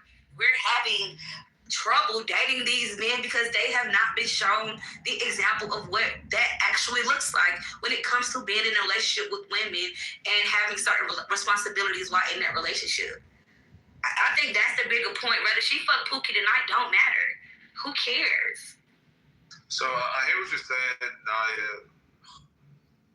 I'll say this because, like, how can I put it? Okay, so I feel like women have changed their attitudes about the relationship deal, and the men are just responding or reacting to it. Because when I think about gender roles and expectations, I can't think of any real expectation that men universities are going to say, yeah, that's the expectation for women. Like, this is expected to do. And, you know, rightfully so, that's what women fought for. Women fought for freedom to do whatever they want. They said, hey, I don't want to be a housewife. I want to be able to do what I want. But it is shift from one standard to another standard. You just got rid of the standard. So there's no standard. So expected of men, such as protection and provision. Men that were, you know, young millennials and even arguably were still socialized to have a double standard for regarding, you know, female protection. Oh, don't hit no girl, don't hit no female. You know, you still pay for the first date. You know, whatever. So things still exist, and that tells me that the older people have taught men something. But when I put it on the woman's side, it's like there's literally nothing. So that, you know, so it's just that, and then the dudes are kind of just like responding to that. That's kind of how I'm looking at it. I think what you said is so funny to me because I can't think of a man that's doing anything right on this stage, in this room, shit, in the 50-mile radius. Y'all don't do what men are supposed to do. Men are supposed to build careers, buy a house, marry a woman, build a family, and build generational wealth based on his legacy. Right now. Are any of you men doing that? Honestly, a lot of you niggas be capping. Most of y'all on this app, I'm not speaking to you, Race. Every other man except for Race, 9 times out of 10, you're single and you're miserable. You want me to tell you why? Because you're single, and instead of you trying to work on yourself so that you can get a better woman in your life to accompany you, Trump is married. You come online. Trap, I'm not talking to you. I know you have a white wife. Amina, I've been working on getting you pregnant every day. Let her finish. Let her finish. No, you're not. And Trap, I know you're married to a white woman. I'm cool with you. I'm speaking to the single, miserable niggas on stage right now. I'm talking to you niggas. Instead of being mad at the world, try to work on yourself and try to learn to love yourself so that when you find somebody, you can actually treat them correctly. Because a lot of you niggas would get a girl who actually love you, and you would drag her and put her through hell because you're not okay with yourself or you haven't worked through all of your own problems. So my biggest advice is try to focus on self-improvement. I don't even care to try to bash y'all. Just try to be better. Try to do better, nigga. Like, thank you. That's it. The interesting is myself and other girls included, plenty of people who have given submissions all day long. They range from all areas, from men who are engaged, married men, that. Doesn't matter. Here's what I'm learning. Doesn't matter what their background is. Some of y'all are you just want to refute the facts. You want to refute the data. You just want to refute There is no facts. You don't care. You disregard that. Come on, Amina. He let you talk. Come on, bro. Chill. You talk over people. You showing us every time you open your mouth. You're literally showing us the paradox between what you're saying and what you display. And it's like, it's sad. The real sad part is that the data shows that if these birth rates keep going down, let's say for the course of the next 5 years or so, you guys don't understand the cultural impact it's going to have when you wake up one day. Because I think, I'm going to say this in Atlanta, I think you guys are not understanding one thing. If these men don't procreate with you, they just don't step outside just like I did. They just going to go to the next group. It's not like it's going to be the end of the world for them. But then you have to ask yourself, who will you go to?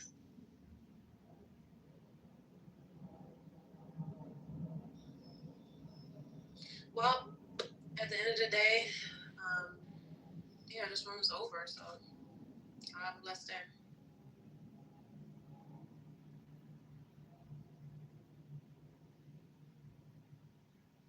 Okay, everybody, we got a new room open. Hit that link on top.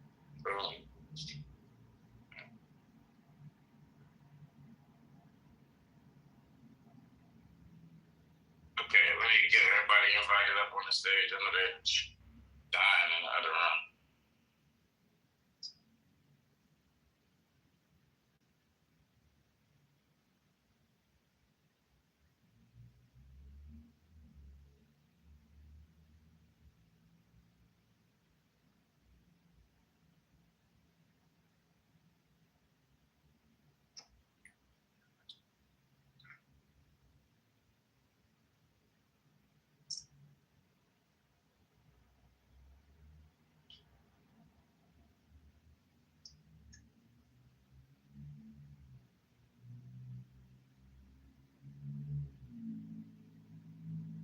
Hey, everybody, hit that link on top. There's a new room.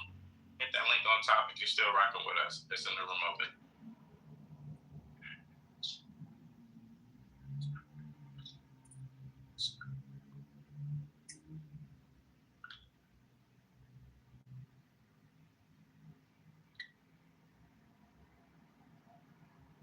Hey, Star, I got a new room open. Hit that link on top. Oh, we gotta hit the link up top? Okay. Everybody hit the link up top. Hit the link up top, y'all. Hit the link up top, y'all. Hit the link up top. Hit the link up top. Oh, nigga, you brought your dolphin gang through here?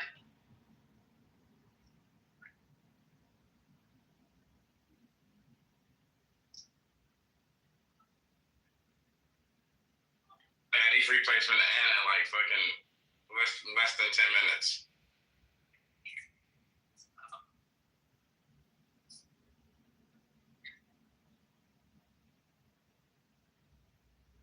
These niggas up.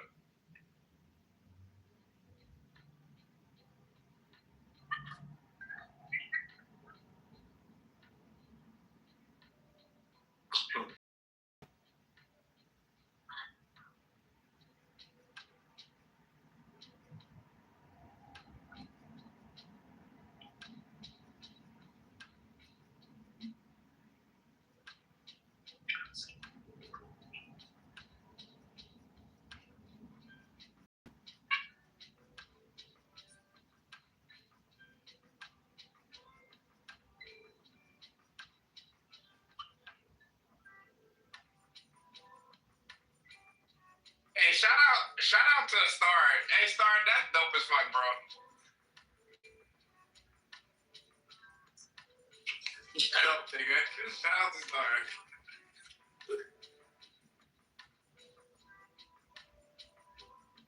That's fucking dope, dog.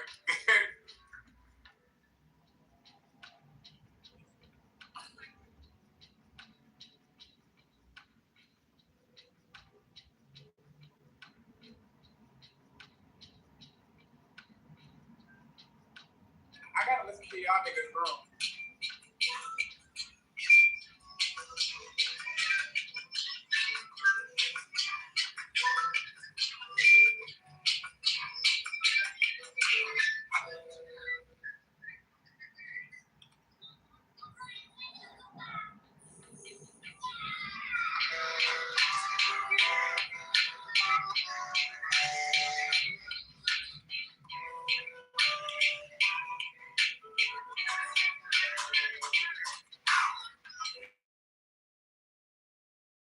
The wind out. That shit's funny as fuck.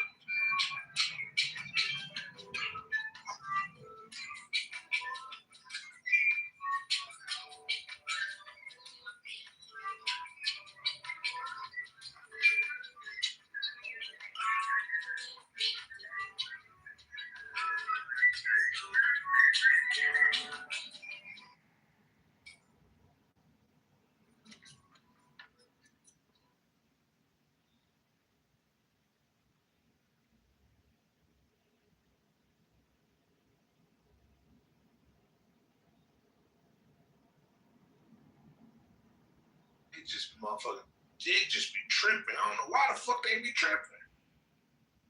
I don't know what the hell be going on. She just be straight up on some bullshit. No, you said that's when the inmates have a black woman as a parole officer versus having a white woman or a white man. Or it'd be more the ones that I have in right now. Their parolees will either be primarily is a black woman, then the next will be a Hispanic woman, then the next will be a white woman. Okay, so they're saying that the black women hold them to a higher standard, hold them more accountable. What is it? Or you said the black woman is just tripping on them and like treating them bad? Because I can't see that. And being that I worked in corrections before as a counselor, that wasn't my experience. Black women are the ones that let them niggas get away. Good question. Because when I was there, they hated the Hispanic bitches. They hated the white bitches. They would beat them up, but the black women would mama them. They would mother them. You know what I'm saying? Yeah. I hear you on that one though. I hear you on that one. The ones that I have come across, they will be the ones that say that they be the quickest one to violate their probation or parole. Can I ask you a question, therapist? How you generalize black men? First, my first question is, how you generalize black men after high school? As a black man, it said, what I said didn't fit your description. Can you specify? You said black men have an issue with black women being educated. I said, I'm a black man who don't have a problem with black women being educated. I'm just curious. I'm not attacking. In my experience, in my interactions, I have come across individuals that have struggles with black women. In my experience. But you had a black man confess that he did not have a problem as you generalize black men. Unapologetic, you aren't the only black man that has a different experience. Right, so I could say the same about you, because we're both being insular. Right, and I'm giving because this conversation is insular, I'm giving an insular experience. Right, but her question pertained to black men in general. And I've given her an experience that can collaborate with what she is saying. Right, but okay. So no. So because this happens a lot in these conversations. Exactly. Overarching generalizations as people confess to being insular. So you and I, neither one of us have met all black men or black women. I didn't generalize black men, right? When I was being insular. Though. Did you not? No. So when you said I haven't met No, I said I am a man who does not have a problem with black women being educated. At no point in time did I generalize black. Is that not a insular? No. Listen to what I'm saying, brother. I admitted to being insular. I'm also saying, as I was being insular, at no point in time did I generalize black women or black men. I am then now saying you were being insular also, but then you went on to generalize black men while being insular. And what I was about to say to support my position, you nor I have met every black man or black woman. So all I'm saying is this: there are some black men out here that do not have a problem with a woman being educated. There are some black men out here that will see that as an asset, not a liability. Right. And can I speak on the ones that would consider that a liability? Yeah, but not as you general.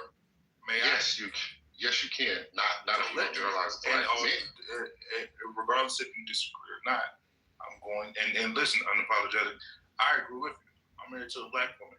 I don't generalize. I know all black men don't. I'm speaking from a professional experience that the black men that I have encountered in a particular demographic, they have a barrier to disagree or not. It's fair. Can I be fair? Can I give a different perspective? You wasn't being. If I'm not being fair, and I'm giving experience of a specific demographic that may have a struggle, I can't talk about that. No, I don't think you understand what I'm saying, brother. I understand what you're talking about. I understand what you're saying. I just disagree. No. You can't say you're being fair when you generalize black men as a whole. I'm highlighting that because I didn't do that. You did. I did. I gave a demographic. Is the replays on? Replays on. Yes, sir. The replays are on. So what I'm saying is, the therapist, what I'm saying is this: a distinction should have been made. Hey, there are black men who have a problem with women being educated. You said black men have a problem with black women being educated. Unapologetic. I appreciate you giving me a perspective, but please don't police what I'm saying, sir. What? I'm speaking to what you said, brother. You know, you telling me what I should have said, and I gave you an experience. Rather, did you make all right, I'll go on mute. Let's ask this question. Did you make an overarching generalization? No, because I talked about the specific demographics, so I'm talking. I got you, sir. Before you started talking about prison life, you said black men have a problem with black women being educated. That's an overarching generalization.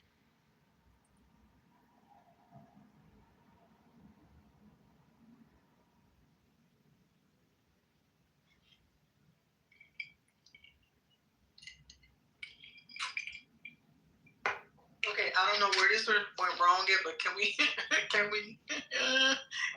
know. I mean, again, I'm answering your question. It went wrong, Queen. It went wrong because overarching generalization. It went wrong to him. All right, so cool. So all right, so what's our next point? Like, where we trying to go with it? We gotta stop with black people. Black people gotta stop with the overarching generalizations with negative connotations. Oh wait, so okay, so then Brother was he asking a question, or do you feel like he was making? No, ma'am. Right after I spoke, I landed. The first thing out of his mouth was black men have a problem with black women being educated. Before he started talking about correction officers, before he started talking about prisoners.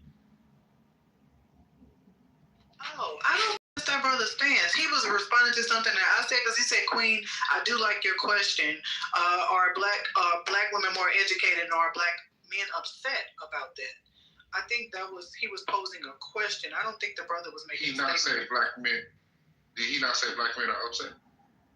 I don't know because before you came, we had answered the question, and that's not his stance. So I don't think that's what he was trying to say. Yeah, we can go back and listen to replays, but I'm not attacking the brother. I'm just engaging the brother. I'm not attacking him. But I heard him say black men are upset with black women being educated. Yeah. So hood therapist, that's not your stance, right? You were posing a question. No, that's not my stance was okay. All right. For me to clarify the stance, okay, I said black women that are educated because they work against the interest of the black people.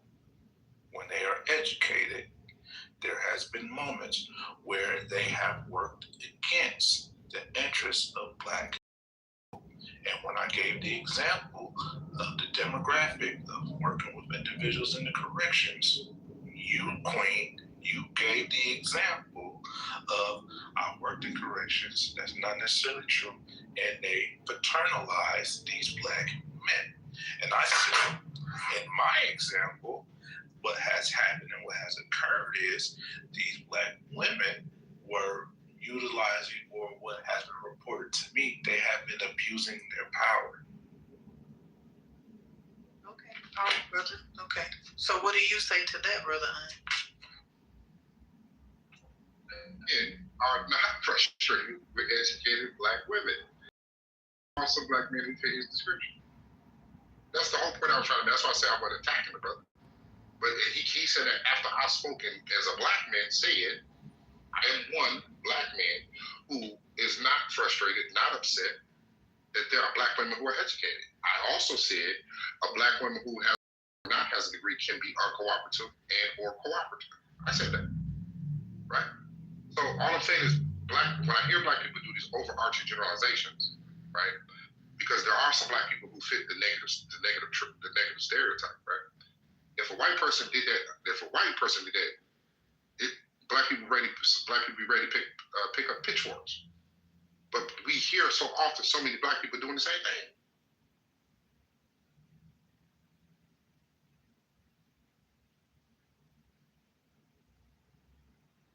Well, I mean, two things can be true because it doesn't. You can never generalize any situation, really.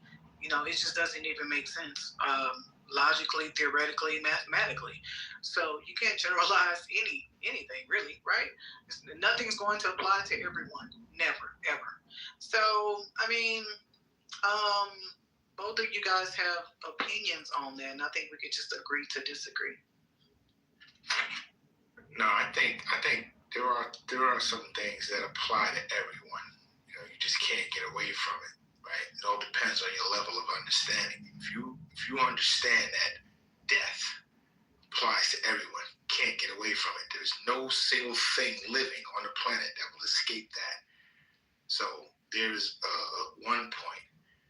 The other point is Black women being the most educated. What does that mean, right? If they are, if they aren't. I think I heard Aunt say, you know, their finances don't reflect that education, right? Still underpaid. So marveling a person for their education, the economic prowess that, you know, an education should carry you, that to me is nothing to brag about. Black women ain't shit. They horrible parents, right? And the black female prostitutes, in my humble opinion, Wait, so brother, so you just made an overarching generalization of Black women as parents. Hey, like, Queen, thank you. Are you joking right now? No, Queen, thank you for pointing that out. Thank you. That was my point. Okay. I thought you were being facetious about it, but I was like, wait a minute. Okay. Generalization. Thank you for no, I was joking, but you see my point now, right? Yeah, I got you. Yeah, but shout out to you and the brotherhood, because it wasn't. Y'all just misunderstood each other. I think, like he said, a few of us on the stage are sipping, not me. So it's just, you know, words can be misconstrued very easily. But thank you for clearing that up. And to the brother Doug, I mean, I agree with what you said. You know what? That's true. As a person with 3 degrees myself, working on another one right now, that's true. I worked in a male-dominated field, and guess what? I made a lot of fucking money, but I bet you I ain't make as much as them niggas made. I know I didn't. So the difference between a woman getting educated and a man getting educated is this. The same way you just gave the scenario of you working for somebody with your education as opposed to a man being the competition of, you know, who he would have been employed with. Like, you know, that was always the case for getting educated in America by Black people anyway, right? Because they weren't hiring us at one point, right? They weren't hiring us because they didn't want us to see us, you know, prosper. You know, after the Emancipation Proclamation, we went off on our own. They didn't give us a loan. We didn't get a hedge fund. They didn't want to sell us lumber. We had to chop trees and make our own fucking homes on our own. We had to do everything on our own. But now we sit up here, able to get educations. Now we still want to get educated and work for them instead of being their competition. I, for one, have chose the latter, right? The education that I went to school for, no white man employs me. I am their competition. I am in competition with Google. I am in competition with CompuStar. I am in competition with Vitabyte. You know, these companies that are in the IT field who are vying for contracts with bigger companies, yeah, I'm their competition too. I'm just a Black one. So I'm not looking to get an education just so I can look for employment. I'm getting an education so I can take these motherfuckers out. Done speaking. So, have you ever seen? Have you ever seen the movie The Spook Who Sat by the Door? I read the book first, then I saw the movie. What do you think about what you just said compared to what you read in the movie? I read in the book. What you think about what do I think about what I said compared to? Well, I'm definitely not the spook that sat behind the door because I'm not behind enemy lines. The spook that sat behind the door was behind enemy lines infiltrated the FBI and came back into the black community and taught black people all of their secrets.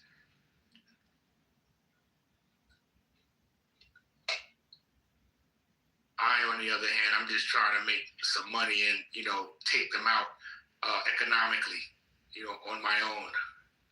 But wouldn't it be wouldn't it be a benefit for you to be able to have somebody behind enemy lines to be able to feed you intel? That's not my role. My role is, of course it would be, but that's not my role. There are men like the spook that sat by the door that's their role. My role is to fund men like that. So I make enough money where I can fund them, where we can create spaces where we can meet without white people monitoring our conversations and things like that. Has that been a goal for you? No, it's not a goal. It's not a goal. My goal is to create generational wealth for my family. I can't save everybody. So I can definitely save my family, right? Because I can give my life to doing that. I could die proudly doing that. But I'm not going to feel proud dying for a whole bunch of, niggas that stay on Clubhouse debating relationships and telling black men how much they ain't shit and black women how much they ain't shit, and I'm supposed to be sitting up here wasting my time for all these. Now, I'll waste that time with my family and feel proud.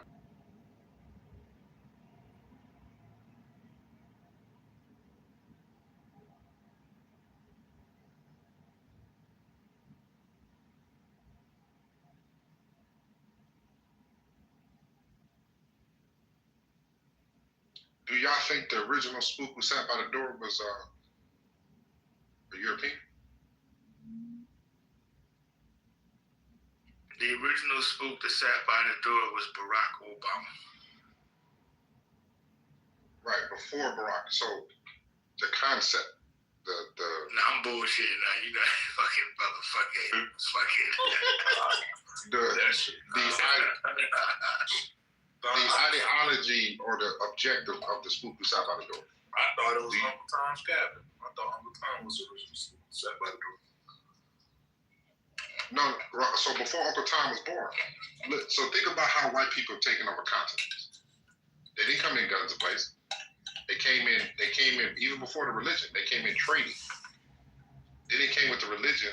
They got their numbers up. Then they came in with the guns. Yeah, so by your logic, 1,000%, they were the originals. Yeah, 1,000%. They gained intel, built their numbers up, changed the strategy, and dominated. 1,000%.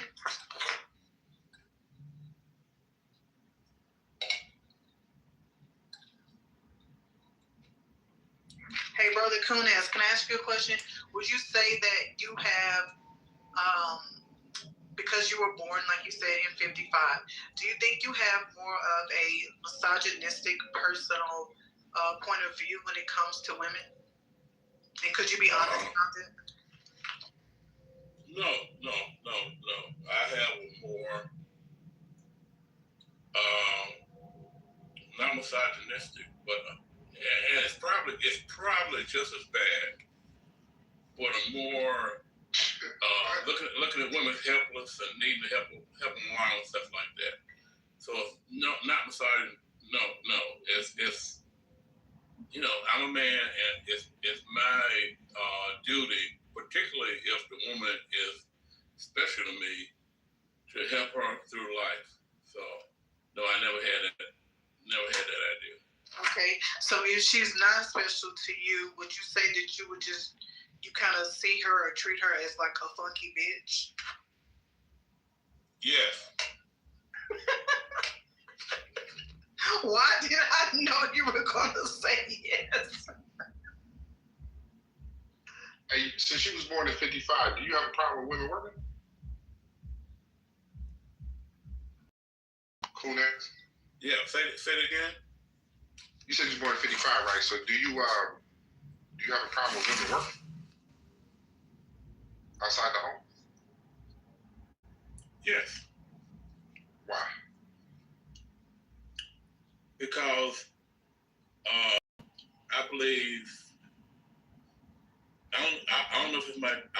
make sense to you, but I believe in the Bible, but I'm not a Christian. I don't know if that makes sense to you or not, but I believe in the Bible. And the Bible tells, that's a good question. All I know is the Christian shit that I've been told for the last 59 years, I say it's bullshit. I started reading the Bible for myself, and I have a different, entirely different outlook on life. I'm glad I got this outlook before I leave here. And when I listen to you talk about the what I've noticed as being an older guy on here is when you bring your financial, social, economic stuff to the clubhouse room, everybody has a good time listening, whatever. Well, as soon as somebody brings to the room a bunch of nigga shit, the room size is double, and everybody's having a good time. And I'm saying, well, damn. In a way, the younger generation is fucking up the same way I did, because they don't listen to people who's bringing economic empowerment to them. And I'll land on that. What they got to do with women, though? I'm trying to follow you. But not a damn thing. Now, here's what got to do with women. I don't know anything about you, I don't know anything about you, but say that you have a son, and your son is wearing his pants down below his ass. And you say, look, son, don't do that, don't do that, don't do that, don't do that. He does it anyway. Your wife, his mother says the same thing. Son, don't do that, no. You like you got out of prison, you look this, that, another, whatever, right? Just two, not just three, not just Makisha down the block, but suppose black women collectively said, look, buckwheat, you can't date me if you wearing your pants like that. How quick do you think niggas will pull their damn pants up on? Not fast at all. What do you mean not fast? Not fast. There's women who do that now. Yeah, probably one or two, but they're not doing it collectively. It's not one or two, man. There's a type of there's a type of woman that's not gonna date a man if he presents himself that way. And that's across America. Me. Don't even look my way. No, for real. And like you said, there is a collective. That's why I say the overarching generalizations, man, they gonna bite us. They gonna bite us in the ass. They are biting. That's a byproduct of infanticide, man. Negative connotations somehow generalize black people. Yep, no other race but us. So I know, and I used to be that kid that sagged in his pants. I used to hear it like, well, you're not my type. Why? Because you sagged in your pants. I used to hear that back in the 90s where everybody was saying that was the style for a lot of black people. Not all, but a lot of black people. I mean, we used to think it was corny. We used to see black dudes with their shirt tucked in. You see what I'm saying? But the type of chick that they was dating, it fit. You see what I'm saying? And then chicks that, when I was a knucklehead, you know what I'm saying, they was like, that dude is square. You see what I'm saying? So it's that I don't, you might be a little, I don't know, last time you was in a date scene, but that woman exists now.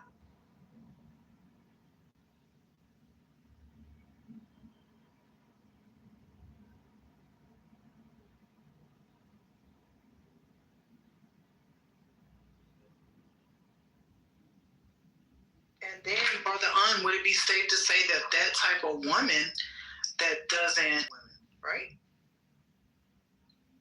Yeah, some, yeah. Because is Keisha and Shaniqua telling Pookie and Tyrone no? Probably not. I wouldn't put it past it. I come from a world where people have certs and degrees. Either certs or degrees or both. Have what? Right. You said what or degrees? Certifications. Yeah. Yeah. They got like project management. They got certification. They don't have a degree. They got certification. They're still educated. They got their certs while they was in the military. They got the experience and they got the service. No degree. You know what I'm saying? And you would describe them as educated. This is why I say, man, I know somebody that's dumb as shit and they got I remember this one dude, man, he wasn't, if he was sitting here talking to us, you wouldn't think he was the brightest crown in the box. But he has a master's. You see what I'm saying? Before I got mine, I was like, if he can get a master's, I know I can get a motherfucking master's. I was just going to school to get my soldiers at the time. I know this dumb motherfucker got it. So it's like, you're not essentially smart because you got a degree. You're not essentially intelligent because you got a degree. And you're not essentially stupid because you don't have one. You're not cooperative. You're not going to be necessarily a cooperative person because you have a degree. You're not going to be an uncooperative person because you have a degree. You see what I'm saying? A lot of times we be talking about people who just ain't compatible. No, I cannot disagree with that. And as a person who has all three of those things, I agree. It's just about your environment too and how you've been raised and what you've been taught. And a formal degree does not make you smart 1,000%. Because to me, street smart holds a lot of weight. That holds a lot of weight as well, and what you have learned on the streets. So I mean, I agree, but I'm just equating. I don't think there are enough positive. And what I mean when I say community, I don't mean the young ladies that are in well-to-do households. I mean that hood side. There needs to be more education on that side about dating and standards. And there's not a lot of standards when it comes to the hood shit. And that's, to me, what overall brings down the Black community. It's like that whole, What do you mean by hood? What do you mean by hood stuff? I mean, like the project shit. But everybody Black don't come from the hood or live in the hood. I didn't. I know. I'm just saying, I'm talking about that side is what I mean. They're not turning down and having standards surrounding dating and interacting with each other. It's just a bunch of nigga shit. That's the truth. And working in the community, I've just witnessed that. Like, there's not a lot of standards on that side. So it's called taxing out his lived experience. I agree with you there. I think it's a lack of interpersonal relationship skills being developed or eroding. I wouldn't necessarily say it's the hood life or the hood. I would say lived experience, tacit knowledge. I would agree with you there. People are lacking that. I even think people are lacking as a society, interpersonal relationship skills. Like, they don't even know themselves. You see what I'm saying? Let alone interacting with another human face to face. I mean, the world is so small now because of social media and a computer in people's hands. I still remember the days where a woman would get offended if you text her instead of calling her. You know what I'm saying? Now you go to a restaurant or something, and you see a man and a woman sitting at the table, they're both on their phones. They're not even really talking to themselves. I'm not saying everybody's like that, but it's just a lot of people seem to not have interpersonal relationship skills that we used to have back in the day. Yeah, when we talk about the increase of technology has, in a sense, replaced interpersonal communication.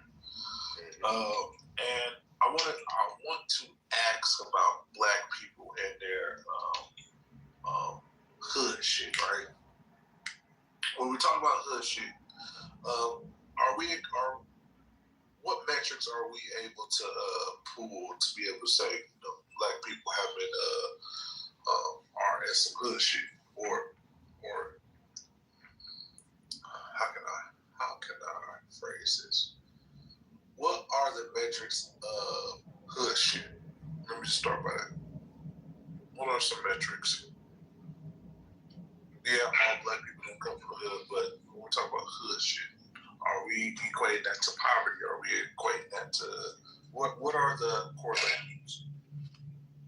I think I can use my age as experience as opposed to unapologetic, using his wisdom with typical data and stuff, which he's very good at.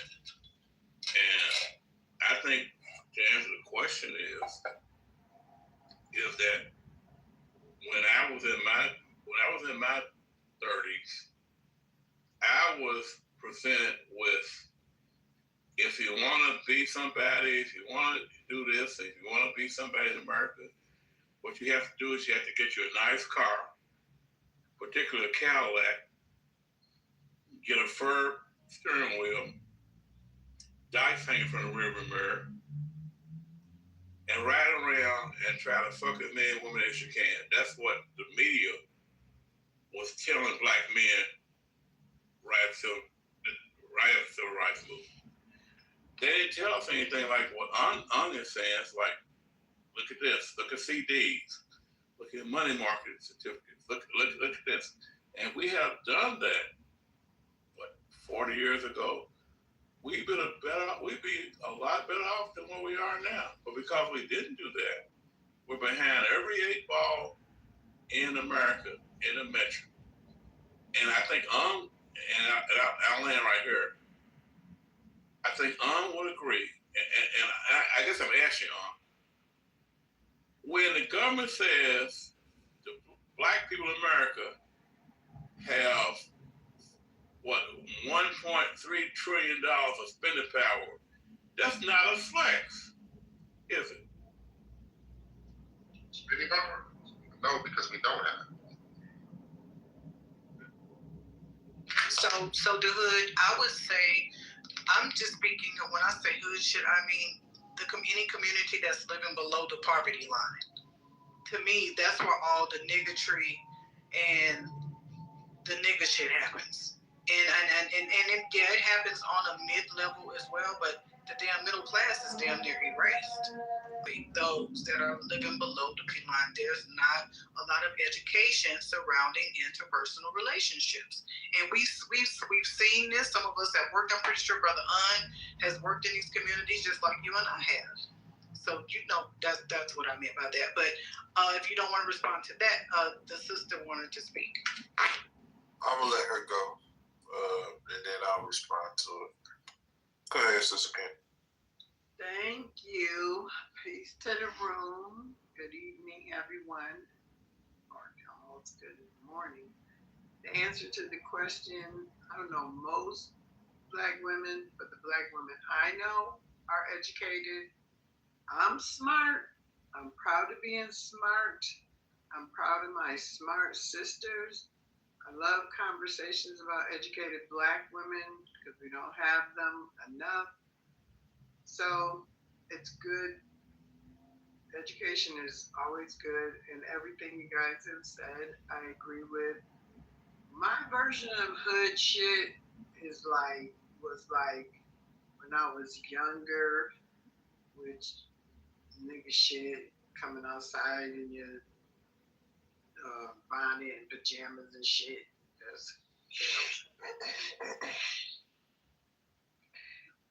But yeah, that's all I have to say. All right, cool. Thank you, Candace. I appreciate you for being here. Sister Queen, I did some calculations, and out of 48 million people, there's roughly 48 million black people here in the United States. So I found that 23%, and this is the history of poverty in Black America, and they said as of recent of 2014, 22.9% of black families are living at or living in poverty right now. So 22.9%, so I rounded it out to 23%. So 23% of 48 million black people is 11,040,000 black families. Black families particularly are living under the poverty line right now. So I wanted the middle class information right now because I think of that. The point that out of 48 million, there are 11,400,000 black people living under the poverty line that is quote unquote doing the bigotry, right? So I'm going. Yeah, so for context, that U.S. poverty line models 364, and they're still going off today. They're still going off that metric. So a single person, no kids, is 15,650. A family of four is 32,150. And then when you go to high cost of living areas like Alaska and Hawaii, it's 39,000. Alaska, Hawaii is 35,808. The model is old. The middle class is not going away. It's the line has been moved. So in this K-shaped economy, 80% of America, and this is including people who are six figures, at the bottom line of the K. Only 20% of America is essentially keeping America afloat. That's the top line of the K. And that's the model that they're going off of with the K-shaped economy. They're going off of a minimum of 175,000 to get into the top level. And that's not even counting high cost of living areas. You see what I'm saying? So to me, the model to qualify what is below the poverty line is outdated. And then what I mean by the middle class is moving, so what's that ice cream? It's an ice cream cone with three colors. I forgot the name. They got like yellow. Metropolitan. Metropolitan. I can never remember. No, sir. It's Neapolitan. Neapolitan. That's what it is. Neapolitan. So you know how each segment of color looks like it's the same shape. So each one represents the class. So what I mean by it's moving. So it's the same colors. Blue, yellow, and I think it's red. Pink. The bottom. And chocolate, strawberry, and vanilla. Okay. So the lower class, that color is solid. All colors are solid. As we get to the middle class, so the bottom color would be for lower class. Let's say it's pink. The middle is yellow. So now start drawing yellow lines into the middle, right? But it's still a segment of the middle solid color that's not shaded in yet, right? And then the upper class, that's shrinking, right? And then the line, the yellow color that's in the middle, so you can draw lines into the upper class. You see what I'm saying? So the line has been moved to be considered middle class, but middle class still exists. You just make more as middle class. It's getting harder to stay in middle class. So the category that's growing the most and the fastest, this is why I brought up K-shaped economy, is lower class. And lower class now consists of people making six figures. Exactly.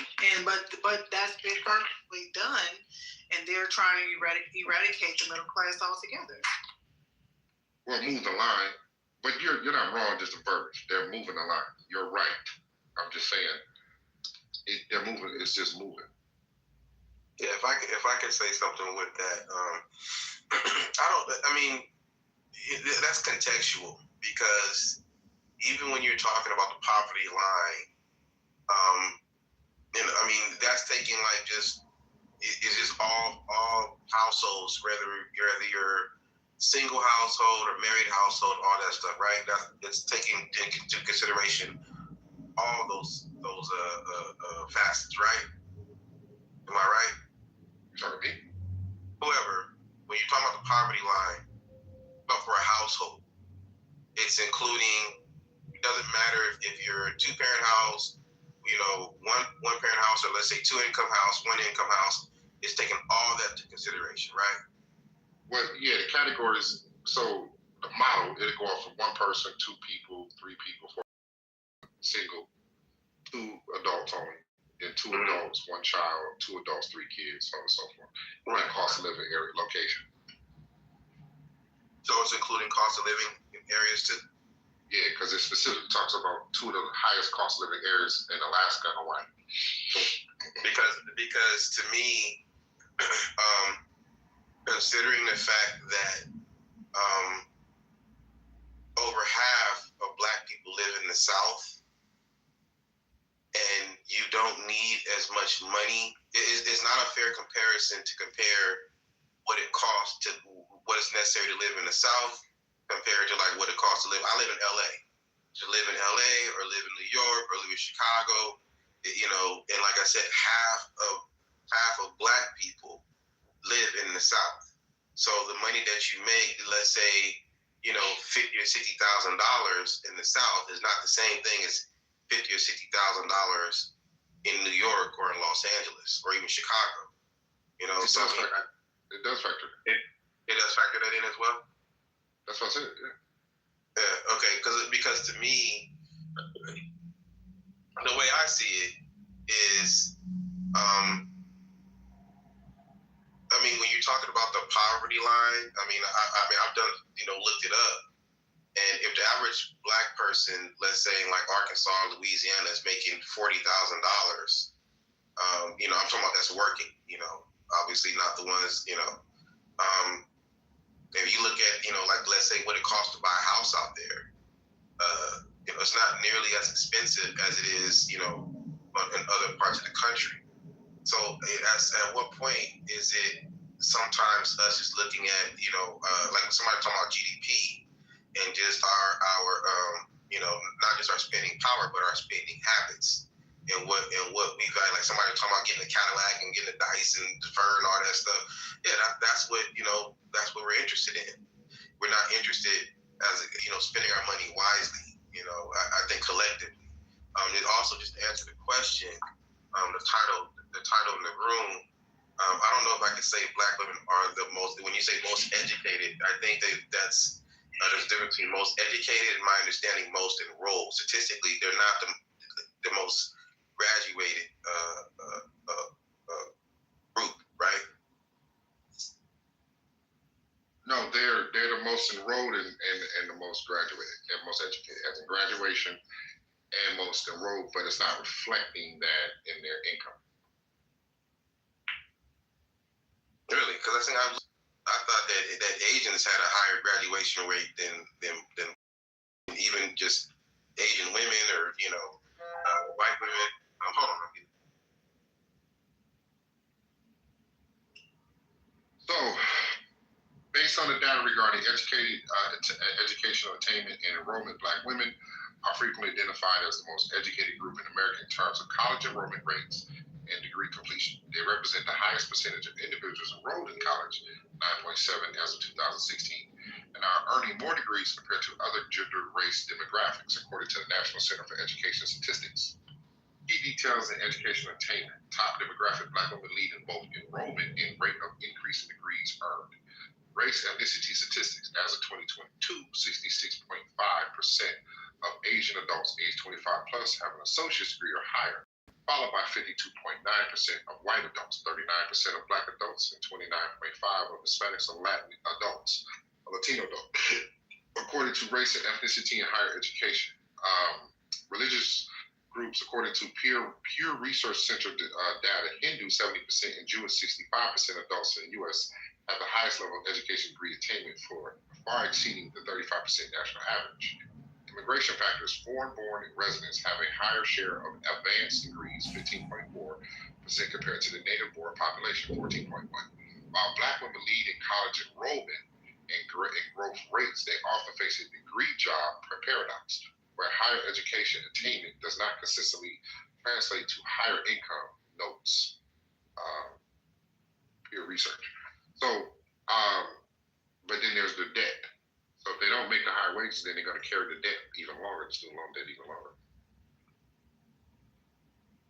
I'm sorry, if you can just do a quick summary, so you're going to read all that stuff again, and what was it basically saying, the information that you read? What I was just saying, you got your call. I'm sorry? What I was saying before you got your call.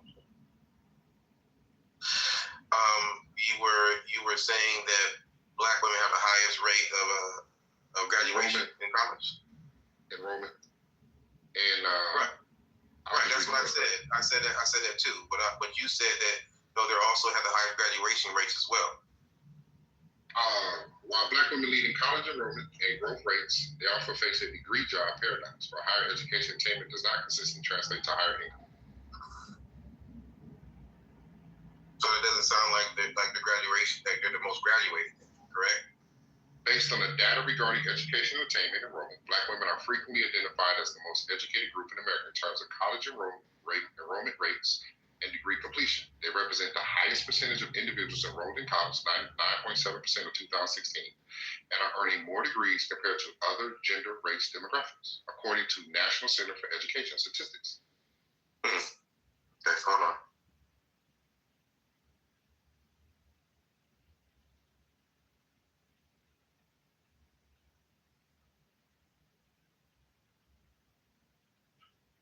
I did want to share this. So, in 2025, right, the cheapest location to live. So it says the map shows the median household income requirement for buying a 3-bedroom house. The cheapest was West Virginia, $71,000. The most expensive location is Hawaii, $229,000. So this is the cost of living conversation. So there's a national conversation, and it's by state, locale. So you have higher cost living locations. So of course your money is not going to go as far in a higher cost living area. If your salary, as far as poverty line goes, the poverty line is going to be a lot different locally when compared to the national average.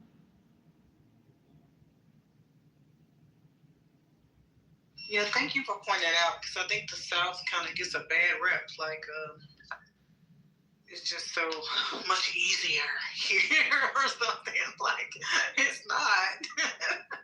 You know, like, yeah, our money probably goes a little bit farther than Chicago or Los Angeles. You know, I get it. But there are other factors that play a major part in all of that. So Queen, Georgia is 109,000. Alabama is 93,000. Mississippi is 80,000. Louisiana is 79,000. Arkansas is 83,000. Kentucky is 86,000. Virginia is 122,000. North Carolina is 115,000. And then in the north, Michigan is 76,000. Indiana is 80,000. Ohio is 75,000. Illinois is 83,000. Iowa and Missouri is 81,000, 83,000. Oklahoma is 85,000. Kansas is 81,000. So the cost of living is a little cheaper in the north than it is in the south. I would definitely think so. Yeah, those are, I was going to say, like, I was going to ask the brother, like, what year was this data? Because it seems to be outdated.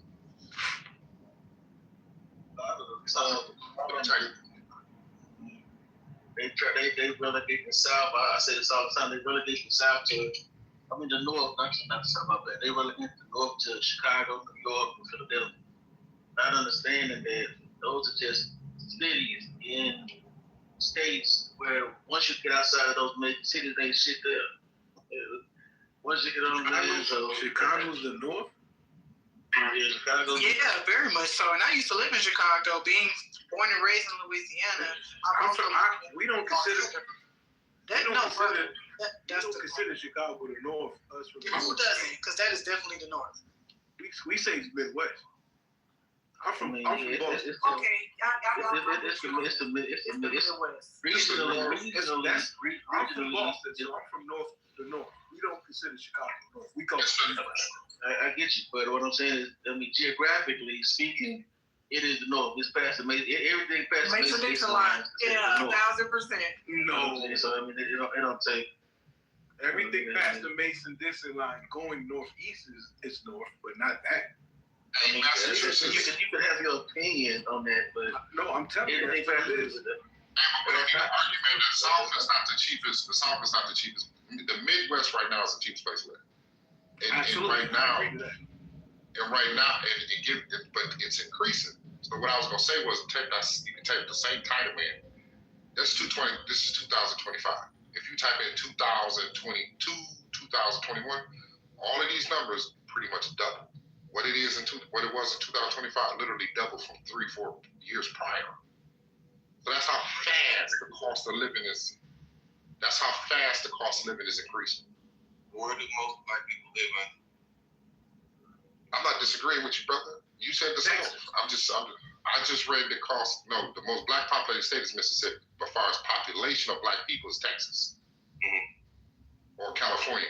So all I'm saying is this, it's cheaper in the Midwest. This is why you start to see a lot of people fall into now that everything that went up so fast on the East and West Coast and in the South, now you start to see a lot of people flock to the Midwest.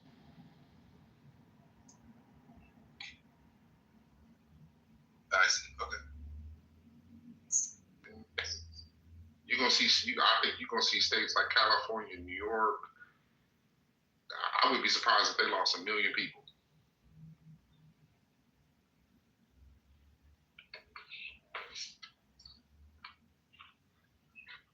Yeah, Mamdani had been in office like 3 months, and they're already fleeing New York. Yeah, my thing is though, don't come to the South. Like, stay up there. Stay up there. Go to the Midwest. Go to Virginia. Don't come here. Making all our nice shit extra high. If I could change my picture, man, I would post these pictures, man. You can see this. What kind of pictures you got? The data that I'm reading. Oh yeah, no, I believe. I can't change my picture. You right though. We got a whole saying down here, man. Like, we cool, bro. Like, we don't experiment with nobody. Just get to the point where these little youngsters, they out here robbing these new motherfuckers that come down here. Like, just to get them up out of here. It's like, you know what I'm saying? Motherfuckers not want nobody else moving Texas, bro. Mass exodus is coming, brother. Yeah, you can do to stop it. It's a countdown. Yeah. The mass exodus is coming. Now listen, it's already here. Now listen to this, y'all. The average cost of living in 1980s. Minimum wage was $3.25. Income was $23,620 a year. Average cost of a new house was $82,500. Rent was $432. Gas was $1.25. Movie ticket was $3.55. Childbirth was ranged $2,500 to $4,200. Cost of raising kids was $76,700. Braces was $2,000. College was $1,318 a year. And put that in context, to raise a kid now, they're in a low cost living area. From birth to 18 they're saying it's around $400,000. So that comes to $1,853 a month.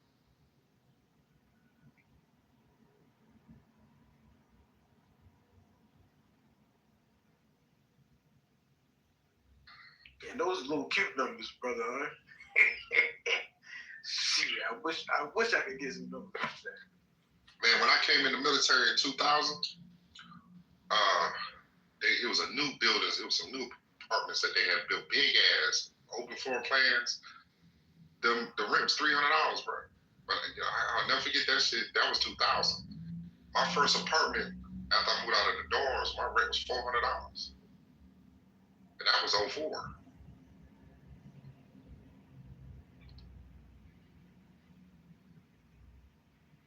Well, I will say, I think in the South, we definitely own. I think we own more property versus rent. Because I could be wrong, but most of my friends and things like that I know up north, and I was even in California, man, like they rent.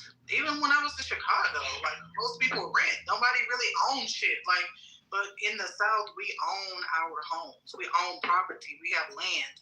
And I think that's what a lot of people are after. Like the brother said, the mass migration is coming because they're after that, because that's kind of all that, people knew up in those areas was rent. Like, we don't focus on rent here. If you're renting, you're doing bad in the South if you're talking about renting. Yeah, that's about to change, beloved. That's about to change. Because institutional landlords, they hold 4 to 10% of inventory nationally.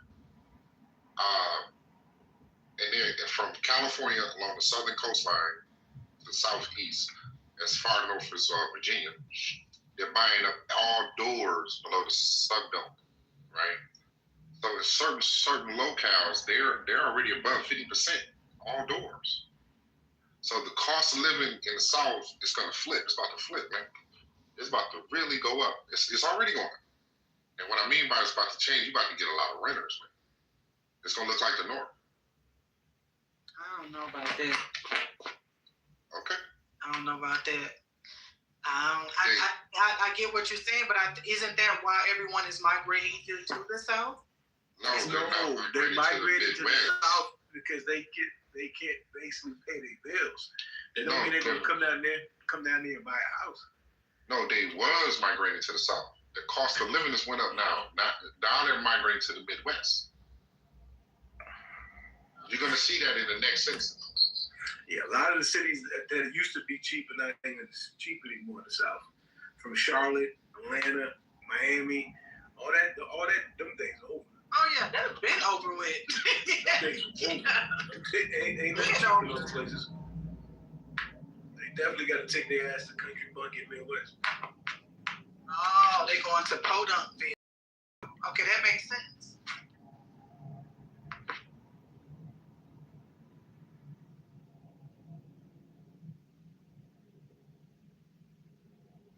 I couldn't live in the Midwest. That shit is God.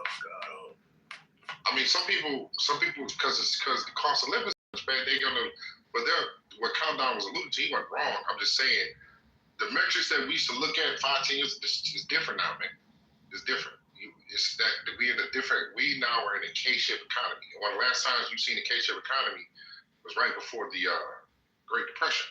So this economy is different even from the 07 recession. You see what I'm saying? So you gotta pay attention to what's going on. So the spending that $2 trillion that they say black people have, that spending power is the opposite word they say is spending power. And when you type 2 trillion into an inflation calculator, man, that shit is not 2 trillion. Yeah, I wouldn't think so. Let me ask y'all something. Did y'all watch the? I couldn't bring myself to for some reason. I just didn't want to hear it. I'm kind of over it. But did y'all hear President Trump's State of the Union address last night? Any key takeaways from that? I would love to know. 45-47. What you mean 45-47? What you mean? What you mean by that? That's Trump's number on the presidency. Right. But all I heard was Mike Epps, 45-47. But go ahead. I don't get it. Well, he's the 45th and the 47th president. I get that. Oh, I got you. Oh, okay, I got you. But what is the relevance, mister? Sound like a stone cold gangster to me, and I love it. I enjoyed it. Good entertainment. He was talking that gangster shit, standing on it. Looked like he really took some time for the speech. That he actually, he wasn't really reading for the teleprompter or anything on the board. But I like what he was saying. Made a lot of sense to me. He didn't say nothing different than what he been saying. Exactly. Close the borders. There's only 2 genders. I got you all this money, but they won't let me give it to you. He's standing on the same business. And he stopped clowning the Democrats. So, I mean, he got into, what's her name? The chick that was yelling from the heart. I don't know. I can't remember the name. The little Muslim chick. Yeah. Fuck was her name? Clown. Is it Ilhan Imani or something like that? Yeah. That's her name. Yeah, Johan Clown. Checked her, made her look stupid. Then the same clown comes in with the black people are not apes. It was all performative. And he played them. He said, basic things can they agree with, and they wouldn't agree, wouldn't stand. He set him up pretty good. It's kind of hard for her to yell. He was like, y'all stole all that money. Like the shit was kind of funny. You can say, I'm not Trump. I didn't vote for Trump, but you can say what you want about Trump, but you can't say that motherfucker is not funny. You can't say he's not funny, man. This motherfucker, he be dead ass serious and be funny as shit. 1,000%. Yeah, but I didn't watch because I thought like it was just gonna be, nothing we hadn't heard. I don't think things have drastically changed enough in the economy really for that speech. I think he could have waited like another 3 months, but that's just me. It just, I don't know. It just seemed like another ploy to distract, so I didn't really care to hear it. And I did vote for Trump. I'm a 3-time Trumper, but I just didn't. I was not for the bullshit last night. Like, man, don't say that shit out loud. They're going to attack you on here. I don't give a fuck. I used to have Trump's picture as my profile. Let me tell you something. I believe in free speech and free thinking. And I'm tired of black people attacking other black people for being different. Like, somebody got to do it because you niggas ain't going to do it. And we got to try something else sometime. I mean, being on that Democratic plantation is just...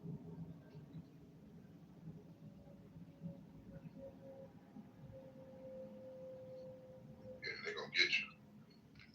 They're going to get got. Big bad boogeyman, Democrat boogeyman. Right. But so far, I can say that I've seen the difference in this administration as far as its on black people and the economy.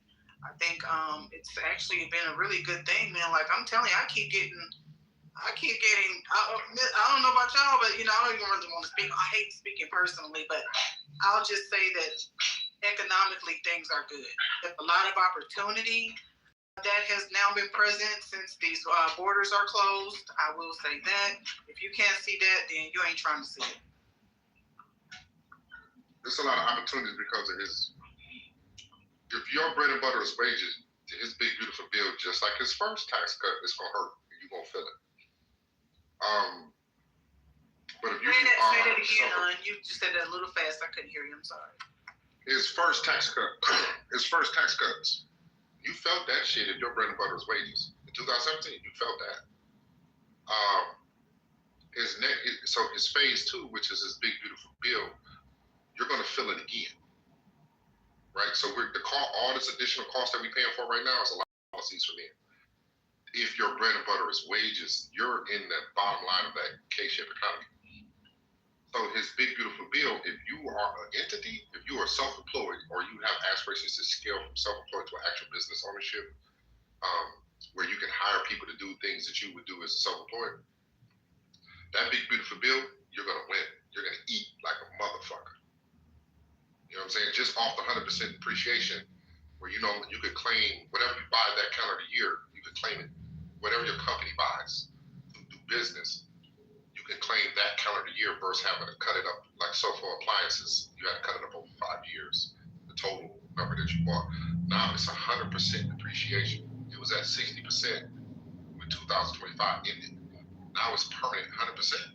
That's a lot of motherfucking capital going back into a lot of businesses. And if people got the business acumen, that's better than the PPP loans. That's a fact.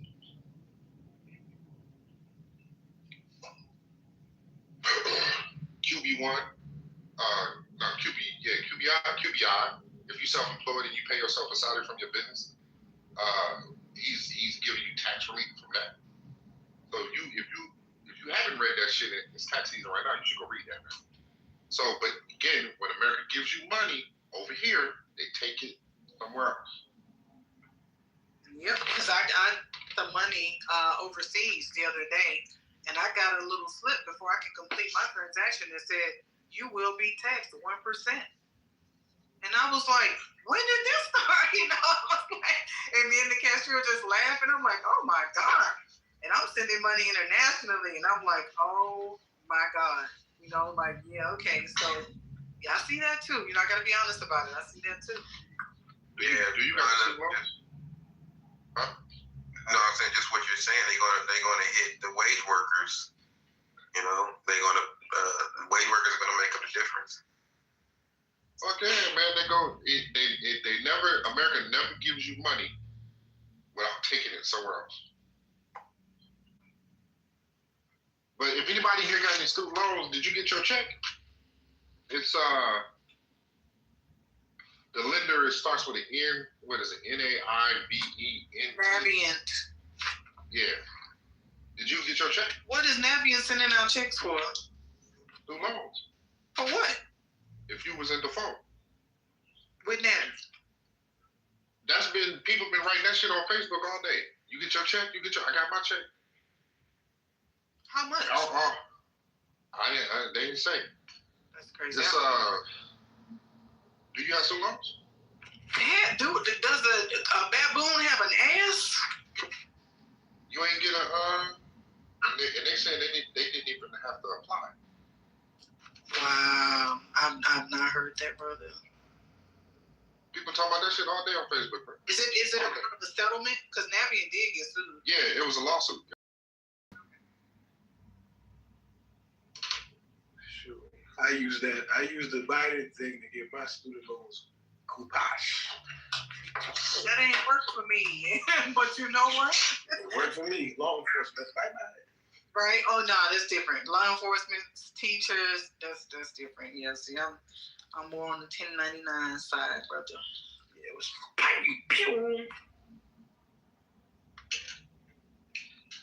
Here, I'm about to put something in your can you post pictures on the inbox? Here, this is what I mean by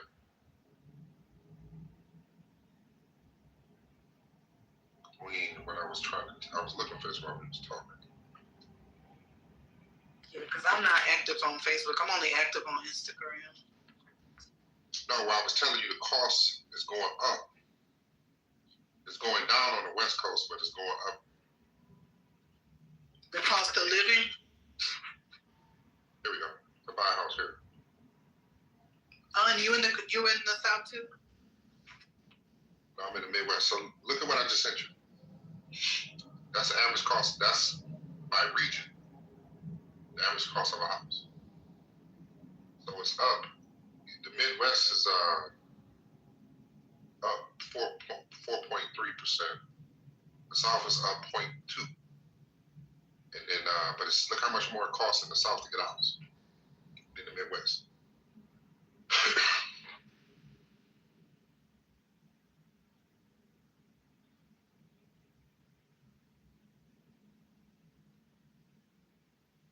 Is the bottom the West Coast? Yeah, that's the West. That's by region. Yeah, damn. Yeah, that makes sense. Yeah, man.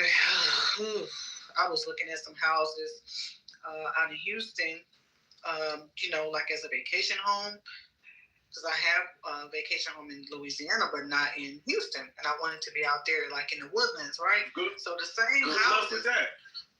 Oh, I know. I'm about to tell you. So the same houses that I would say 4 or 5 years, let's say 5 years. 5 years ago, that were $300,000, right? In my price range, are now $600,000 and $700,000. Not in my no longer in my price range. I'm gonna keep it real. And I was like, yeah, nah. I ain't never. Houston, no, but in the Woodlands. Houston has a suburb area called the Woodlands, which is really beautiful, really nice. I have a condo there, but I wanted to buy a home there. And the fucking houses that I want start in $700,000. And I said, when did that happen? Because 5 years ago, those same houses were $300,000. So yeah, that's probably 6% too, interest rate. Insane, insanity. And I said, okay, well maybe the American dream is just a fucking nightmare at this point. When you that's what I'm saying. You're more likely to get a house in the mid. You're gonna start seeing a lot of people flock to the Midwest to get a house. I wouldn't do it. I would not do it. Go out there in the middle of fucking corn fields and racism. I'll just, oof. But I mean, we can say the same thing here in the South. Let me keep it real. To a certain degree, it's just Black people in the South are just different. You know? Well, man, there's major cities in the North and Midwest too. I know. I mean, affordability gonna force a lot of people's hand though. I agree. It's getting crazy, but would you agree that Trump getting rid of a lot of these immigrants is going to only help our economy? I don't think it's going to hurt the economy. It's gonna be a grace period. Because people, it shows with the impact he's making, it shows that a lot of motherfuckers was a lot of these employers in these right to work states, man, they was hiring these motherfuckers on the table. You know what I'm saying? So, and I ain't even talking about picking fruit. I'm talking about construction. I'm talking about a lot of other industries, trucking. And now they talking about passing legislation where if the immigrant status, if you're married to somebody and they don't have an immigrant status, they can't get government assistance. So I think it's gonna benefit us, yes, but that grace period, because everybody got to adjust. You see what I'm saying? So people, if they remove somebody from their job, they gotta hire somebody. So until then, that's what I'm talking about. But overall, yeah, it's gonna help us. Yeah. Because they're not gonna be draining resources.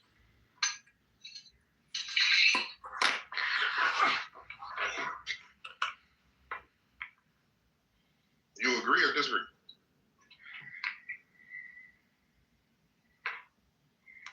You agree or disagree? Everybody agree? I mean, go ahead. Somebody was on mic. I'm sorry. No, I was asking, do you agree or disagree? Oh no, I agree that there's going to be a small adjustment, but here's the thing.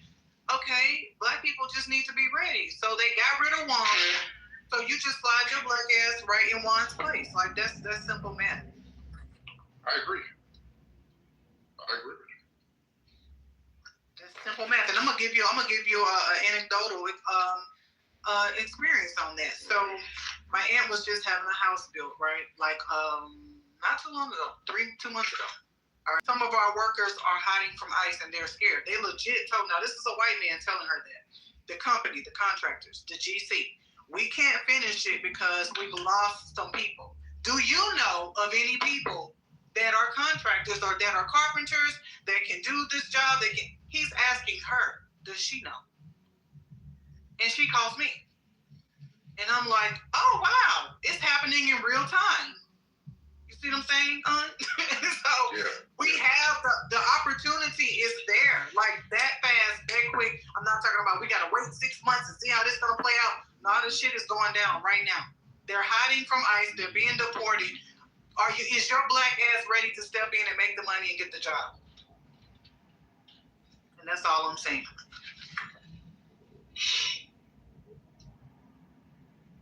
And we should be. We need to be. Because to me, it would affect a lot of black households, very differently. Because I don't care what nobody say. We were pushed out of certain industries. Construction being number one.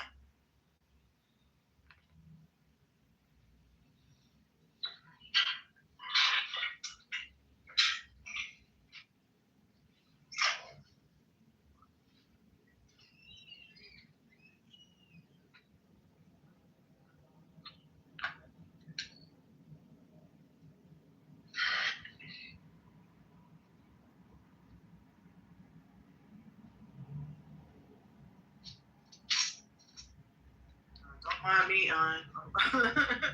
Okay, I don't know where King at, but you better come get his room. It was a good conversation. I don't know why people left. I don't know. It's a very good conversation. We gotta get it together, man. Like, we gotta be ready. Talk about Trump all you want to, but he getting gatekeepers out of your way. And I don't know how you can agree with that. Yeah. I don't agree with the way they're doing some of that shit. You know what I'm saying? Yeah, a lot of it is inhumane. Those people definitely did not deserve to die. You know, that lady, what was her name? I can't think of it. She didn't deserve to die, and that guy either, but I don't agree with that white woman that got shot? Yeah, wrong is wrong. Like, sometimes I be too black. I'm guilty of being too black sometimes, and sometimes it's just about morals and right and wrong. Same with the white dude. The white dude was kicking the fucking SUV couple days prior. Yeah, but that day, was he doing it that day that he was shot on the ground with his hands behind his back? Oh. He shouldn't have been shot. He shouldn't have been shot, but you go out there with a gun on you you harassing the cops. You know what I'm saying? Now remember when they was killing George Floyd and motherfuckers was talking about defund the police? Yeah. And motherfuckers was like, the same motherfuckers that was telling us no and even turned around and gave fucking these cops money are the same ones. Now you got the cops going up against the fucking federal agents as they're just trying to arrest people. Remember when it first started, they wasn't beating up nobody. They wasn't piling up on nobody. They was just snatching people up. And you got cops saying, no, we're not going to do our jobs and help. We're not going to help ICE, right? You didn't see this position when they was killing when they killed black people, and we'd be screaming, defund the cops. You don't see this. They're Democrats are willing to let the government shut the fuck down and take money away from federal agents. But they was the same motherfuckers saying, no, we're not going to defund the cops. That's because they windmill and flash out when it comes to immigrants. They'll do anything to save the immigrants, but they do nothing, no policy, nothing for black people. But when it comes to the immigrants, them motherfuckers, like you said, will shut the government down to protect the immigrants.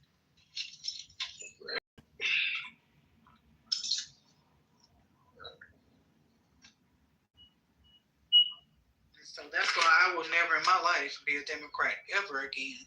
I've been independent for 15 years.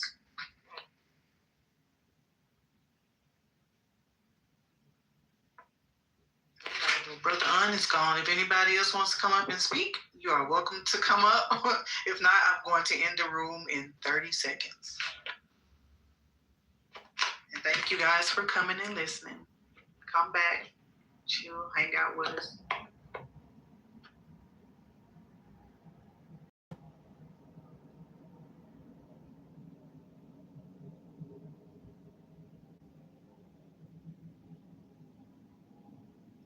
What's up, Queen? Hey, what's going on, brother? I got an Android, so I don't know. I heard somebody told me there's a ban on us, so I didn't know if it was, I can get on stage. I've been standing in the group lately. Somebody told you some bullshit like that? I got an Android and I have iPhone. Like, what's wrong with people? They say there's a ban. They say there's a ban on us. That's gonna get us kicked off the app. Yeah, I think the Androids honestly are the best phones because the fucking iPhones are the police. But go ahead, brother.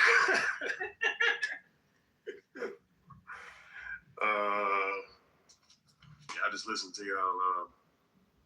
Listen to the room. I was texting when I was in the chat, just dropping information in the chat, whatever. Talking about the cost of living, talking about housing and groceries and stuff, whatever. And I was gonna say that even as a stream couponer, it's getting crazy out there, right? We shop at Publix, Kroger, CVS, or just in Walmart. We go to all of them, right? We go to wherever the deals are. And I think the trick is having that one app. There's an app out there called Flip, F-L-I-P-P. It's got 2 P's on it, not 1 P, but 2 P's. Flip, the Flip app.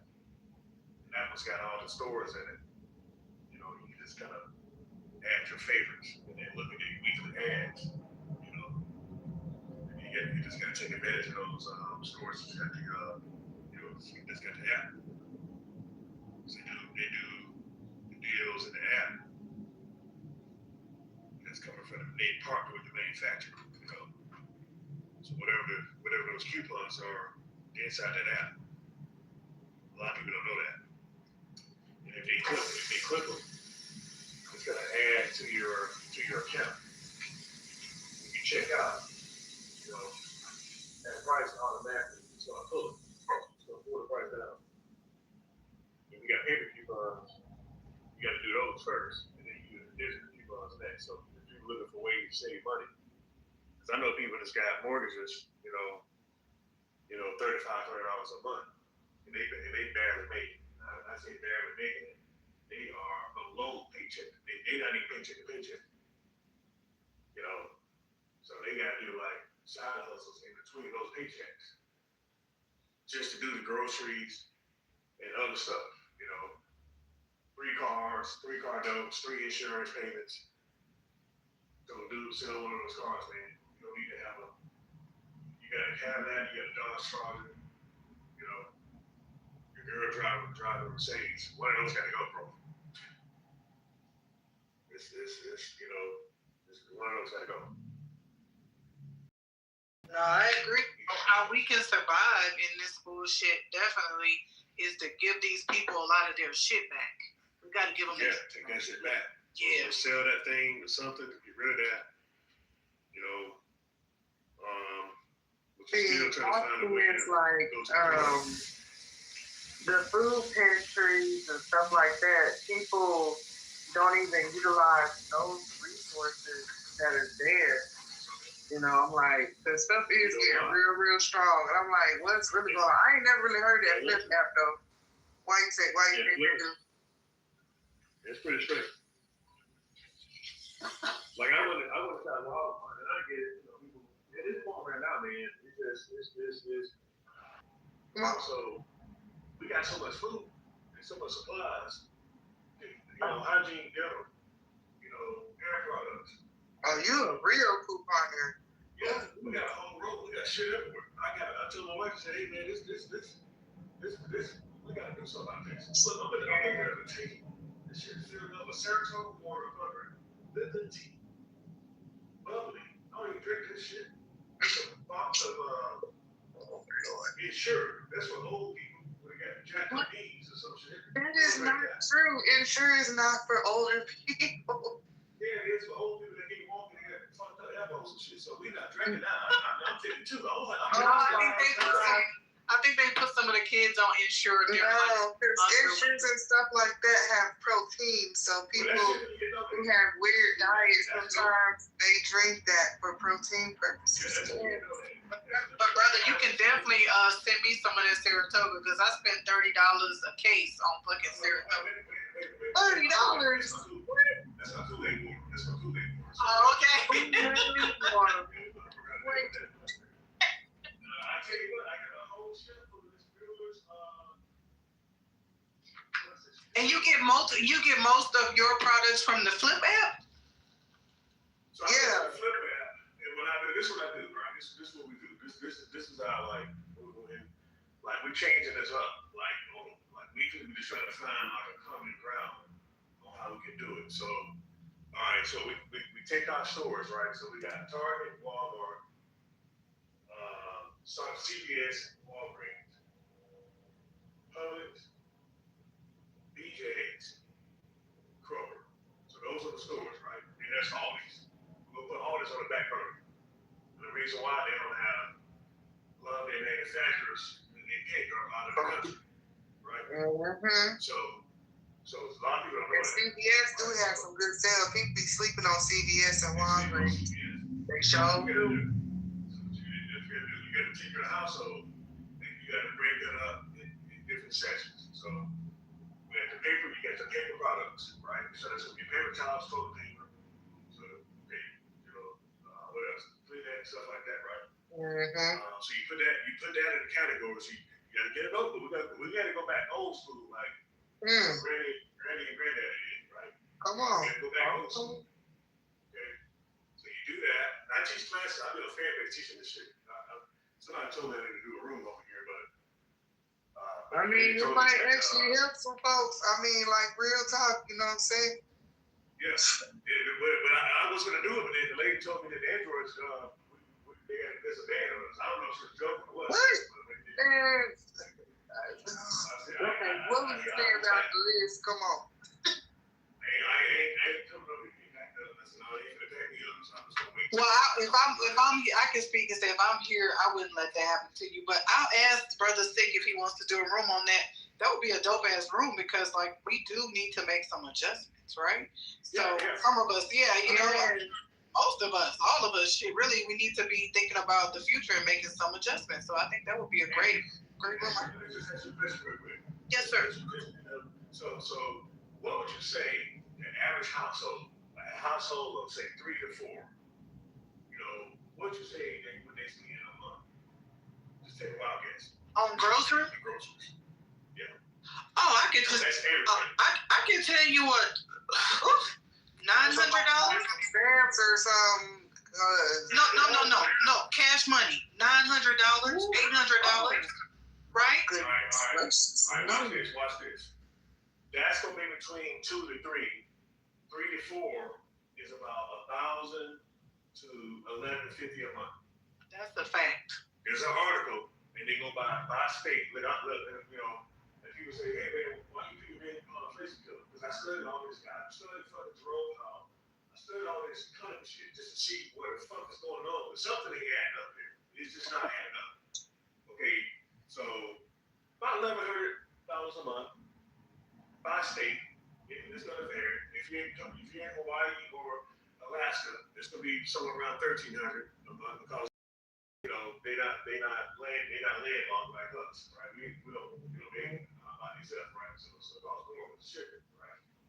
All right. So now watch this. So let's just go with $1,000 a month. They just rounded it to $1,000. What if I told you I got one app just on the cashback? Me and my wife, and we've been getting better at it, year over year. Last year, her cashback rewards, this is USD, was $4,000. My cashback rewards was $2,700. So imagine take a Costco or something, right? You got the executive plan, whatever, Sam's got the executive plan. You get 2% back on your money, right? What you spend. If you got an executive card, you got a standard card, executive card. Well, we got this app that we use, and I got a link to put all that stuff in there. They give you cash back. Okay. That on a year basis, that's how much y'all cash back was on for the year. We'll average between 450 to 650 cash back a month. Come on. There's families out there that can't even put. Boy, y'all is doing it. What? Like last night we were in Walmart. My wife spent $100. I think she beat me in the test going on. I think she cheated. I know you would. I mean, have a guy. She got me good. She's oh goody. This is good. That's probably our best one. She spent $100 and got back $73. I'm like, what the fuck did you do? We all similar stuff. And you know what she did? Look. This guy, man, he's got in the bag, Joe. Make fun of whatever. This insured, this fucking old people building. She bought that shit. I believe it. Right? And she, so I'm like, okay. So I what the fuck you got? She said, she said the strategy is to buy the stuff that's going to give you high cash back. And I said, I know that. Why didn't you tell me? She said, we was on the phone on the conference call walking around outside the store. I said, you could have told me to buy this, because if I had to match what she bought, I would have done the same thing. That's all right. I'm going to do it this weekend. Anyway, so you try to redeem yourself. But wait a minute, though. Okay, with the cash back part that you was talking about, and I'm not trying to cut you off. Don't think I'm trying to be rude. Okay. But, do you have to, I know old school, you used to have to mail all this stuff in, the rebates and all that. So now with the cash back, you just swiping your card, or you connect your card to the app or whatever? How does it work? That's what we do. We go to the app and we click and add stuff to our list. So I'm gonna say that. You're an ambassador for Flip? When I flip, this is another call I bought. Flip is just information purposes, right? So remember how you get the Sunday paper? Yeah. And then you know how all the coupons and all the ads are in the Sunday paper? Right. Well, have you noticed? Not that you probably haven't. When last time you bought paper? Man, your coupons have not been in the. Because whenever the couponing started, I used to watch some shows on and off, but it was so extreme. I couldn't understand how to do the stacking and then all that other stuff. But I ain't seen the coupons though. But brother inflation killer, don't they send them to you now? Because I'll get a coupon book, from Sam's Club. They'll send them to you. Yeah. Well, let me tell you what's up with that. Let me tell you what's up with that. Costco do it too. Let me tables up with that. All right, so here's the deal. Costco and Sam, when you get that coupon book, a lot of folks thinking that those are manufacturers' coupons. They're not. They're not manufacturers' coupons. That's the store. That's the in-store coupons, which is the brand of the product that's in that little dumbass book that's in. Ask those kids, do you take manufacturer's coupon? The answer's going to be no. Because if they did, they would have a digital app with those coupons within the app that you can click and add to your account. You know, the only true big box store that would do this shit is BJ's. They take manufacturer's coupons, whether it be paper or digital. They got them in the booklet too. But they're not like Sam's Club. They're not like Costco. See, people thinking that Costco, mainly Costco, they got going on. Yeah, for certain things. They don't. If they took manufacturer's coupon, okay, that's probably the game changer. But they don't. So what we have to do, you have to strategize when you go to the store, right? Back in the day, you could go, Big Mama went to one store. I grew up in Birmingham. My grandparents, when I was staying with them, my mom was working, right? Shit. They would go to the store on weekends, go to one store and get all this shit. They go to food work or people with it. Don't laugh at my store. Don't go laugh at people with it. They laugh at people with it. I tell them about it. They go to that store. Get everything to one store. Piggly Wiggly stank. I don't care. Nobody say okay. Stank. Yeah. They meet in the back. Now check this out. Today, you can't do that. You're not going to go to one store. You can. You are going to overspend trying to flex and get everything in one store. Not saying that you're going to flex, just don't do that. You're going to have to, you know how you go to the mall and get this thing called build there? They build this bear. You're going to build your shopping up just like that. CVS has got its stuff, right? You may go to your main grocery store and get these things right here. Hell, right now, when I go buy toothbrushes or toothpaste, right now, until they change it, Walmart is a store. I'm gonna tell you why. With the one app I'm gonna send you, if I buy a Colgate toothbrush, that toothbrush may be $5.96. All right, I am going to get back $3 cash back on that toothbrush. Unheard of, right? App you say toothbrush. I'm gonna see the link to everything. Made one because people was like, hey man, send me the app. I'm like, damn man, I don't even know how to. I gotta send you all these apps. So my wife said, make a link tree and just put everything in that. And I kind of named it, after my name. So I'm gonna put it in there right now. Okay. And everything, even the grocery store. I took time. You probably got to copy and paste that and put it in your web browser. So that's crazy. So like y'all done got that down to a science. That's what's up. Yeah, I had to because I've been doing this for like the last 3 years, just teaching people this shit. And I go to community centers and stuff out in Atlanta, and I go over there because it was. You been doing it for 3 years. That's it. Well, we've been doing a coupon for the last. That's good. Let me see, 17. Let me see. So about 15 years. The last 6 years, when we was in Denver, we started doing extreme couponing. My wife found the show. We moved to Denver, right? Was couponing, but not on that level. And she asked me, like, hey, she wasn't working. I was bringing her home money, right? She was working on her PhD, right? They going to DU. So she asked me, she said, what can I do to help you out? I said, is it fair way how we can, figure out this grocery shit? That's this shit out here there was crazy too. So she found a show on Bravo called Extreme Coupon. She said, I found a show called Extreme Coupon. She said, the problem is when they air it, I'm at school. She said, I need to record it. So I got her a VCR tape to record it. And then later at night, we'll go back and watch it.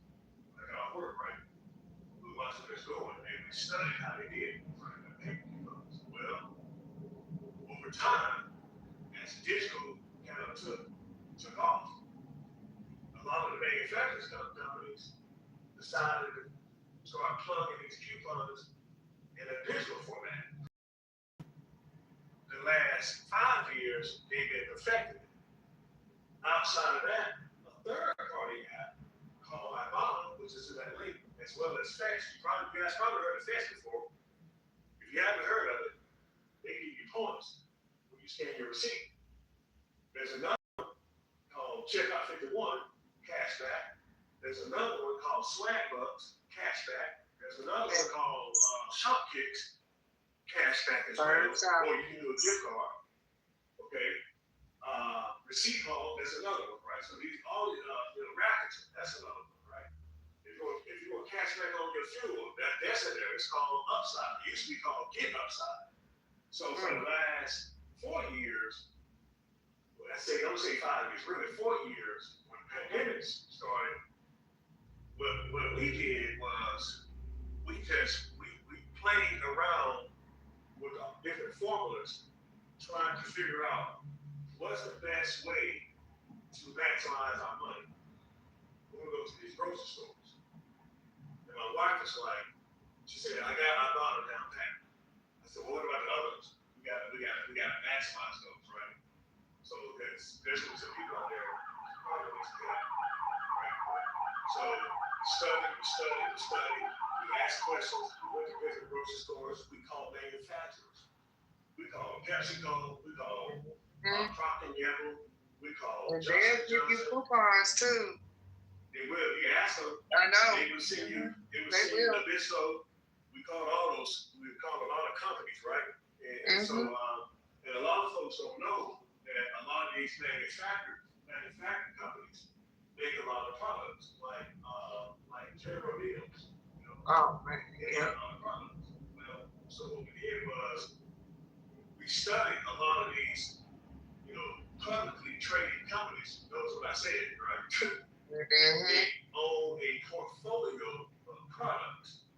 So what we did was we studied a lot of these stores, mainly Publix and Dollar General, that we know of right now. We know that those two stores, they are code friendly. All right. So when we found that out, we know that if it's code friendly, that basically means that barcode that's on the back of that item that you're buying, the coupon that's made for that particular barcode number, the first 5 digits, we know that if it's a code-friendly store, that coupon will work on a family of products that has the same first 5 digits.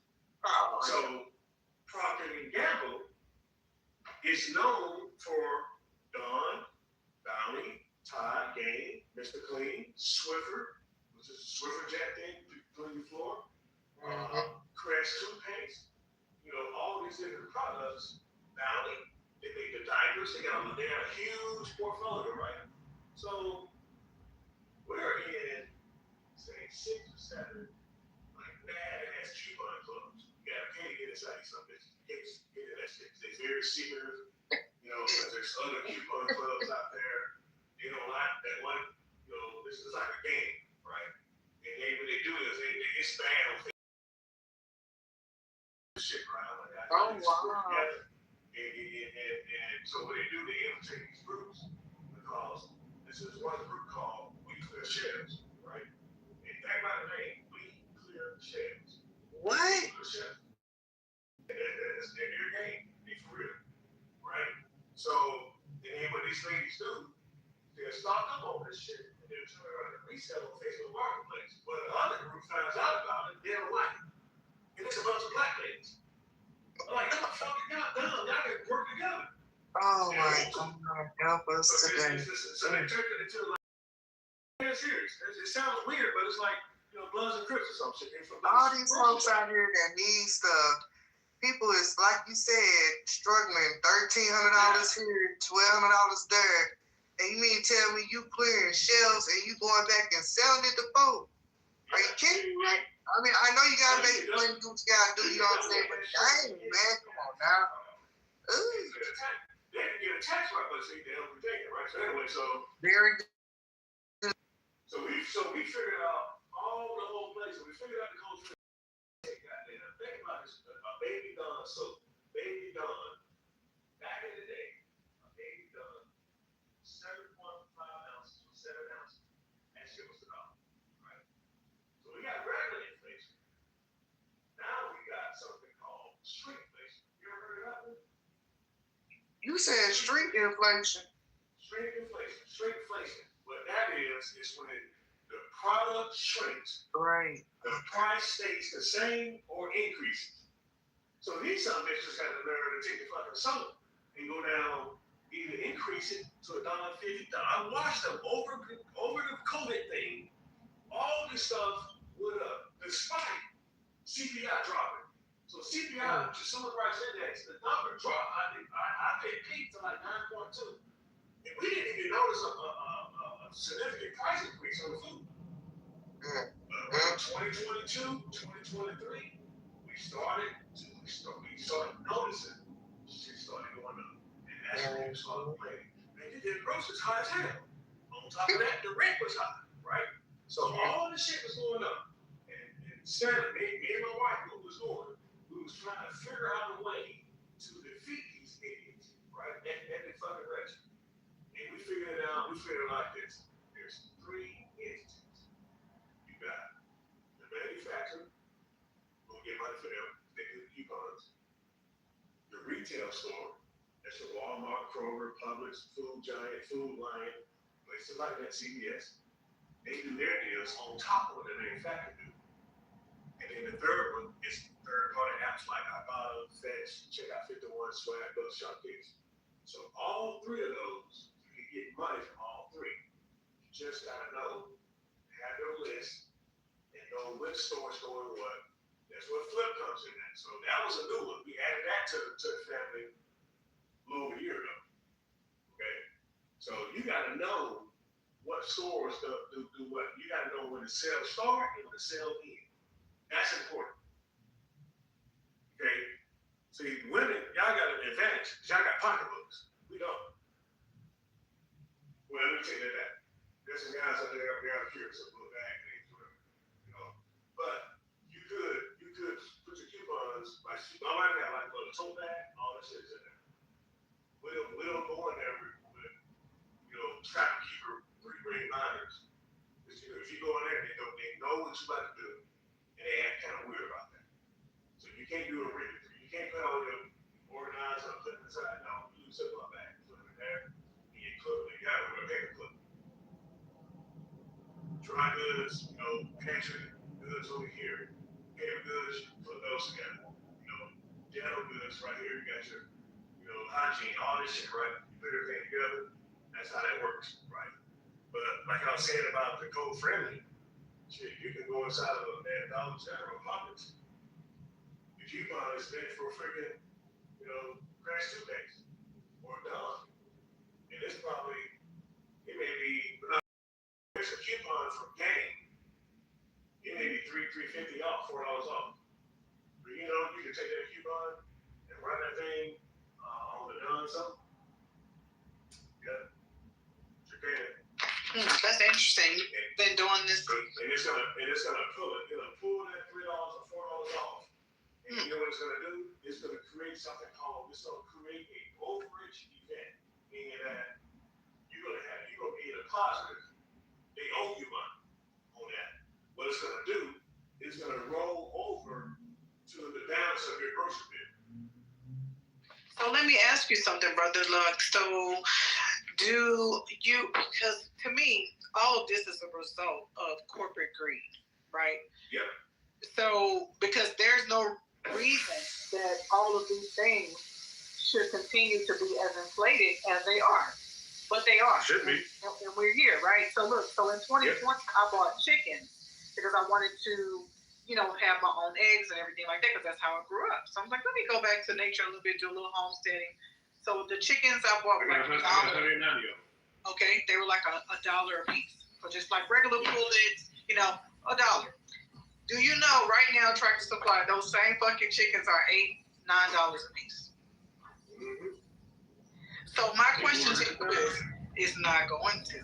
But do you think that we're going to get back to a place where it's like, okay, enough is enough, or are they going to continue to allow these corporations to bleed us dry? You know what? Biden came out with something called the Inflation Reduction Act. Now, I'll say this. They said give it 2 to 4 years before they're going to really begin. It ain't going to happen. That's number one. Number two, Jerome Powell has been chasing a 2% global CPI. Sorry, Jerome Powell, not going to happen. We got down to 2.4. Ain't nothing happened. As a matter of fact, the shit went higher. I don't think we're going to go back to like it was in the early 2000s. I don't see it. Cream of wheat was $1.79. This shit is $5.50 a box. No, it's not happening. Oatmeal has went from $5.65 to $7.20 to $7.99. And Publix is $8.29. In Walmart, it's $42. Same oatmeal, the shit is $8.99. We're talking about something that used to be half the price, and it went up again. I don't see us going back to a global thing. What are they gonna do? The politicians gonna get together and say, hey, manufacturers, you guys need to roll it. No, they ain't doing that shit. The same reason why barbers and stylists, they're not gonna roll their prices back to more. Well, hold on. Let's talk about that, because I just saw an article about that saying that birds are going out of business because they thought they was bigger than the fucking program. Yeah. So barbers are charging. They're charging $100, $250 for a fucking haircut that used to cost people $10 and $20, and now I'm hearing that a lot of. And now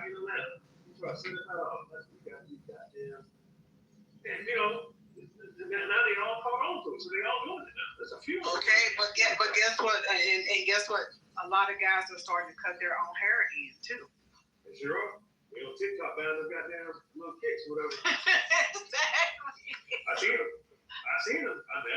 It's funny, but guess what? I seen them on there. With a room. Live selling. Gary Vee said this shit's gonna happen about 10 years ago. Now he's right. We just gotta get smart. I think social media ruined a lot of it because it's a lot of monkey see, monkey do, a lot of like following shit for real, like follow culture. Yeah. We just have to get back to what we know, works for us, and stop following all these stupid ass trends. I agree. But shout out and kudos to you and your wife. I think you guys have a stellar plan.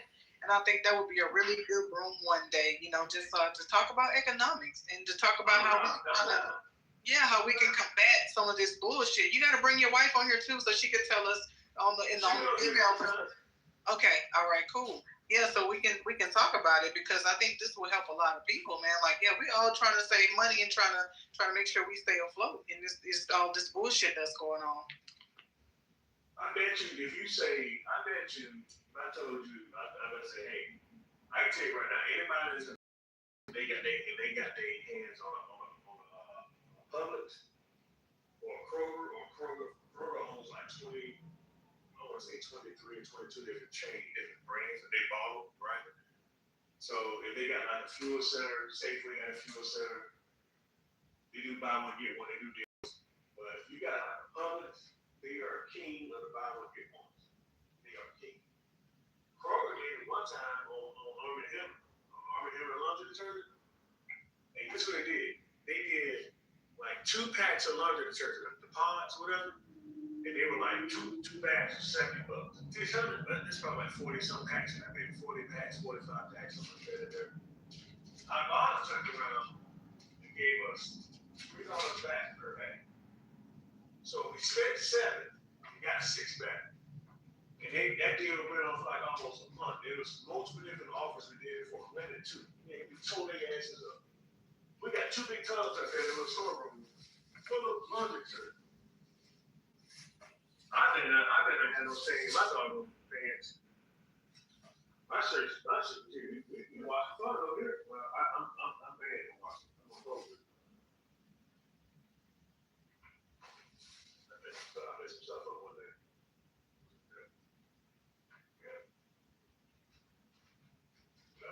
Because you didn't sort the clothes properly, You had some shit bleed on. You had some clothes bleed on other clothes. Yeah. I missed some stuff.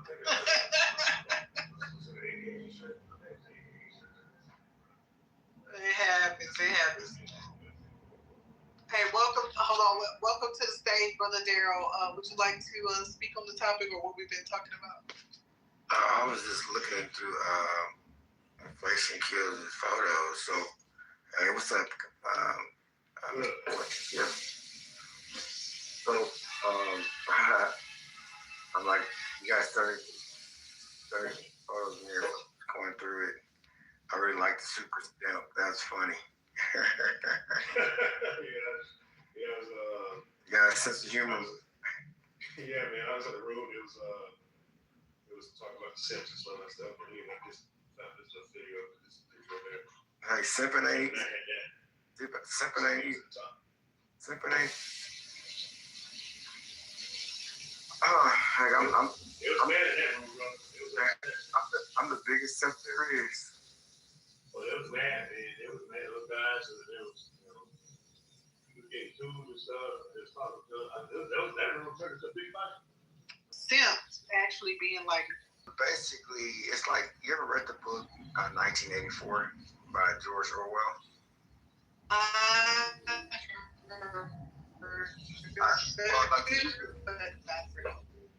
Yeah, so like in like some high schools, like I'm in Texas. Hold on, I'm gonna mute the brother because we can't. It gives an echo when somebody's on the mic. Go ahead. Yeah, so I'm in Texas. I remember like in high school we had to read like 1984, Animal Farm, The Pearl. That was 8th grade, 7th, 8th grade. We had to read. It's a lot of John Steinbeck stuff. We had to read Fahrenheit. Some schools had to read Fahrenheit 451, I believe it was called. I had to read that one. Yeah, read that one. I actually did not read that. I actually have it. I'm gonna read it now. And then they had, just that type of books, right? Those, The Lord of the Flies with some, The Outsiders. Some people had to read that. Anyway, 1984 was kind of like a pro. It was like the guy that were programming them was like a prison they were in, and they were using propaganda to try to get them to think up was down, down was up, war is peace, so forth and so on. And that's kind of like how the devil moves. Good is bad, bad is good. To be an honorable husband is to be a simp, right? It's funny that you'll just see and it's crazy because it'll be like mostly African American men putting down other men for trying to be good husbands. Like when I was growing up in the inner city of Dallas, everybody wanted to be a player. Nobody wanted to be the guy that was square. The whole concept of dads, nice guys finish last, right? So who wanted to be that guy? There's actually a book, I think I have it in my PTR. It's an actual book. It's this white guy. It was called Assholes Finish First. It's an actual book. I have it in my library. It's been a while. I think I kind of perused it because it was pretty, trite. It's like the same old. But the premise of the book was this guy, he opens it up in the prologue, and it's like, man, I told these women how much I mistreated this woman, and then the more I talked about how much of an a-hole I was, the more women wanted me. It's just kind of like a phenomenon. It's like not just women, but human beings. Like we like things that we can't have, even if it's not good for us. And so it's just one of those deals. Actually, here at the PTR here, the guy's name's Tucker Max. Not to say it's a good book. I mean, it's interesting. It's more of understanding the psychology of people. And but anyway, it's kind of like that whole down is up, up is down. It's like this guy was an a-hole, but the girls loved this guy. why? You know, I mean, obviously I know why. I'm not, you know, it is what it is. It's like people like people who are emotionally unavailable. But what does that say about them? It says that they too have some insecurities, some things about them. Maybe they have some abandonment issues. And I don't know. Maybe it's just human nature. I don't know. But I know that I have those same issues. When I met my girlfriend, who became my wife, I was 19 years old. I had very low self-esteem. But people didn't know I had low self-esteem. Because I grew up in a predominantly white and then black neighborhood, and then I was never black enough, never white enough, because I'm obviously not black. I'm not white. I talked too proper. I had light eyes. I was skinny, you know, and so it was just kind of one of those. And I didn't like. I mean, I liked certain things. I mean, I liked my Miss Society. I love my culture, but I also liked other things too. I like, you know, hiking. I like, you know, piano. I like opera. I like all different types of things. I just like everyone else. We're all very eclectic and have very diversified views. But one phenomenon I noticed when I was in college, because I came up in the city, so I couldn't wait to get why. There's but a bunch of poverty and people killing people over stupid stuff. Like, why you want to go? Like, I want to go to the suburbs and get the heck away from that stuff. And it's like you have people that are 30 and 40 who had great childhoods and parents did everything for them and everything else, and they wanted to go to the hood.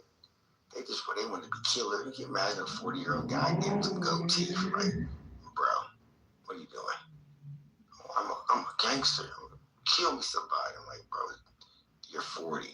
Like, yeah, we were talking about that earlier in the room, and we just called that nigga shit. You know, niggatry, powerful niggatry at work. Music, like my daughter, we live in an upper crust neighborhood, like predominantly white, you know, mostly Republican. You know, you go walk down, people walking their dogs, little chinsus, you know, people mowing their grass. You say, hey, Bob, hey, Billy, hey, be nice grass. That's it, all this thing, that from you, oh, it's from you. Oh, man, how'd you get that? Oh, yeah, you got to use this mower.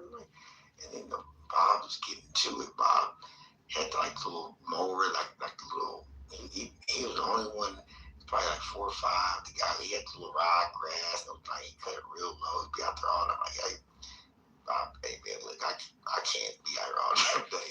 You know, your grass looks nice, but he had the lines in his grass. But bro, crisscross it. He made like the I forgot what they call it, like they crisscross it. What's that? I forgot the name of that shit, man. But that's what it is. That's how you know you're doing good. Bro, I didn't know what. I'm like, dang, he'd be out there all day, just watering it. He was proud of his grass. I can respect it. It meant a lot to him. But I didn't care though. I mean, I do care, but I ain't about to be out there all day. I'm about to give me a, you know, and it was blasphemy to have an electric mower. But you know what? I rocked my electric mower, my little Roby mower, you know. And actually, I just, it's like a vacuum cleaner. I bought Roby. I bought some Roby products. I will never buy this shit again. It doesn't last. The three pack does not last. I got the triple, like the combo, the blower, the weed eater, and what else comes with it? Something. It didn't last. Mine's did. What you do over there? You trying to make it? It's not for commercial use, Queen. You can't be out there mowing. Yeah.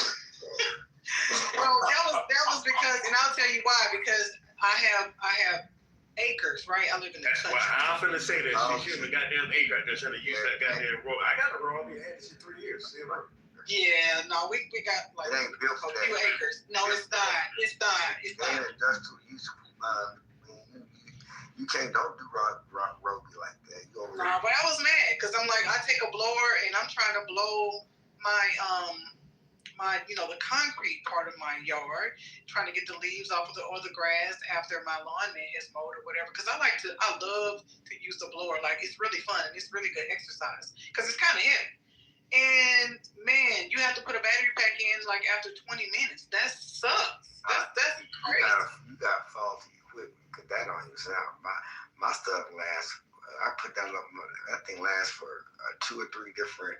So if you're being sincerely telling the truth, that is not it. That ain't supposed to work. I'm being sincere, but I'm telling you, I mean, I do have multiple acres, so that may make a difference. And you're only blowing a small space. Riding lawnmower. I have I have a zero turn.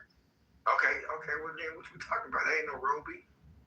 No, I'm talking about the Roby tools. I said the blower, the weed eater, and it was three things that came with it. It was a blower, weed eater, and I can't think of the third tool. Well, the trimmer. Damn, Miss Queen, because my products work just fine. I've had them for years, and they're very durable. You know, when I get sometimes, Queen, I get these people like you, who like these gas-powered devices, and you guys just a little biased. Yeah, being a country girl, I think we are. Because you know what I did?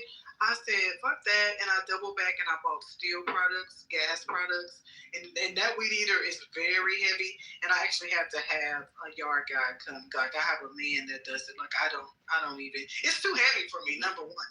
But, this word heavy and men, and I'm starting to get uncomfortable. Oh, I'm sorry. What? No, I'm not implying that. Oh, no. I didn't think you were implying. Oh, okay. No. No. I'm not saying me as a woman, I can do certain things and certain things I cannot. I respect men. What king get? Hell no, he left. So you ran him off? No. He probably, went to bed or something. It is. Oh, you're still married. Oh, you talking about my husband? Yes, your husband. You're queen. I thought you meant the guy that opens these rooms. His name is King Sick. I'm talking about your husband, King. Not that. I don't know who you're talking about. Okay, so you haven't been to our room. You haven't been to our room before? Not consistently enough. No, I just go to different rooms. The title. Black women the most educated. Well, I mean, no, it's okay. So let me ask you something. Why you assume I ran my husband off?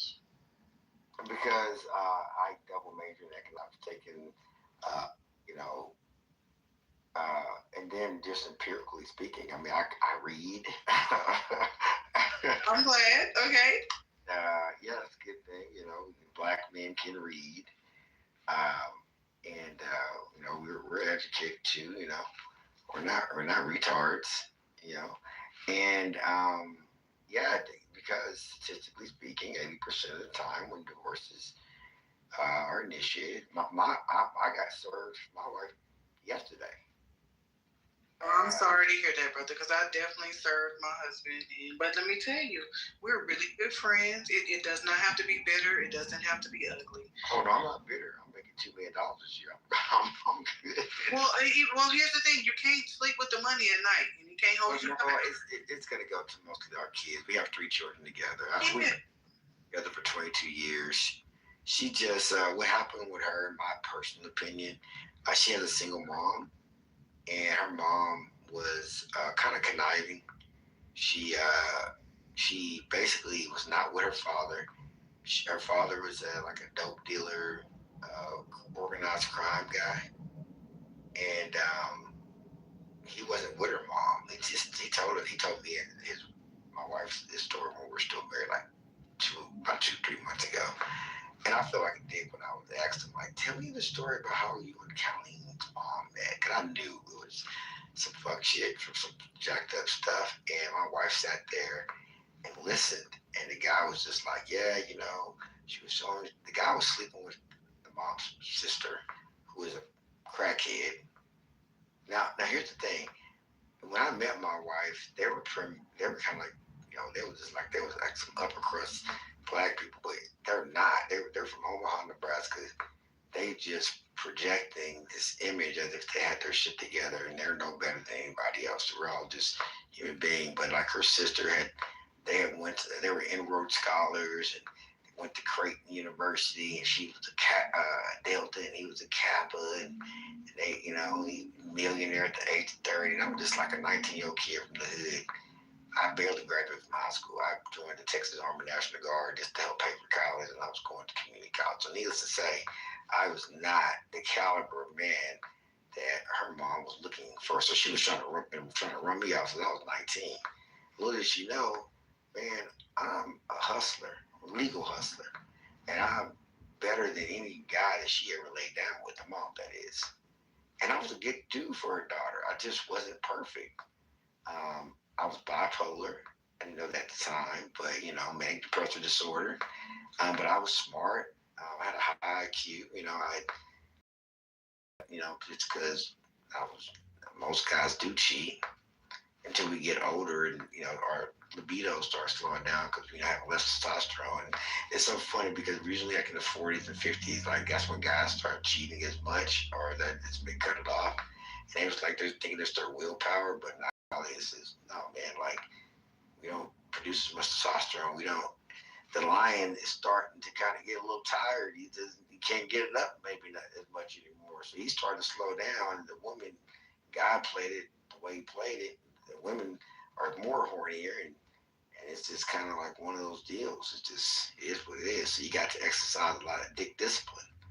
And that's hard to do when you're surrounded by a bunch of men who are two-faced. They're one way in front of their wives and then behind their wives. I've never met one that was faithful. I just met a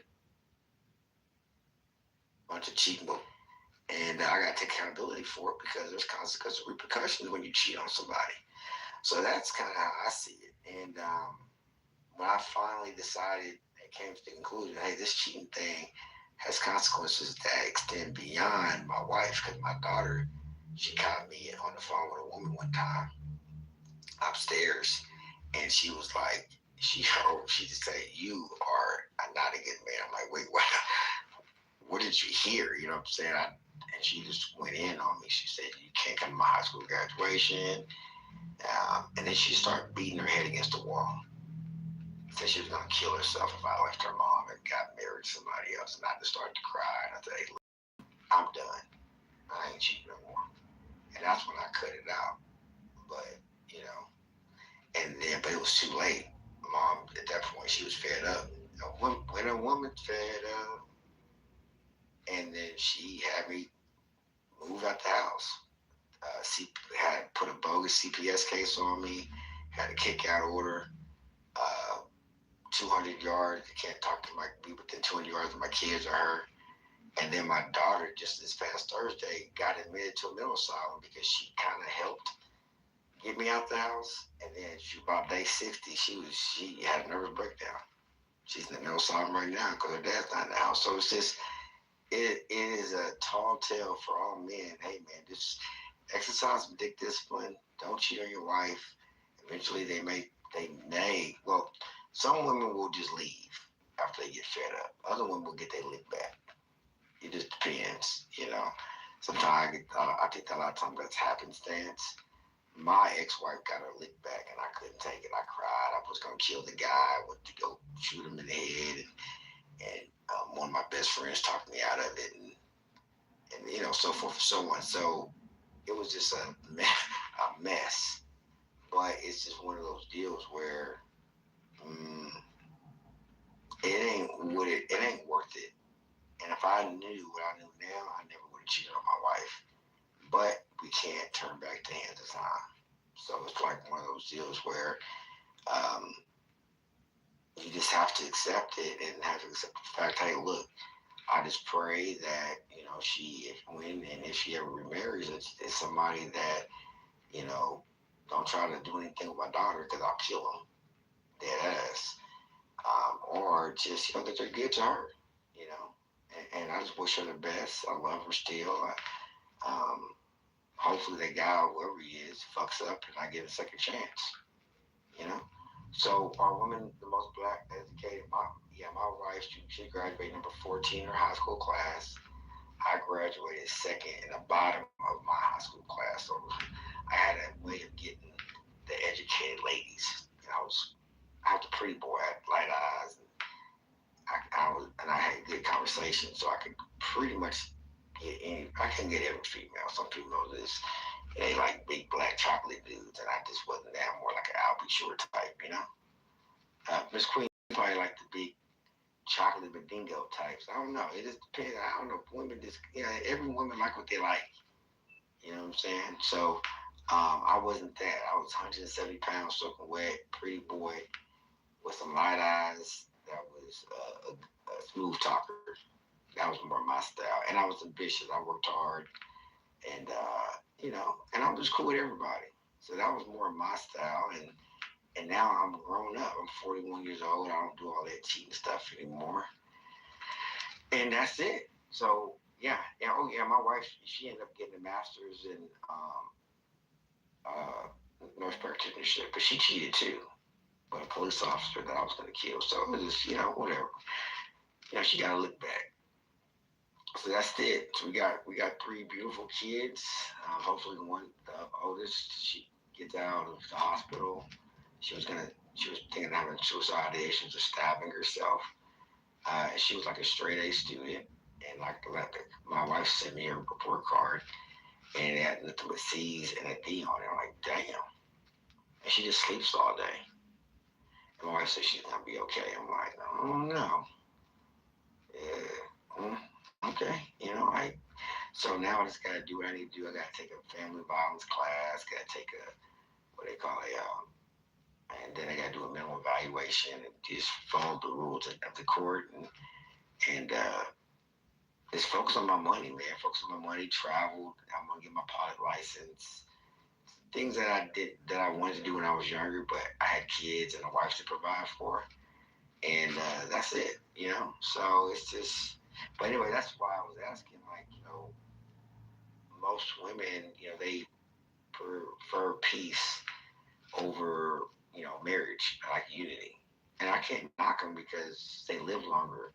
So it's you can't really blame them. But at the same time, that's not God's design either.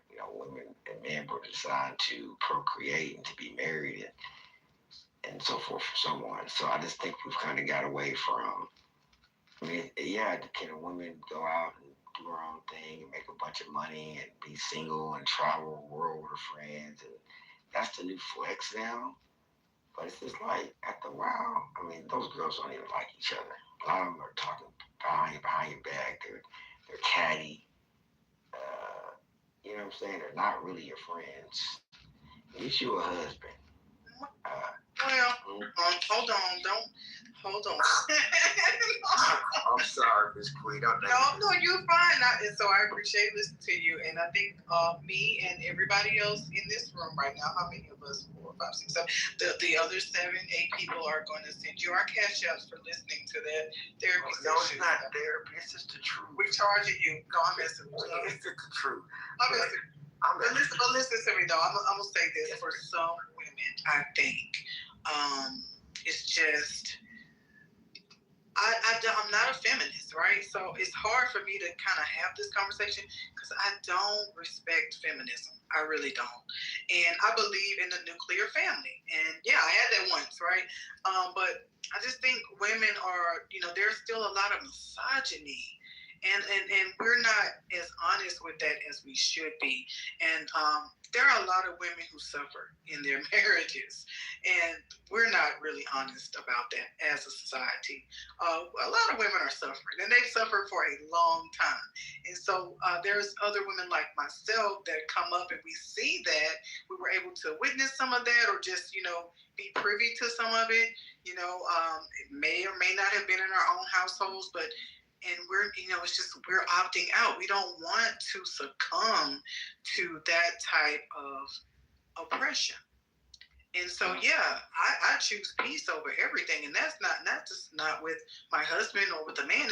It's friendships. It's anyone now, family. I think peace is just very important. And I'm so glad you brought up a statistic that a lot of people overlook. Women that are not married tend to live longer. Absolutely. Yeah. Well, that was the truth. But I think it's also worthwhile saying this. I think what happens is that, I don't want to cheat. I don't. As I really seen the magnitude and the mental wears, because I didn't know my wife knew I was cheating. So we'd actually think we getting away with it. And I didn't find out until after she got her lick back. And then later on, like last year, I confessed and told her, hey man, when I was trying to like rededicate my life to God and everything, and right before I told her, and all my friends told me that I'm the stupidest guy in the world for telling her the truth. And I'm like, well, I mean, it wasn't so much, and people are like, well, why did you do it? Because you just did it. It was selfish for you to tell her. I'm like, no, I owed it to her. You know what I'm saying? Like, at least I thought I did. It didn't really help me because it ended the marriage. But I don't think I did it for a selfish reason. I think that there was enough lies out there that she believed that the truth would actually make her feel better. Because there was one particular woman that she thought I was still sleeping with. I'm like, no, I hadn't slept with that lady since 2009. She doesn't want to sleep with me because she thinks she's better than you and she wants to replace you. And she told me she's not going to sleep with me unless I divorce you and take your spot, her spot. So I don't want to be with that chick. If I want to be with her, I'd be with her. I want you. See, the truth hurts. And last time I told her, I said, look, don't ask me the truth anymore. Unless you, because consider your mental health. I told her that straight up. Because, like, I don't think women want the truth. Like, her sister, her dude ain't never been faithful to her. But he's, like, has way, I did well. But, like, I was an entrepreneur, so my income was up and down. Like, I made millions and stuff like that. But then, I can go broke, for last time. Like, I haven't really had a good run in a few years, mostly because I haven't been focused. Right now, and I just put my blinders on now. I'm gonna make $2 million this year. Like, I ain't playing because now I don't have to worry about always walking on eggshells, being reminded of what I did and how much I hurt her. And every day it was just what wife you don't get. Mad at everything. Look at you. You're just really trying to just stay out of her way. Really, to be honest with you. And then, so now that's over with, and I can just focus on me and do me. I don't have to, I want to go travel. I'm booking a trip to Cairo, Egypt this summer. I ain't got to ask nobody. I'm just going to go. I ain't got to, well, honey, you mind if she's going to say, hell, if I was married, hell no, you ain't going to Cairo, Egypt. What the hell? No. She was going to say something like, I can't get the time off. I can't get, because she worked a 9 to 5 job. Hold on, wait a minute, sir. Why can't she go? No. She would say something like, I can't get the PTO off, because her PTO was really around family vacations. Okay. You know what I'm saying? Or she might take days off to go get the kids, take them to dinner's office or that. We're very normal people. You know what I'm saying? We're not like, Will and Jada Pickett. We did well. Probably upper middle class, you know what I'm saying? But not bad for first generation people. Her and I were first college graduates in our family. She came from a single family home. I came from a single family home, brokenness.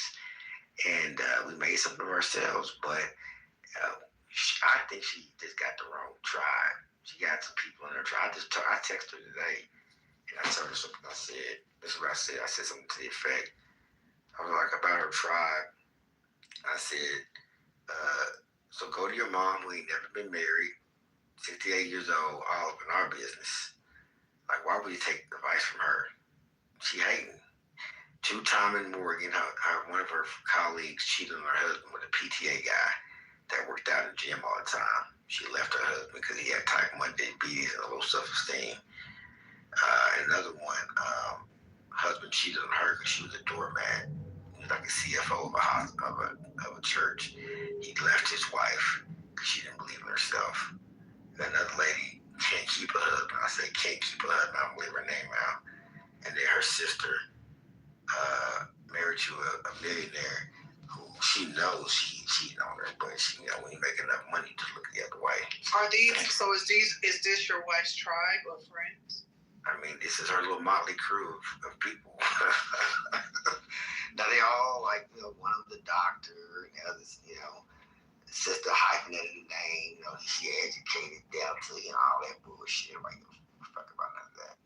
And my wife, she's a nurse practitioner, but she got to accept the fact that the guy's gonna work the hardest. We the one are most likely gonna get breadwinners because I was 2 years older than she was. and I was in the military. So there's a stat that says if you're an African American man, you get married, graduate from college, you join the military, your chances of being an upper middle class by the time you're like 50, if I could find a study, it's pretty much at 100%. You're batting at 100. It's gonna happen. Why? Because think about it. You got the GI Bill, you got free tuition reimbursement, you got VI, you get a VI loan, you can get land. It's not, you can get VA benefits. Come on, man. It gives you a real big leg up in life, especially if you come from the inner city. It's not a whole lot of things better than it, you know. If you're black and you go into you wait till you go to college and you go into an RCC program, you come out as a first lieutenant, second lieutenant, and then 03, that's an automatic commission. A captain, you know, then it gets political and you start getting out to major, colonel, lieutenant colonel, blah, blah, blah, blah. Oh, I know. Mine is Sergeant Major, baby. Oh, yeah. He be ready to jump off a fucking bridge, but he won't because he black. Man, look, Sergeant Major, so you got you a sergeant. So my cousin, he's a command sergeant major. He's at Pentagon now. Yeah, so he's the Pentagon. Yeah, he was at Fort Knox, and now he just got moved. Yeah. Your dude was? I don't like getting personal with my, because people on here be so weird. Oh my God. But no, they can't tell me. It's cool. I might know him. See, because I was at Fort Knox for basic. Okay. So yeah, we were out there last year. Okay, so yeah, man, Fort Knox. You know, I did the Heartbreak and Misery. And do you remember any of those hills that you had to climb? Yeah, we had to actually do it when we first got there. So they had this you know, they do all these events, and you gotta go up this mountain. I love it up there, man. It's so it's cool, I guess. I was shocked because when you first get okay, so the deer in Kentucky, they're not afraid of people. They'll just stand in the road. They right, because they can't hunt them in Knox. But back where we're from, we hunt deer. They're afraid of people. Yeah, so that was a big thing for me. Just seeing all the deer and shit, how they just stand in the middle of the fucking road. It's a big problem at Knox. You know, they don't go anywhere. They don't move. I thought that was interesting, but other than that, it's okay. It's Kentucky. I went to, that was the first time I ever been on a plane. I'm from the hood. I'm from the hood. Okay, so what hood? Oak Cliff, Texas. Oh, you're from Oak Cliff, Dallas. Mm-hmm. Yeah. Jesus. Okay. So like I said, when I graduated, I seen my best friend kill somebody. I'm telling you, these people are already dead, right? So it's not like I'm dry snitching. I was in some gunfights myself. I wasn't shooting, you know, I had a gun, but I wasn't really a shooter like that. So I was long story short, I was like, you know what, this ain't for me. I'm out here pretending to be a gangster. I'm gonna get my ass killed. So I put the gun away, and then I'll fight, but that's about the extent of it. These people were killing people, so I'm like, you know what? If I can't be the leader of it, I don't need to be doing it. I can't be a leader of something that's not in me. You know what I'm saying? I want to dance and talk to the girls. You know what I'm saying? And go to work. I'm just a normal kid. You know, I'm just in the environment. I'm like, you know what? I gotta get the hell out of here. So I joined the military. I went to the ASVAB test. I didn't care what my score was. I think I got a 58. And at that time, it was like a G. They gave it. Since it was during Operation Iraqi Freedom, they gave you a bump up on your GT scores. So my GT score was high enough to go into signal. And then I just went into signal. I didn't even know my job, but I was dating this little Mexican black girl she was the head cheerleader. And we had a lot of fun together. And I just wanted to get back to my girlfriend. I told the recruiter, I said, what is the fastest class that I can get back so I can get back to my girl? He says 9 weeks. All right, sign me up. I didn't even know what I was doing. I didn't find out my job until I got to Augusta, Georgia. I remember I was that thing, man, what am I doing? He said, oh, you're a cable system installer. I'm like, well, what do they do? They say they install cable. Okay, what do you mean by that? They said, don't worry about it. You're about to find out. They had me climbing poles. I'm like, this is a bullshit. They had me running cable, climbing poles. I was a cable dog. I'm like, oh, I got to deal about this shit. Man, that shit almost worse than scaffolding. My little cousin, same thing. He didn't know what scaffolding was. Next thing you know, he climbing buildings. It's like, what the fuck? Yeah, bro. Oh my God, look, it is so funny because when I got to my unit, because I was in Texas Army National Guard, and I remember getting there to my armory, man, reporting to duty, and it was just a bunch of nerds. I was cool, I was a cool kid. I could dance. I'm genuine, you know what I'm saying? I'm like, what are these nerds? These guys were like hackers, like some Star Wars hackers, and super smart guys. I didn't really fit in. I double majored in economics and political science, right? I was going to go to law school. And so, needless to say, these were all like techies. I mean, like people that can hack into your shit. You know what I'm saying? Like my captain, he was an electrical engineer. Our first lieutenant, she was getting her PhD in small matter physics. I don't even know what the hell that is. Like, it was just a bunch of nerdy people. I'm like, and it's kind of cool because they weren't like people I would hang out with like on a normal basis. So I did appreciate the it stretched my mind a little bit. And one guy, his name was Sergeant Corn. This guy was like a polymath. I mean, just a freaking savant. And it was crazy. You can attest to this. So I'm in a node center. Because, in Signal, we're just getting the message through. So we encrypted data, and we're really working with, a SATCOM, and we're working with the headquarters, really. And, going, get the line of sight and go out there in tactical thing to get, to communicate with the, get communications through, right? You need communications in war. So there's this guy named Sergeant Corn, and he was my sergeant, and I just loved this dude, man, because the guy was like getting a triple major in physics, mathematics, and philosophy. I mean, that kind of smart. And I remember one time he was just obsessed about debugging things. He was just really kind of this cool guy. And so one time this chief warrant officer came in and started talking shit. And I never seen anything like this in my life. He told us, hey, man, get the fuck out of my node center.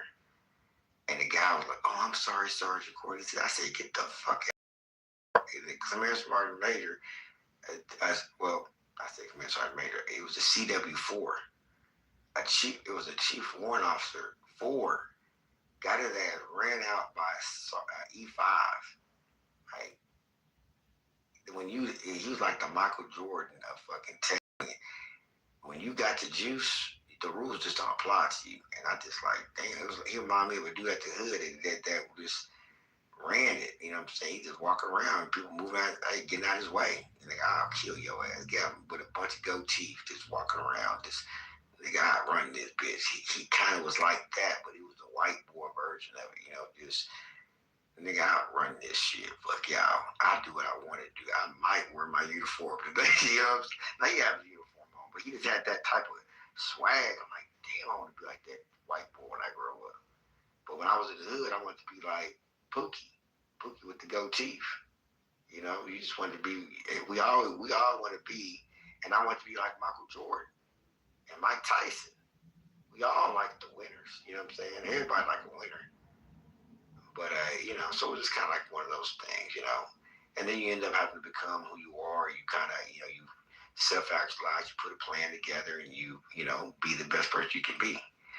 And I actually didn't do too bad for myself. I actually run a private equity firm now and get my money back, trying to get that $8 million back that I lost in 2020. But, so it's just kind of one of those type of things. So it's, everything's everything. But now get you a black king, man. Get you somebody, man, at this age, 50s, 60s. I'm 41, so I probably got about another 40 summers left. So I ain't trying to waste no time. I don't really care about money like that necessarily. I think you need it for certain things, but I'm more interested in like mental health awareness, suicide prevention, poverty alleviation. Next month is colon cancer awareness month. My mom died of colon cancer, so I'm doing the colon cancer little walk. just things that matter to me. Money is just part of it. It's not the end all be all. I like traveling like the next person, but and spending time with my kids. I'm a track dad too. All my kids, both my daughters went to state. One for the 400 hurdles, one for the 400 meter open event, and then my middle child does competitive cheer, and then my son he wants to be a ninja when he grows up. So we're still working on him.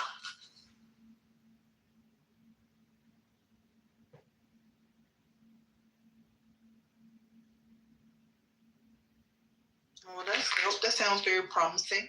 So, let me ask you: do you think Black women are the most educated? Yeah, they are the most. They're the most educated African group in the country. So there's this one brother in the room. He said that Black women are the most educated, but that still doesn't equate in their pay. It doesn't really show in the pay because Black women are still underpaid.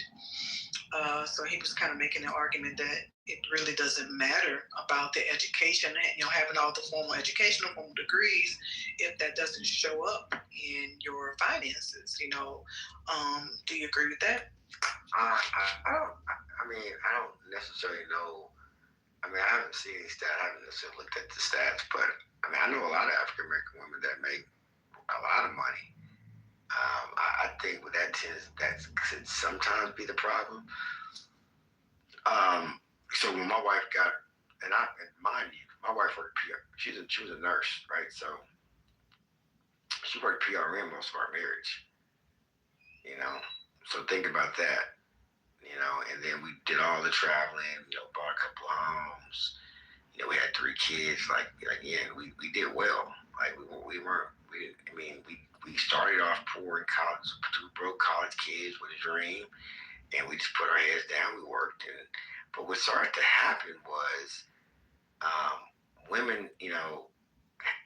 It's usually women because this is just like I think a lot of people we all project. Men project, women project, and sometimes women project this idea. Well, they want their autonomy many times, and because my wife told me when she first came out, graduated from, because she did the ASN, then BSN, then MSN. When she first graduated from nursing school, she told me, now I'm gonna have my own money, and you can't tell me what to do anymore. I'm like, what? I kind of started smoking. I'm like, what are you talking about? She said, you always putting the fact that you make more money over me. See, that was in her head. I'm like, no, I don't. That's how she felt. And I can't tell her how to feel, right? That's how she feels, But I never seen it that way. You see? So, I'm like, no, I have no problem being a breadwinner. And she never was the breadwinner. Okay? It wasn't until we agreed, hey, once you got out of grad school, I'm going to stop working a corporate job and running a business because it's tiring. And I was ready to kind of just do the entrepreneurial thing. But then when we had our 3rd kid and she had her master's and everything, she's like, nah. She kind of flipped the script and told me, nah, I don't really think it's a good idea for you just to go all in your own yet. I said, the fuck I won't. I said, I'll make you cash that check. I've been providing for you for 15 plus years. I put $100,000 in the second house. We spent $20,000, $30,000 and vacations. Hell, I am leaving corporate America, and that was when our marriage took a turn for the worse. It was just a wedge. She was just angry. I did not agree to that. I'm like, you agreed to it years ago, and I supported you through your grad program. Now you treat me like I'm some trifling. It's like you're only good as your last show. And I'm like, dude, I have to go and tell her, man, look, I can pull out I know numbers. I'm like, dude, I can pull out all our Social Security statements, all our tax returns. I've made over $2 million more than you. Like, what are we talking about? But you could not convince this woman until she just felt like I need to be out here slaving, which I don't have any problem. But I mean, just give me a couple of years. We got you to where you want to go. Now it's my turn. She won't try to hear none of that. Wait a minute. So you're saying the breakdown in the marriage happened when you decided to downsize or take a pay cut? I didn't necessarily take a pay cut because I still made more money, but I was putting that money back into my company. That makes sense. I still was making more than her. Like I was making probably 250,000 a year. She only makes like 120,000. She don't make a lot of money, but it's like it's guaranteed. See, guaranteed money. So like people that are realtors or like people who work in sales, they're like commission only. So it's a little different, right? Like because it's feast or famine. Sometimes it takes, and then if you're not always priming the pump.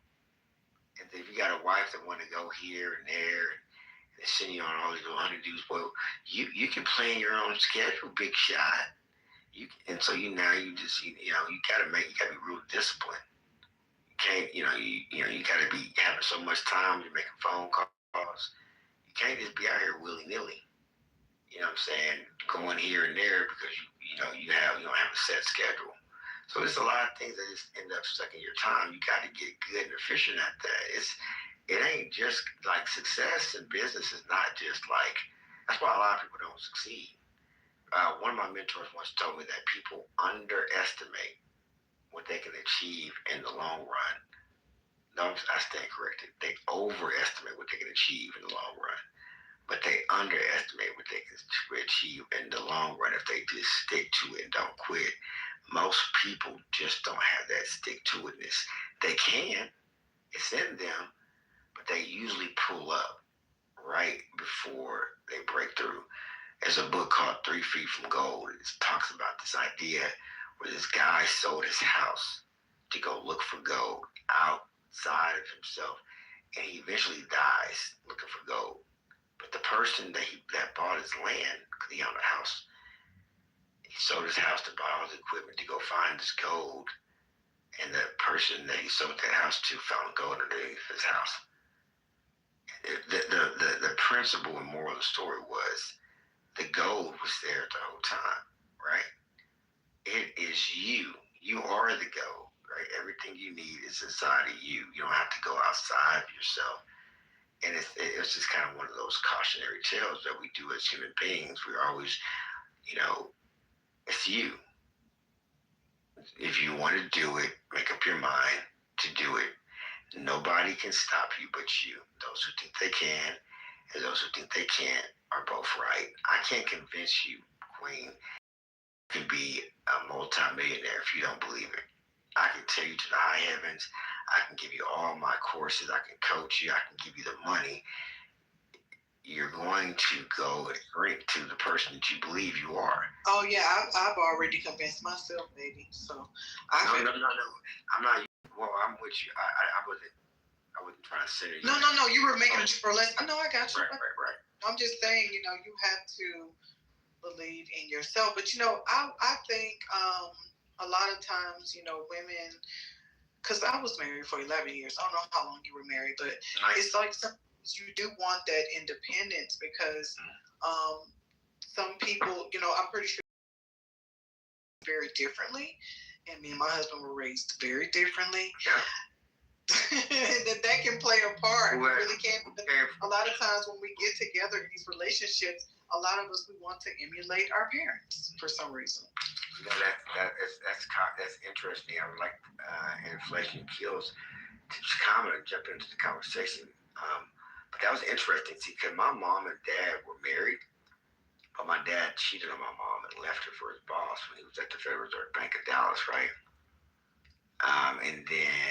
But my dad still provided the discipline and the provision in our household, although he was not home. Now, my dad was nobody special. He worked in the check clearing department, so that's what blacks couldn't get the good jobs. Some blacks couldn't get the good jobs back then. And he was an assistant manager at Albertson, so he wasn't just making money like that. We were poor. My mom was a paranoid schizophrenic. We had SSI, and I've been working a full-time job since I was 12 years old. I didn't have a normal childhood. I was breaking every labor law in the book, working 30, 40 hours since I was 12. So and there was 5 of us, me and my siblings. So we all kept the lights on because my mom was, she'd be sleeping in the bed all the time. Now, she wasn't a lady person. She just was dealing with her, her own stuff. So we raised ourselves, right? Now, but I guess I'm highlighting the fact that my dad still provided discipline. My mom had an issue with that, but she's calling my dad. Now, contrast it to my wife. Her dad was like a dope dealer, organized crime, bank robber type guy. Spent 15 years in the penitentiary. So he was younger than her mom. Her mom was kind of like a conniving, reading between the lines. And she's never been married. 66 years old. She's always up in our business, right? I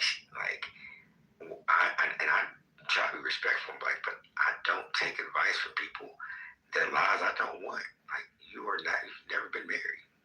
What can you teach me about marriage? Not a goddamn thing. I'd rather go talk to an old school person that's been married 30, 40 years, 50 years, and that's made it. Because guess what? They're going to go through everything you want to, Queen. Those women want to be independent back then, too. But what happened was people would sacrifice, right? You know. Yeah, they would have parties, breakup parties or get together party. Like let's get Pete and Gloria back together. They would all have a party and how they needed to stay together. And we don't have that anymore. We definitely don't have that anymore. So. Conversation, but it's sad because now they have divorce parties. Let's get it cooking. Women, you'll see women and guys celebrating. Oh man, Popping bottles on strippers. Pop. They're air blowing a little whistle thing. And the male and the females do it. Yeah, the males and the females do it. Yeah, I know. And then with inflation, but man, listen. At the end of the day, we got to stick together. But how can you do that if you can't get along? But how do you do that in this economy? Which we really should be sticking together because there's strength in numbers there for sure. Two incomes definitely is better than one. But if you can't get along, and then if there's disrespect there, and there's a breakdown in the marriage where you're no longer respecting each other, then you have to choose peace, right?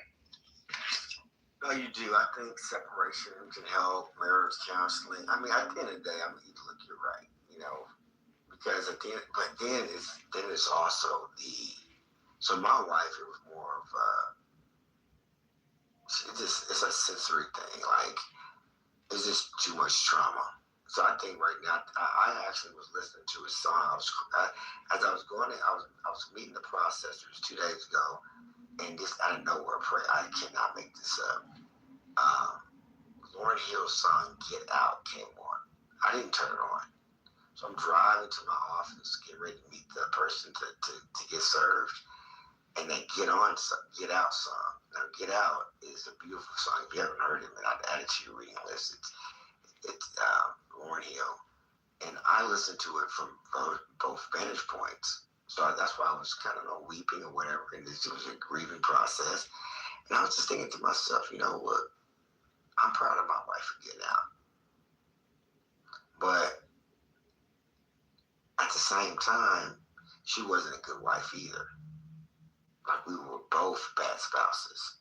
See, that's the thing. She's not divorcing me for what she did to me.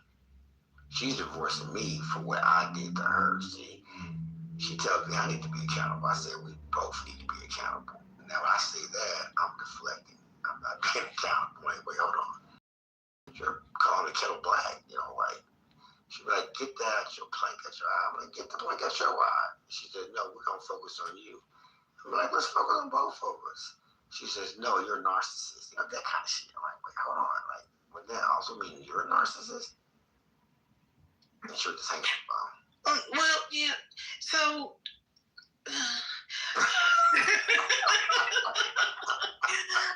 so that doesn't necessarily, mean that. We throw narcissists and narcissism around very loosely now. It's like you know what I love about Black people? We will take a fucking word and man, we'll overutilize that word. Like, but I love that we do that. Nobody else does. these things, but us. Everybody tries to emulate that about us. It's like these little quirks and isms that we have. But I love that. But narcissism has been misused so bad, but some people are and some aren't, but we love that fucking word, narcissism. But I think a song that you should listen to. Gaslit too. Oh my God. Oh my God, gaslighting. One more time. Oh my God, gaslighting. Yeah, that's another one. What the hell? Don't gaslight me. But it's true. The gaslighting do be real. But y'all must be all the same, I don't know. And then it was crazy. I remember, and it's so funny. I can laugh about it now. Look, I pray that my wife and I get back together. You know what I'm saying? But if we don't, look, we have 3 children together, right? And I'm not about to go out here and just slinging my thing all over the world because I don't care. You know what? When we're outside, like I say, for instance, like when I was married and I stepped out every once in a while, it was kind of like it obviously was unethical and it was not of God. All right, we just preface with that. Outside of that, it was just kind of fun. You want to see if you still had it, like. And then when you're married, it's easier because a lot of those women want to replace your wife. I mean, every woman wants stability or what perceived stability is, right? And as they get older, they're like, oh man, a married man is gonna take me out on dates, and he's, for the most part, gonna, help take care of whatever, right? Because it's hard doing it on your own. My wife would always say stuff like, I feel single. You can feel single how you want. You ain't single. You're gonna find out what single is here real soon, right? That is single. Right now, you just feel single. And it'll just be like, I feel like she'll be like, and then she'll be like, well, you just don't understand me. I understand you just fine, but like a lot of times, y'all confuse it because it's like, I mean, like, hey, can you ask for advice? That we give you advice. And so I didn't want your advice. I just want you to listen. If you knew me, okay. And I'll get the lesson, then I'll forget the lesson. I said, you know what? Let me go do an active service. Give me your car key. Let me go wash your car and detail it and get you oil change. I know how to do that. I know how to cut the grass. I know how to stay out the way for the most part. She only wants me when she wants. I'll give me some ice cream from Brahms. Yeah, sure, babe. What you want? You know what I like. Okay. Go get some Brahms, put the cracker pops. Oh, you're such a good husband. So we're just like a kid. We just like our little pets, My only friend in the house was my daughter and my son and my dog. Well, I'm sorry, sir. What you thought you was gonna be? Hence the term. I just thought it was gonna be a little bit more fairness, more even. I thought so. No, you my white slave roach. You do whatever I tell you to. Don't just play. I start getting PTSD with it though. Are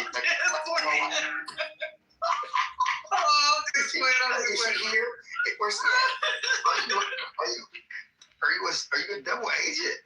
No, I'm just playing. But I do love how attentive, my husband. Let me tell you something. Me and my husband, bro, y'all can get to this point. I'm telling you, we have been divorced now for 9 years, so separated for 10, but married for 11.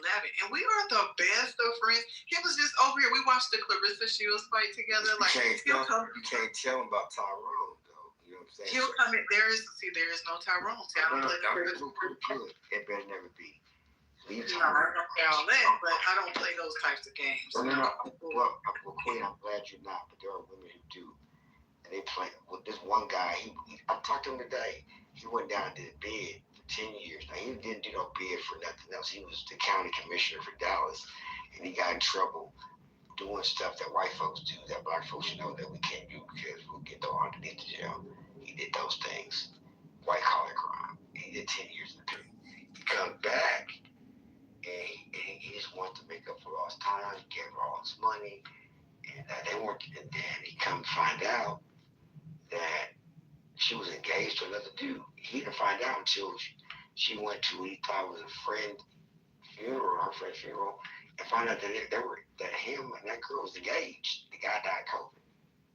So she was just playing with this dude. You see what I'm saying? She was playing her husband. Well, I think they were separated or whatever. Maybe they was divorced. And he took, because I don't know that part, but I just know that he literally told me the story yesterday. I'm like, God damn. So she took you to everything, didn't tell you she was engaged, playing in your face. He said, man, she's still my best friend. See, y'all could do that kind of stuff to us. If we did something like this, y'all poison us. We'd be dead.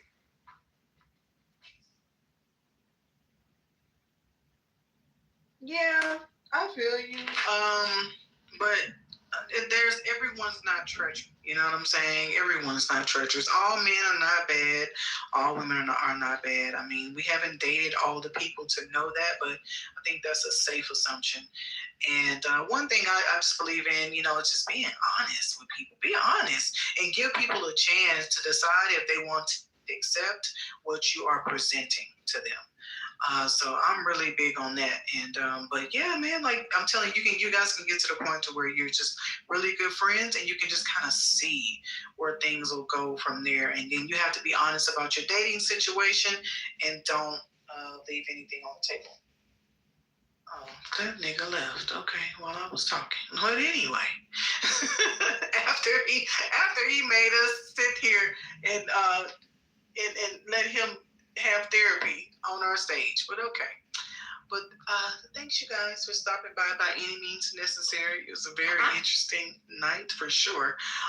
Please come back and join us again. And thank you so much for your support. I hope you guys have a wonderful night and a beautiful weekend. Thank God it is Friday Eve. So I'm going to go ahead and close the room in 30 seconds.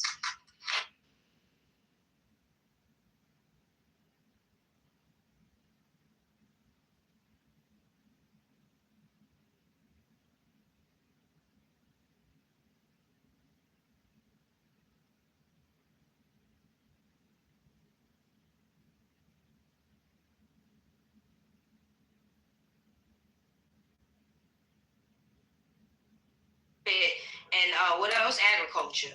Higher paying jobs were severely restricted. Okay.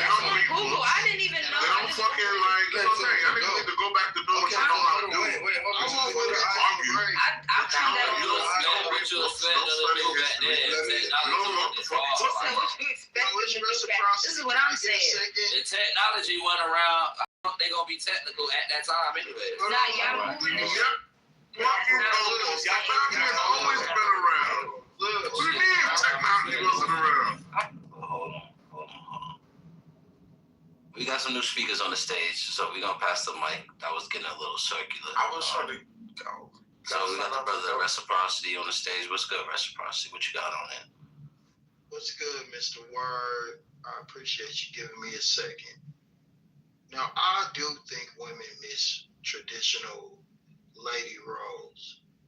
You know, women are smart. Don't get me wrong. They are top notch. That's why we need y'all beside us. Because we need your expertise. We need your feelings, but sometimes you overflow. And I don't have enough damn to hold all that shit. Right? And this is the thing about women working. It makes you fucking drained and sick and tired. Then you can't fuck no more. You don't have a desire for it.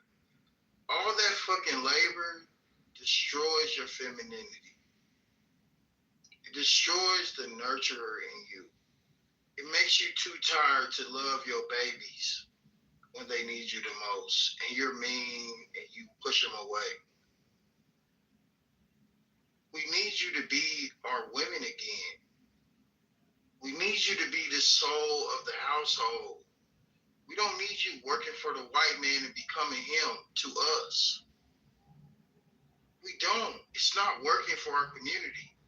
Our community is in shambles because you're not tending to it. one of us has to maintain get greater. And if you're not there doing that, we really got a fucked up situation. And this is why everything is crazy now. We talk on this app all fucking day and all night, and we still can't come to terms with each other. The black man and the black woman. I mean, think about it. All the conversations that we have really revolve around you bitches submitting to us. Why did I say bitches? Hold on. Yeah, there's no. Wait. What's bro talking about? Hey, word, can I go next? Hold on, yeah, you go next. I just have to let them know what the rules of the room are. I know, bro, and I respect that. That's why I say you don't like women. You call women bitches. Oh my God, can y'all let him get his point? Y'all shut the fuck up. Huh? What I'm saying by the term bitches is, if you ever had dogs that lived in your house and you had a male and a female, even though they lay together every day, all day, this female licks his nuts all day whenever she can. But as soon as he gets her pregnant, she is meaner than a motherfucker. He can't come by her, especially when it's time for them babies to come. Oh, she is so aggressive. You think she want to kill that dog. And then as babies can look and see and move, her whole attitude changes. But in the black community, when those kids start to love their daddy, she turns against him with everything she got. This is why families split apart. Everything that women are supposed to be, they can't be because they're fucking working and they're not being attentive to their man because they're attentive to their boss's tasks and duties that he renders upon her to make him way more money than he'll ever give her. Now, all that energy should go to her household, not to the white man,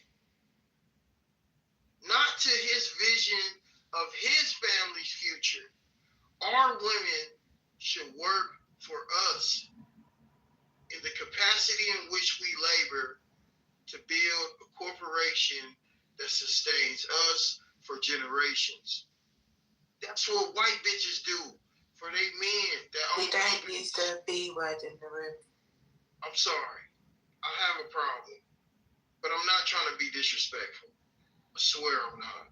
It's okay. I'm gonna, we told you twice now, so I know. And in my conclusion, I will not use that word again. Thank you so much.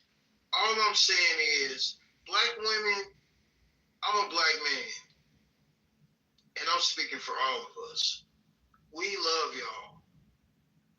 And we want to have families with y'all. We want to take care of your badass kids that you made with another guy. But we want you. And you come with them because you made them. Wait. Is he done? Oh, my bad. I'm almost done. I'm coming to a conclusion, I promise. But the reality is, you don't respect us the right way. Bleeding, brother. I might be bleeding. But I love our women. And I fuck other hoes too. But I ain't want to marry them. I want to marry my own kind. And I want her to understand me as a man. And you want one to understand you too. This is why I don't understand why y'all act the way y'all do against other men on this app. When we all want the same thing, for our women to respect us while we labor to love them. Stop being a goofy. Yeah, stay miserable. Nobody go. All right, can I go now? Yeah, go ahead. Yeah, so I don't know what bro was talking about. That don't understand that. I feel like people fail to realize y'all be wanting these 1960 ass family relationships. Y'all fail to realize, bro, we're in different times. Like, if you want that shit, try to teleport back to 1960s and live that life. Y'all fail to realize as the new year goes, there's new different standards and finding relationships as we go as people. Like the same shit talk about you want to come home for your parents and this and that. Bro, the average only male breadwinner in these day and age is pretty hard for you to live off that. I'm not saying that my wife should be working every single time, but she wants to be a bitch just to have a job. She could might as well do that. People fail to realize that finding a relationship nowadays, you're trying to work with a partner. Like you're not supposed to have this. Oh, I'm gonna do all this and you just stay at home. Like it's supposed to be a respectful. Be in mind, there's some things as a man that you're gonna do that you have that be entitled, and a woman's gonna do as a woman. I get that, but like not helping your wife is kind of crazy to me. Like, what you I never said anything about that has nothing to do with you. What the fuck are you talking about? That has nothing to do with you. If you just came in here, I'm talking about everything that we talked about earlier. So relax. All right, my bad. Relax. Like I said, somebody said earlier about my wife this is that. Like I'm not gonna lie, if my wife is coming home from work and we have kids.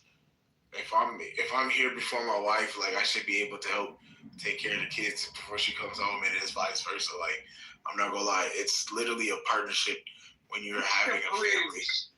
No, don't say partnership. It's a family. Bro. It's literally It's a family. Family. We're not in partnership. You're the father. She's the mother. It's a family. Can I finish? Fuck a partnership. Can I finish? Yeah. As like I said, as family come into one, which is a partner. That's fuck. Can y'all let this thing go down, please? This first. Hey, bro. Thank you. Anyways, like I said, like as a family, which quote is a partnership. When two people come to partners together as one, as union, that's one as a family. Yes, it's a partnership, and I feel like you're supposed to make sure that the main goal is to keep the family together. There's some weight for your women, and your woman can carry the same thing. I feel like that's no problem. Like y'all niggas just be expecting, like I said, y'all can't be living in 1960 and it's 2026, bro. Shit's different, shit's changed. Not every girl wants to be in the house while waiting for their husband to come home so they can spend money to go do this and that. Nobody wants to stay at home just cleaning the house all day. Some girls want to work and make their own money too. Some girls are ambitious. You can't just say fuck them all because of your standards. Hey, bro. Like I said, y'all can live back in 1960s with that shit, but hey, bro, it's not 1960s. It's 2026, bro. Why are you interrupting me? I ain't interrupt you at all. Because I want to talk. I never interrupted you. I know, but I gotta finish first though. Reciprocity. Beaks has asked you not to interrupt him. It's cool. I really lost my train of thought, but unless he says. Okay, so since he lost his train of thought, can I continue to enrich his train of thought? Reciprocity. Can you hear me? I just wanted to explain that if Beaks says he wants to get into a back and forth with you, he'll agree to an ISO, but I don't think he is, so you can go straight after. ISO? I mean, I'm just gonna wrap it up. Pretty much what like Trap will say, like it's just kind of crazy to me how like y'all niggas are like fairly older than me, and I'm not trying to make fun of y'all, but like y'all's ways of thinking is crazy. Like I'm thinking y'all supposed to like y'all not one of the families, so happy y'all could come as one. Like not know, oh, this bitch better come home and this is that. I didn't mean to say the B word, but I was trying to mimic people, or this and that. Like, if y'all want to date a slave or something, like y'all just kind of say that. That's kind of crazy to me. But that's right. Reciprocity, did you want to go? I do, but hold on for a second. Hold on for what? I don't know, but real fast. I read something. Go ahead. Hold on. I was trying to sort your mic out. Yeah, go ahead. Yeah, I was switching straight after. All right, so this is what I'm saying, right? I'm not saying that women are slaves, bro. That's not what I'm saying. You know, I'm not just talking about you. I'm talking about all that tends to the house and doesn't work as a slave. I don't think that. I think that that's what our community is missing because our kids don't get enough nurturing, and that's why they so aggressive and fucking mean. And our moms work so much, they don't have time to be feminine, bro. Like, our ladies what do you mean are by that? Want me to shut up? Speak. I didn't say. But you. Alright. But you asked me a question when I was literally telling you the answer to that question. That's why I said. Isn't that the thing of back and forth though? But alright. Okay, fine. Right. We let you speak uninterrupted, so just let it's him. Okay. It's okay. So my bad. I messed up. He did the right thing because we basically agreed to an ISO inadvertently, right? In the rules, so I wasn't offended. But what I was saying was, women work and they do a lot of tasks on their jobs. Like, I know a lot of hard-working ass women. I know women that are in insurance and take a lot of business trips and shit, and they be hella busy. And when they get home, they don't want to talk to nobody. They just want to be alone.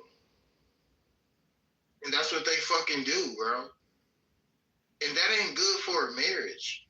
When your woman is exhausted from obligation and duty, she has no time to be there for you. She just don't. She's so caught up in the shit that making money entails of her mind, her fucking spirit, her fucking soul. It's all tied into how she makes money. There's almost nothing left for the household. It's just not. But she's also obligated, and she has to go to the fucking store. She got to shop. She got to make sure she gets everything everybody desires to please their palate. She got to fucking make sure that this kid, he's got a fucking gut issue. He's fucking lactose intolerant. Like, there's a lot of shit that women gotta do, and then they gotta go to work too. They're fucking depleted, bro. And we tripping on changing diapers. Motherfucker gonna say, I'll give you a baby, but I ain't changing no diapers. I ain't getting up at 3 in the morning fucking bottom. That is partnership. Okay, so what we need is family, because dads gotta be fucking dads, and we gotta nurture too. Everything that is in this child is me and her. Why do we as men get to skip out on the responsibility of being fucking daddy? Are you still going? No, the goat is up next. Okay. Trap. The goat's waiting. You can go straight after the goat though. No, I was just gonna say I had read something that basically said all of the major atrocities in the world started with somebody that decided the value of another human. And it's like, when men decided what women meant to society, the economy, and the ecosystem, I feel like y'all had y'all turn. And it's just so crazy. I don't think that, it's a woman's turn, and I feel like y'all should be this and y'all should be that. That's just copying y'all, and that's not okay either. But it's like, you have to understand where this started. Y'all set the original tone of how things should be and how we should move, how we should breathe, how we should walk, how we should act, how we should do things. And then y'all started doing other shit. It's like, I want my woman to be modest, I want her to be domestic, I want her to cook, I want her to clean, I want her to do this, I want her to do that. And then y'all go and have a sacred energy exchange. Y'all don't look at sex that way, but it really is. That's how, your wife gonna look at it. When you share that with someone else, that's all of the things that you're not, you start to think about, how disingenuous is this? Because you now become like a figment of these niggas' imaginations. And then that wasn't enough. They've been inspired by a new piece or some new creativity, or they into some new shit. And it's just like, maybe girls can't keep up with y'all. Yeah, just said it. Like, well, we don't want that no more. We want more than pussy. We want more than sex. We want y'all to do this and that. But just know that it was at that point at some time, y'all was wanting that. Y'all was complaining about that. Now y'all want something else. And then it's going to be something else. And then it's going to be something else. And something else. The same ones that was messing with girls with good hair, like longer hair. And now a chick got a wig and you got an attitude. But I'm from the 90s. I'm 32. Y'all was talking about girls' afros and shit. Calling the Haitian and African girls African booty scratchers. Y'all was doing that, bro. Y'all was calling their lips soup coolers and all of that. But now these same niggas is with girls with fake lips. And now Spanish and white girls wear weaves. So now you mad at that? No, stay your time, baby. I'm mad at it.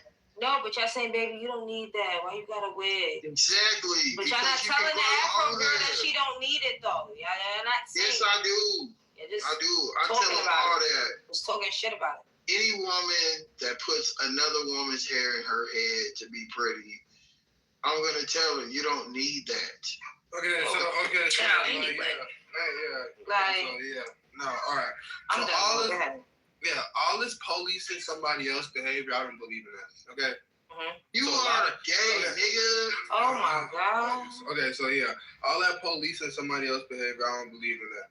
I can just give you the examples that. Yeah, I can give you the examples.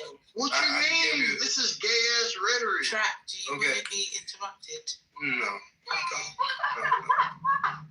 Yeah, I can just give you the examples of the experiences that I've had. Give you my anecdotal and what I think or what my hypothesis on some of these situations could be, but it's not going to be the total truth.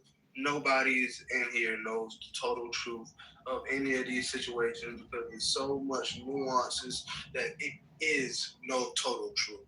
I think people just need to find people that fit and match them. All these other people don't really matter to me as a married man. Why? Because I found one person to put up with me and my bullshit, and I put up with them and theirs. You feel me?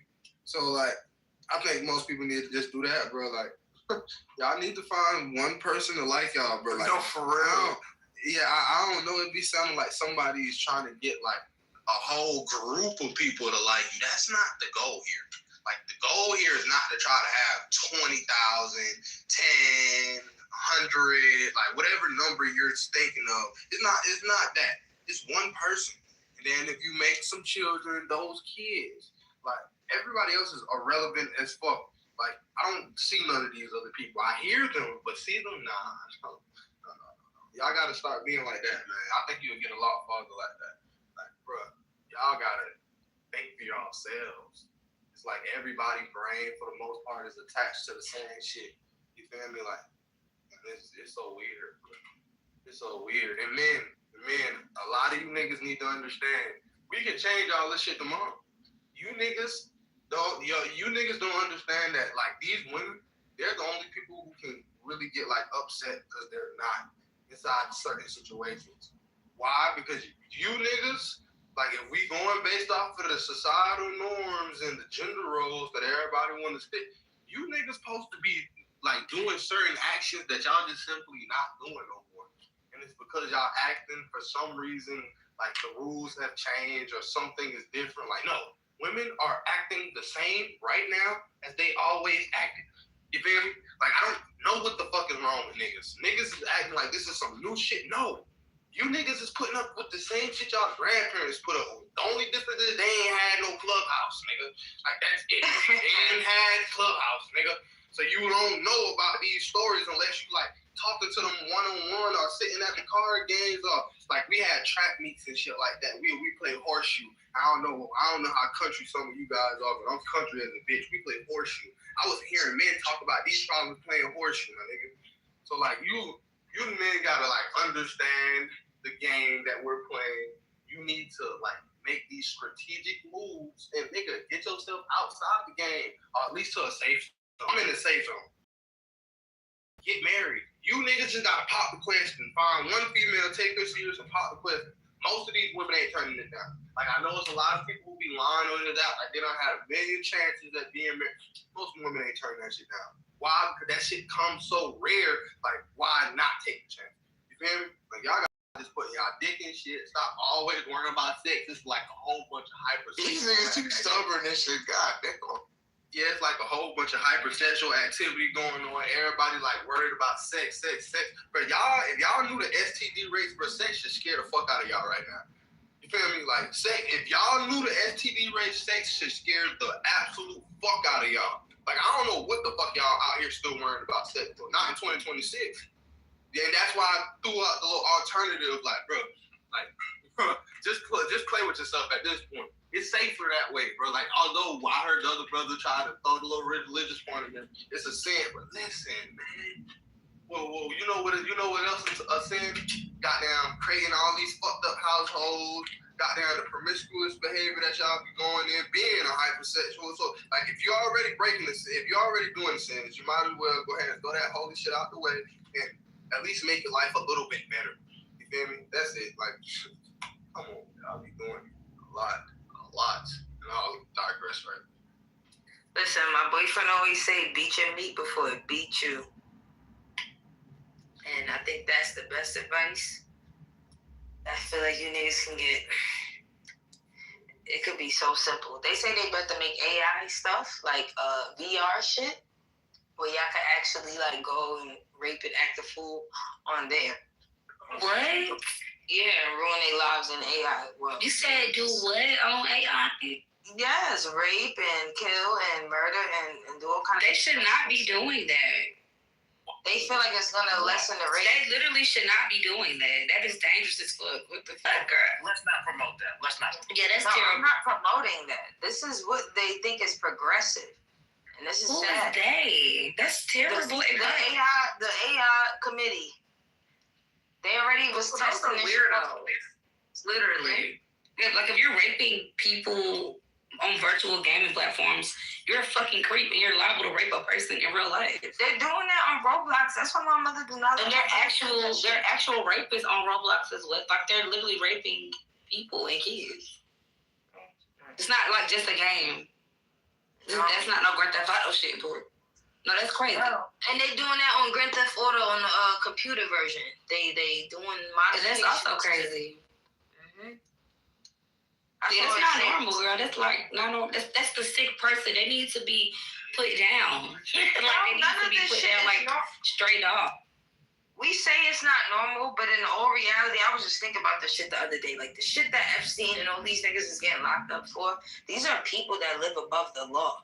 They shameless and it's normal to some niggas, bro. No, it's That's not normal. That's what I'm saying. Listen to what I'm saying. And kill kids. You know what I'm saying? These are lawless people. So if there was no laws, a lot of people that you know that are around you would be doing a lot of shit that these people are doing. Right, and they don't do it probably because it's not normal. That's not a normal thought to rape somebody. That is a normal thought for those people. Yeah, but they're sick, girl. That's not a normal thought for you, is it? That is just a person that exists on this planet. That is a person. Are you telling me that a person who thinks to rape somebody not We sick? gotta stop calling them sick and just call them That what is they are. sick for you to rape somebody. They like kids and shit. No, that is sick. They is sick. I feel y'all. I absolutely feel y'all.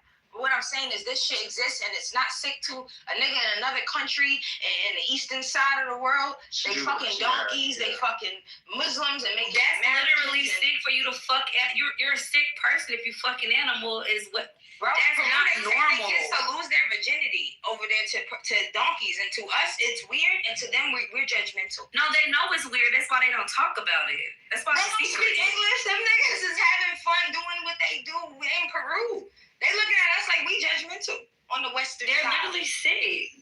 You're like, that's not normal. It's for you to fuck an animal. They can't even consider sex. Girl, if you was from Why are Peru, you fucking an animal? If you was from Peru, if I was from Peru, I would not be fucking animals like a lot of people in Peru probably are not doing. Like, a lot of people in Peru are probably not fucking animals. That's a fucking rite weird. of passage. That is how you become a man. By fucking an animal. A donkey, yes. Absolutely are not doing, but it's old. And some people still holding on to it. That's that devil worshiping satanic ass shit. That's why they got these people exactly in jail and shit, because these people are basically the fucking descendants of the fucking And that's why they are above the law. That's why they're every fucking where. But I digress. No, you said it. But yeah, back to what y'all saying. I feel like people just need to, like Trap said, people need to find people that just fit them because all this back and forth, this shit's crazy. Like y'all, people be having this list of they perfect person, and I'm not gonna lie to you, that list never works, bro. Find someone that matches the qualities that you want.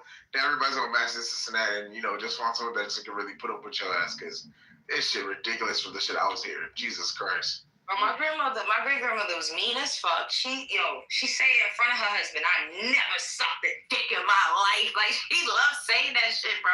She was put up. He bought her a hair salon, moved her from down south to New York. She had her own hair salon. When he died and he left her money.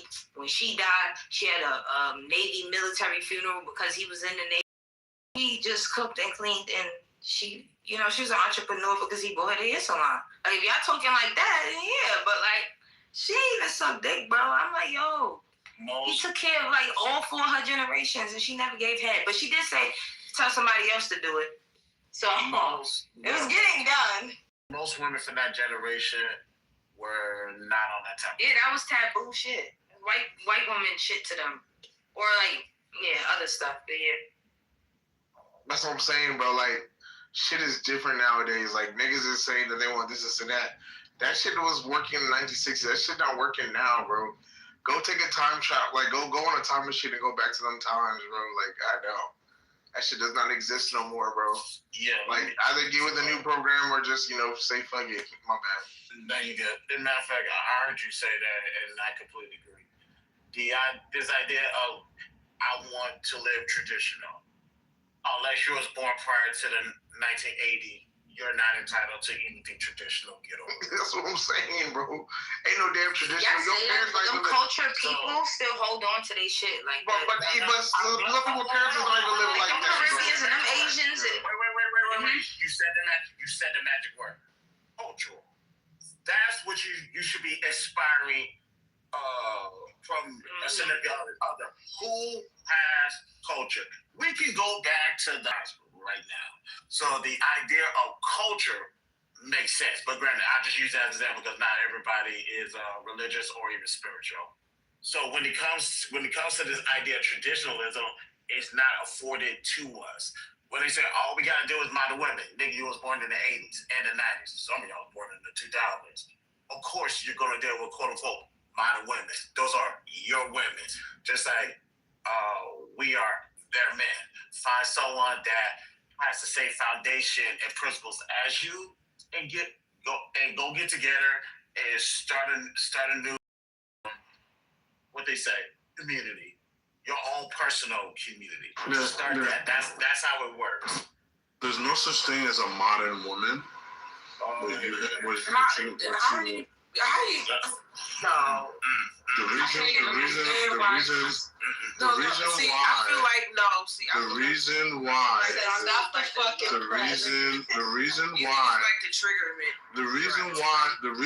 reason why there's no such thing there's no such thing as a quote unquote modern women is because women do not define and shape culture. Men do. What you have. Girls shape modern culture. I swear y'all niggas hated women for real. What you have. I got it. I'll school in a minute. Let him finish. What you have, right, are men who have fallen away from traditionalism. And because the men have fallen away from traditionalism, they open this space for women to be quote unquote modern. The women are not saying we want to be modern. Mm-hmm. Women are not saying we want to be modern. What men are saying is the world is tough, the world is hard, and I need help. So what we saying? Hey, can I want to What are women saying, bro? What are we saying? I want to ISO after Chris. Because what the fuck is niggas talking about, bro? Fast, Black. What are we saying? What are the women saying? Talking about, bro. From the beginning of time, for the last, depending on how you believe. What the hell are we saying right now? Well, women are saying the same thing they've always been saying, that they want to survive. And when men, yeah, that's exactly how it's supposed to be. And when men are weak, women just take different routes for survival. But it's not that the women are modern; it's that the men are weak. Women are just simply surviving. Those just things are modern women. Women have one objective. Chris, go ahead. Is to survive. Go ahead, Chris. I can take this ISO. One objective is So is this bad for us? I don't want to just be surviving, bro. I'm tired of this shit. He was just going to hang himself. When is it gonna end? It's giving the kitchen vibes, bro. Wait. Because we heard that from West Passage. I don't want to hear this from another individual. Define the word modern. Oh my mom, that's what. Chris, listen, that's exactly what I'm going to. Go ahead and cook them before I cook his ass. I said there's no such thing, so I can't define it. He don't know what modern means. So like the fact that these women got eyelashes, it's like, okay, go ahead. Okay, so that's not a modern concept. Greek Nick women is still existed back then. I need my Big Mike. That's what it is. No, you don't. Chris, these people don't know definitions. I swear to God. Watch.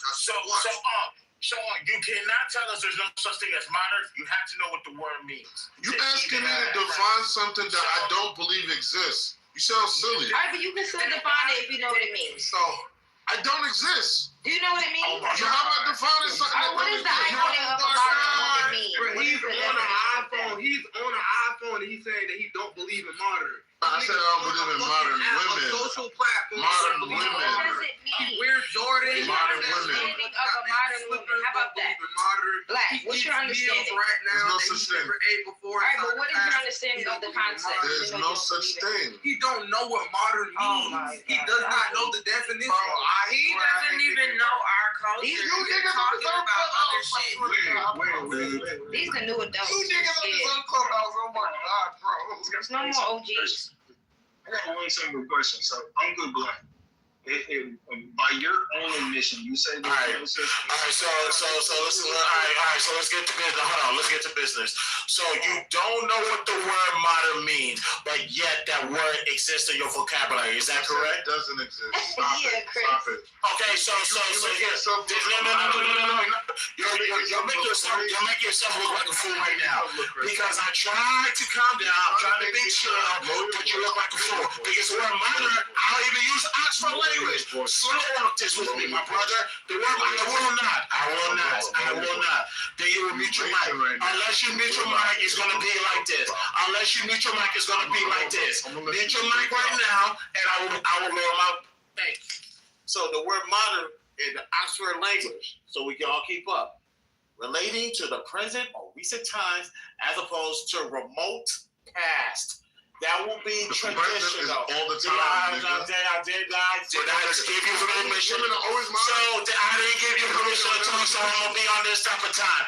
So now that we know what the word modern means, and we know that it is a direct opposition to traditional, that means we are dealing with modern women. Guess what? Everybody's dealing with modern women in that case. Thank you stupid idiot. That's so fucking hard. So the traditional women I want everybody to know that when I call people a restart, there is no age limit. Anybody can be a fucking restart. This nigga is wild. Now back to what I'm saying. There is no such thing as so here's the thing. When it comes to the word modern, if you was born in 1980s, if you're born in the 1990s, if you're born in the 2000s, if you're born in 2010, you're a little bit too young for this conversation. Take your ass to bed. There's no traditional people, bro. There's no tradition. So there is your ass. Do you know what? Me and Trap, this is one of the first times we actually agree. So here's the thing. If there's no traditional people, how could you be modern then, nigga? How you fucking up the dome. You fucking retarded. Okay. Up the dome. You know what? The ISO's done. The ISO is done. You cannot intellectually have this conversation with me. Hey, your moderators, I really don't want to have a conversation with this brother. He's not intellectually on my level, nor do I want him to interrupt me. So if you was listening, which you wasn't, so back to no, I'm not talking to you. No, we're done having a conversation with you. We're done having a conversation with you. So back to what I was saying. So if you was born prior to the 80s, like I stated, you have the right to say traditionalism. If you was born prior to the 80s, like I said, put the bottle down and listen to what I'm saying. If you was born prior to the 80s, you can say traditionalism. You can look for your traditional woman. You know why? Because you guys have something in common. Ladies and gentlemen, we are going to be considered traditional at one point in time. We can get to when that traditional woman. Hey, yo, moderators, where the fuck are you guys at? Fucking dumb. The modern woman today is tomorrow's Storm, Mace, Sharia. I almost said Sharia. I'm so proud. Are you saying that today's modern woman? Hey, Maz, please check this dude. Chris, I want to make sure. I know, dude. Are you saying that today's modern here's the thing. You don't have traditional woman. You don't have to. You don't gotta yell to explain. Stop talking. You do not have to yell to express. Regulate your emotions. Hey, homeboy, man, regulate your emotions. You're an adult. Hey, dude, you're being a rapist right now. You're a grown man yelling at the top of your lungs. Hey, dude, you're being a rapist right now. Hey, homeboy, you're being a rapist right now. Can you stop being a rapist? Can you stop being a rapist? Stop being a rapist. I need you to stop being a rapist. I need you to stop being a rapist. Stop raping. Bro, can you stop trying to rape the stage, please? Take a deep breath. Hey, bro, you're raping the stage. Take a deep breath. Hey, homeboy, you're raping the stage. Take a deep breath. Take a deep breath. Regulate your emotions. Control yourself. Control yourself, right? Can you stop being a rapist? Control yourself. Is that what's happening? You want to be so Control yourself. No, Control yourself. He can control himself. He needs to control himself. He's out of control. No, you're out of control. You don't even know what the fuck you're talking about. If you're talking about this man is out of control. It's just crazy. He's saying that today's traditional woman. Today's modern woman is tomorrow's traditional woman. But that would mean that modern women don't exist because today's modern woman is tomorrow's traditional woman. They don't exist. So do you want to let somebody else speak, or you just want to keep repeating? That's like saying what I'm saying. That's like saying a childish it don't exist because it's gonna be the past. Like, what the fuck are you talking about? Well, can I go ahead and explain? Like maybe they're trying to get this here. I'm trying to finish talking, but homeboy keeps raping the stage. We don't want to hear you talk. Presence doesn't exist. It's called the Chris, because every time you speak, he's not saying shit. He don't want you to talk. Point kind of goes presence doesn't exist. Hold on, let's you and I have this conversation. I'm curious to see what you actually. You know what? Pause. I'm not even gonna say that. You, me, and Trap, we can have this conversation. Yeah. Cool. So basically, I just want to intersect here, and I think we're both all three of us in agreement that the common differential factor between modern and traditional is age range, and that's usually the determining factor between compatibility between two people. You know, being in the same age range, particularly the generation, is a big thing. An example of this would be like 9/11. I'm 22. I have no recollection of 9/11. I'm not I was born, nigga. So, like, where you have certain people, y'all vividly remember where you were at during 9/11. Okay, so that's just a small example. However, my counterpoint to this is that I think that when you can have certain people in either generation, either like the older people who decide, man, I wanna be hip and I wanna be with the young people, and then they develop that more so modern ideology, and then it goes along with more so modern relationship.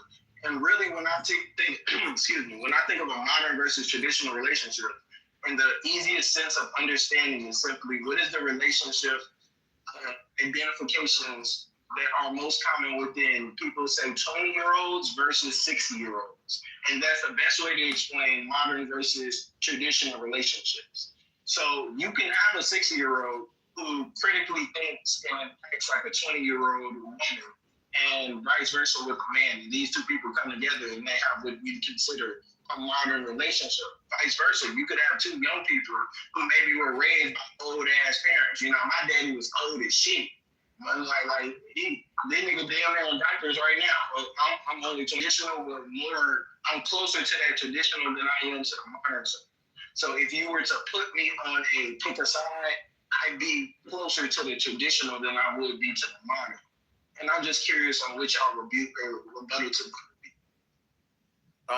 Go ahead, Travis. Yeah, I really don't even got too much to say. I just think that people need to really look up definitions before using some of these words. I know we hear terms on Clubhouse and it's like, oh my gosh. Like Google free, bro. Yeah. It's like, oh my gosh, a new word.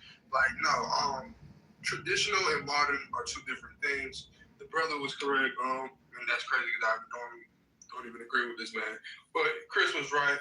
Modern and traditional are two different things. Most people right now, especially out in age range, or a certain generation, by default modern.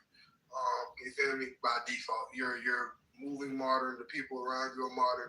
We live in modern homes.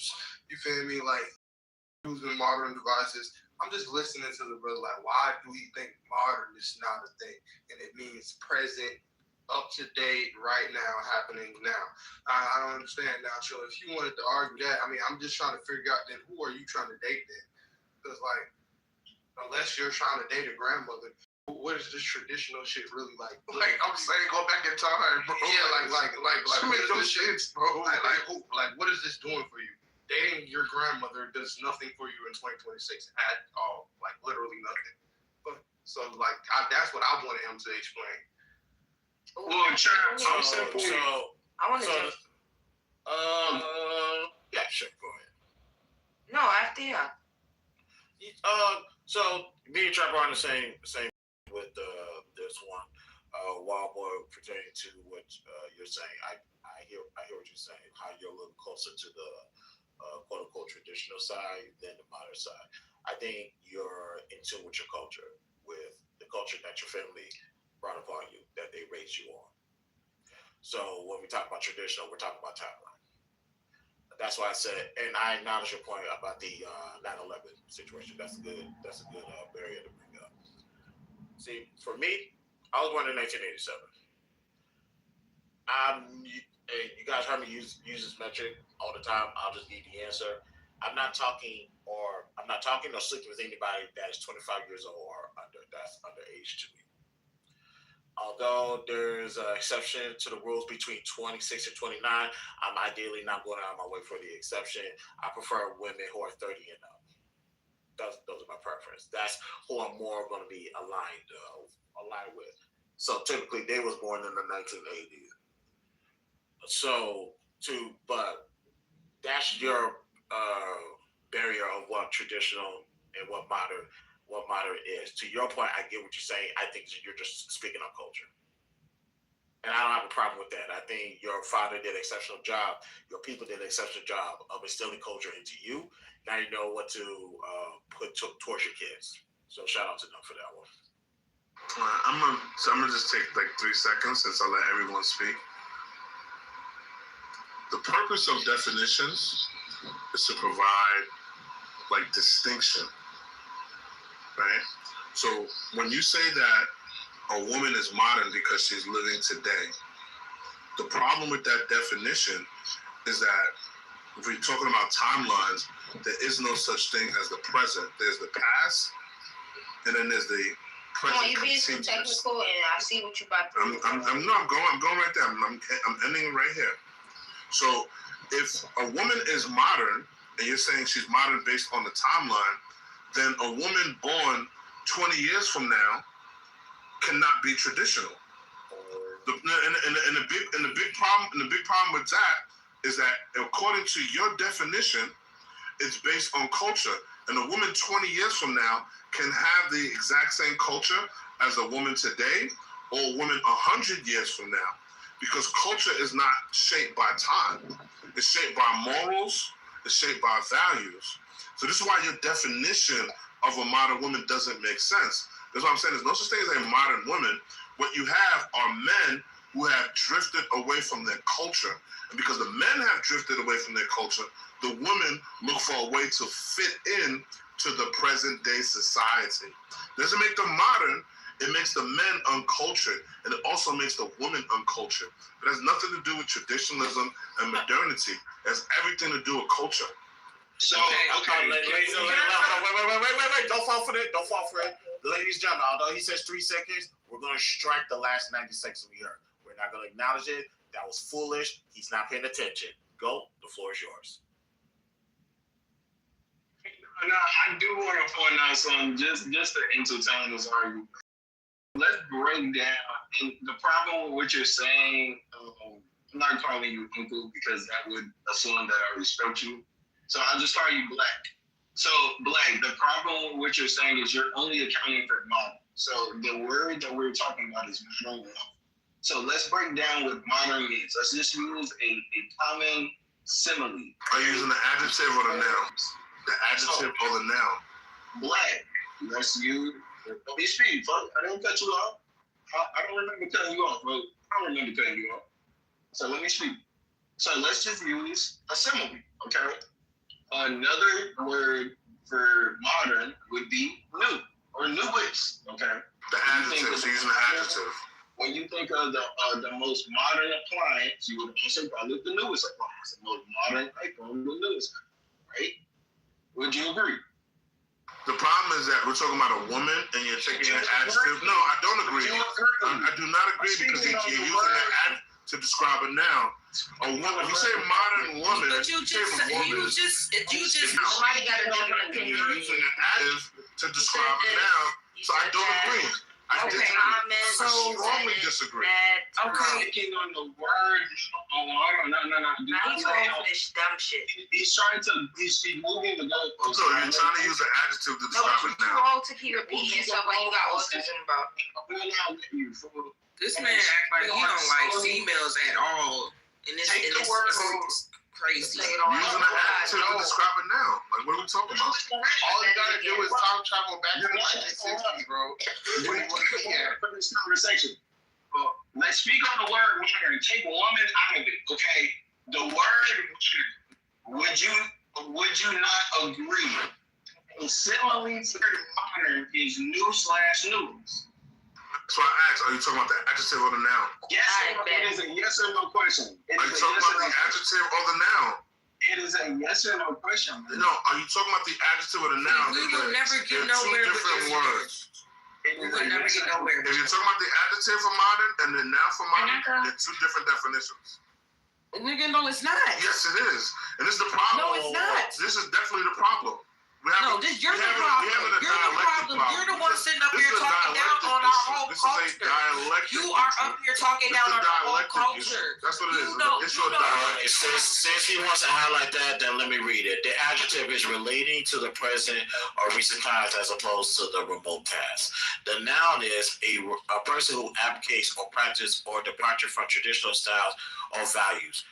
How the fuck was that any different than what we? It's a different definition. They're different definitions. They're literally using different words. Keep talking. Different definitions. One is describing a thing. The other is describing a person. Hey, dude, literally beating a dead horse, bro. So I'm saying. No, I mean that accounts for context, right? Yeah, it does. Right. So, okay, because we get into arguments about a lot of this, like, dumb shit, right? Because when you said what you said, I was listening when everybody got, off their mics and responded to what you said, or lack thereof, because you didn't get to finish your sentence. I did want to ask, what was the context, like where you said there is no such thing as a modern woman, right? Which you later on proved to be what you were talking about. And I have questions. I have this fight, but I do have questions, right? So, for us to define what a traditional woman is and what a modern woman is, and I would only want y'all to define that because y'all were just saying that Black women specifically have always worked, right? And for a long time now, they have also been educated. So I want y'all to give me actual answers about what a traditional woman is and what a modern woman is. Please, somebody. They're not gonna answer the question, girl. Somebody, it can be you. Timeline. No, I'm asking y'all because y'all were just fighting his point so much, right? And I want to know why y'all are fighting his point. They fight because they don't understand what they talking about. I want y'all to answer the. Somebody got on mic and said they had an example of what a traditional woman is because their mom or their dad is old, so they know what traditional relationships look like, and they also are young enough to know what modern relationships look like. So what are the differences between those women? The timeline. Oh, I can. Okay, outside of the timeline, what? Go ahead, Beats, because I'm said whether or not she was alive. No. Niggas talking about women in the future. Like, she's not alive. She's traditional. Ladies, before quiet. Come on, y'all. She's not alive, so she's traditional. Before I answer, are you just talking about like kind of like attributes, like kind of what you? No, yeah, absolutely. Right. Okay. Clearly, what the fuck? Yo, these niggas is dumb, bro. I just wanted to be clear. Because niggas is just saying shit. To me, I feel like a modern woman is literally not no 1960 ass shit where women are able to work, do whatever they feel like they want to put their minds to. Also, being able to have their own decisions in what they want to do and what they feel, or what they need to have a relationship when it comes to men. That's what I feel like a modern woman is now. Like, at peace without being kind of subjective, and they have their own say in what they want to do in their relationship. That's what a modern woman is. If we're talking about this situation. Okay, so to me, traditional women, like, they focused on like making sure that the home was actually a home, and like the well-being of the home was one of their main priorities. Right now, I don't know how honest people want to be. Right now, you have men doing a lot of the home tasks just as much as the woman is. You feel me? Right now, we're working more so inside like this partnership. You feel me? And like that kind of traditional women, they had partnerships, but they still had like gender roles. We're trying to get outside of the gender roles. That goes to like some of the modern shit that we're doing. And the traditional women, like, they just, I don't know, they just followed a lot more of the rules that the men said with not too much back talk, like due to some of the laws and other like nuances. But like, y'all got a voice. Y'all don't have to do the same thing that y'all grandmothers do. So it's like, y'all don't have to put up with the same thing. So it's like, it is a luxury to be a modern woman. You feel me? Y'all have a lot more accomplishments that y'all are able to obtain. Y'all have a lot more education right now amongst like people in general, whether that be men and women or just women. You feel me? Like, we're in better positions because we're in modern times, bro. Like, the traditional people, yes, they had some values that some people wants to hold on to, bro. Like, overall, if people was to really like sit down, think, and try to operate differently, but this shit is like to your advantage that you're in modern times. Like, what the fuck is literally to your advantage? I want to add to this too. Let Christopher go, because I know he's gonna say something insightful. No, you don't. At least he's gonna try. Over here, bro. You don't run nothing over here, bro. Just be quiet. It's not your turn. All right? You're not answering no questions. I'm not. Christopher answered the question already for you. He didn't. You didn't like his answer. Whatever. But nah, I think you like him. Okay. No, bro. What the fuck are you talking about? What does that have to do with anything? Bro, that's what I'm saying. Like, go ahead. Saying weird shit, bro. This nigga got Tourette's. But to answer your question, I think back then, traditional women, they measured their value based on how they could perform for their husband. And I think now women measure their value based on their accomplishments, their own individual accomplishments. Like, I've done this, I've done that, I worked hard, I did this on my own, I got this on my own. Versus my husband, he does this, and my husband, he does this. Now, we got shit to talk about now. Now, I've done this, and I've done that. That's what I do think is a small difference. I didn't go down a list, though. I feel like we're all kind of saying around the same thing. Yeah, basically. But yeah, pretty much around that. That's the difference between then and now. niggas have more shit No, to but their talk about. husbands was trophies. Now it's you're like right. girls are Niggas trophies. got more shit to talk about. Yeah, like they're not all around in a circle saying, "Oh yeah, my husband does this, my husband does that." Wow, they sit at home and do shit. They talk about work. Like even the rap girls and the influencer chicks, they don't even want to like talk about they rapping niggas no more. They want to talk about their lipstick lines and stuff. I'm be real. So like the only thing is, bro, like no, people still big up their husbands, bro. There's a lot of people. No, we're not saying they don't. But they were trophies. Yeah, I'm saying like it's men still looked at as trophies, bro. Like, but it's the whole situation in general. Right now, it's not enough people inside relationships or marriages in general. So like, it's a lot of people looked at as to be high valued or to be so important that the people inside marriages and some of the other people, like y'all counterparts who got this shit together and getting this shit right, but they're just looking at you guys like, no, you're not that shit. You feel me? And we're this shit because we have this going on. Y'all, a lot of people don't understand that shit. They're acting like society norms and not society norms. And I'm gonna be honest. Now, this is what I will say. Our community has the biggest problem with that. Marriage is not a real standard that the overall world goes through and look at and be like, this person right here is better than this person. Like, bro, we have real standards. Everybody keep acting like everything is just like, oh, you can just move and groove how you want to and nobody's judging you. No, we are a very judgmental country. Like, what the fuck? What are y'all talking about? So I asked that because, you want to go, Christopher? And I was gonna also highlight this. Here's why I think it's foolish for people born in our times to ask for traditionalism. Do you know what your parents and your grandparents went through back in the 60s? No, nigga, that's what I mean. Yes. You're right. Exactly. That's what I'm saying. I think it's disingenuous. I think it's foolish for me to ask something that happened back then without the context. They had to live through slavery. Not slavery. They had to live through a form of segregation. Back in the day, they had no choice because the government and society was literally against them. They had to hold on to each other as much as possible. Whereas today, we're a lot more freer in comparison to back then. So, my bad, because I cut you off early. Huh? I cut you off too early. No. You good. No. You're the smart one. I can't say that from everybody, but you're the smart one, Trevor. So when it comes to me dealing with here and now, it's all about relatability. Also the timeline. So when somebody wants to talk about, what about someone born in the 2020s, 2030s? I have nothing in common with those born in those timelines, which is why I specifically said I, Christopher, Joseph, Uguar, you guys know me as Christopher J. I would never talk or sleep with anything that is 25 years old or younger, because we have nothing in common.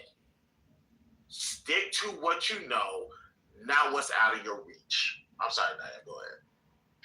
I asked that because while y'all was arguing, I was Googling, like, what are, like, the stereotypes for traditional women or whatever, and it gave me some things, but, like, stuff that jumped out to me was, like, domestic and caregiver roles. I think y'all still expect that of women, and I think women are still giving you that. They're still expected to be the primary caregivers of children, and y'all allow them to do so, right? They're responsible for the cleaning, the cooking, and raising the children, and they are doing that for a lot of the dudes that are actively with women, with kids, or have kids that by women that they are with also, right? It also says that they are overly emotional, sensitive, irrational, or sometimes dramatic compared to men. I think y'all call women that every day on Clubhouse. So I'm saying all this to say, I feel like even with the twist of a modern woman, like, which is basically a woman who's independent and question a lot of traditional roles, even though a lot of these women fall for the traditional shit, they want it, we crave it, low key. What is the disdain behind a modern woman? Y'all would say that as derogatory. Y'all wouldn't say that and be like, oh, these modern women are the best, and they're it. No. y'all said like y'all don't like it and y'all don't want it, but they're giving you everything a traditional woman gave you and more. Okay, so actually a lot less because they opening up their bodies without marriage, without y'all securing homes, without y'all having the best jobs, without y'all having the best background. Like these women are risking a lot for less. Okay, so now here's the truth. I don't know, like if you couldn't look the stats up, but I have. It's a lot more fathers right now who are active full time than ever before. Also, I didn't say that. Wait. I'm talking to your points. There's a lot more fathers who are active now more than ever. So to the point of the women being the caregivers and stuff like that. No, now you have men going out and punching 12-hour shifts. They're working all day. Yeah. They're punching 12-hour shifts. They're coming home and they're still helping take care of their kids. That's one of the things modern people are having to deal with. Like, that's not some traditional shit. According to what you're saying, these women, they took care of the homes and the men really didn't have to do nothing. These men are going to the basketball practices, the football practices, taking the kids to the volleyball games, while the wife is just off chasing a career right now. And guess what that man did? He's also chasing his career also. So it's like we're sharing almost all these responsibilities. There's no set responsibility. Yeah. Y'all about to say it's no set responsibility on nobody no more at all. Because I never said that men were not helping women with their children. No, we know. I never said that though. Okay, so if I didn't say that, why try to be like, Because it's not smart. I caught you in a lie. It's not smart. Like, please, let's stay on topic. That has nothing to do with what I said. I didn't say that men weren't helping with their kids. I don't think you can help with your kids all day long. That doesn't mean that the woman isn't the primary fucking caregiver. Do you know that? But most women. Do you understand? Wait. Pause. Wait. Yeah. Do you understand that? Yeah. Okay, so what are we talking? I never you supposed to help your fucking kids. So when you say primary care, I'm telling you right now, you're not telling me no.